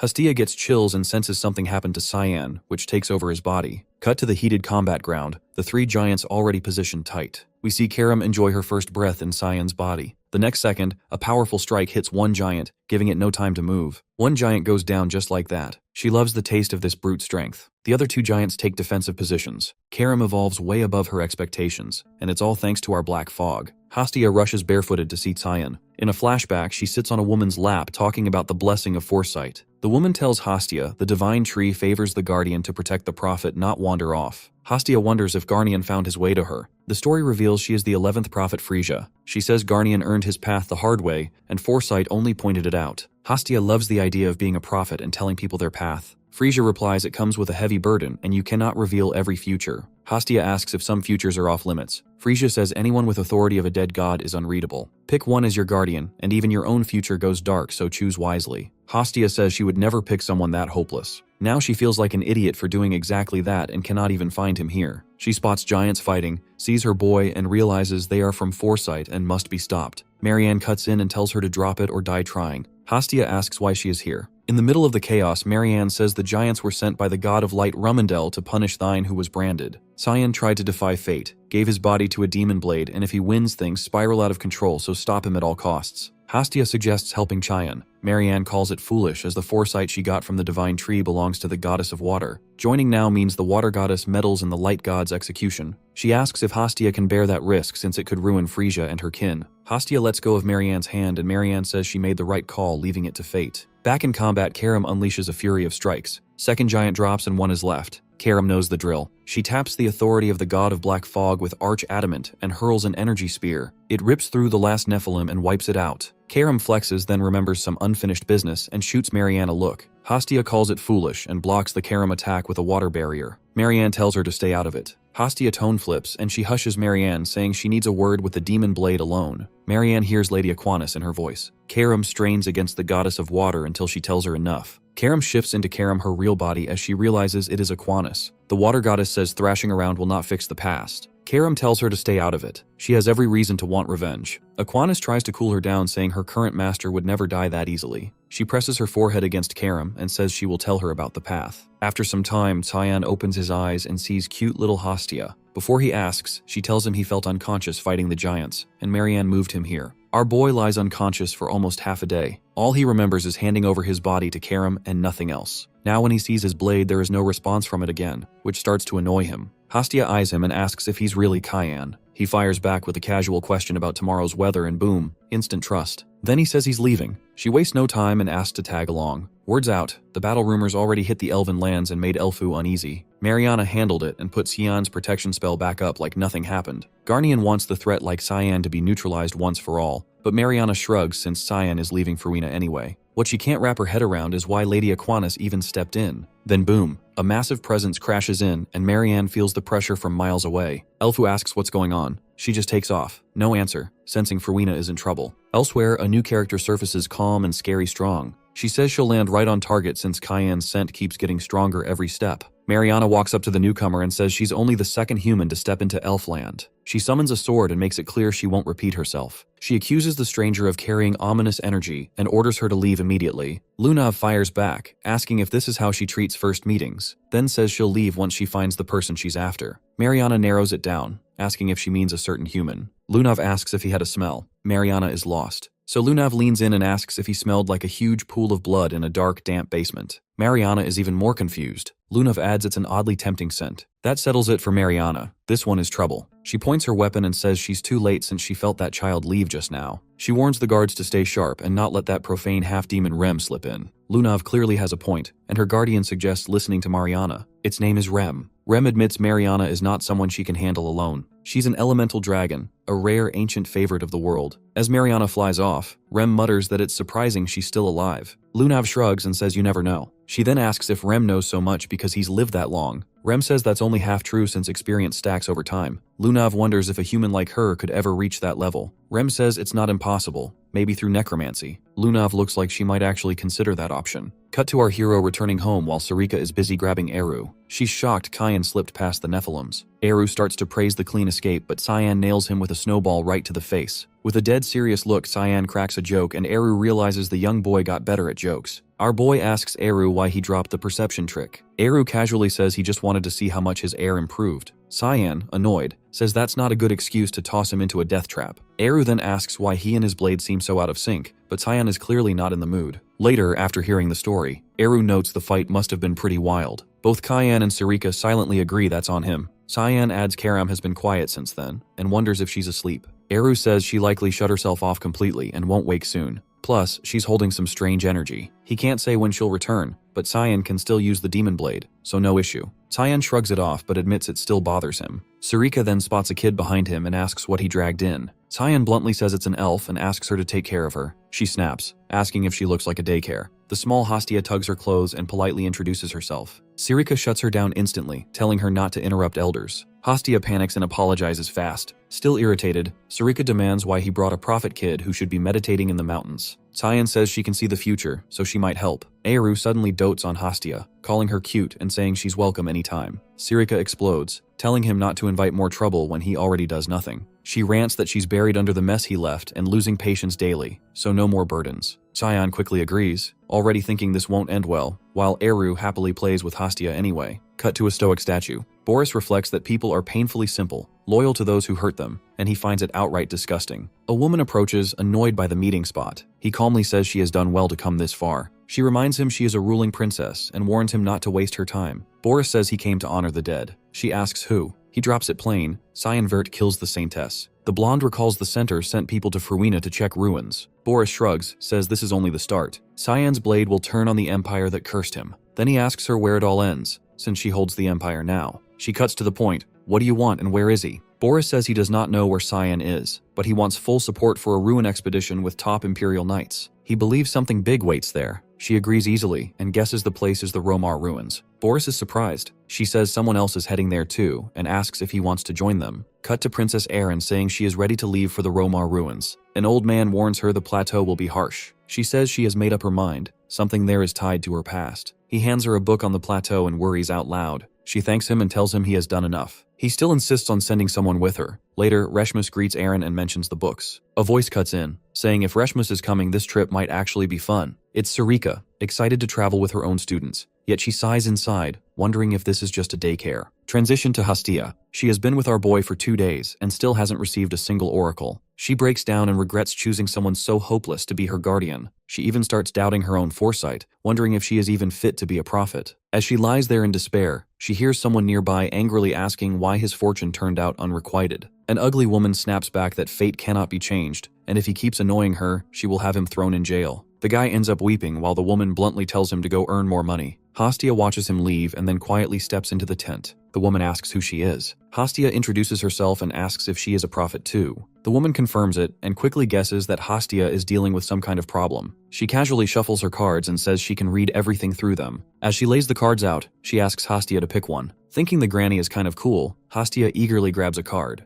The granny reveals that Hastia feels stuck because she wants to help someone but has already hit her limit. Hastia nods in agreement. Then the granny flips another card and says this must be the source of her trouble. As Hastia looks at it, the granny calls it the hermit. She explains that the person Hastia wants to help is probably extremely hard-headed. Hastia could not agree more as she quietly thinks about tomorrow's weather. She suddenly grabs the old lady's hand and passionately asks her to teach her this prophetic technique. The woman is clearly caught off guard by the request. Cut to Aaron. Reshmus asks if she is really okay with Sarika joining the journey. Aaron replies that Sarika is close to Kayan, so she should be useful. She also suspects the Chancellor placed Sarika there to keep an eye on things. Reshmus then brings up another issue. Aaron asks what she means. Reshmus explains there has been someone tailing them for the past few days and asks if she should deal with it. Aaron raises her voice and tells the person to come out before her guard forces them to. The man hiding behind a tree freezes. As Reshmus reaches for her sword, he quickly steps out and says he will cooperate, so please lower the blade. Aaron recognizes him as Sir Gale. Gale admits Aaron is sharp and tries to explain he holds no personal grudge and only wants forgiveness. Aaron hears nothing but excuses and bluntly states that she knows he works for Princess Violette. Gale already expected her to see through him, so he shrugs it off as a misunderstanding. In the next moment, Reshmus is right in front of him, sword raised with a clear warning. Gale instantly draws his blade and their swords clash, sending sparks flying. His expression hardens as he tells Reshmus to stay out of their conversation. Aaron shuts him down, saying she has no interest in talking to someone this rude and suspicious. Instead, she challenges him to avoid bloodshed by revealing what he reports to Princess Violette. Gale responds that he now serves in the Imperial Knights, but was once an elite knight of the Knights of Light. There is no way someone freshly graduated like Reshmus could defeat him. Reshmus shifts her footing and attacks again, this time landing a solid hit to his gut. Gale staggers back and decides to withdraw, sticking to his orders to avoid further conflict. Before leaving, he tells Aaron to tend to Reshmus's wound. Only then does Reshmus realize she has been cut. Aaron rushes to her side as Gale adds that the injury is not fatal and should heal quickly with proper magic. Aaron's expression turns cold with anger as she says she will not forget this. Gale casually replies that he is simply following orders from the Imperial family with no personal intent. He adds a final warning that many others will be watching her since she was once the fiancée of the killer Cianverte.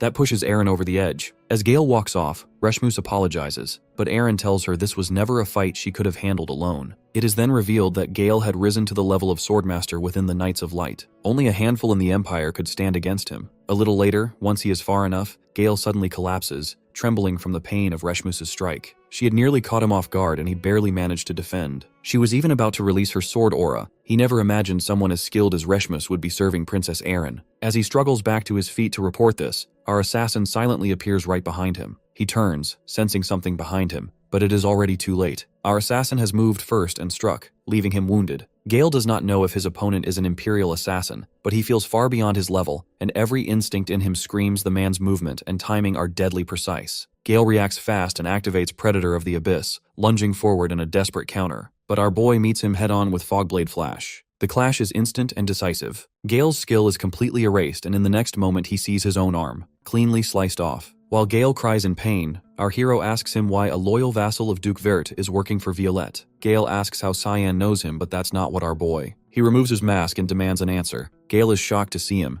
and our hero coldly says his reply will decide if he dies in pain or not. We come back in time where our guy fights the top knights of Garam. They were furious since he killed their Count Pyron, but pulling off one Fogblade Stormwrap takes care of them. Still, our guy is getting annoyed by their increasing numbers and the fact he's got no reinforcement. Suddenly, a phantom beast leaps onto an opponent. It's actually Gale who showed up with reinforcement to back our guy up. The enemy realizes they get surrounded. Gale orders his men to kill without mercy. Back then, Gale was one of the rare knights who could wield the blade, a straight-up prodigy in both swordplay and summoning magic. He was also among the few disciples Yulkin personally trained from a young age. So seeing someone like him serving Princess Violette, our hero can't help but ask why he bailed. Gale feels oddly honored that the youngest master of House Verte actually acknowledged him. Then Gale drops it. His so-called betrayal was just orders from Duke Verte, our hero's own father. Cut to the Garam Council's main hall. Old Garam asks how long he was out of it. Lunav says over 3 years. He chuckles, clearly proud his granddaughter handled everything without him. Lunav takes over the council and suggests Grandpa should rest more. He asks if she came all the way from Fruina when there's a council assembly today. She says she had her guard knight, Ramella, stand in as her proxy, and she's already dismissed all the chief scholars Garam knew, so it's not really Garam's council anymore. Garam is oddly proud of her and starts laughing. She asks why he messed with Cayenne. Garam replies he wanted Cyan to marry his granddaughter, but he refused.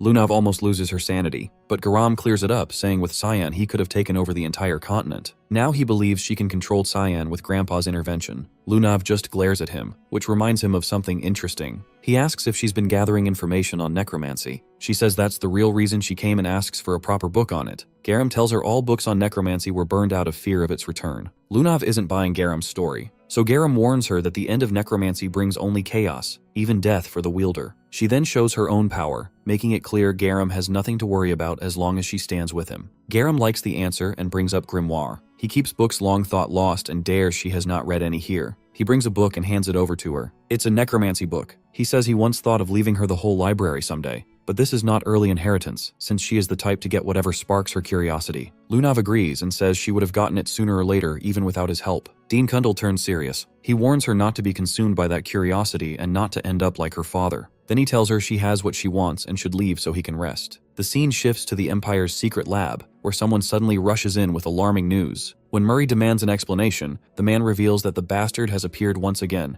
instantly sending Murray into a furious rage. Outside, our guy is casually talking with the guards. A girl asks if he is really the one who messed with Garam's warp system. Our assassin questions if they aren't the guys who secretly built a warp on someone else's island. The girl says Cheyenne talking back sounds cute. She is Annie Murray. She says she isn't like her brother and starts to use mind magic on our boy. Her arm grows purple as she throws a dark spell to swallow my boy's inside out. Cyan realizes it's mind destruction magic. Surprisingly, Annie starts to sweat heavily with face all pale. As she looks inside Cayenne's state of mind, there is pure chaos. Annie falls as she could hold to watch the horrific sight any longer. The guards accuse Cyan of doing some magic to her. Murray steps in the chat and orders the guards to step back as Cyan isn't someone they can mess around with. One guard asks Murray that his sister has been defeated and whether he will just stand by. Murray calmly says he will not interfere, which stuns the guard. Our hero walks past them, praises his decision, and says he will use this route often so he needs Murray's support, and Murray agrees while sweating heavily. Actually, Murray fears Lady Lunav's death threat for even touching Cyan, whom she calls her target, so he prefers to never see Cyan again. Later, Lunav hears Cyan show up again. Murray reports that Cyan just slipped through the warp gate at the ruin branch. She asks if there are any injuries. He says only one is hurt. She clarifies she means if that man is hurt. He says Cyan passed through the warp just fine, but Murray notes he did seem to have a companion. They all spot a girl chasing after him.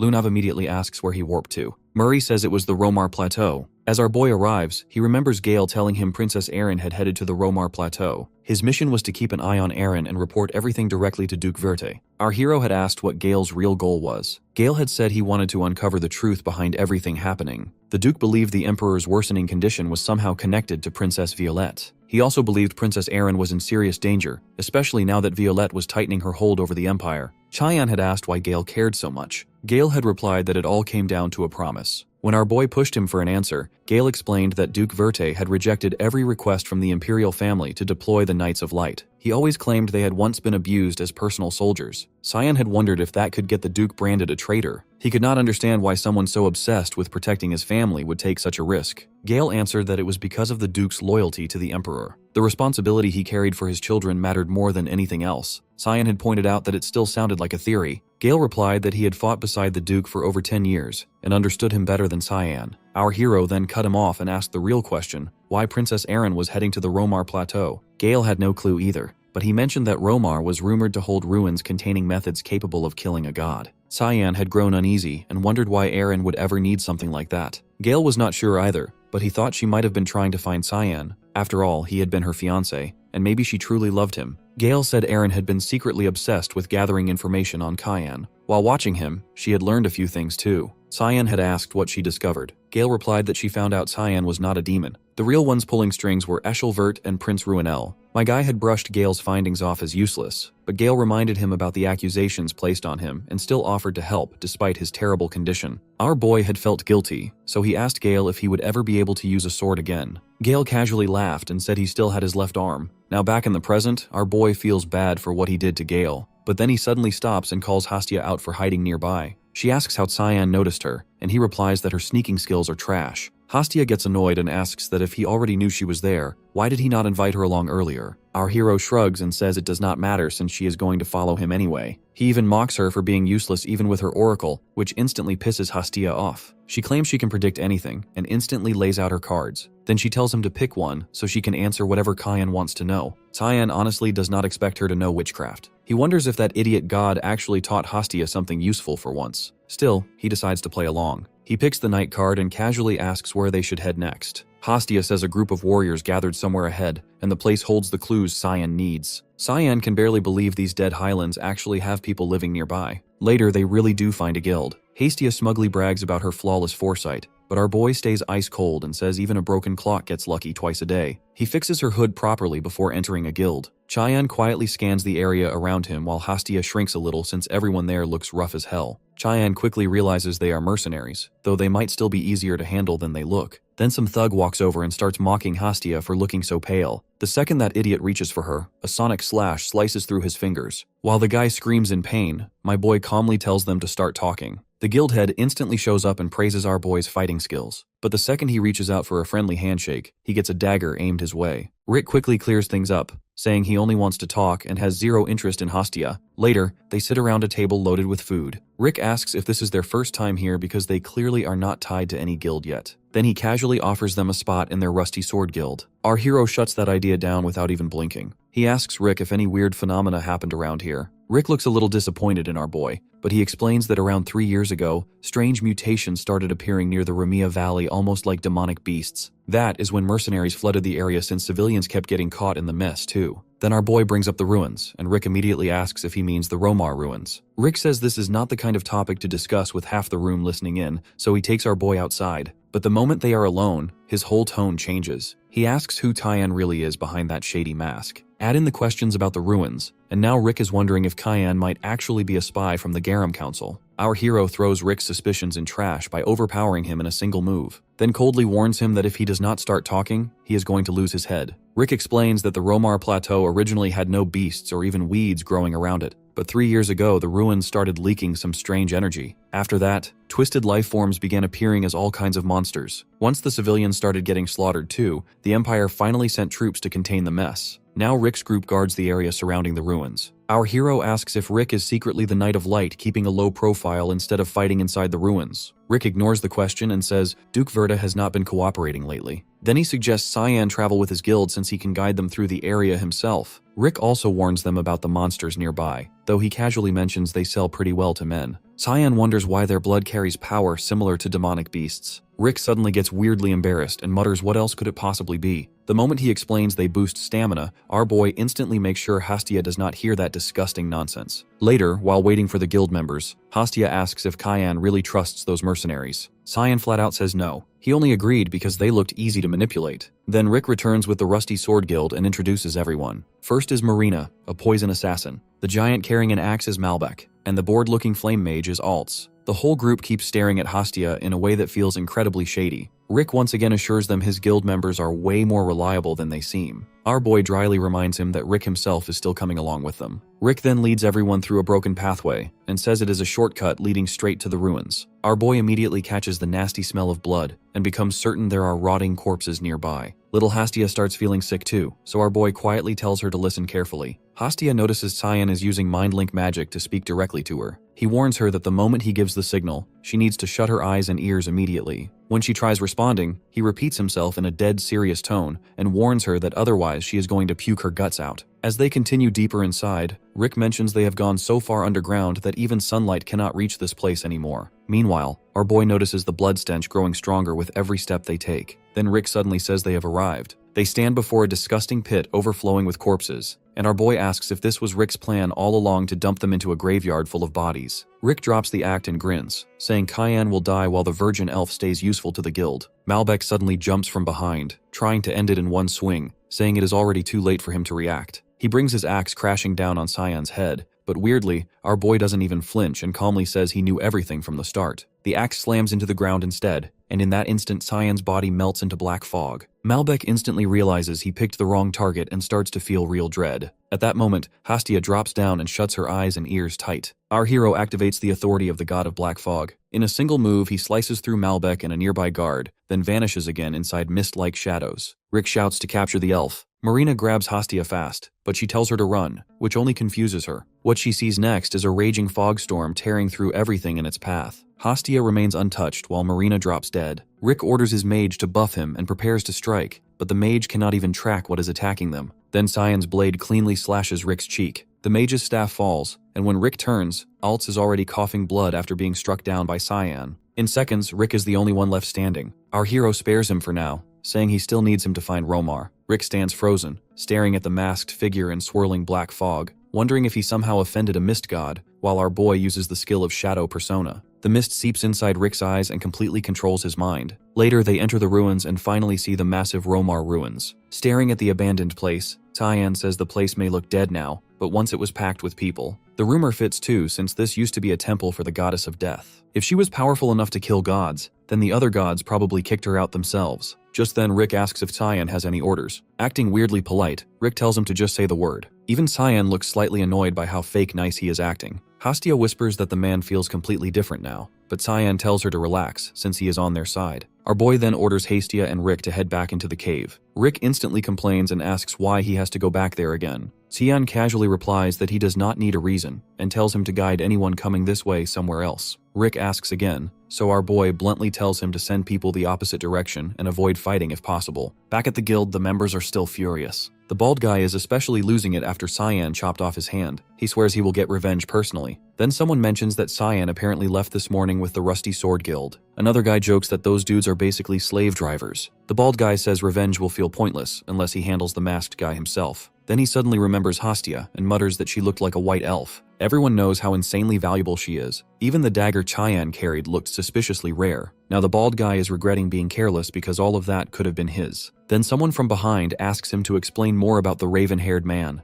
The bald guy scoffs, wondering who is crazy enough to order him around. But the moment he turns, he freezes after seeing a line of Imperial soldiers and a Commander Boris standing behind him. He asks if they are from the Empire. Boris calmly says to tell him more about the dagger user. The bald guy snaps back, asking who the hell he thinks he is. Without even blinking, Boris tosses down a pile of gold coins and says that should be enough to hire everyone there. The bald guy gets humbled instantly and reveals everything he knows. Cheyenne headed toward the Romar Plateau ruins with some kids. Boris immediately realizes the kid must be the white elf prophet. He then offers the bald guy double the pay if he guides them to the ruins. The bald guy jumps up so fast that his chair crashes behind him. The soldiers nearly pull their swords, but their leader stops them. By now the bald guy is completely drunk on greed and rage. Grinding his teeth, he asks what exactly they need him to do. Cuts to Romar Plateau, Warp Gate. Aaron says using the Warp Gate surely saves time, while Reshmus shivers and complains that freezing weather is impossible to get used to. Lunav welcomes them warmly and says they should ask her for anything they need. She even adds that if bringing Senior Cayenne back takes this much effort, then it is worth it, making Aaron shoot her a cold glare. Back then, Dean Kundal asks Lunav why she plans to skip the lectures. He quickly figures out she is leaving because of Cyan, and Lunav gets surprised. Dean Kundal reveals Princess Aaron already informed him about her trip days ago, making everything click for her. He then asks what she plans to do about her classes, since she cannot dump them on her guard night like the Garam Council keeps doing. Lunav calmly offers a deal instead. She proposes sharing part of the Warp Gate artifact owned by the Garam Council with the Ruin Council. Dean Kundal instantly realizes the rumors were real. Lunav calls it an academic exchange limited to the Ruin region, with one condition letting her leave whenever she wants. Dean Kundal thinks it over, then throws in his own condition. He says an academy instructor must accompany her. As the two keep exchanging icy stares, another voice cuts in. They seem to be getting along just fine. It is Sirika. She reminds them that this journey is her responsibility, and she hopes nobody causes trouble. She comes on Dean Kundal's order, but she is annoyed by the baby sitting on all of them. Lunav knows Sarika's weakness, but she moves along to protect her Nana. Sarika asks Aaron if she knows this place, and Aaron says she already visited it beforehand. A serious voice suddenly questions why they even came here. It is Rick, eyeing the girls and warning them to turn back while he is still being polite. Otherwise, he says he will not hold back just because they are women from rich families. The three instantly prepare to fight, but Sarika moves first and rushes Rick the moment he lowers his guard. She nearly twists his neck on the spot, making Rick surrender faster than expected. He even offers to guide them, leaving the girls completely confused. Sarika narrows her eyes and asks what kind of trick he is pulling now. Rick quickly claims this place is a nightmare anyway, so guiding them sounds safer than dying alone. Sarika senses zero killing intent from him, which only makes him look more suspicious. Still, she warns him that one stupid move will get his skull smashed in. Rick introduces himself properly, and Princess Erin asks what exactly makes this place dangerous enough to need a guide. Rick explains that taking the wrong path here is basically suicide since the area is crawling with horrifying monsters. Cut to a monstrous vulture chasing our boy while he piggybacks Hastia. Chayan mocks the ugly beasts while Hastia panics and tells him to stop fooling around. Our boy realizes that the second he stepped into the ruins, both demonic and normal beasts rushed him together. Then a giant deer suddenly bursts out of nowhere. Chayan instantly leaps up and smashes it using his fog shadow. Next, he slices through the vultures with his fog blade before hopping onto the back of another monstrous vulture. Meanwhile below, a giant serpent and countless monsters completely seal the entrance. But my boy stays fearless. He kills the vulture beneath him and dives straight into the starving horde below. While Hastia barely hangs onto our boy and cries her eyes out, our hero blasts the door open so hard that every monster behind it gets wrecked together instantly. He yanks his dagger out of a vulture's skull and asks Hastia if she is fine. She is already unconscious, making our boy grumble that she is completely useless anyway. Then he walks toward the creatures to figure out what they really are, because they do not even resemble mutants. They carry absolutely no mana, so our boy casually tastes some blood and realizes they are just normal animals. Hastia wakes up looking disgusted at him and calls him a total brute for licking blood like that. Our boy fires back that he needs answers about these creatures,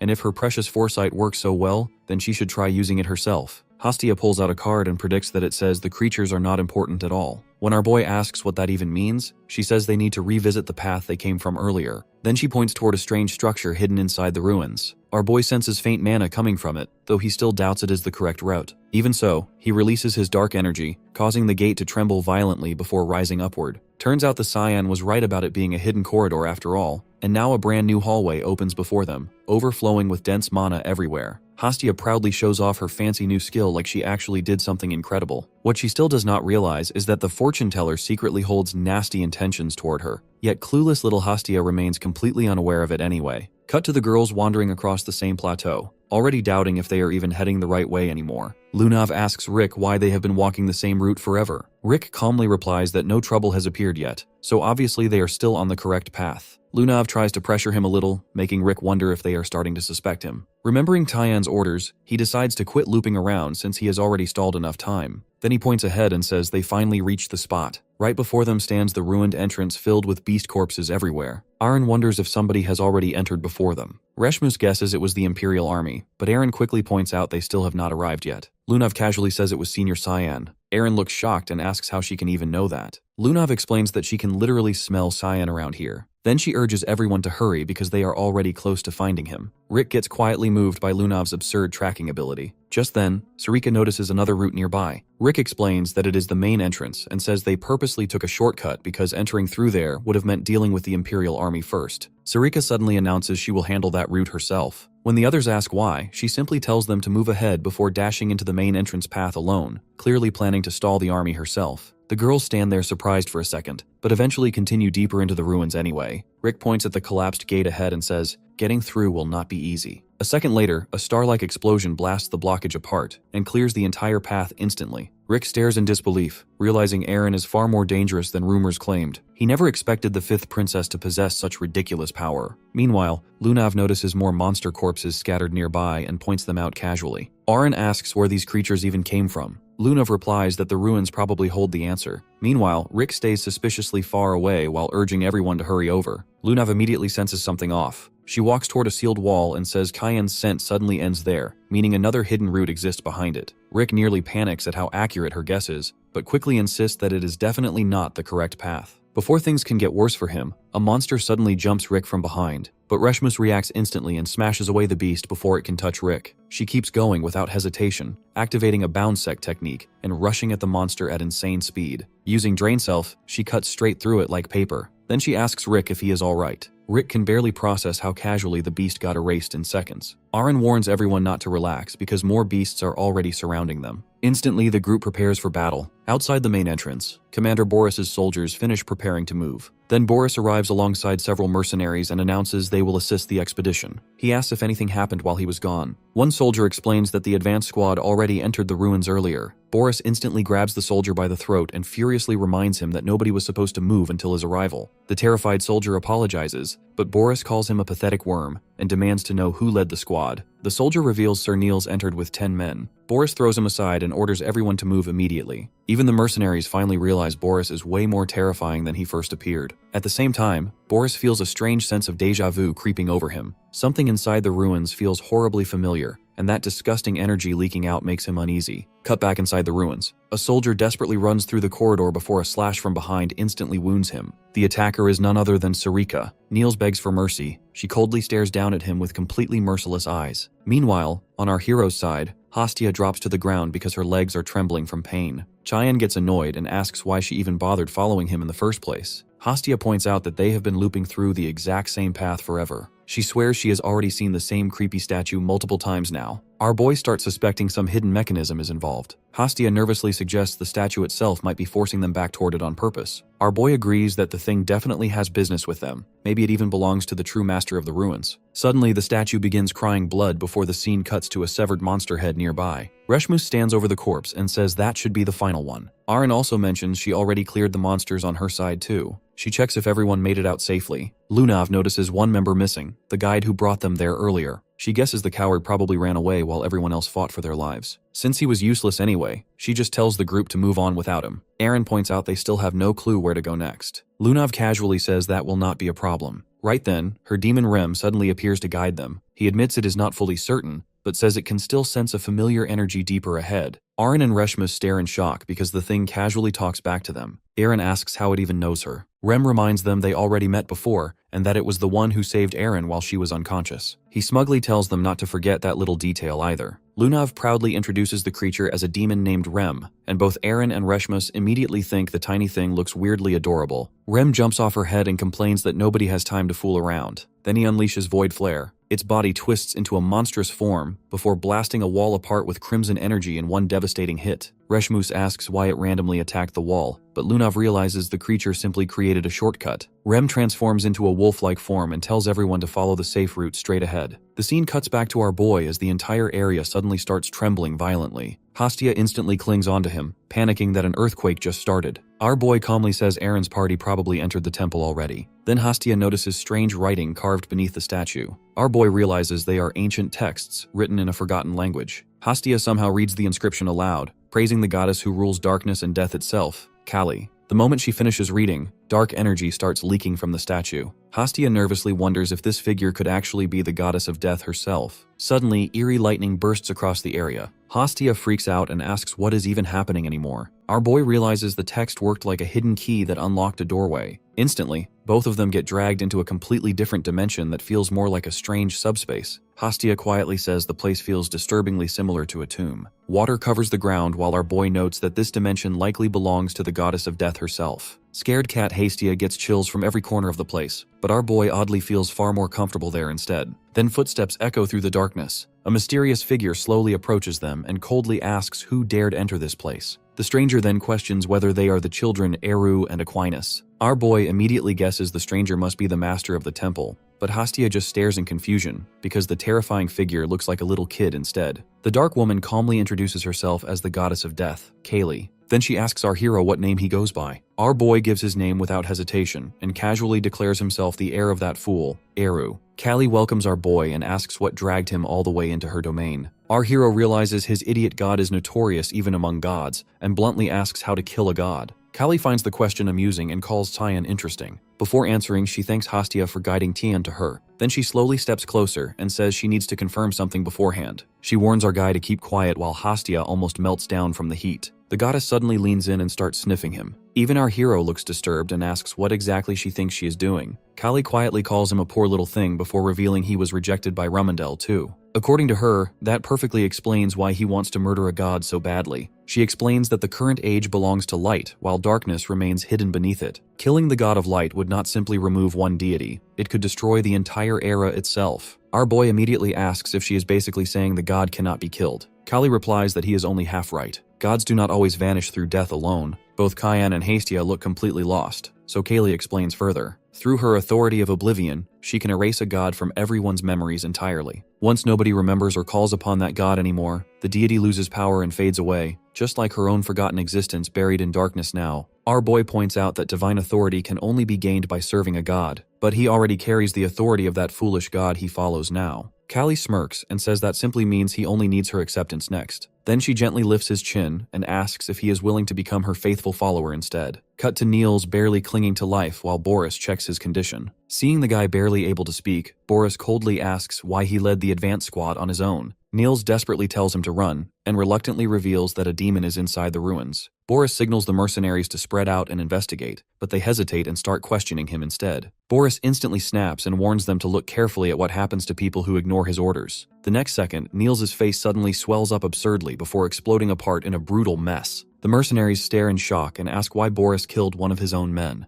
Boris casually replies the guy was already dead anyway. Besides, he was nothing more than disposable bait meant to distract attention for a moment. Right then, a greedy mammon suddenly attacks from the shadows and smashes straight toward Boris's face. Boris instantly summons a holy spear, stabs the creature on the spot, and violently pins it against the cave wall. The bald mercenary stares at the black monster in confusion and asks what the hell it is. Boris grimly says the nightmare is not over yet, so everyone stays alert. Then they notice a glasses-wearing demon silently watching Boris the entire time. Sarika suddenly plunges the whole area into darkness, and the mercenaries freak out when they can't see anything. Out of nowhere, a flash of lightning slices through the dark, taking one mercenary out in an instant. More bodies hit the floor as only glimpses of light can be seen. Boris quickly unleashes his lightning of purification, sending holy lightning crackling through the cave. The light reveals Sarika mid-attack, going at another mercenary. A bald mercenary charges at her with his gauntlet hammer skill, but she effortlessly blocks it with a counterkick. He's stunned. Sarika coolly tells him to scram since she's not interested in lowlifes like him. When he doesn't back down, she uses another skill, and in a blink, she unleashes 12 slashes, taking him out for good. Next, she leaps at Boris, ready to settle an old score. Boris just laughs, convinced that no matter how much she's grown, she's still just a human.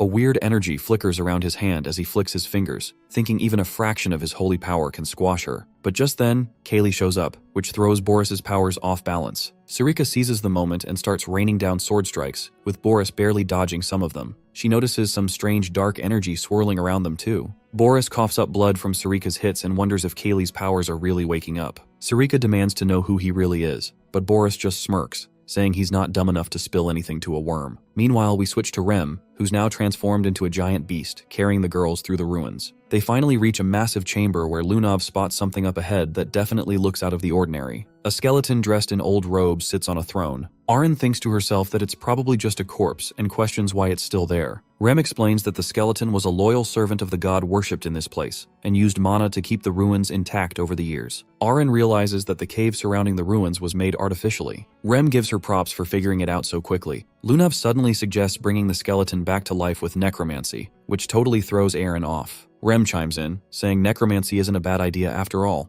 but Arin quickly warns Lunav about the dangers of messing with it. Still, Lunav stands her ground. Even Rem backs her up, assuring Arin that he'd never let Lunav die. Then she turns to Reshmus, wondering why she's not stopping this crazy plan. Reshmus admits she just doesn't have the strength to intervene. Lunav opens her spellbook and starts chanting. Magic circles light up around her as she commands the darkness to rise. Suddenly, black flames burst out from the skeleton, and a growling voice asks who dares disturb it. Dark arms reach for Lunav, but she holds her ground. Rem tells her that the veil is against the revival, but it'll help her out, so she should keep going. He even jokingly mentions she can send his regards once the skeleton is up and about, and adds he might need a nap from the necromancy backlash. Curious, Lunav asks if Rem knows the skeleton. He tells her to keep her focus on the spell and just ask the skeleton later. The whole place starts buzzing with dark energy. Arin warns Lunav that she's pushing too hard. Stubbornly, Lunav counters that the knowledge in these ruins could really help Senior Cyan, so the risks are totally worth it. She then challenges whether Princess Arin's determination matches hers. Arin falls silent. At that moment, the skeleton cracks open its jaw, rising back to life. Dark energy explodes around the throne as the entire chamber shakes.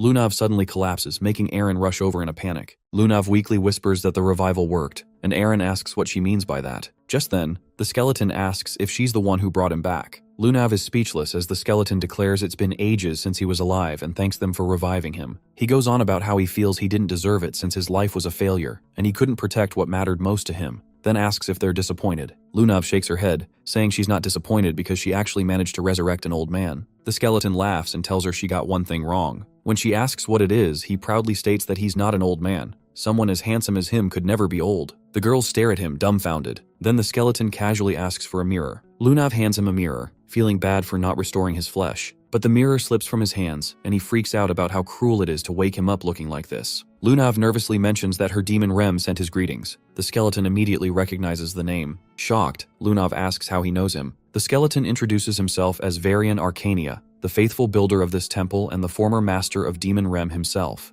Callie notices our guy is taking his sweet time and asks what's up. She reminds him he clearly wants something from her. He throws out the question of whether she really doesn't care that he's already got another god lining up. Kaylee just laughs it off, saying she doesn't mind sharing, and she's so desperate that she'd take even a two-timer. After all, a god without followers is pretty much the same as a dead one. Eventually, our guy decides to pledge his loyalty to her, and Kaylee's grinning like she just hit the jackpot, telling him he made the right call. But then his eyes go wide. Hastia freaks out, calling his name as he suddenly disappears into the dark water. Now Tyan finds himself sinking through a weird red pool, totally confused about where he is. As he keeps dropping, he feels a ton of people all around him. Looking down, he realizes it's everyone he's ever killed. The undead mock him, bringing up how he thought he could just live peacefully after trampling over them, saying it's the fate he deserves. They curse Cayenne and get a kick out of turning their dying hatred into his curse. Callie calmly asks if their words even make sense. Our hero questions if she really expects him to feel guilty now. She explains that those voices are his buried thoughts, and that guilt is now part of his memories. In the end, she asks if he's actually ready to face them. He just grins and pulls out his dagger, saying he hates all this complicated stuff. Kaylee is left stunned as he nonchalantly says it's way easier to just destroy everything. Then he charges forward, hacking through those memories. Even while he's taking down the undead, he shouts that they can curse him all they want because he'll keep slaughtering them over and over again. As he slices through the blonde guy, he decides he's going to be the curse of this world. Meanwhile, Hastia is nervously sniffing around, worried because she never explained this place to Cyan and is clueless about what to do. Suddenly, the water pool bulges out. Someone bursts out of it at full speed, freaking her out. He lands nearby and tells her to stop making noise. Only then does she realize it's Cyan. He asks Kaylee why she keeps showing him those dead guys again and again. Callie says it was all a test to see if he's worthy of being her follower and admits he exceeded her expectations. She adds it's been ages since a human entertained her this much. She says she'll personally grant her authority to the first faithful of this era, the heir of the Black Fog. The scene shifts to an exhausted Rick, who's impressed the girls are fighting monsters instead of running away. He feels relieved his job is done. Now all he has to do is survive and wait. Suddenly, he spots a barbarian lying at his feet. Rick freezes. The dead bodies belong to the mercenaries from town, and he's left wondering how they ended up here in the first place. Before he can think further, something shoots toward him at breakneck speed. He barely ducks in time as three of them slam into the wall next to him. Looking closer, he sees they're just feathers. Rick looks ahead and realizes the pressure is coming from the battle in front of him. He thought Sarika was just an academy instructor, but her presence feels monstrous. Boris is frustrated because he's used almost all his cards, but he can't figure out how this girl is still beating him, even when he's at full power. Sarika, on the other hand, is clearly enjoying the look of misery on his face. He snaps at her to be quiet, but she just casually explains that the stronger his holy power gets, the more torture this place dishes out to him. The ruins are like a giant vortex of darkness, making him easy prey. As dark energy swirls around him, Sarika decides to finish this for good so Boris won't bother Cyan anymore. She quickly pulls out her daggers and launches a fierce attack. Boris roars that she shouldn't underestimate him and swings back hard, but then he suddenly feels a sharp pain. He looks over and sees two daggers already stuck in his wings before he even knew what hit him. Right then, Sarika unleashes her Mistflower Blossom move and lands a heavy blow. An explosion rips through his wings, and Boris screams in agony, sweat dripping down his face as he grits his teeth. But Sarika isn't done yet. She drives her knee right into his stomach and sends him crashing onto a rooftop. Boris coughs up blood, shocked that he's actually losing to a human. She doesn't care about giving him time to recover. Instead, she leaps up again and slams him with her raging fog storm while he's still stuck with the daggers. Now really hurt, Boris finally realizes that surviving is more important than his pride. He activates Angel Descends, and a blinding light bursts from his body. Sarika can't see through the light, but she quickly figures out he's about to blow up the whole ruin. And that's exactly what he does. The explosion knocks her to the ground, but she lands safely. Feeling a bit guilty for letting Boris escape, she notices a huge hole in the cave where he got away. Suddenly, her eyes narrow. One of the half-dead mercenaries grabs her leg. Without hesitation, she drives a dagger into its skull, realizing Boris planned to turn the mercs into puppets all along. She looks ahead and spots Rick struggling against the undead puppets but decides he's not worth her help. Rick desperately pleads for assistance, but now he's facing the consequences of his own actions. The scene shifts to the undead skeleton, who reveals that he was Rem's master ages ago. Lunav is caught off guard to find out her demon Rem used to be human. Varian explains that demon Rem is still missing a part, which is actually protecting this old rundown temple. Aaron asks how the goddess of death, once adored by so many, ended up in ruins. Varian tells them that when the era of darkness ended, it gave way to the era of light, and that's when people slowly forgot about the goddess. To a god, being forgotten like that is pretty harsh. Because of this, he throws them a deal. If they become followers of the goddess of death, he'll hook them up with some rewards. Lunav jumps in and asks if he can seriously grant any wish. Varian calmly replies that he can and asks what she wants. Without missing a beat, she asks for the power to protect someone and promises to follow him faithfully. Suddenly, black sludge spills from Varian's mouth, and he says the first step is to stand before the goddess. Lunav is ready, but the other girls are a bit freaked out. Varian's jaw drops right off his face, and when he awkwardly asks for it back, she just hands it to him like it's no big deal. After he reattaches it, Varian pulls out an old piece of paper and reveals it has the key to finding the goddess. Lunav struggles with the ancient text and passes it to Aaron, who knows she's doing it on purpose because she thinks Aaron can figure it out better. The manuscript tells them to go through the swamp of memories in reverse and acknowledge the mother of death and darkness, Lady Caligona. The second Aaron hears the name, she freezes. Flashbacks of Caligona and a bunch of demonic beasts flood her mind. She remembers that Caligona created demons and all those nightmares that haunt humanity. Varian calmly mentions that might be true in the Age of Light, and he asks if that's a reason to hesitate. Lunav quickly says no. She doesn't care who Caligona is. She wants to be her follower to unlock the full power of the demon Rem. She's tired of letting others take what's hers. Varian nods, acknowledging her choice, and then asks the other two girls what they plan to do. Aaron claims she'll find her own way without taking the deal. Varian then asks Lunav for her name. After she tells him, he gently touches her forehead and wishes her a safe journey. Out of nowhere, Lunav finds herself in a bizarre celestial space filled with memory fragments. She sees the moment she was kidnapped and watches someone take her heart curve. As she focuses on that person's face, she realizes it's Cyan. She smiles, feeling certain her guess was right all along, and rushes toward him to give him a hug, saying how much she missed him. But just as she reaches him, her smile drops. Cyan suddenly backs away, and she chases after him, only to end up back in that dark pool. Finally, they see each other inside Kaylee's domain. Lunav wonders if this is a dream or just her imagination. Cyan simply asks how she got there. She slams into him, sending him flying back for what looks like a cozy hug. Outside the cave, the other girls are freaking out as Lunav passes out. Reshmus grabs her sword, demanding to know what Varian did to her. But, weirdly, she can't even pull it out. Varian coolly warns her not to misuse his name, saying Lunav's just asleep, so there's really no reason to panic. Callie chimes in, asking what it actually means to be one of her followers. Varian shrugs and says all Lunav has to do is live like one of them, nothing too crazy. He points out that Lunav looks pretty happy while snoozing. Aaron wonders what she could be dreaming about, while Varian assumes she's content after becoming a follower. But then Aaron jumps in, saying that legends paint Caligona as an evil god. Back when Rumendel defeated her dad and stopped Kaylee's corruption, the world was basically chaotic and dark. She can't wrap her head around how anyone would want to worship someone like that. Varian questions what exactly makes Kaylee impure.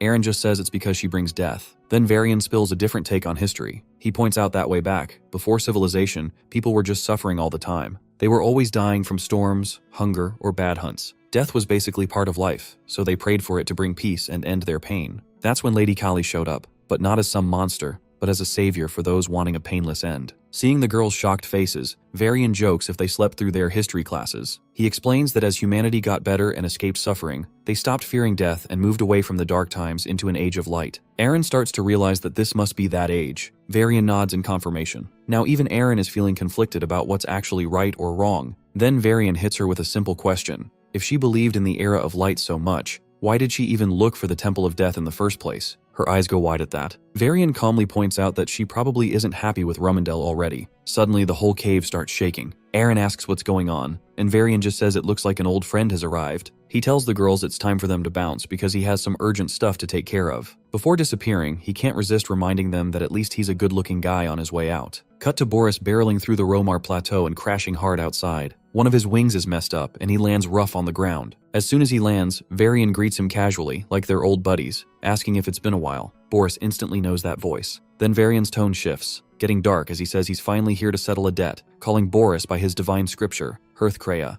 The scene shifts back to Kaylee, who welcomes Lunav and asks if she wants to join her crew. Lunav jumps right in and mentions that Varian sent her. Kali smirks, saying Varian still finds ways to surprise her even after kicking the bucket, especially since she had given up on everything. Lunav demands to get Cyan's back and tells Kaylee to hurry up. Kaylee just calmly says there's nothing to worry about because the moment Lunav stepped into this dimension, she was meant to be there. Our guy asks how she even found this place. Lunav rolls her eyes, saying it's a silly question, especially after disappearing for so long. She mentions that Princess Erin left the Imperial family and hung out at the academy while everyone else was looking for him. Hastia grabs Lunav's finger to explain that Cyan didn't have a choice because he was running from the Rumendel curse. Lunav realizes Hastia is mind-linking with her but teases her for being a pipsqueak who hung on to Cyan the whole time. When Hastia gets bummed out about that, Lunav actually compliments her for watching out for Cyan while she was away, which makes Hastia feel all warm inside, thinking maybe Lunav isn't so bad. Then Lunav asks Cyan what the Rumendel curse even is. He explains it's the punishment for going against the Holy Sword,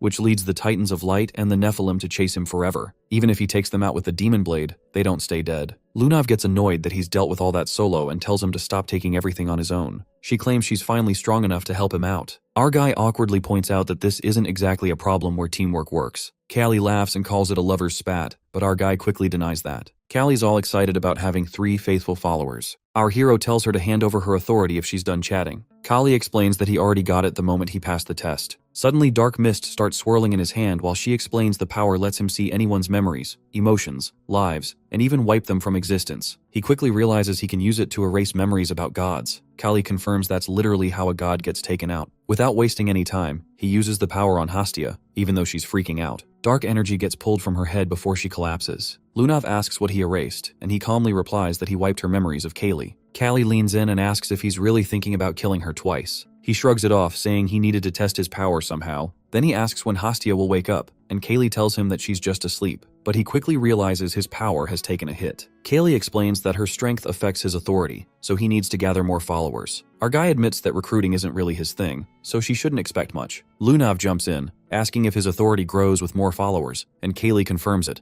adding that more faith means they can take complete control of the demon realm. Lunav wonders how Kali knows all this, and she smugly reminds her that she's an all-knowing goddess who can even see the tiny, precious Rami Haram inside her. Just then, the whole place starts shaking like crazy. Massive stone pillars start folding in, and Lunav points out that this tremor feels worse than before. He quickly realizes that the creepy presence he feels means the holy book must be nearby. Kali says it's time to get out. Both of them stand there confused while Kaylee explains she's just tossing them out of the dimension. He complains that now that they're her followers, they should help clean up the mess. Kali flat out refuses, saying she doesn't want to lose her hard-won followers and will deal with Boris herself. A moment later, he and Hastia pop back in the cave near the statue they saw earlier. As he looks around, he wonders if Kaylee has other followers hidden away who can take on Boris. Hastia suddenly wakes up, and he asks what she remembers last. She says he told her to read the text under the statue, which means the authority worked like a charm. Then it cuts back to Lunav, where Erin is relieved to see her awake. But the first thing Lunav asks is where Senior Cyan is. Shocked, Erin exclaims that Cyan is actually alive. Lunav says they can talk later because the ruins are about to come crashing down. Back in the dimension, Kaylee quietly connects to Varian and asks if he still can't find peace after death. Varian's excited to finally have a shot at getting back at the ones who took their darkness. He calls on the goddess for power to avenge her, while Boris is protected inside a glowing ring, teasing him for always finding sneaky ways to survive. Varian shoots back, saying the real counterattack is just getting started. Boris laughs and says darkness will always lose to light. That's just how things work. Varian unleashes a massive magic circle, saying it'll be different this time because he's got her backing him up. Seeing that Kaylee has awakened makes Boris nervous. He tells Varian that the dead should just accept their fate. Varian flatly refuses, saying they'll always stand against people like Boris because that's what his goddess wants, and it's the path to oblivion. The magic circle bursts into blinding light as Varian declares he'll show Boris true oblivion. A huge beam shoots forward, and Boris calls Varian crazy, yelling that he's ready to go down with the attack. Varian accepts that without hesitation, saying Boris won't take anything from them again. The explosion slams Boris into the ground hard enough to leave a massive crater. Back at Ruin Academy, Dean Kundal says he already told the Imperial family Princess Erin will take responsibility for destroying the Romar ruins and asks if she is truly sure about it.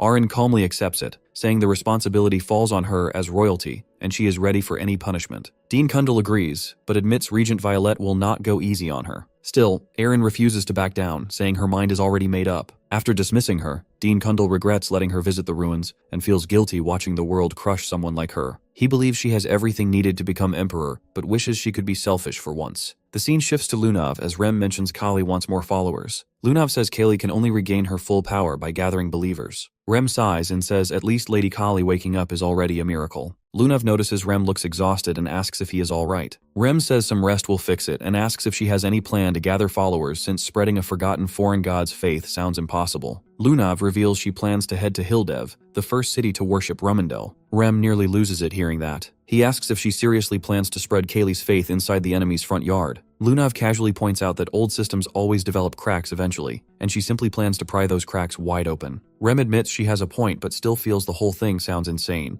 Lunav confidently tells him it will work, and even if it somehow fails, he will still help her anyway. Since Rumendel rejected her Kayan, she plans to hit that god exactly where it hurts the most. The scene cuts back to Reshma's training with her sword when Gale suddenly shows up and greets her. She immediately notices his missing arm and asks what happened. Gale brushes it off, saying he has his own problems and she should stop staring at it. Reshmus points out that he is still following them around even in that condition. Gale acts offended and says the least she could do is show some concern for a one-armed man. Reshmus tells him to leave if he only came to crack bad jokes because she is busy. Gale pulls out his sword and says he will get straight to the point instead. The second he moves, Reshmus instantly rushes him and smashes her sword against his sword. The impact shocks her as she realizes he switched to left-handed swordsmanship and asks what suddenly got into him. Gale casually spins his blade and says they should finally settle the fight they never finished before. Reshmus immediately gets into stance while Gale warns her not to underestimate a one-armed swordsman. The two start clashing across the area in a rapid exchange of blows. Gale quickly notices her movements became cleaner and more precise with barely any openings left. But the moment she charges mana for a powerful sword skill, Gale simply watches calmly. She thrusts straight for him but Gale ducks effortlessly. Reshmus gets caught off guard as Gale points out her biggest flaw. Her attacks are way too direct. The moment she realizes she left herself wide open, she braces for a slash. Instead, Gale casually kicks her flat onto the ground. He mocks her for panicking while Reshmus angrily asks what the point of all this is.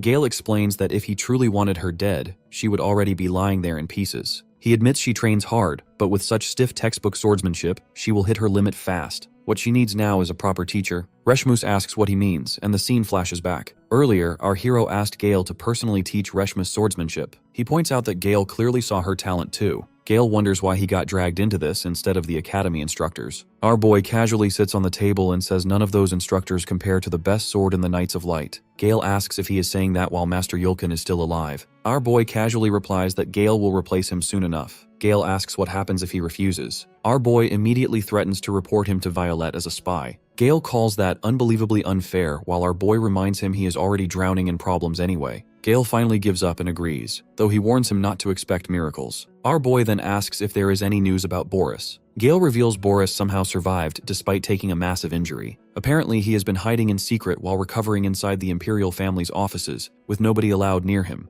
Gale points out how suspicious Boris getting wrecked and the Romar ruins collapsing at the same time looks. When he asks if our boy and Aaron were involved, our boy praises his detective skills instead of denying it. Gale warns him the Apostles of Light are already turning the whole thing into a conspiracy theory circus. As he gets up, Gale mentions he is heading to Princess Aaron next. Our boy asks if he finally stopped tailing them around. Gale says it is only an escort mission this time since he has to accompany her to meet her new fiancé. That instantly catches our boy off guard. Gale notices Kyan visibly reacts and quietly feels they will probably meet again soon. Back in the present, Gale snaps Reshmus out of her thoughts and proudly says the Knights of Light's greatest swordsman will train her while staying with them under Princess Violet's orders. Later, Gale arrives with a carriage and thanks Aaron for accepting things quietly. Aaron calmly says refusing would only create more trouble for others. Gale promises to escort her safely while Reshmus cannot hold back anymore. She says this whole thing feels completely wrong. In her eyes, Violette is practically sending Aaron to her death. Punishment was one thing, but forcing her into an engagement with absolute human trash is crossing the line. The scene then cuts to that very trash himself completely drunk out of his mind. A butler named Frederick enters and informs him that Princess Aaron has already departed from Ruin and preparations will begin for her arrival. The arrogant drunk, young Master Barrett, smirks with that punchable rich boy face of his and says he has been waiting a very long time for this reunion.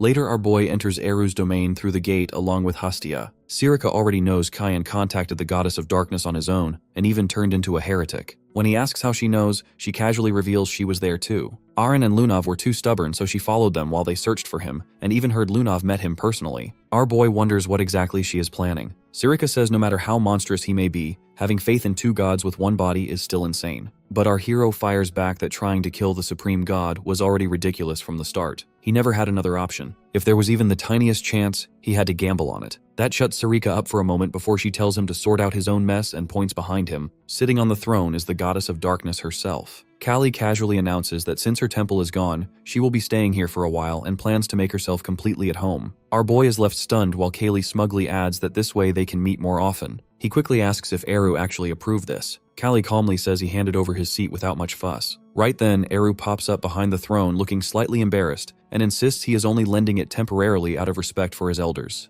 Callie instantly realizes that she is far older than Eru and also someone absolutely necessary if they want to kill Rumendal. She asks if his resolve is still intact. Eru casually says he somehow feels the kid will actually pull it off. Callie calls him as carefree as ever before turning back to our boy. She tells him to prepare himself to end this era, but before that he better start gathering followers for the goddess of darkness. Unfortunately, our boy already looks doubtful about that part. Sarika says she already knows the perfect person for the job. He asks Cheyenne if he knows House Rabihane. Our hero says it is the family near Spanya's outskirts, and she confirms, telling him to find their youngest son who recently entered ruin and already seems closer to their side. Our boy asks what she means and if she knows him. She says he will understand when they meet and warns him to hide his identity, since he will not be seeing just one familiar face there. This leaves our hero even more confused. Meanwhile, Aren finally arrives at Ravalon on the eastern border of the UCF Empire. Aren asks Reshmus if she is tired, but she says she is fine. Gale says training must have worn her out and then presses her bruises, making her cry in pain. He smirks and says she looks sleep-deprived and adds that surviving his training means she has rare talent, so she should keep going.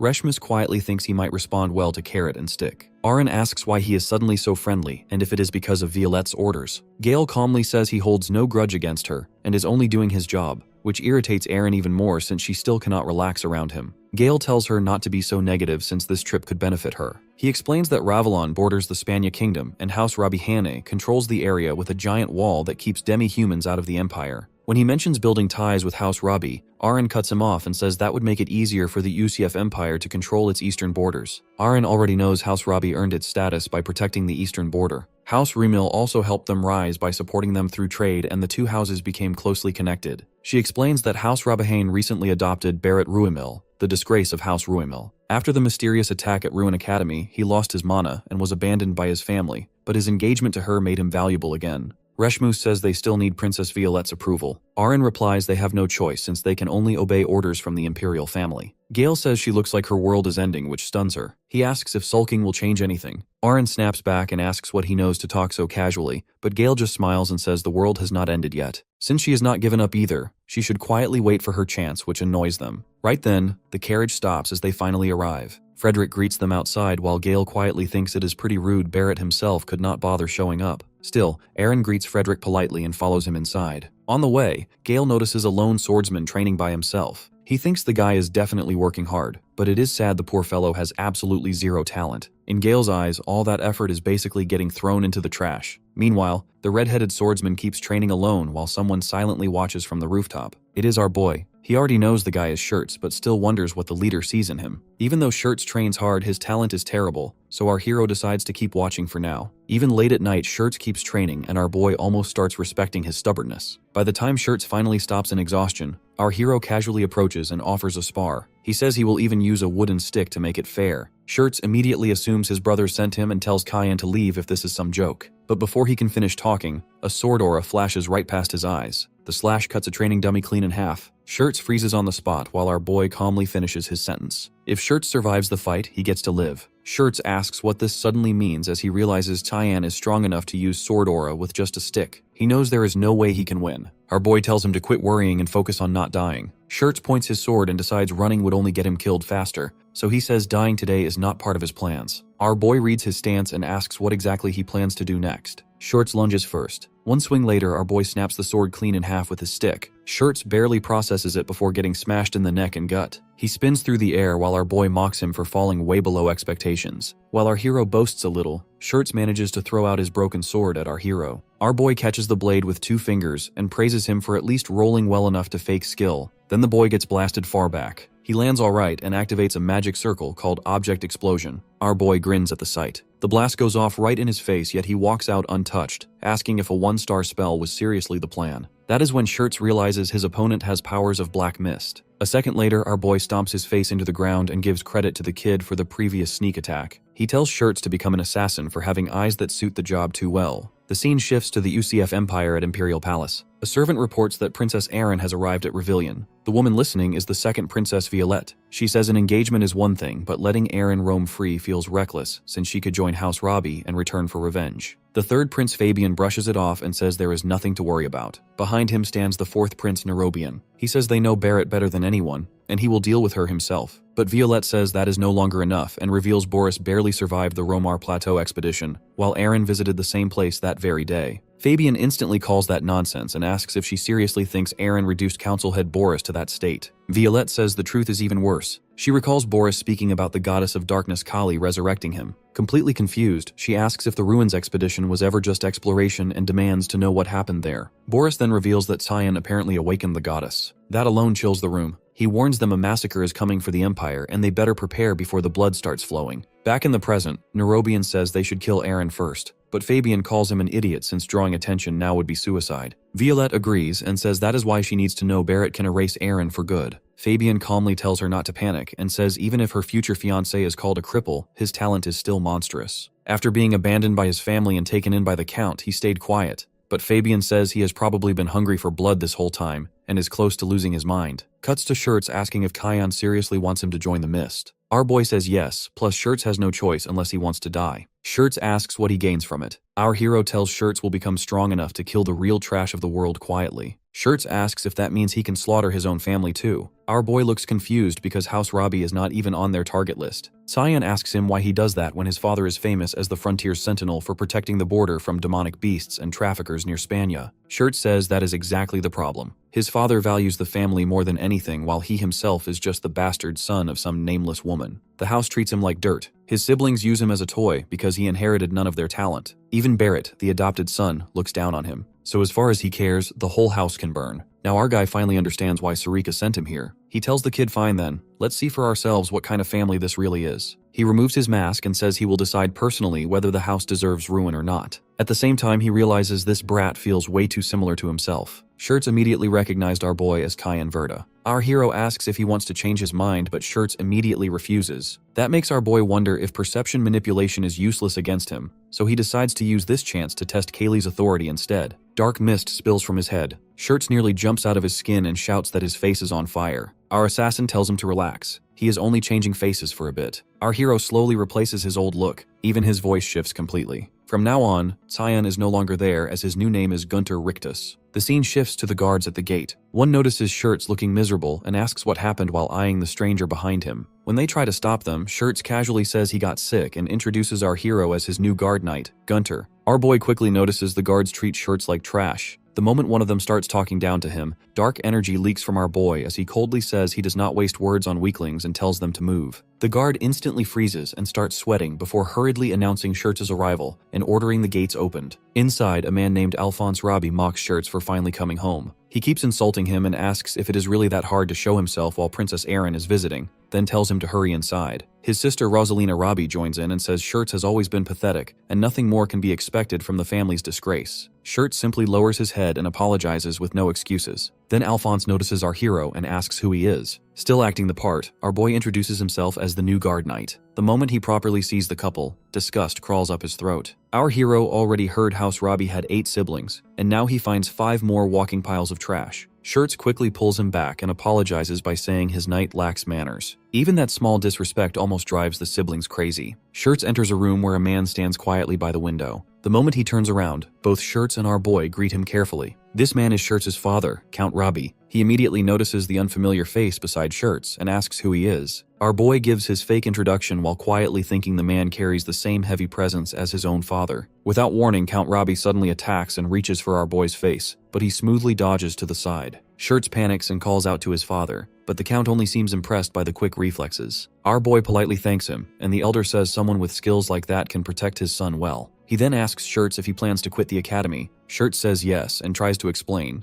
but his father cuts him off and says he already told the academy this was just a rebellious phase. According to him, Shirts does not lack talent but effort, and House Robbie does not let people quit just because they were born weak. The words hit Shirts hard enough to shut him up completely. Count Robbie then dismisses them, saying the house is busy preparing for Princess Erin's arrival. Shirts asks if that means the exhibition spar is happening. Count Robbie casually replies that they always hold one during visits like this. The second they leave the room, Shirts speeds up his pace like he wants to escape the entire estate. On the way, our boy asks if the exhibition spar is basically a swordsmanship match between family members. Shorts confirms it. Cyan immediately grins and says, "This sounds like a great chance to crush his siblings and finally earn some respect." Shirts instantly kills that idea as he plans to skip training and run away instead. That answer almost makes our boy snap. He asks if Shirts is really scared of getting beaten again, but Shirts bitterly says our boy already saw how his family treats him. Every spar only makes him the next joke of House Robbie. Instead of mocking him, our boy gently hugs him and quietly says things will be different this time. Then he tells him they should start preparing while waiting for the spar. A strange magic box appears in our boy's hand. Shirts immediately tries to refuse, but our boy shuts him down and says there is no other way if he truly wants strength. Later, the floor is covered with potion bottles for Shirts to drink. Cyan casually says they are all good for the body and tells him to chug them down. Shirts has never even seen potions like these before,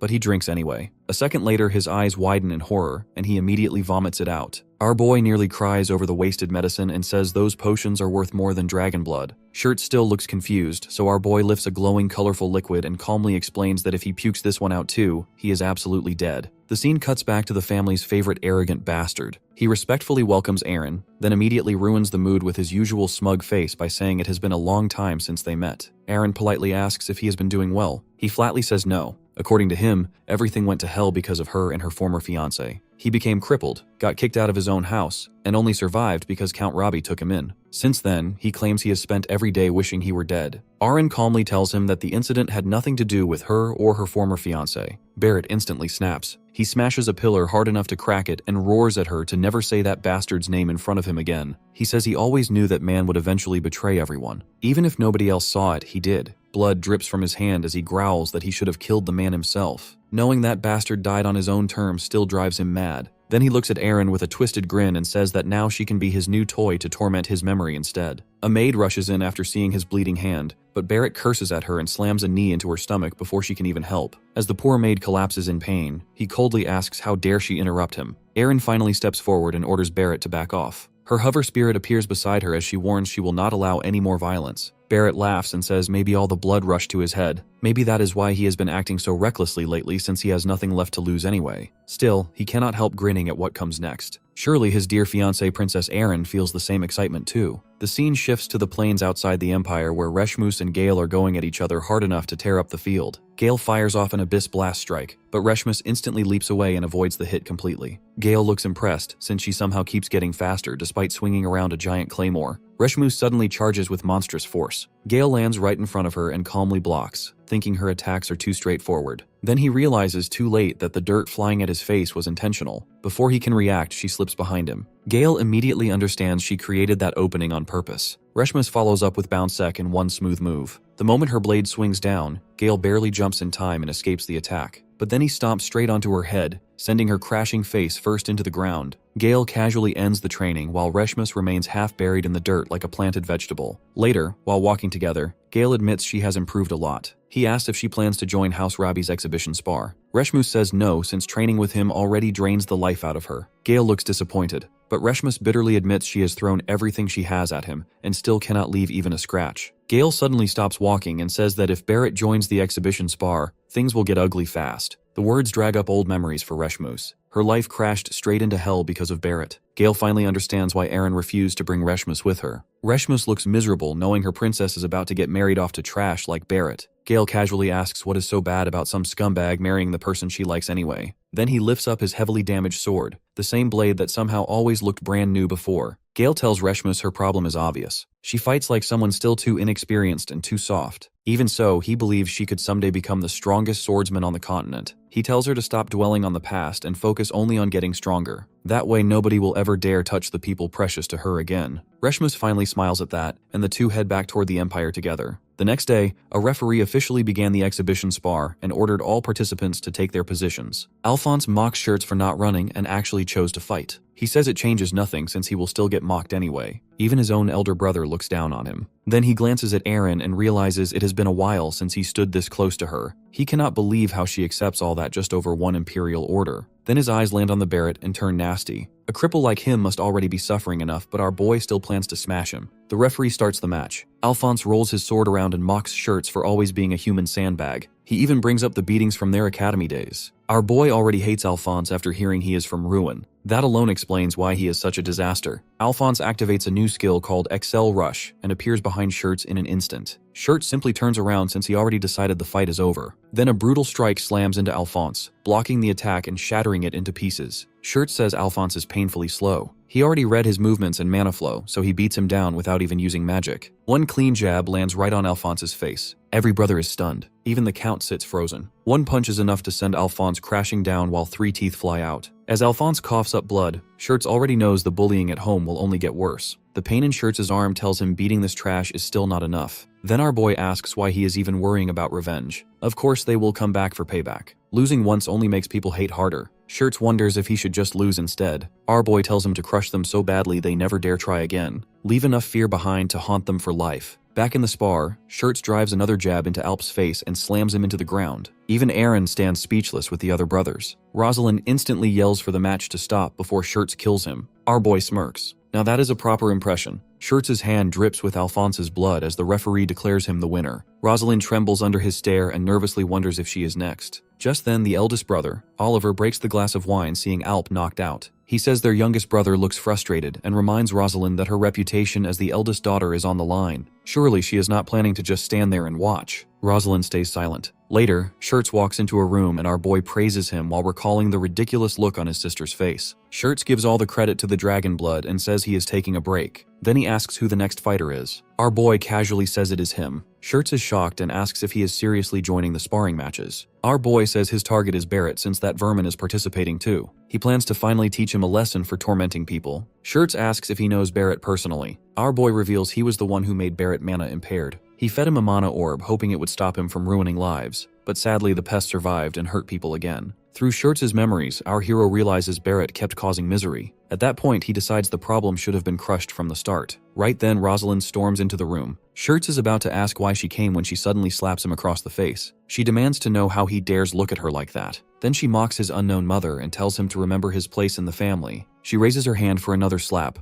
but this time Shirts catches it midair. He coldly tells her she should stop before something ends up broken. Rosalind instantly starts sweating as fear creeps into her face. She quickly backs down and says she will let it slide for now. Before she goes, she warns him that his guard knight is about to get crushed because Dekau will be facing him. She proudly says Dekau is a quasi-sword saint and his guard has zero chance against him. After she leaves, our boy asks if this opponent is really that strong. Shirts explains that Dekau is the guard knight of his third sister, Saris, a mysterious swordsman rumored to cut even stars apart with a swing. On top of that, the guy is annoyingly handsome, so Saris practically worships him. Our boy remains cold, but Shirts just laughs inwardly since no swordsman alive is beating someone who drinks dragon blood like juice. Soon the Imperial officials call the contestants forward for the next match. Our hero steps into the arena opposite Dekau, beloved knight of Lady Saris. The girls in the crowd are practically melting over him. Dekau proudly asks if he can feel the passionate gazes of the audience. That, he says, is the difference between them. Then he proposes a fair match. Meanwhile, the crowd keeps mocking our boy's rough appearance, though Erin cannot stop staring at him. Her heart keeps racing as if she somehow already knows him. Nearby, Barrett keeps glaring possessively at his fiancée. At the same time, Saris Robbie loudly cheers for her knight's victory. She arrogantly talks about the overwhelming gap between nobles and lowborn trash, making Shirts think she sounds as stupid as ever. Then the match starts. Dekau instantly unleashes his signature shooting star blade, aiming to finish things in one strike. But his sword suddenly stops, because our boy catches the blade with his teeth. The sword shatters into pieces inside his mouth. Dekau freezes in disbelief since that weapon was forged from a fragment of a fallen comet. Then our boy casually smashes his forehead into Dekau's face and sends the so-called star-cutting knight flying across the arena. The audience cannot believe what they just witnessed. Moments ago they praised Dekau like a hero. Now he is rolling on the ground after getting bullied in seconds. Our boy walks away thinking it was the most boring match ever. Shirts already expected this outcome. Meanwhile, Sarah straight up faints from shock after watching her precious knight get folded like cheap laundry. Guards rush her away for medical treatment, while Rosalind quietly loses her sanity in the background. Even the father and Oliver admit the youngest son's guard knight is frighteningly skilled. Still, Oliver notices something strange about his movements. The father agrees. Without real combat experience, nobody would notice it, but his attacks come from blind spots and impossible angles. In darkness, his movements would be nearly invisible. That man is definitely an assassin. Later that night, Shirts excitedly talks about how much stronger he became in just one day. He proudly declares he is finally ready to become an assassin. Our boy says there is one condition. To gain that power, he must serve the goddess of darkness. Shirts has no clue what that means but agrees immediately anyway. Then our boy says he will begin the modification process. Shirts asks what modification even means. Suddenly our boy's arm turns pitch black. He calmly tells Shirts to stay still because he just wants to test something out. The next day, Shirts keeps crushing match after match. Now he is even using our hero's techniques. After watching his swordsmanship, the crowd cannot hide their shock anymore. His movements are too sharp and unpredictable for most opponents to handle. He even beats fighters twice his size without much effort. What confuses everyone most is his weapon choice. Nobody in the family uses daggers, yet somehow Shirts suddenly learned them and mastered them like a veteran overnight. Of course, the answer is our boy's shady little upgrade system. Back when our hero used the modification on him, Shirts admitted it looked suspicious as hell. But our boy activated the authority of the goddess of darkness called Enshroud, and darkness immediately started leaking into Shirts' body. Our boy realizes that if memories can be erased, they should also be manipulated. Right now, Shirts lacks combat experience, so why not temporarily shove battle skills straight into his memories? Honestly, the guy hit the jackpot by having our boy on his side. The black mist seeps deeper into him while Shirts screams in pain. Meanwhile, our boy quietly chuckles since there are not many people left who can challenge him anymore. Shirts kept winning afterward. Even his father begins enjoying the matches, though Oliver points out his next opponent will not be easy. It is the arrogant brute Barrett. The idiot looks way too excited to spar with his little brother. Shirts frowns and asks if brother Harry was not supposed to be the next opponent. Barrett casually says Harry got busy, so he came instead. The night before, Barrett visited Harry to ask for the match. Harry was lounging around with wine and girls while casually asking if Barrett thought he was unreliable. Barrett says he simply got interested. Harry then asks whether fighting Shirts will really be fine. That instantly pisses Barrett off. He warns Harry to watch his mouth. How could he possibly lose to a weak-ass Shirts just because he happens to be crippled? The moment Barrett gets angry, Harry tense up in fear. Barrett says he could erase someone like Harry without making a sound. Then he mocks Harry's house, saying they would never have prospered without House Rumel's support. He reminds him that adoption into the family does not mean he can forget his place. Harry immediately apologizes while shaking. Barrett likes the reaction and lightly punches him before telling him to keep drinking himself unconscious, since he will handle the spar instead. Still, what truly interests Barrett is confirming the strange swordsmanship he noticed from Shirts. Soon the match begins. Even Aaron immediately recognizes Shirts' stance as Tyan's swordsmanship, making her wonder if Kyan himself is somewhere nearby. The daggers clash with the sword. This time, Barrett easily pushes Shirts back. He mocks him and asks where all that confidence went before rushing in again. Our boy quietly watches and wonders what Barrett is planning when the idiot cannot even use mana. Shirts counters with a savage dagger strike, but the moment his blade hits Barrett's armor, the mana completely disperses. Worse, Barrett's sword cuts straight into Shirts' stomach. Even the crowd gasps. Our boy instantly realizes Barrett came prepared. The armor he is wearing is called Cabana, a counter mana artifact. Barrett proudly explains that no matter how skilled Shirts is, he will never scratch this armor, because it is the ultimate bane of magic. It was forged from a rare mineral discovered by the Graham Council. Even Graham refused to use it because it blocks the wearer's mana too, making it useless for normal warriors. But for a mana-impaired fighter like Barrett, it is perfect. He smugly asks if the armor is not fascinating. Surprisingly, Shirts starts laughing instead. That completely stuns Barrett. Shirts slowly stands while clutching his wound and says this actually makes him happy, because it means people are finally acknowledging him. That must be why Sister Rosaline kept trying to suppress him, and why Barrett needed absurdly expensive armor just to face him. Then he coldly says Barrett would never understand what it feels like to live in the gutter. Even while bleeding, he points his dagger forward and says he is genuinely delighted right now. For the first time, Barrett feels chills run down his spine. Then the bell suddenly rings. A servant rushes to the Count and reports that mummies have appeared on the eastern border. Count Robbie immediately orders Princess Erin to relocate somewhere safe. She refuses and says the people need protection first. The match gets suspended on the spot while the officials tell everyone to return home because the mummy attack has begun. Even so, Barrett glares at Shirts and promises to finish him later. Our boy gets annoyed since the fight was finally becoming entertaining before the undead ruined everything. So he decides to check out the mummies himself just to kill some boredom. Outside the Empire, the warriors quickly take formation. Ahead of them, the sand dunes violently explode apart as mummies crawl out from beneath the desert. A massive blast erupts near the front lines and hordes of undead suddenly appear. The guards instantly deploy defensive barriers, while the mages activate large magic circles behind them. Fireballs rain across the battlefield and incinerate waves of incoming mummies. From a distance, our boy watches the battle and realizes something strange. Mummies were originally found only in Spania, so why are they here? Then it clicks. In his previous life, Ravion used to be full of greenery, not endless desert. These creatures must be the reason the land became desertified. He starts wondering if the cause is somehow connected to Eshel's disappearance. Meanwhile below, Count Robbie notices our boy and asks Frederick what he discovered. Frederick reports that he investigated Gunther at Ruin Academy, but nobody there knows any man by that name. What is even stranger is that the Academy students did not even know the young master had a guard knight. Robbie quietly orders Frederick to keep watching. After all, Shirts suddenly became stronger overnight, and his swordsmanship changed completely. Everything points back to that mysterious knight named Gunther. The scene switches back to Shirts, who can't believe he actually kept up with his brother during the fight. For the first time ever, he feels happy knowing he's no longer the weakling everyone used to look down on. Oliver walks over and checks if he's okay. Shirts is surprised by his brother's concern and quickly replies that the treatment was quick and the injuries are minor. Oliver hands him a proper suit and points out that he's been wearing rags, especially with the fifth princess around. Before leaving, he coldly mentions it's just for the family's dignity, but Shirts clings to the clothes like they're the best gift he's ever received. Before heading out, Oliver asks where his guard knight went. Shirts explains that Gunther left earlier because he had some business to take care of. Oliver warns him not to let Gunther roam freely since Barrett has been acting strangely interested in him lately. Still, Shirts isn't worried. He knows Barrett will be the one buried soon. Our boy slides down a wall and hits the ground, where Barrett comes over, clearly impressed by his skills. He casually mentions it's a shame for someone so talented to be working for someone like Shirts and suggests having a private chat.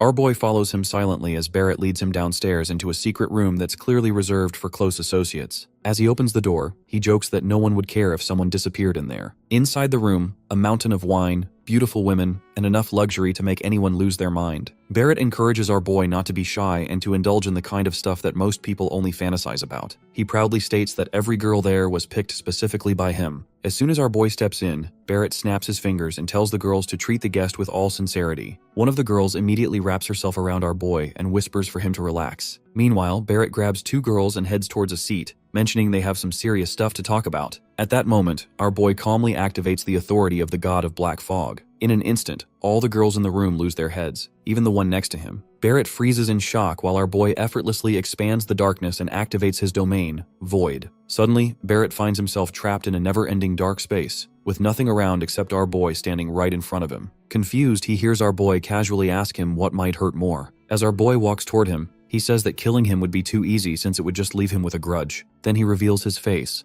and the moment Barrett realizes it's Cyan, his desire for revenge flares up. Cyan coldly states that Barrett's sins are too heavy for a quick death, so he's got a better plan. He'll take him out bit by bit. Barrett quickly activates his armor, shocked to see Cyan still alive. He boasts that now he can finally get back at him for messing up his mana, but our boy just gestures with one hand, and Barrett freezes up, unable to budge even a finger. Our boy glances at the fancy armor and comments on how Barrett spent a fortune on it, but it's all useless in a realm created by divine power. He calls for his dagger and, with a smirk, asks Barrett if all his wealth is enough to bribe a god. In an instant, a slash cuts clean through Barrett's arm and armor like they're nothing. Barrett can barely scream. Our guy tells him not to cry because this is just the start. Another quick slash takes off his leg, followed by the other arm. Barrett goes down, helpless on the ground, and our guy mutters that something still feels off about this whole thing. Then it hits him. Out of nowhere, Barrett finds his voice and lets out a terrifying shriek. Our guy stomps on his chest, reassuring him that he'll eventually forget this moment. That terror will just be buried deep in his mind forever. With a creepy grin, he promises to slowly tear him apart from the inside while Barrett sobs like a wreck. Meanwhile, in reality, our guy is just messing with him in his mind as Barrett keeps begging him to stop. Watching this play out, he chuckles and thinks that soon Barrett will probably wet himself just hearing Cyan's name. Then he glances over at the girls and decides they should just forget this whole place and live normal lives. So he wipes their memories too, making it all feel like just a bad dream for Barrett. After that, he casually leaves them all passed out on the floor. Later on, Shirts walks into his dad's room, and his dad comments on how sharp he looks. Shirts happily shares that Oliver bought him the new clothes. His dad nods, saying Oliver likely wanted to encourage his recent growth. He then asks where Shirts picked up such unusual sword skills, and Shirts honestly replies that he learned it all from his guard knight. His dad then reveals why he called him there. From what he found out, his guard supposedly hails from Limberstar. Even worse, Gunther has a reputation as a complete madman whose cruelty scared everyone around him. People said he vanished years ago, and some even rumored that he was dead. His dad quietly questions if a guy like that should really be allowed in their territory. The atmosphere gets pretty tense all of a sudden. Shirt starts to freak out because his dad's look turns intimidating, but he musters up some guts and sticks up for Gunther, assuring his dad that he won't bring shame to the family. After that, the room goes silent, and Shirts feels a wave of cold sweat when he realizes he just talked back to his old man. Just then, the door swings open,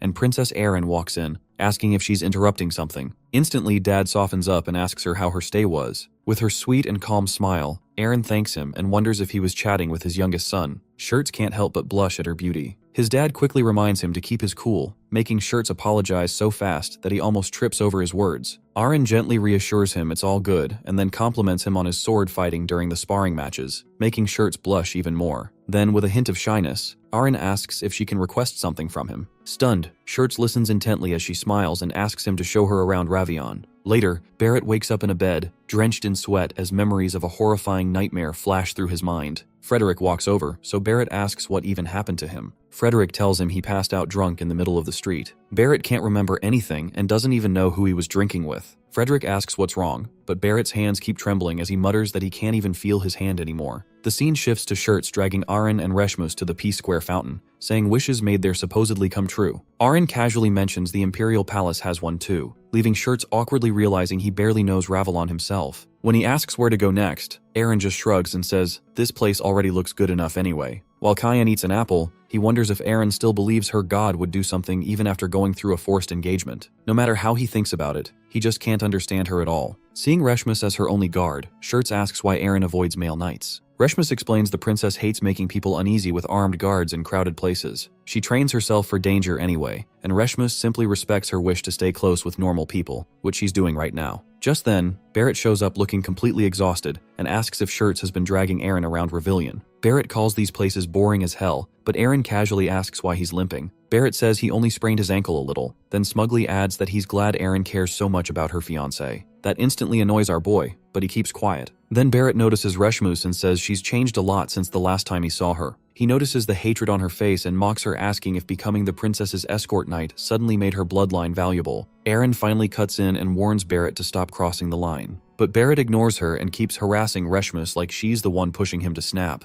Then he starts bringing up her miserable past just to get under her skin. Reshmus coldly reminds him that Aaron already warned him once, and if he keeps acting uncivilized, she'll personally put him down. Barrett nearly loses it when Shirts draws everyone's attention to his injuries. He mocks Barrett, saying he must have gone too hard during their spar and apologizes for beating him up too badly. Aaron and Reshmus are stunned. Our hero instantly relaxes, thinking he doesn't even need to interfere anymore. Shirts keeps teasing him while Barrett shakes in rage and says they never properly finished their spar, so he orders Shirts to follow him to the training grounds. The scene shifts to the arena as Barrett says no one will interrupt them this late. Still furious over being mocked, he declares they'll fight to the death. If Shirts wants this match, then he better face the consequences. Watching from the side, Reshmus asks if this is really fine. Aaron admits she wanted to stop it, but also wants to see Barrett get beaten up. Reshmus feels the same and plans to step in and erase Barrett if Shirts gets seriously hurt. Then she looks back at Gunther and asks if he's not worried. Our boy calmly replies that Shirts clearly picked this fight because he believes he can win, so what's there to worry about? Aaron reminds him that Barrett's armaments block mana,